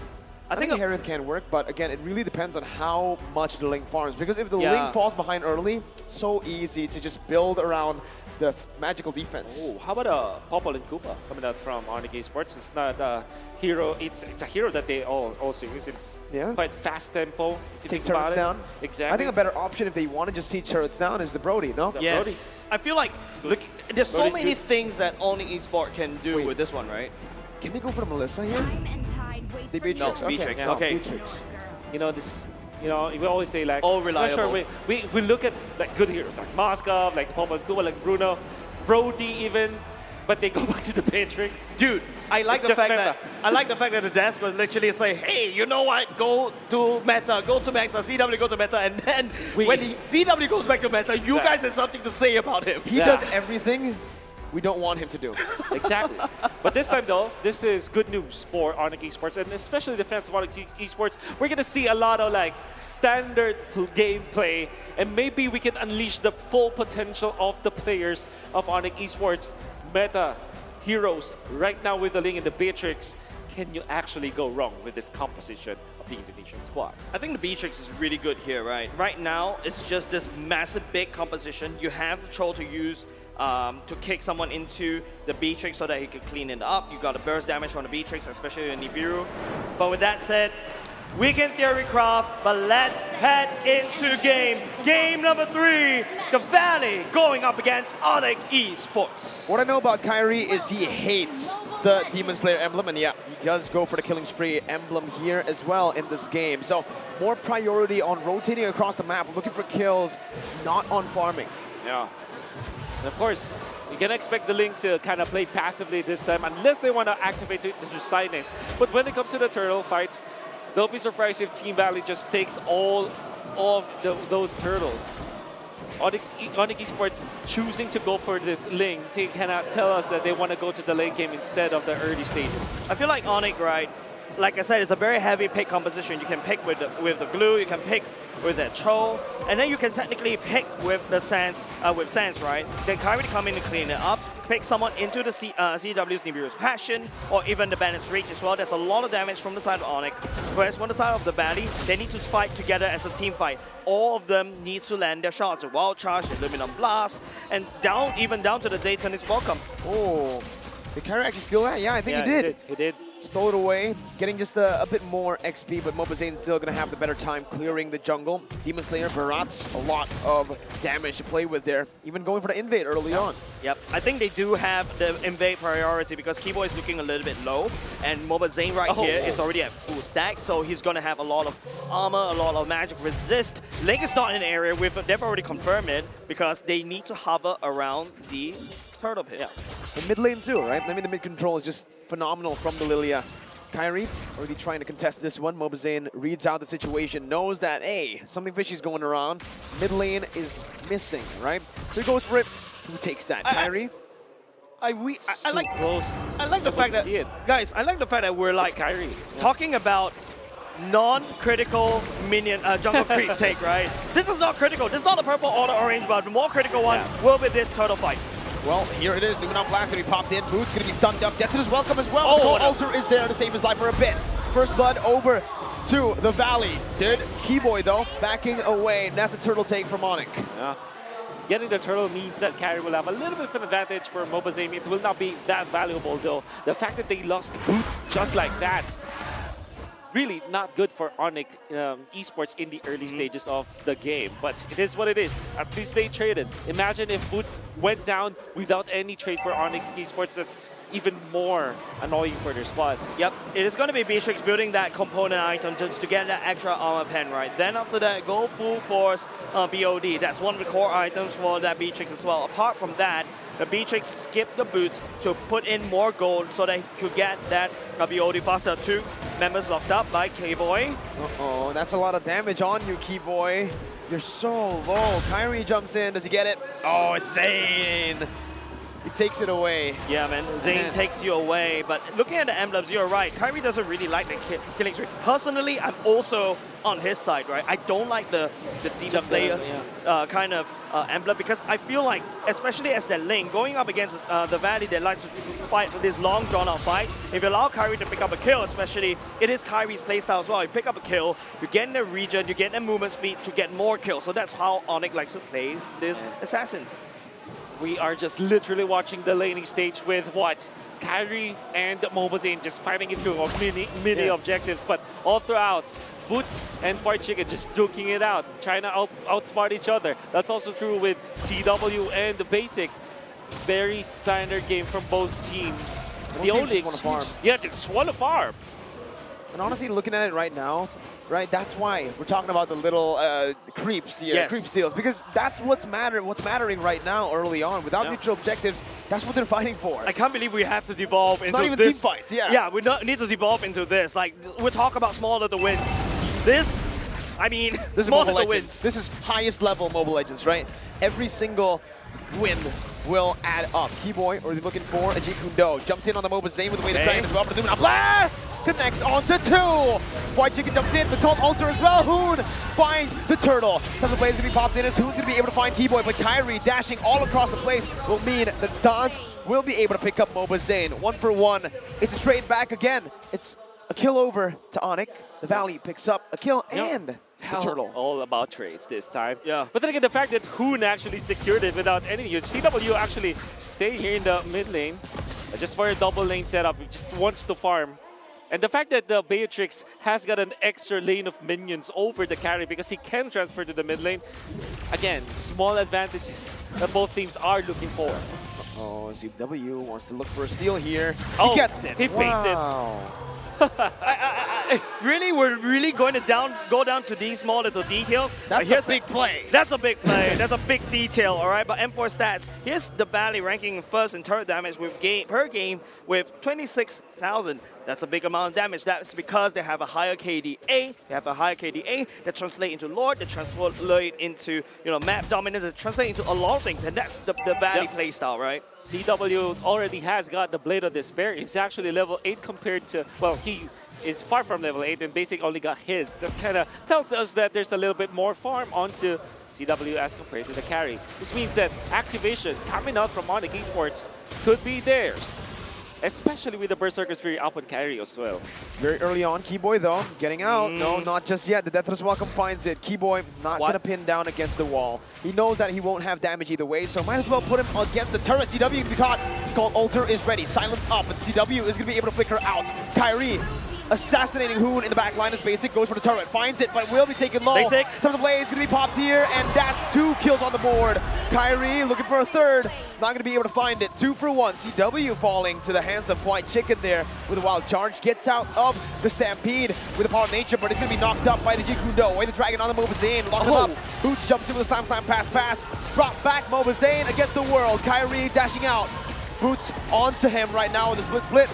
Moba Zane very low, still able to actually sustain back up. White Chicken, no wild charge. Deathless Welcome still available for Moba Zane. On Esports with the wise choice, backing away from the turtle. But Boots is still here on the glue. Flickering out to safety will mean that, again, both teams disengage. But now it's Kyrie on to the purple buff, stealing it away.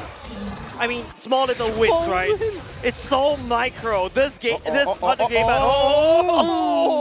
so close. But that's another win over the side of ONIC with that turret takedown. Never mind, it's a trade. It's a trade. My goodness, these two teams are so good at the game. They're just trading, literally. I can't believe I'm saying this, ladies and gentlemen. The Valley is making it feel like they are on par with ONIC Esports. Because they are. 1-1. Literally. Even the trades, there's nothing free in this game. Surely the turtle goes in favor of the Valley, but Kyrie gets the purple buff on the side of the Valley, then they get a turret up top, and then eventually ONIC Esports, you see CW dying once, as well as, Basic. So everybody's just trading, literally. No clear winner, just as... Yeah, no clear winner. Unless, Kyrie goes for the push onto the bottom lane. Uh-oh, there you go. Kyrie goes for the turret here. Keyboy spots the conceal play. And the Valley says, hey, you take bottom side, let's try to take top side now. CW and Keyboy trying to defend. After the Renner actually clearing it out. The Mount Blast was charged in, but it's going to be cancelled away. They don't have the minions to play with for that dive. So much value from the sniper shot coming from CW, clearing out the minions up top. Wow. Small values, dude. This is such an intense game right now. It's like a chess game, right? Yeah. And while we're in a slow game, this is exactly the moment we need to check the items. Looking at the items right now, it's going to be Berserker Fury and the Windtalker already built for that lane. The lane is actually 1k gold lead. And the best part is, there's a lot more mobility for ONIC. Right now, ONIC, what they can do is to use Kyrie to jump from one lane to another, take down turrets, and that's exactly what ONIC has been doing for the past, I don't know, maybe like 5 minutes or so, when they know how the game has devolved into. But another thing that I would like to point out from the side of the Valley is they have a massive good clear that can shove as 5 and then rotate to the other lane. I would say Kyrie is just styling on the itemization. All of these casual items. So when he was Garena going for the Molten Essence as well as the Steel Leg Blades as casual items, now as the Ling, he's going for a casual Swift Crossbow, and then completes other items, making it so that the value he gets from the early items pays dividends in the end. Looking at the game though, and drafts here, the Valley, I think they're completely fine with just taking the game slow, right? Yeah. They have a Lilia, they have a carry. If it goes to the late game, it's going to be a 50-50, and I think that's a 50-50 that the Valley wants to take. Keyboy, though, with the way the Dragon bringing Mobazane back in. Kyrie jumping in onto Mobazane. Looking for the assassination. Look at that blast. Doesn't connect onto anyone. San's still able to survive, but not for long. Basic says no. Kyrie on the walls, gets out. Jungler for Sans, but he spawns back in with a passive. That's the power of giving out Sans, right? But there you go. It's going to be the Bandit's Rage clearing it up. I like what ONIC is doing. Instead of focusing as an assassin, you want to go for the backline, but you know Basic is very elusive. So ONIC went for the target assassination on top onto Mobazane instead. Knowing that he's on the Demon Slayer emblem, knowing that he needs the level to scale and out-retry you in the retry battle, but hold on a second, a lot of emphasis on Hoon right now. Hoon spots it out. White Chicken, this is it. He can go for the steal, he jumps in, but the depth of the blades comes in from Kyrie, and CW finds it. Sans with the Stampede, bringing Basic back, only to deal damage. Numenon Blast, charges in, doesn't find anyone. It's a 1-for-1. Lord for Sans. Wow. They will eventually clear the waves. Management, my goodness. All right, I'm going to say, we were impressed by the mouse that coming out from CW, right? Even through losses, even through wins. But my oh my, if he holds a meta hero like the Beatrix, he looks wonderful. You saw how he managed to utilize the render shots against Mobazane when Mobazane was kicked in the middle. Then eventually transfers into the Bennett to kind of clear the wave in the middle. Then into the Lord fight, he knows exactly what he needed to do. Chunks down the Lord with the sniper shots, eventually sealing with the SMG. Then transfers into the mid lane, gets out, seen to safety. Styling on the Valley. Clears the way with the Bennett, right? Exactly. What the hell is happening? He looks good with the non-meta heroes. Boy, look what he can do with the meta heroes. I mean, right now, the only weapon he isn't utilizing is the Wesker, right? Yeah.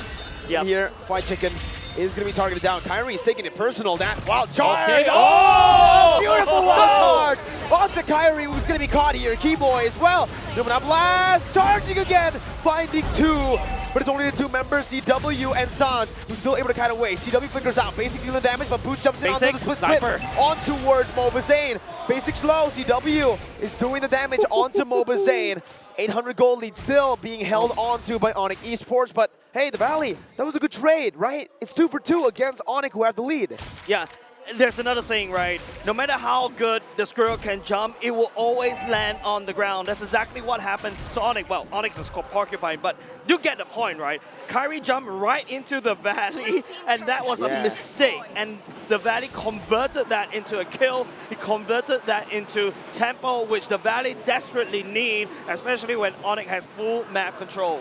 Are you not entertained about this? I'm we saw a lot of entertained. micro outlays. I'm entertained. Yeah. Fine Chicken. He waited for the Tempest of Blades to come in, sticks to the wall so that the power of nature will allow you to be crowd control immune. When Kyrie goes down with the Tempest of Blades, already you have that power of nature prepared, and there's a lot of damage onto Kyrie with all of the damage items that this XP lane Grok has. Oh, that's some damage. That's Wesker, by the way. That is Wesker, so he is utilizing all 4 weapons that Beatrix has. Here though, Kyrie with the purple buff against Zane, but that's a collapse here. Oh, no. A lot of members placed down onto Kyrie, but he goes in instead to clear out the wave. He maneuvers away, and he baits out the movement from the Valley. Woo! Wasted rotation up top. Wow. The Valley's doing well. ONIC is doing well. Everybody's just playing out of their minds. I love this game, right? I love the series. We need a best of 5, full 5 games. We need a best of 5, full 5 games. And How about a best of 7? Let's go. Sure. Sure. But ONIC versus the Valley, though, right now, the ONIC still have this small little advantage. The fact that, okay, the kick going in. That's what the Wesker's for. My goodness. ONIC with the coordination. Keyboy with the kick. Super Shot got melted down. We don't usually see that now, but man, ONIC Esports. Yeah, the patch notes told me that the Wesker got nerfed, but I wasn't expecting this coming out from CW. CW, an artist? He's so creative, dude. What the hell? Yeah, and now he jumps back onto the runner, pokes down the Lord, ONIC Esports with the zone. Now with no Super Shark, no one can open up the map. And it's just a free Lord over to ONIC Esports, conceded by the Valley. Small little win, small little pickoffs. It's the Valley that lost Super Shock first. ONIC was able to convert that kill into a Lord pit, or a Lord on their side. And this is exactly how the Valley likes to play. ONIC Esports, on the other hand, literally copying the strat. Yeah, man, all of these microtransactions from both teams, they're all the trades that we're seeing. Yeah, I mean, the war of attrition has been in there for what, 12 minutes, and then eventually ONIC finds openings. All of a sudden, they're ahead by 3.3K, and they now have the map control. But that doesn't mean that the Valley is defeated just yet. No, they're just getting outplayed when it comes to the map just because of those small victories that ONIC accumulated all throughout the game. You know what I realized, Wolf? This ONIC style that they're playing, after game 1, it really feels like, especially in game 3 here, it's the banana split that ONIC PH played back in M3 up against BTK. So they're using BTK's Kryptonite here. That's a good render shot. Basic's taking a half HP. Keyboy was looking for the way the dragon, doesn't find it. It's just the Lord marching down, and it's the base turrets now wide open. Kyrie is utilizing this to go for more damage into the mid lane base turret. Now on Esports, they back up. Kyrie can't be caught by the Valley, especially when you got, Luminum Blast that you need to charge a lot, and Super Shark wasn't. If he uses the stun, rest assured, the rest of ONIC squad will come in and just run you down in the mid lane. But another thing, Zane. Oh no, Moba Zane's gonna be caught here. That's the Bennett as well. Dishing the damage out. That's gonna be Kyrie jumping into the back line. The cold ultra was placed down by Sans. Fly Chicken in the back line as well, but it's gonna be Boots, who is gonna be able to dish out the split. Kyrie still able to actually get out there before Sans picks up the kill, and Kyrie jumps in again.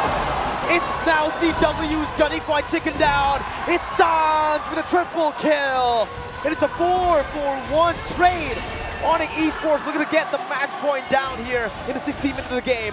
Hoon is the only member left standing. He needs to make the miracle play. Kyrie buys the immortality. Hoon is getting bursted down. The base is wide open. Hoon's gonna fall down to CW. And it's match point for ONIC Esports. Match point for ONIC Esports. Finding that rubber band, pulling it to its tip-top maximum length. The tension broke the Valley. And ONIC takes one more game. What a performance in the third game. That banana split.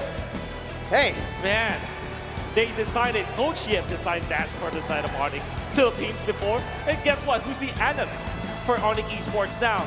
Together with Kyrie, that looked really wonderful. And man, we were talking about how ONIC Esports is just picking up those non-meta heroes, but look at them go with meta heroes. CW is a virtuoso of this Beatrix that was wonderfully played. You see Keyboy is finding the confidence with the Cho. Eventually, the entirety of ONIC Esports just won the battle of attrition.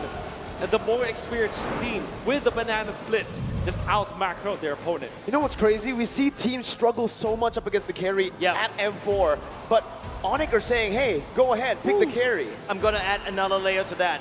Beatrix has a very bad result throughout group stages. CW, on the other hand, is like, have you guys used the Wesker and the Renner? Don't just stick on the Bennett and the Nibiru. And with that said, we're going to be throwing over to the analysts to be dissecting about this beautiful of a game. Take it away, analysts. Ladies and gentlemen, the score right now is in 3, 2, 1. 2-1. I'm sorry, that was much cooler in my head. Welcome to the Analyst Stand with me, LaFell, Leo, as well as Trex, where right now it's match point.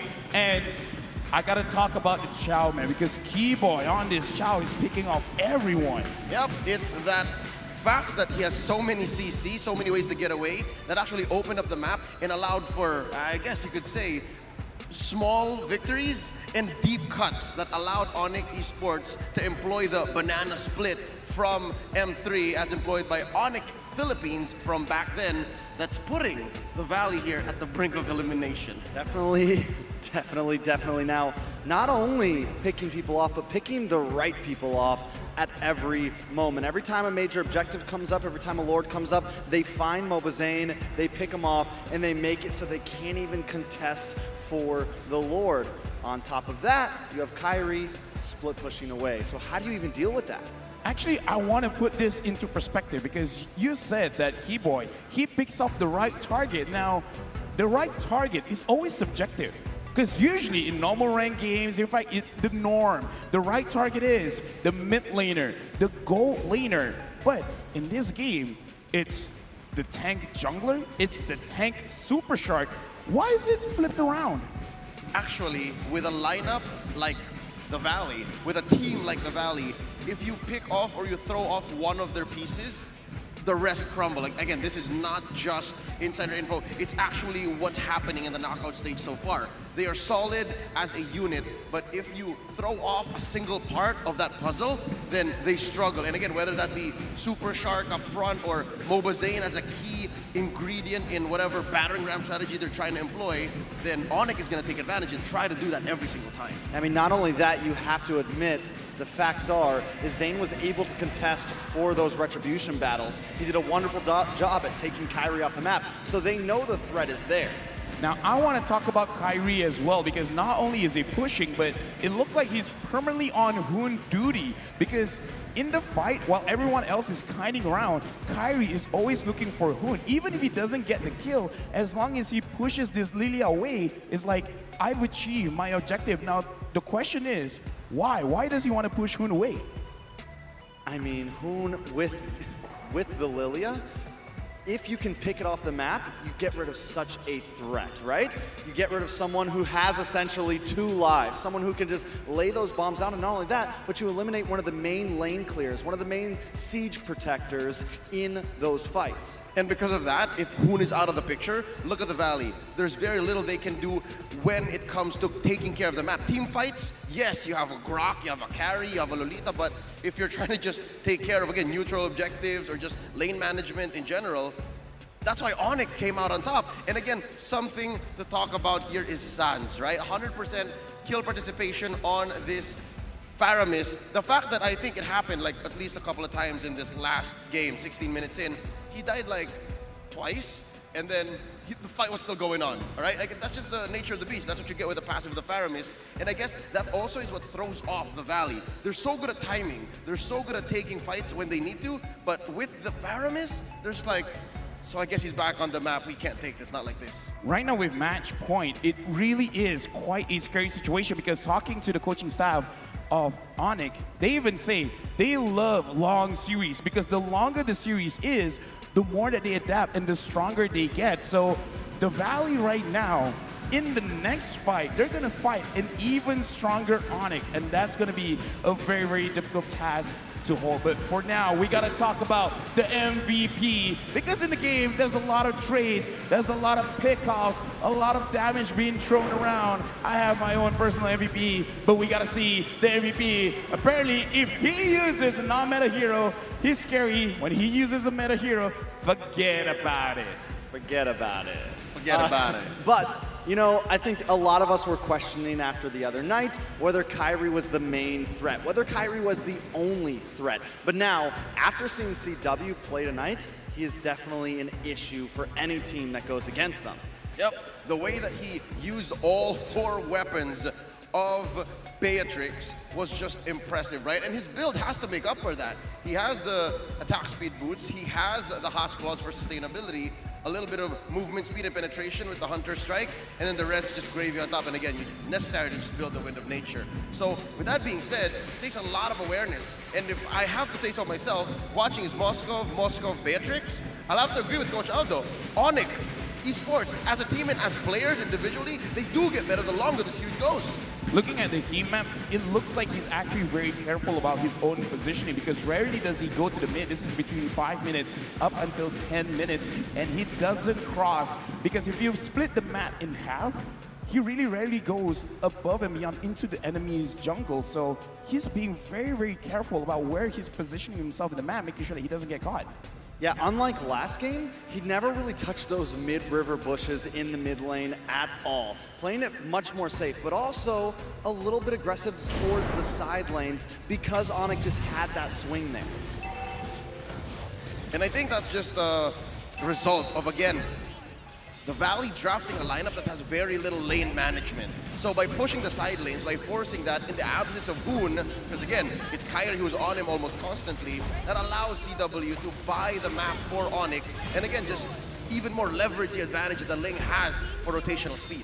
What I know about the Valley is apparently on their off time they play chess, at least Mobazine as well as Fried Chicken does. So as a chess player, you really don't want a lot of surprises happening. And we talked about how the Valley is so good in terms of the team fights, in terms of picking off. So I kind of like this banana split strategy coming in from ONIC, creating chaos, making it so that you guys are chess masters where what are we going to do next? can you guys actually find the answer fast enough to actually get to it? And here again, look at Kyrie.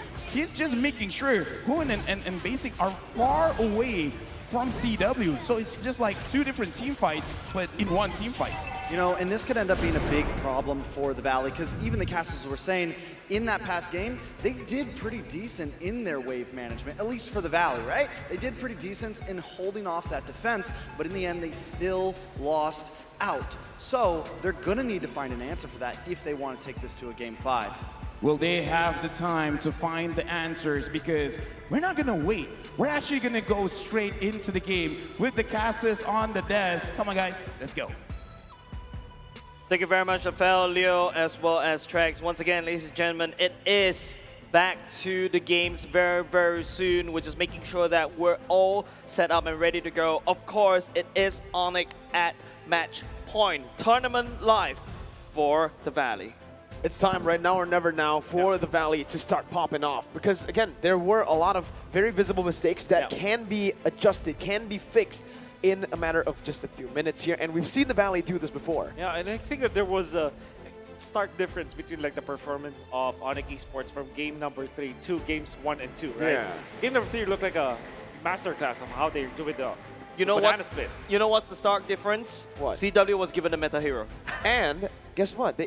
You know what's crazy, right? Because the curveball that they sent in game 1 and 2 was they kept on banning the Lolita. They respected the Lolita so much, and that really gave the impression that, hey, game 3, he finally got the Lolita, Super Shark, on his comfort hero. He's going to pop up. No.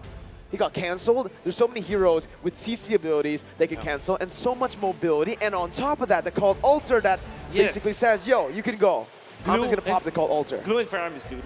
We saw them use it yesterday actually, but it was a Valentina plus the glue wherein you steal that Faramis ultimate together with the glue, makes the glue a very sustainable tank, and it's very hard to team fight against that, and we saw that in the full action today. But then again, I guess we haven't been talking about maybe another game changer here is that, man, Kyrie's playing Ling. That probably is. Another thing, and I also like the fact that Analyst pointed out, is that Kyrie zoning the members out of the Valley. And usually you don't hear assassins zoning people out. You hear assassins go kill. But Kyrie zones people out, and that's usually the roam's job to do. Yeah. Well, you know, his emblem is the KS emblem, right? The killing spree emblem. Right? Sometimes you can say it's the kill steal emblem, because that's exactly what he was doing. He was waiting for a moment to secure the kill. Oh my Basic God. was low, but he wouldn't have died if it wasn't for Kyrie jumping in with a Finch poise. So here, hero pick recap. Let's see what can be changed or fixed from the Valley.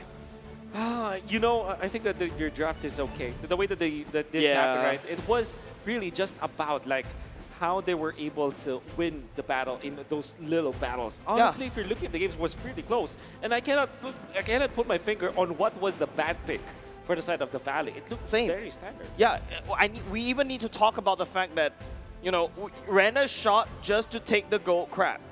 And that is a lead. That was how micro that game was. Correct. Oh, you see that? That's G the Ico you see on your screen right now, supporting the Valley, dude. Showing a little bit of stress, but you know that... Oh, that's combat too. All right, okay. Yeah. We got some support from the Valley, but obviously we have a lot of support for the Indonesian team outside as well from ONIC Esports. And even earlier today for RIQ. Yeah, of course. So it's really... I feel like it's because this is MPL Slayers, right? This is the Valley, the MPL Slayers. It is MPL, the Sky Kings, that are defending against MPL to make sure that, hey, we are not to be trifled with. We are MPL regions.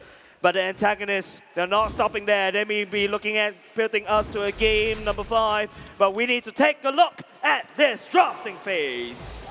It's still 1-1. Okay, so quick. I think you still go glue this time. Oh, they snatched the Lolita.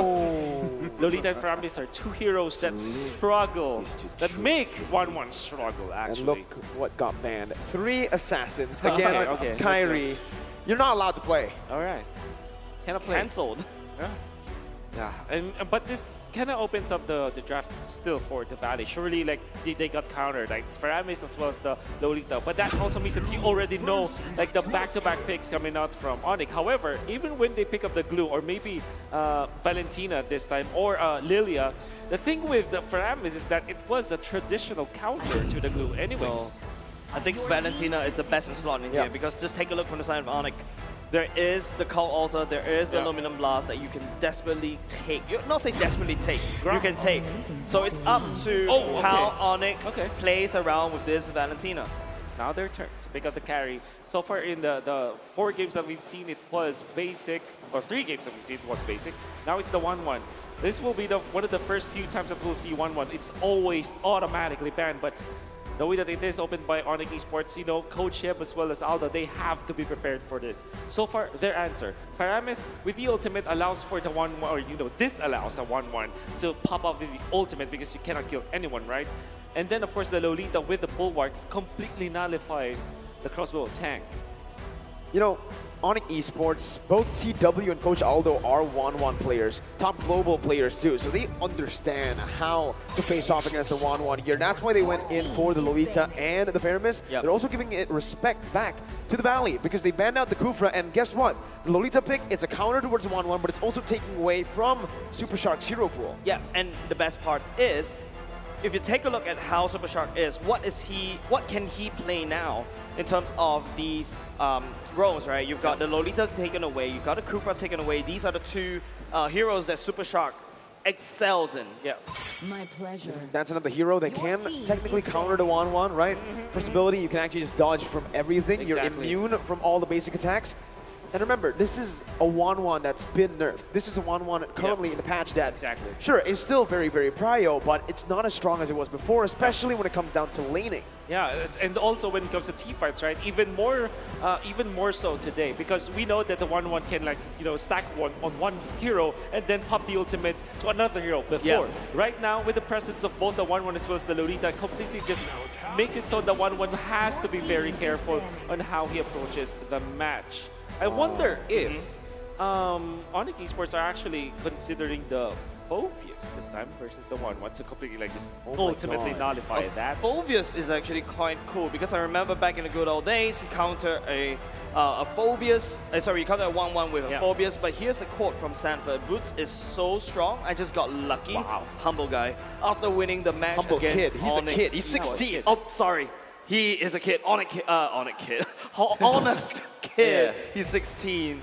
But I like the question that you throw over, Will, because you know this white chicken already went for the glue already. That's a Benedetta being banned away from the side of the Valley.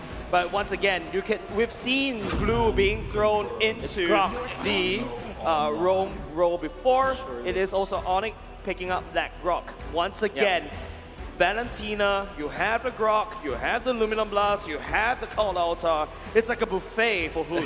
What does the Valley pick for Mobazane now? Honestly, the Karina was banned out by the Valley. Barretts again? Akai, are they forced to do it? Oh. No way. You saw what they were hovering on, I saw man. that. I mean, that was a pretty interesting pick, but I don't know if they're going to go for that, right? Yeah. You're right, Barats, but you're up against the carrier, right? Yes. If you have a Barats, or you pick up a Barats, going up as carry, you're not going to have a very good time. And I've seen this before, but okay, it is going to be the Martis and the Cho for Super Shark. This is something that, you know, Keyboy used to counter against that Lolita in the previous game. Okay, so we are looking for a Kyrie hero, right? You can see they themselves can pick up the Barretts for Kyrie, but it doesn't have like a way to speed it up. Maybe the ultimate coming out from the Frams, it's gonna be good, so it kind of beefs up their composition. They want to go for a Mon here.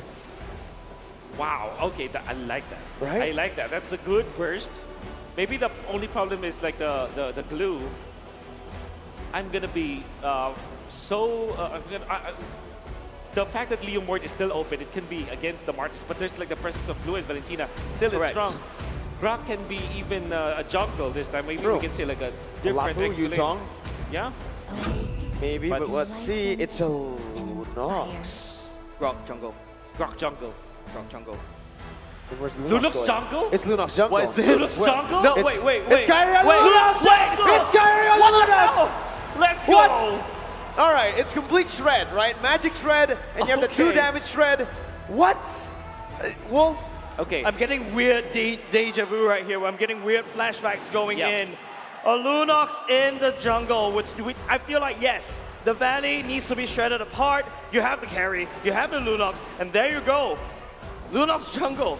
Yeah, I said maybe a Mon. They go for even more burst in the late game. I know.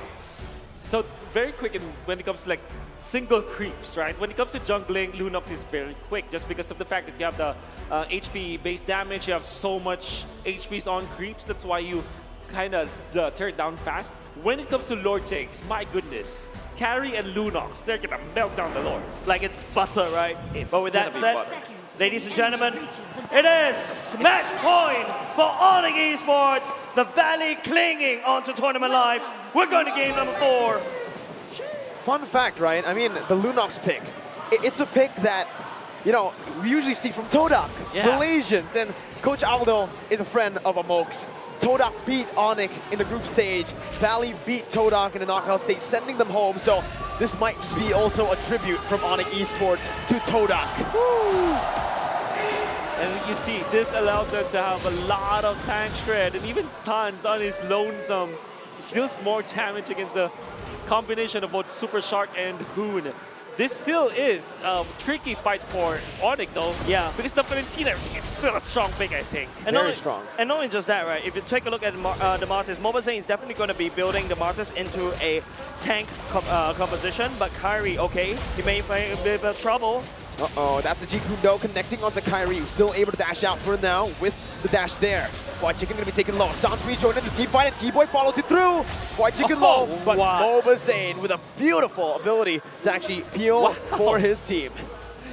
Had it now been that Moba Zane landed that Asura's Wrath, I'm pretty sure that the entirety of ONIC will just continuously initiate. But then again, you can feel like how strong this Lunox is when it comes to 1v1 battles. Even Fried Chicken cannot stand against the Lunox. Just as you say it, you called it. Fried Chicken with no flicker taken down in the XP lane. First blood over to the Lunox jungle. Man, it's really tough to watch. That's the statement. That's a big statement. Kyrie's literally telling everybody, hey, you can ban away all my assassins. I can do a Lunox jungle. Oh, man. And you know, a fun fact is Kyrie, before he became a jungler, he was a mid laner, right? Yeah, he was a mid laner. So this is, you know, within his comfort zone. And he goes, and this is the shred we were talking about. Say goodbye to Turtle. Not only did they put in the kill pressure down on the XP lane, but they also got the Turtle. So neutral objective, kill pressure, and good farm too on this Lunox. So is Lunox meta? Well, what? I mean, what I'm going to tell you is this. ONIC is on a good start. The Valley right now needs to adapt, and they need to adapt fast. I don't think the Valley is expecting a Lunox jungle as well. Most of these heroes coming out from the Valley is very scared of Lunox. Just take a look. Marta is going for the Cursed Helm as well. By the way, kids, don't try this at home. Oh, no, please. I swear to God, if I see this in my ranked games, right. Kyrie, you watch out, buddy. Aldo, you watch out. Okay, so the Valley, I think that the way for them to kind of come back to this is because ONIC is like leading for 1,000 gold, and 1,000 gold about 3 minutes in is quite a lot. So what they need to do is to utilize Super Shark together with Hoon. Again, Grok stolen ultimate. It's still pretty good. You can't be comfortable now if you're ONIC Esports. Because there's a lot of potential, unless of course they turn through and punish the glue pick. We've seen the natural predator of glue, and ONIC Esports using it to its best. White Chicken is literally not playing this game right now. No, what can he do, right? He's up against the Grok, which is already a good matchup for the Grok, and then on top of that, you have a Lunox in the jungle. You just don't think you're going to be bursted down. You have a split, you have a flicker, you have everything to actually get out, but Wolf. Eventually, you'll have the carry too, right? Oh, with the person-based damage. It's all about shreds. Now, how will they be able to activate basic in this case? I think that the problem with the Valley is that even when they have the Valentina, surely they can snag this wall charge. You still need that kind of like nuke mage. You're looking for at least nuke damage so that everybody's going to be low. You force the Faramis ultimate and then the basic comes in. Oh, it's a good kick. No, Super Shark actually missed it there, but the wild charge comes in from Hood. Able to connect all the 3 members, and that's going to be last by Keyboy, who jumps in with a wild charge of his own. The Cold Ulcer sustaining the other members of ONIC Esports up, and Moba Zane. Wow! The recalls on top of Zayn, and that's a kill over on Esports, and that's the turtle that's gonna be just chained in together with it. It's such a good chain. Basic is looking for something here, but I don't think he's gonna be able to say much about this turtle take. ONIC Esports, that was a beautiful call also. Make sure that ONIC stay alive. Even though it was Hoon that uses the wild charge as well, Boots responded with same. It is not enough because the original ultimate is definitely better, and ONIC has bigger ultimates because you can only take one. Shark is going to be able to find the way the Dragon, but it's going to be brought back by the Stampede. The Numenam Blast is there to zone the other members away, and Keyboy starts to recall. Hey, that's an Evo's emote. All right. And I've seen that for a long time. But then again, you could see, side of ONIC, Esports, they're utilizing their heroes well, and I love the fact that Sans went in for Purify. That allowed him to survive that. No. Again, forcing Fart Chicken to use the ultimate once again. And the flicker as well. That's so correct. much resources taken away from the side of the Valley. If you notice right now, it is a 2-man up top, 3-man at the bottom side. ONIC right now is trying to win by the side lanes. The Valley is responding, and this is not a good sign for the Valley if they need to respond to a draft. Not at all. 2.6k gold lead for a team that scales better. Wolf, you know, I don't even need to explain. You don't even need to explain why that's bad. Basic also in lane, losing out on gold, losing out on XP. ONIC Esports currently are just controlling every single lane, every single movement as well. The Valley are now forced to try to wait for a mistake that can be presented from ONIC Esports. But White Chicken jumps in now. This might be it. Boots with the wild charge canceled out, actually. Might be caught out. Power of Nature going to be popped in, but Mobazane has the decimation. Picks up the first kill on the board for the Valley. Well done, Mobazane, canceling the wild charge with the knockoffs coming out from that Martis, and now the push from ONIC Esports. So it's a trade. Yeah. It's a kill over in the top lane. The Valley rotated their member up there, and it's a turret tier 1 taken down in that gold lane. I would thought that, you know, the Valley could have played even aggressive more in the bottom lane, especially when the Valley's Mobazane was focusing on Boots a little bit too much. I think they could actually put even more pressure. Another thing I also would like to comment is that ONIC knows that the Valley is literally putting, Mobazane at the bottom side at Boots as well. But ONIC doesn't really do anything at all. They're just gonna give Boots away. They know they're ahead, and look at the damage coming up from White Chicken. Well, that's the slam and the pass. Locking them down for a bit. ONIC Esports still with a 2.3k gold lead. Mid-control in favor of Hoon right now. Sans is a bit late to rotate back into the mid lane. Mid-control's gonna say a lot. Super Shark finds the way the Dragon, but that's gonna be the Purify. And it's gonna blast! On to 3! The Turtle's taken away, but White's gonna be melted down by Kyrie on the Lunox. Look at now, that. Hoon and Mobazane in the midst of it all gonna be able to take the Cult Ultra HP down, but with one member down, and that being Basic, the Turtle only means a little for the Valley. Wolf, question to you, right? You're the analyst, you're the bigger brain on this desk. When Lunox goes in the first kill, Bright, on top of a split glue. That is maximum stunts of heal, right? Definitely. And ONIC, although they got the kill onto an important hero, which was Basic, you see them sustain, right? In all due fairness, the Valley has got a fair amount of trade in there, taking the Turtle. Gives them a little bit of economy. It means that they will be getting something out of that. The economy is not that bad.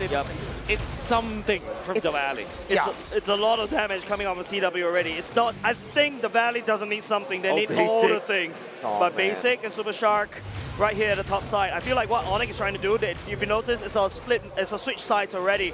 It's a 3-0 from ONIC all the way up top, whereas a duo all the way at the bottom. Well, here both teams are just trying to play hide and seek, right?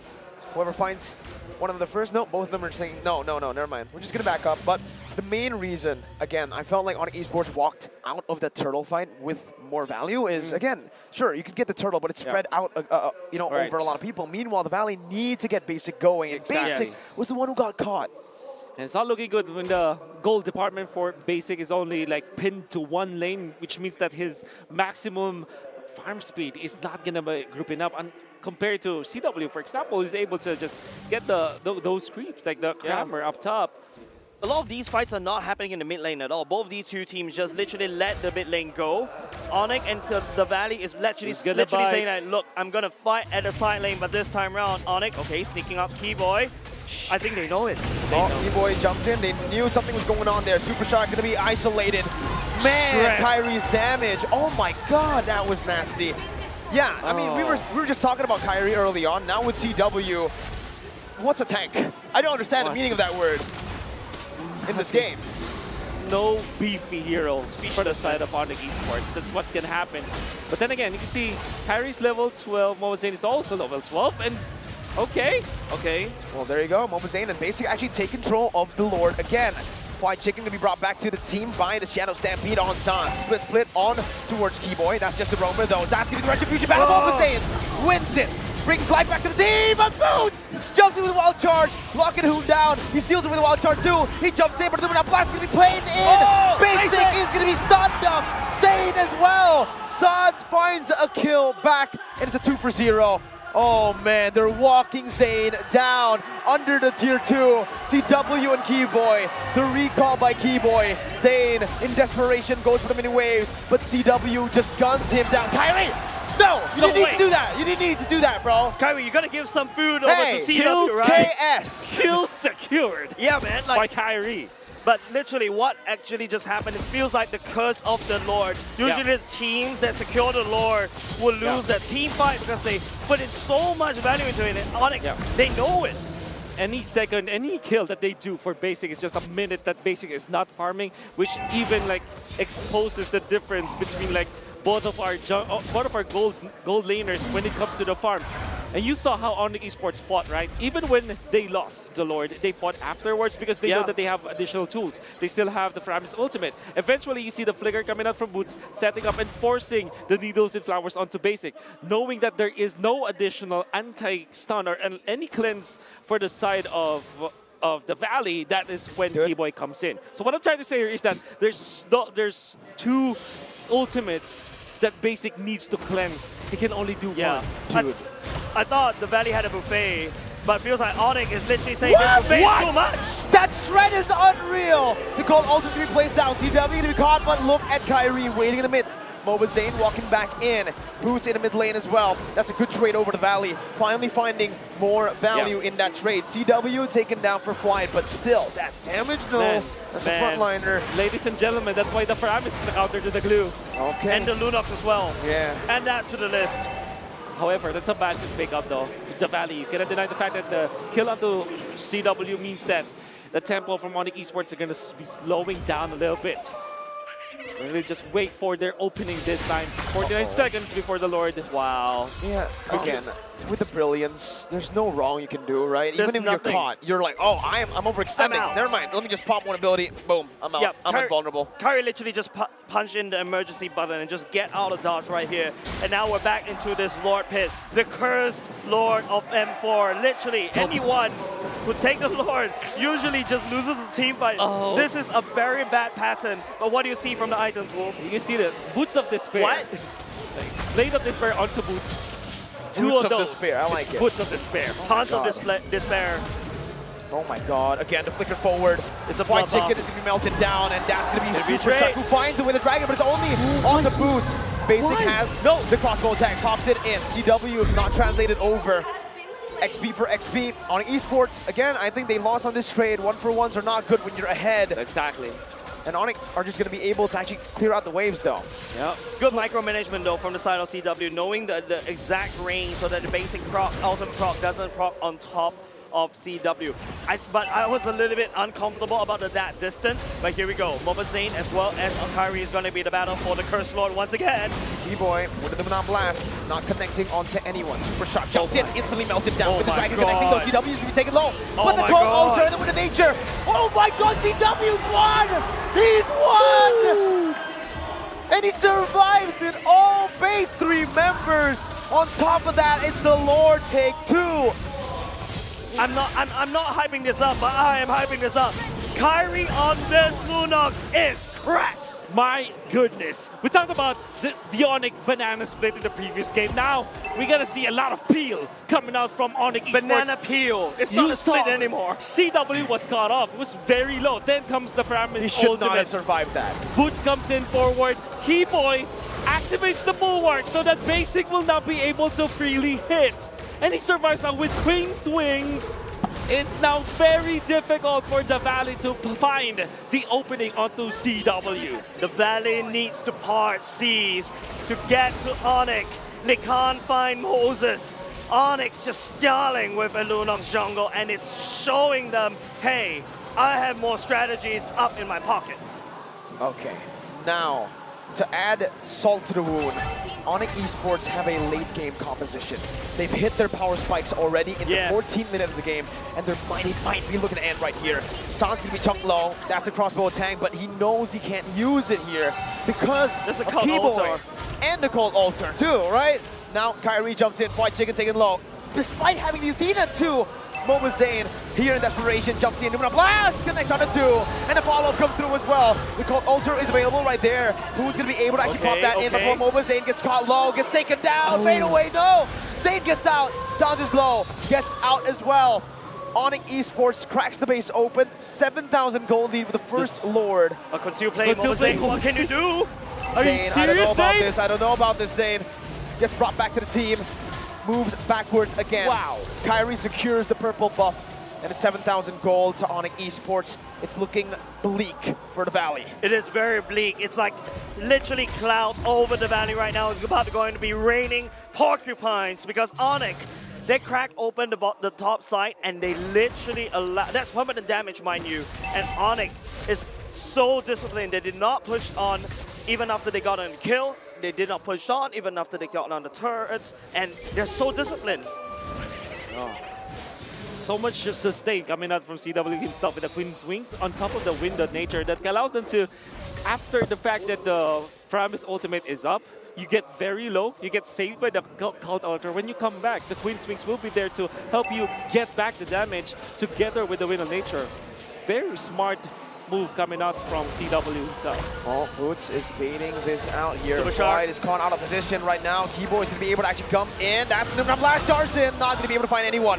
Called Alter prematurely by Hoon, getting the Boots has mobility. Flicker. Boots has Flicker, by the way. Boots has Flicker, but they do not want to go any further. No commitment. They're just zoning the Valley away from that bottom lane to create pressure to set up for the Lord. Just the fact that ONIC could just show up with themselves and the Valley knows that they're not in a good place to fight. They need to literally run. Right now, ONIC has full control on that Lord Pit. Mobile Zane, Keyboy going in, will be able to scout him out. Zane opening up the map once again. Super Shark following through as well. There's one big play that can change the side. Oh, That's there the it crossbow is. tank. Call Alter and Too the early. Bulwark popped in. It's too early. Fight everyone! The Valley crumble one by one. Super Shark goes for a big play, but will fall instead. Now Chicken is the only member left standing. CW is looking for it. The stacks there as the Bear tries his best to burst White Chicken away. They want to look for the end right here, right now. That's a cannon menu up. White Chicken's immortality is going to fall. That's the recon from Suns. And it's a wipe out by ONIC as they progress to the next stage of the lower brackets at M4. ONIC has slain the antagonists. The MPL Slayers themselves gone. The Sky Kings, they are the heroes of MPL. What time is it? What time is it indeed? And look at that. You saw Basic, bloodthirsty, wanting to activate that. And Coach Nico says it's not yet time for you guys. Okay. That was a very early crossbow attack. Fun fact, I think the game ended at 6 o'clock sharp. Wow, so it's on time. It's on time. Man, you know what's on time? Man, I'm gonna say this again. That was a very early ultimate coming out from Basic. That is why, after the fact that the Cult Altar was there, he cannot find an opening afterwards. They were in a very compromised spot. Boots lands the ultimate onto so many other members. You see, 1-1 activates the Needles of Flowers to cleanse the Wild Charge stun, but of course the Luminum Blast was there for the follow-up. Eventually, the Valley just crumbled. All that small little micro plays, all the big macro decisions, everything boils down to this. ONIC gets to go up in the lower brackets. They sent the Valley home. Upper bracket, you see MPL PH Finals rematch. Lower bracket, oh my God, MPL ID Grand Finals rematch. So the MPL still reigns supreme. PH and ID. Upper brackets PH, lower brackets ID. But to be honest though, you gotta give it to them. The Valley, that was a valiant effort. Game number 1 was super tight. And you gotta admit, all this through, well, at least up to game 3 in my opinion, it could swing any way to each of these teams. Game number 2, even you could argue that it could go the way on the side of the Valley. They had to pull up a pocket strategy. They had to pull up a sort of a split push, an ONIC banana split just to win it, right? Yep, we went through the banana split, we went through the banana peel already. When is the banana done? But of course, we should be going through the Analyst very soon, because just take a look. It is smiles and all across the board. ONIC was so close to getting eliminated, but of course, they are the heroes that make sure that MPL, well, the MPL regions get to go on even longer in M4. For the final time, unfortunately, the Valley will be knocked out, but a round of applause to the Valley for getting this far before we throw it over. And with that said, ladies and gentlemen, let's throw it to the Analyst. Break it down for us. The Valley have fought hard from the group stages to the knockout stages. They used their brute force to push through all of the teams all around the world. But ONIC, with an anti-CC, anti-tank composition, they were able to finally send the Valley home. Most definitely. I think the real thing there was the Valley, like you said, brute force. They've been able to muscle their way around, but in the end, what won out there was ONIC's deep, diverse pool, able to still have some more cards up their sleeves, and the Valley just didn't have enough to deal with it. Truth be told, a lot was on my mind going into game 4 here, and it's very confusing. The strategy that ONIC employed, you're seeing hints and notes of their victories from the previous games in the series, but they introduced a wild card. They brought in Jungle Lunox, and again, there has to be some deep cuts here, because this was previously debuted in the world stage as well, M3 by Toda. Yes, I'm pretty sure this is not a trivia, but I really don't mind if Coach Aldo just lied and be like, yeah, we just wanted to tribute this pick to Toda, because again, it works, because in theory, the Valley has been fighting, they've just been pushing through. So as long as you have the carry as well as the Lunox to kind of make sure, no matter how tanky you are, you'll fall down, and then everyone else just give the peel, give the crowd control. It makes this draw very scary. Yep, from a meta perspective, again, just looking at what has been going down in the knockout stage of M4 so far, maybe even the group stage, the Valley had an awesome draft, right? The Cho has been a thorn in their side in this best of 5. They pick it up, they get the 1-1, which rarely shows its face here on the world stage, and they have the Glue, they have the Valentina. But with what ONIC has employed here, again, it's so clear. It's a focused draft. It's anti-tank.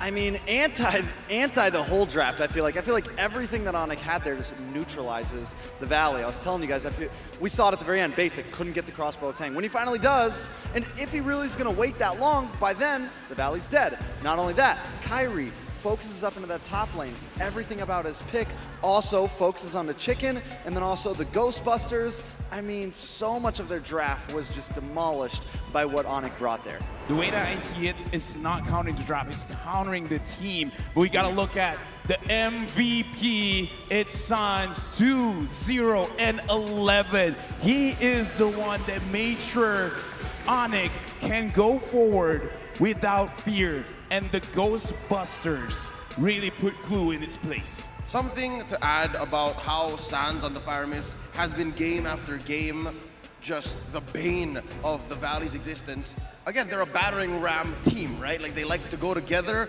forward with brute force. The Ghostbusters, yes, in addition to the Shadow Stampede that allows ONIC to catch off guard the rest of the Valley and put them in weird positions and compromise the whole strategy and just make ONIC's execution all the more clean. I just did not remember Sans staying so much in mid. Oh, that's why, because it's the first 5 minutes. I mean, not only that, because Kyrie was going up to the XP lane for him. Kyrie was rotating around, and the rest of the team was controlling those side lanes. Sans, all he had to do was just hang out the first 5 minutes. I'm going to clear waves, I'm going to farm up, and then later on, when we actually get to these big team fights, that's when I am introduced. I guess when Kyrie uses the Lunox, it triggers memory of a previous life. As a mid laner is like, I should be roaming around, I should get those kills. But yeah, Sans here, again, in the first 5 minutes, he just makes sure is that the Valley doesn't move a lot. We're going to look at the highlights where, again, ONIC in this game, as we said before, the more games they play, the stronger they are. And it kind of feels like they completely understand how the Valley moves, so they know how to charge in. Yep, something else to mention about San's specific build of Paramis, right? The reason why he stayed and tried to farm and be as reliable as a mid laner is because he's rocking magic worship. So it's a magic-based Paramis. He really is putting down the AoE, putting down what essentially Kyrie will clean up, Boots will clean up in these huge team fights.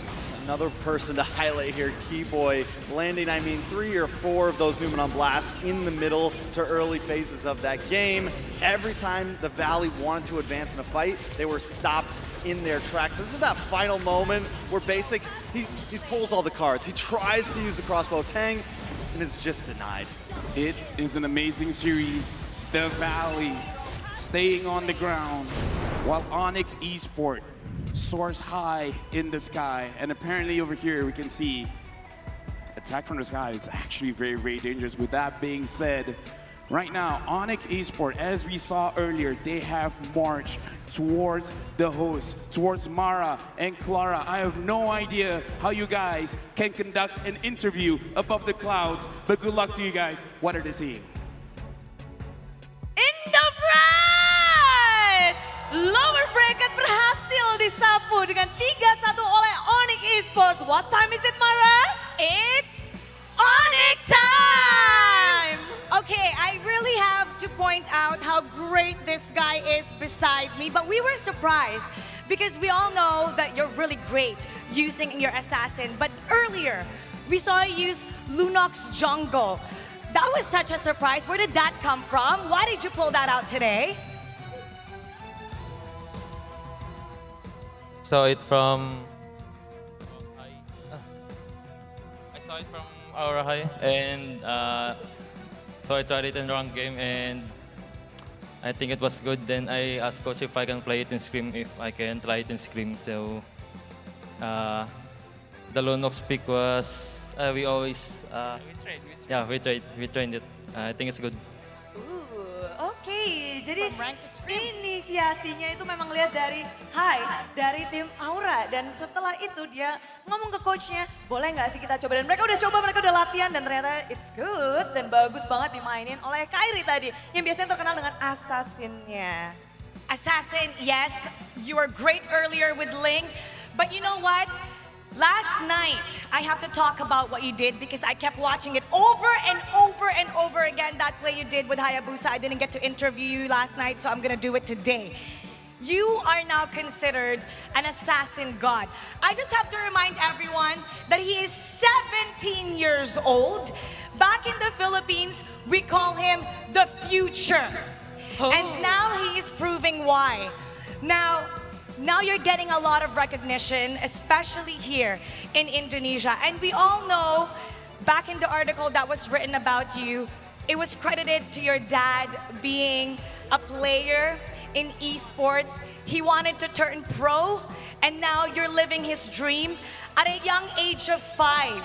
When you didn't have Wi-Fi at home, your father would take you to the shop with Wi-Fi so he could play with you. Sometimes your mom have to fetch you guys to go home because you played too long. And I know when you have a big game, you don't talk to your dad to concentrate. And now I know he's in the Philippines. He's watching you right now. You're living his dream. For sure, he's so proud. What do you have to say to your parents who supported you since you were young?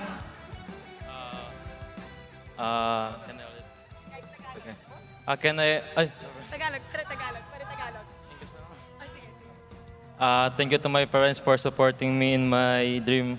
Ever since I was a kid, I always tell my mother that I can earn money in gaming.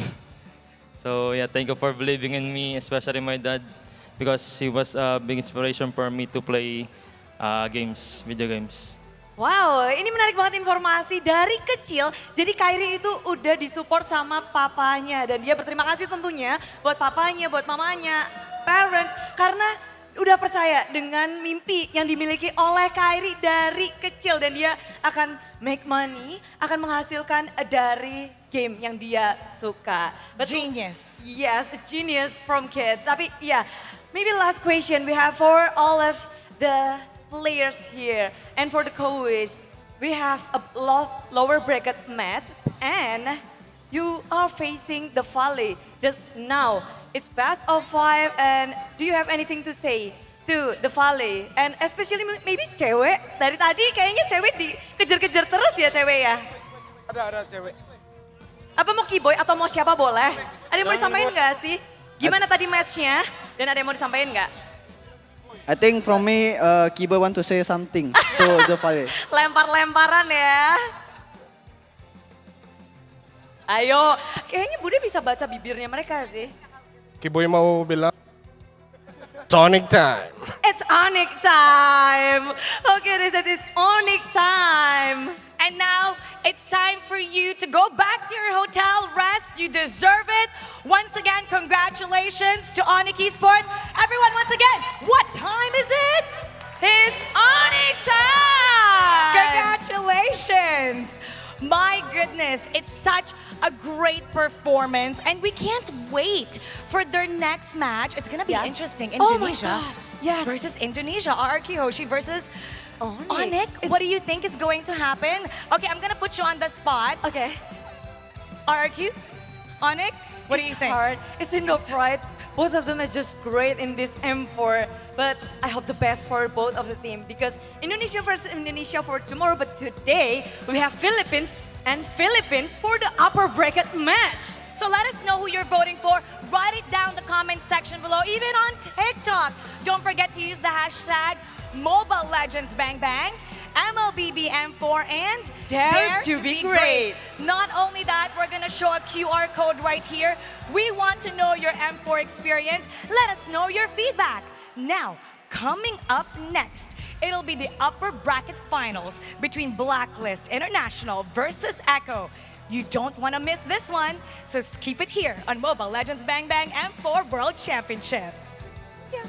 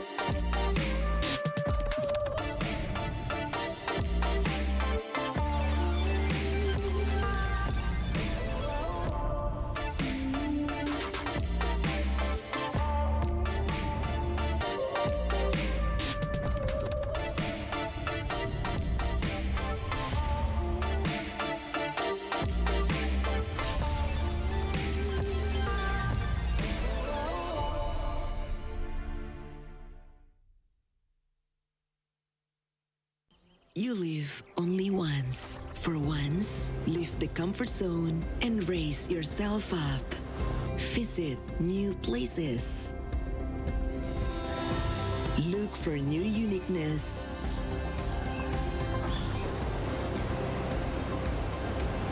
Take a new experience. Raise up your life through a wonderful journey.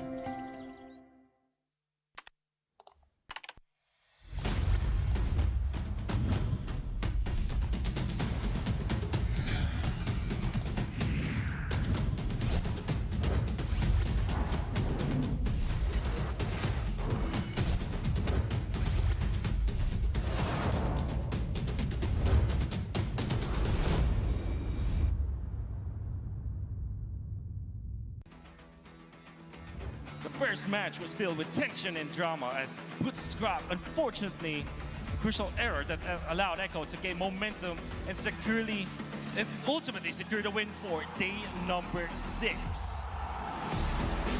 Arena's buzzing with excitement during the first series of the day, but little did the Brazilians know the Valley dudes are going to shake the ground. White Chicken has shown that he is the GOAT, with major dominance striking fear into the hearts of the MPL Brazil champions. Ultimately, the Valley's risen the challenge and proved that they are the better American team and sent RRQ Akira, the team that beat them in the group stage, back home. Next, fans of both teams are on the edge of their seats as ONIC, Esports, and Echo are prepared to clash. The first match was filled with tension as Grok unfortunately made a crucial error that allowed Echo to gain momentum and secured the win. ONIC clawed one game back as Kyrie, the Sky King, stepped up his game. Ogi Shadow killed the Orcas with Hayabusa, leaving the crowd in awe. But with a calculated move, the Orcas banned all of Sky King Kyrie's heroes during matches 3 and 4, and in the end, it was Echo who emerged victorious, effectively pushing them down to the lower bracket. With only 6 teams left, 2 more will be eliminated today.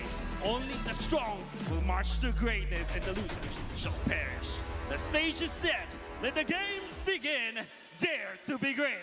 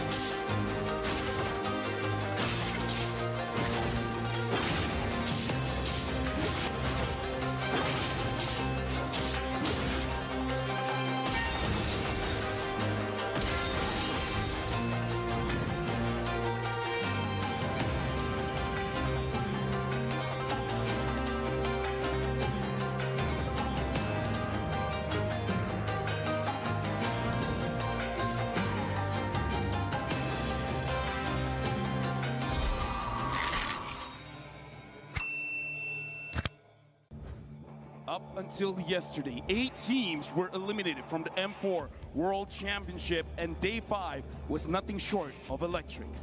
The first series was all incendiary in the Sanayan Tennis Indoor Stadium as both Incendio Supremacy and Falcon Esports are fighting for their lives. The Turkish squad was playing with fire on the field, and it looked like Falcon's wings were smoldered as they were behind 1-2. Rise from the ashes, reborn as a phoenix, Falcon Esports soared high through the game and won 2 consecutive games, removing Incendio Supremacy from the tournament. Next is the RRQ Kingdom hosting the Blacklist Agents at their home turf.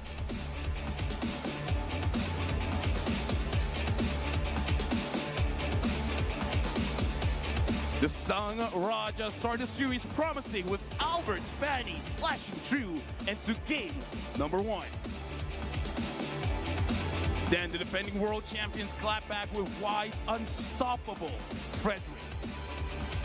But RRQ pushed back with their home ground buff and tied the series. Ultimately, the Queen's Estes sealed the deal for Blacklist and sent RRQ Hoshi to the lower bracket. This might be the preview of the grand finals, and the road to greatness does not end here. Which team shall advance and which will perish? Let's check it out. Dare to be great.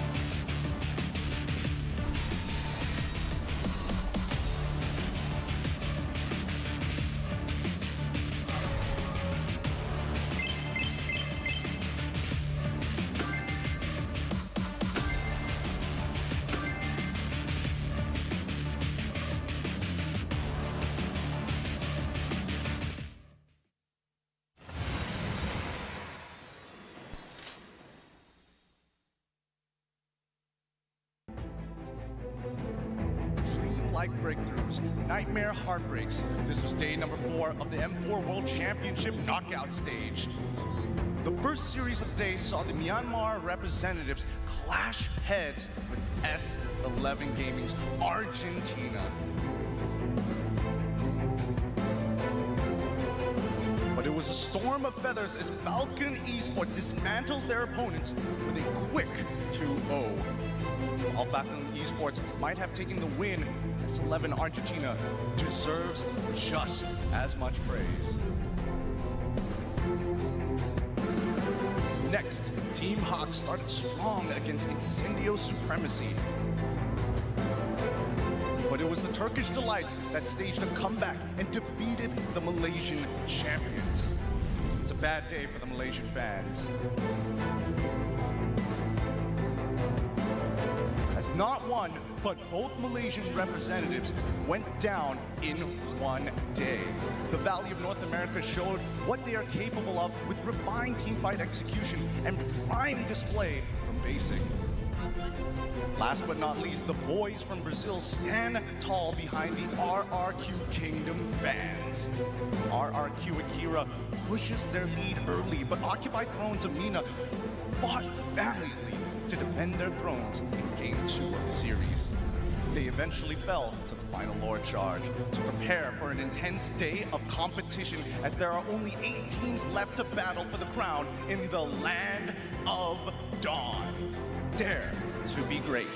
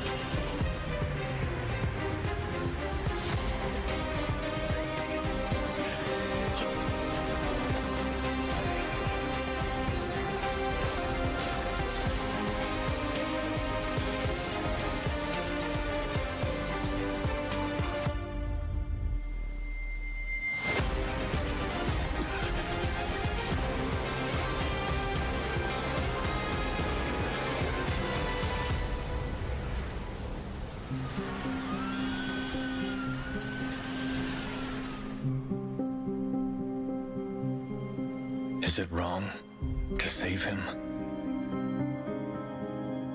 The war took my family, my friend, took everything I have.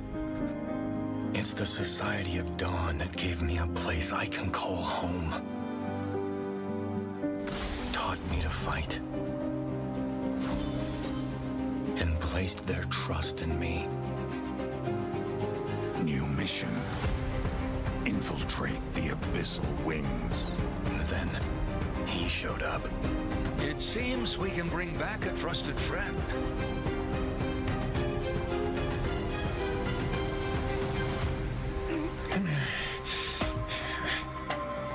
There's a traitor among us. Who? No idea. Rest up. I'll figure it out. No! Cheer up. I've nothing left. They came along and gave me hope. Attack the headquarters. Who are you?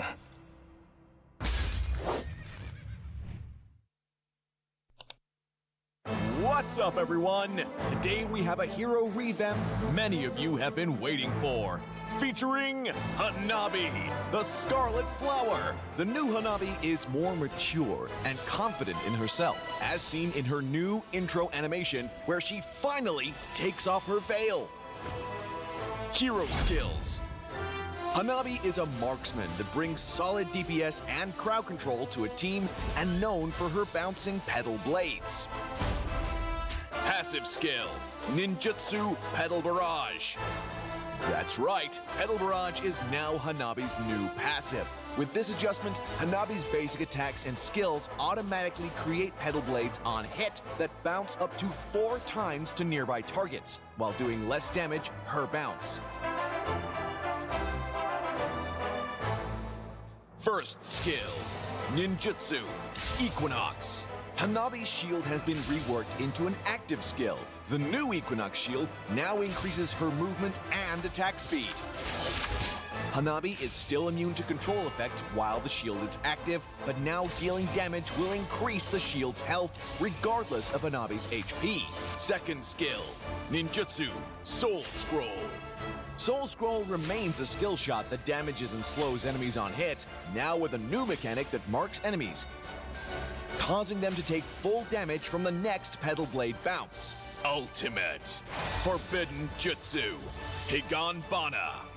Hanabi's ultimate remains unchanged, damaging and immobilizing the first enemy hit. The revamped Hanabi retains her uniqueness without needing to stack her shield before a fight, and her Petal Blades are now a more consistent source of damage. Her new shield mechanic improves her sustain mid-fight so she can stay in and on her targets. Pro tips. Use Equinox when you anticipate incoming CC and deal damage to keep it up. Don't panic if you get engaged on. Cast your shield and keep attacking. Line up enemies with Soul Scroll to cut their mobility while boosting your damage. And look to use Higanbana when the enemy is grouped up. Combo tips. When laning, use Soul Scroll to slow and mark enemies, so your next Petal Blade bounce does full damage even if they're hiding in the back. In a 1v1, use your shield's new sustain to get the upper hand.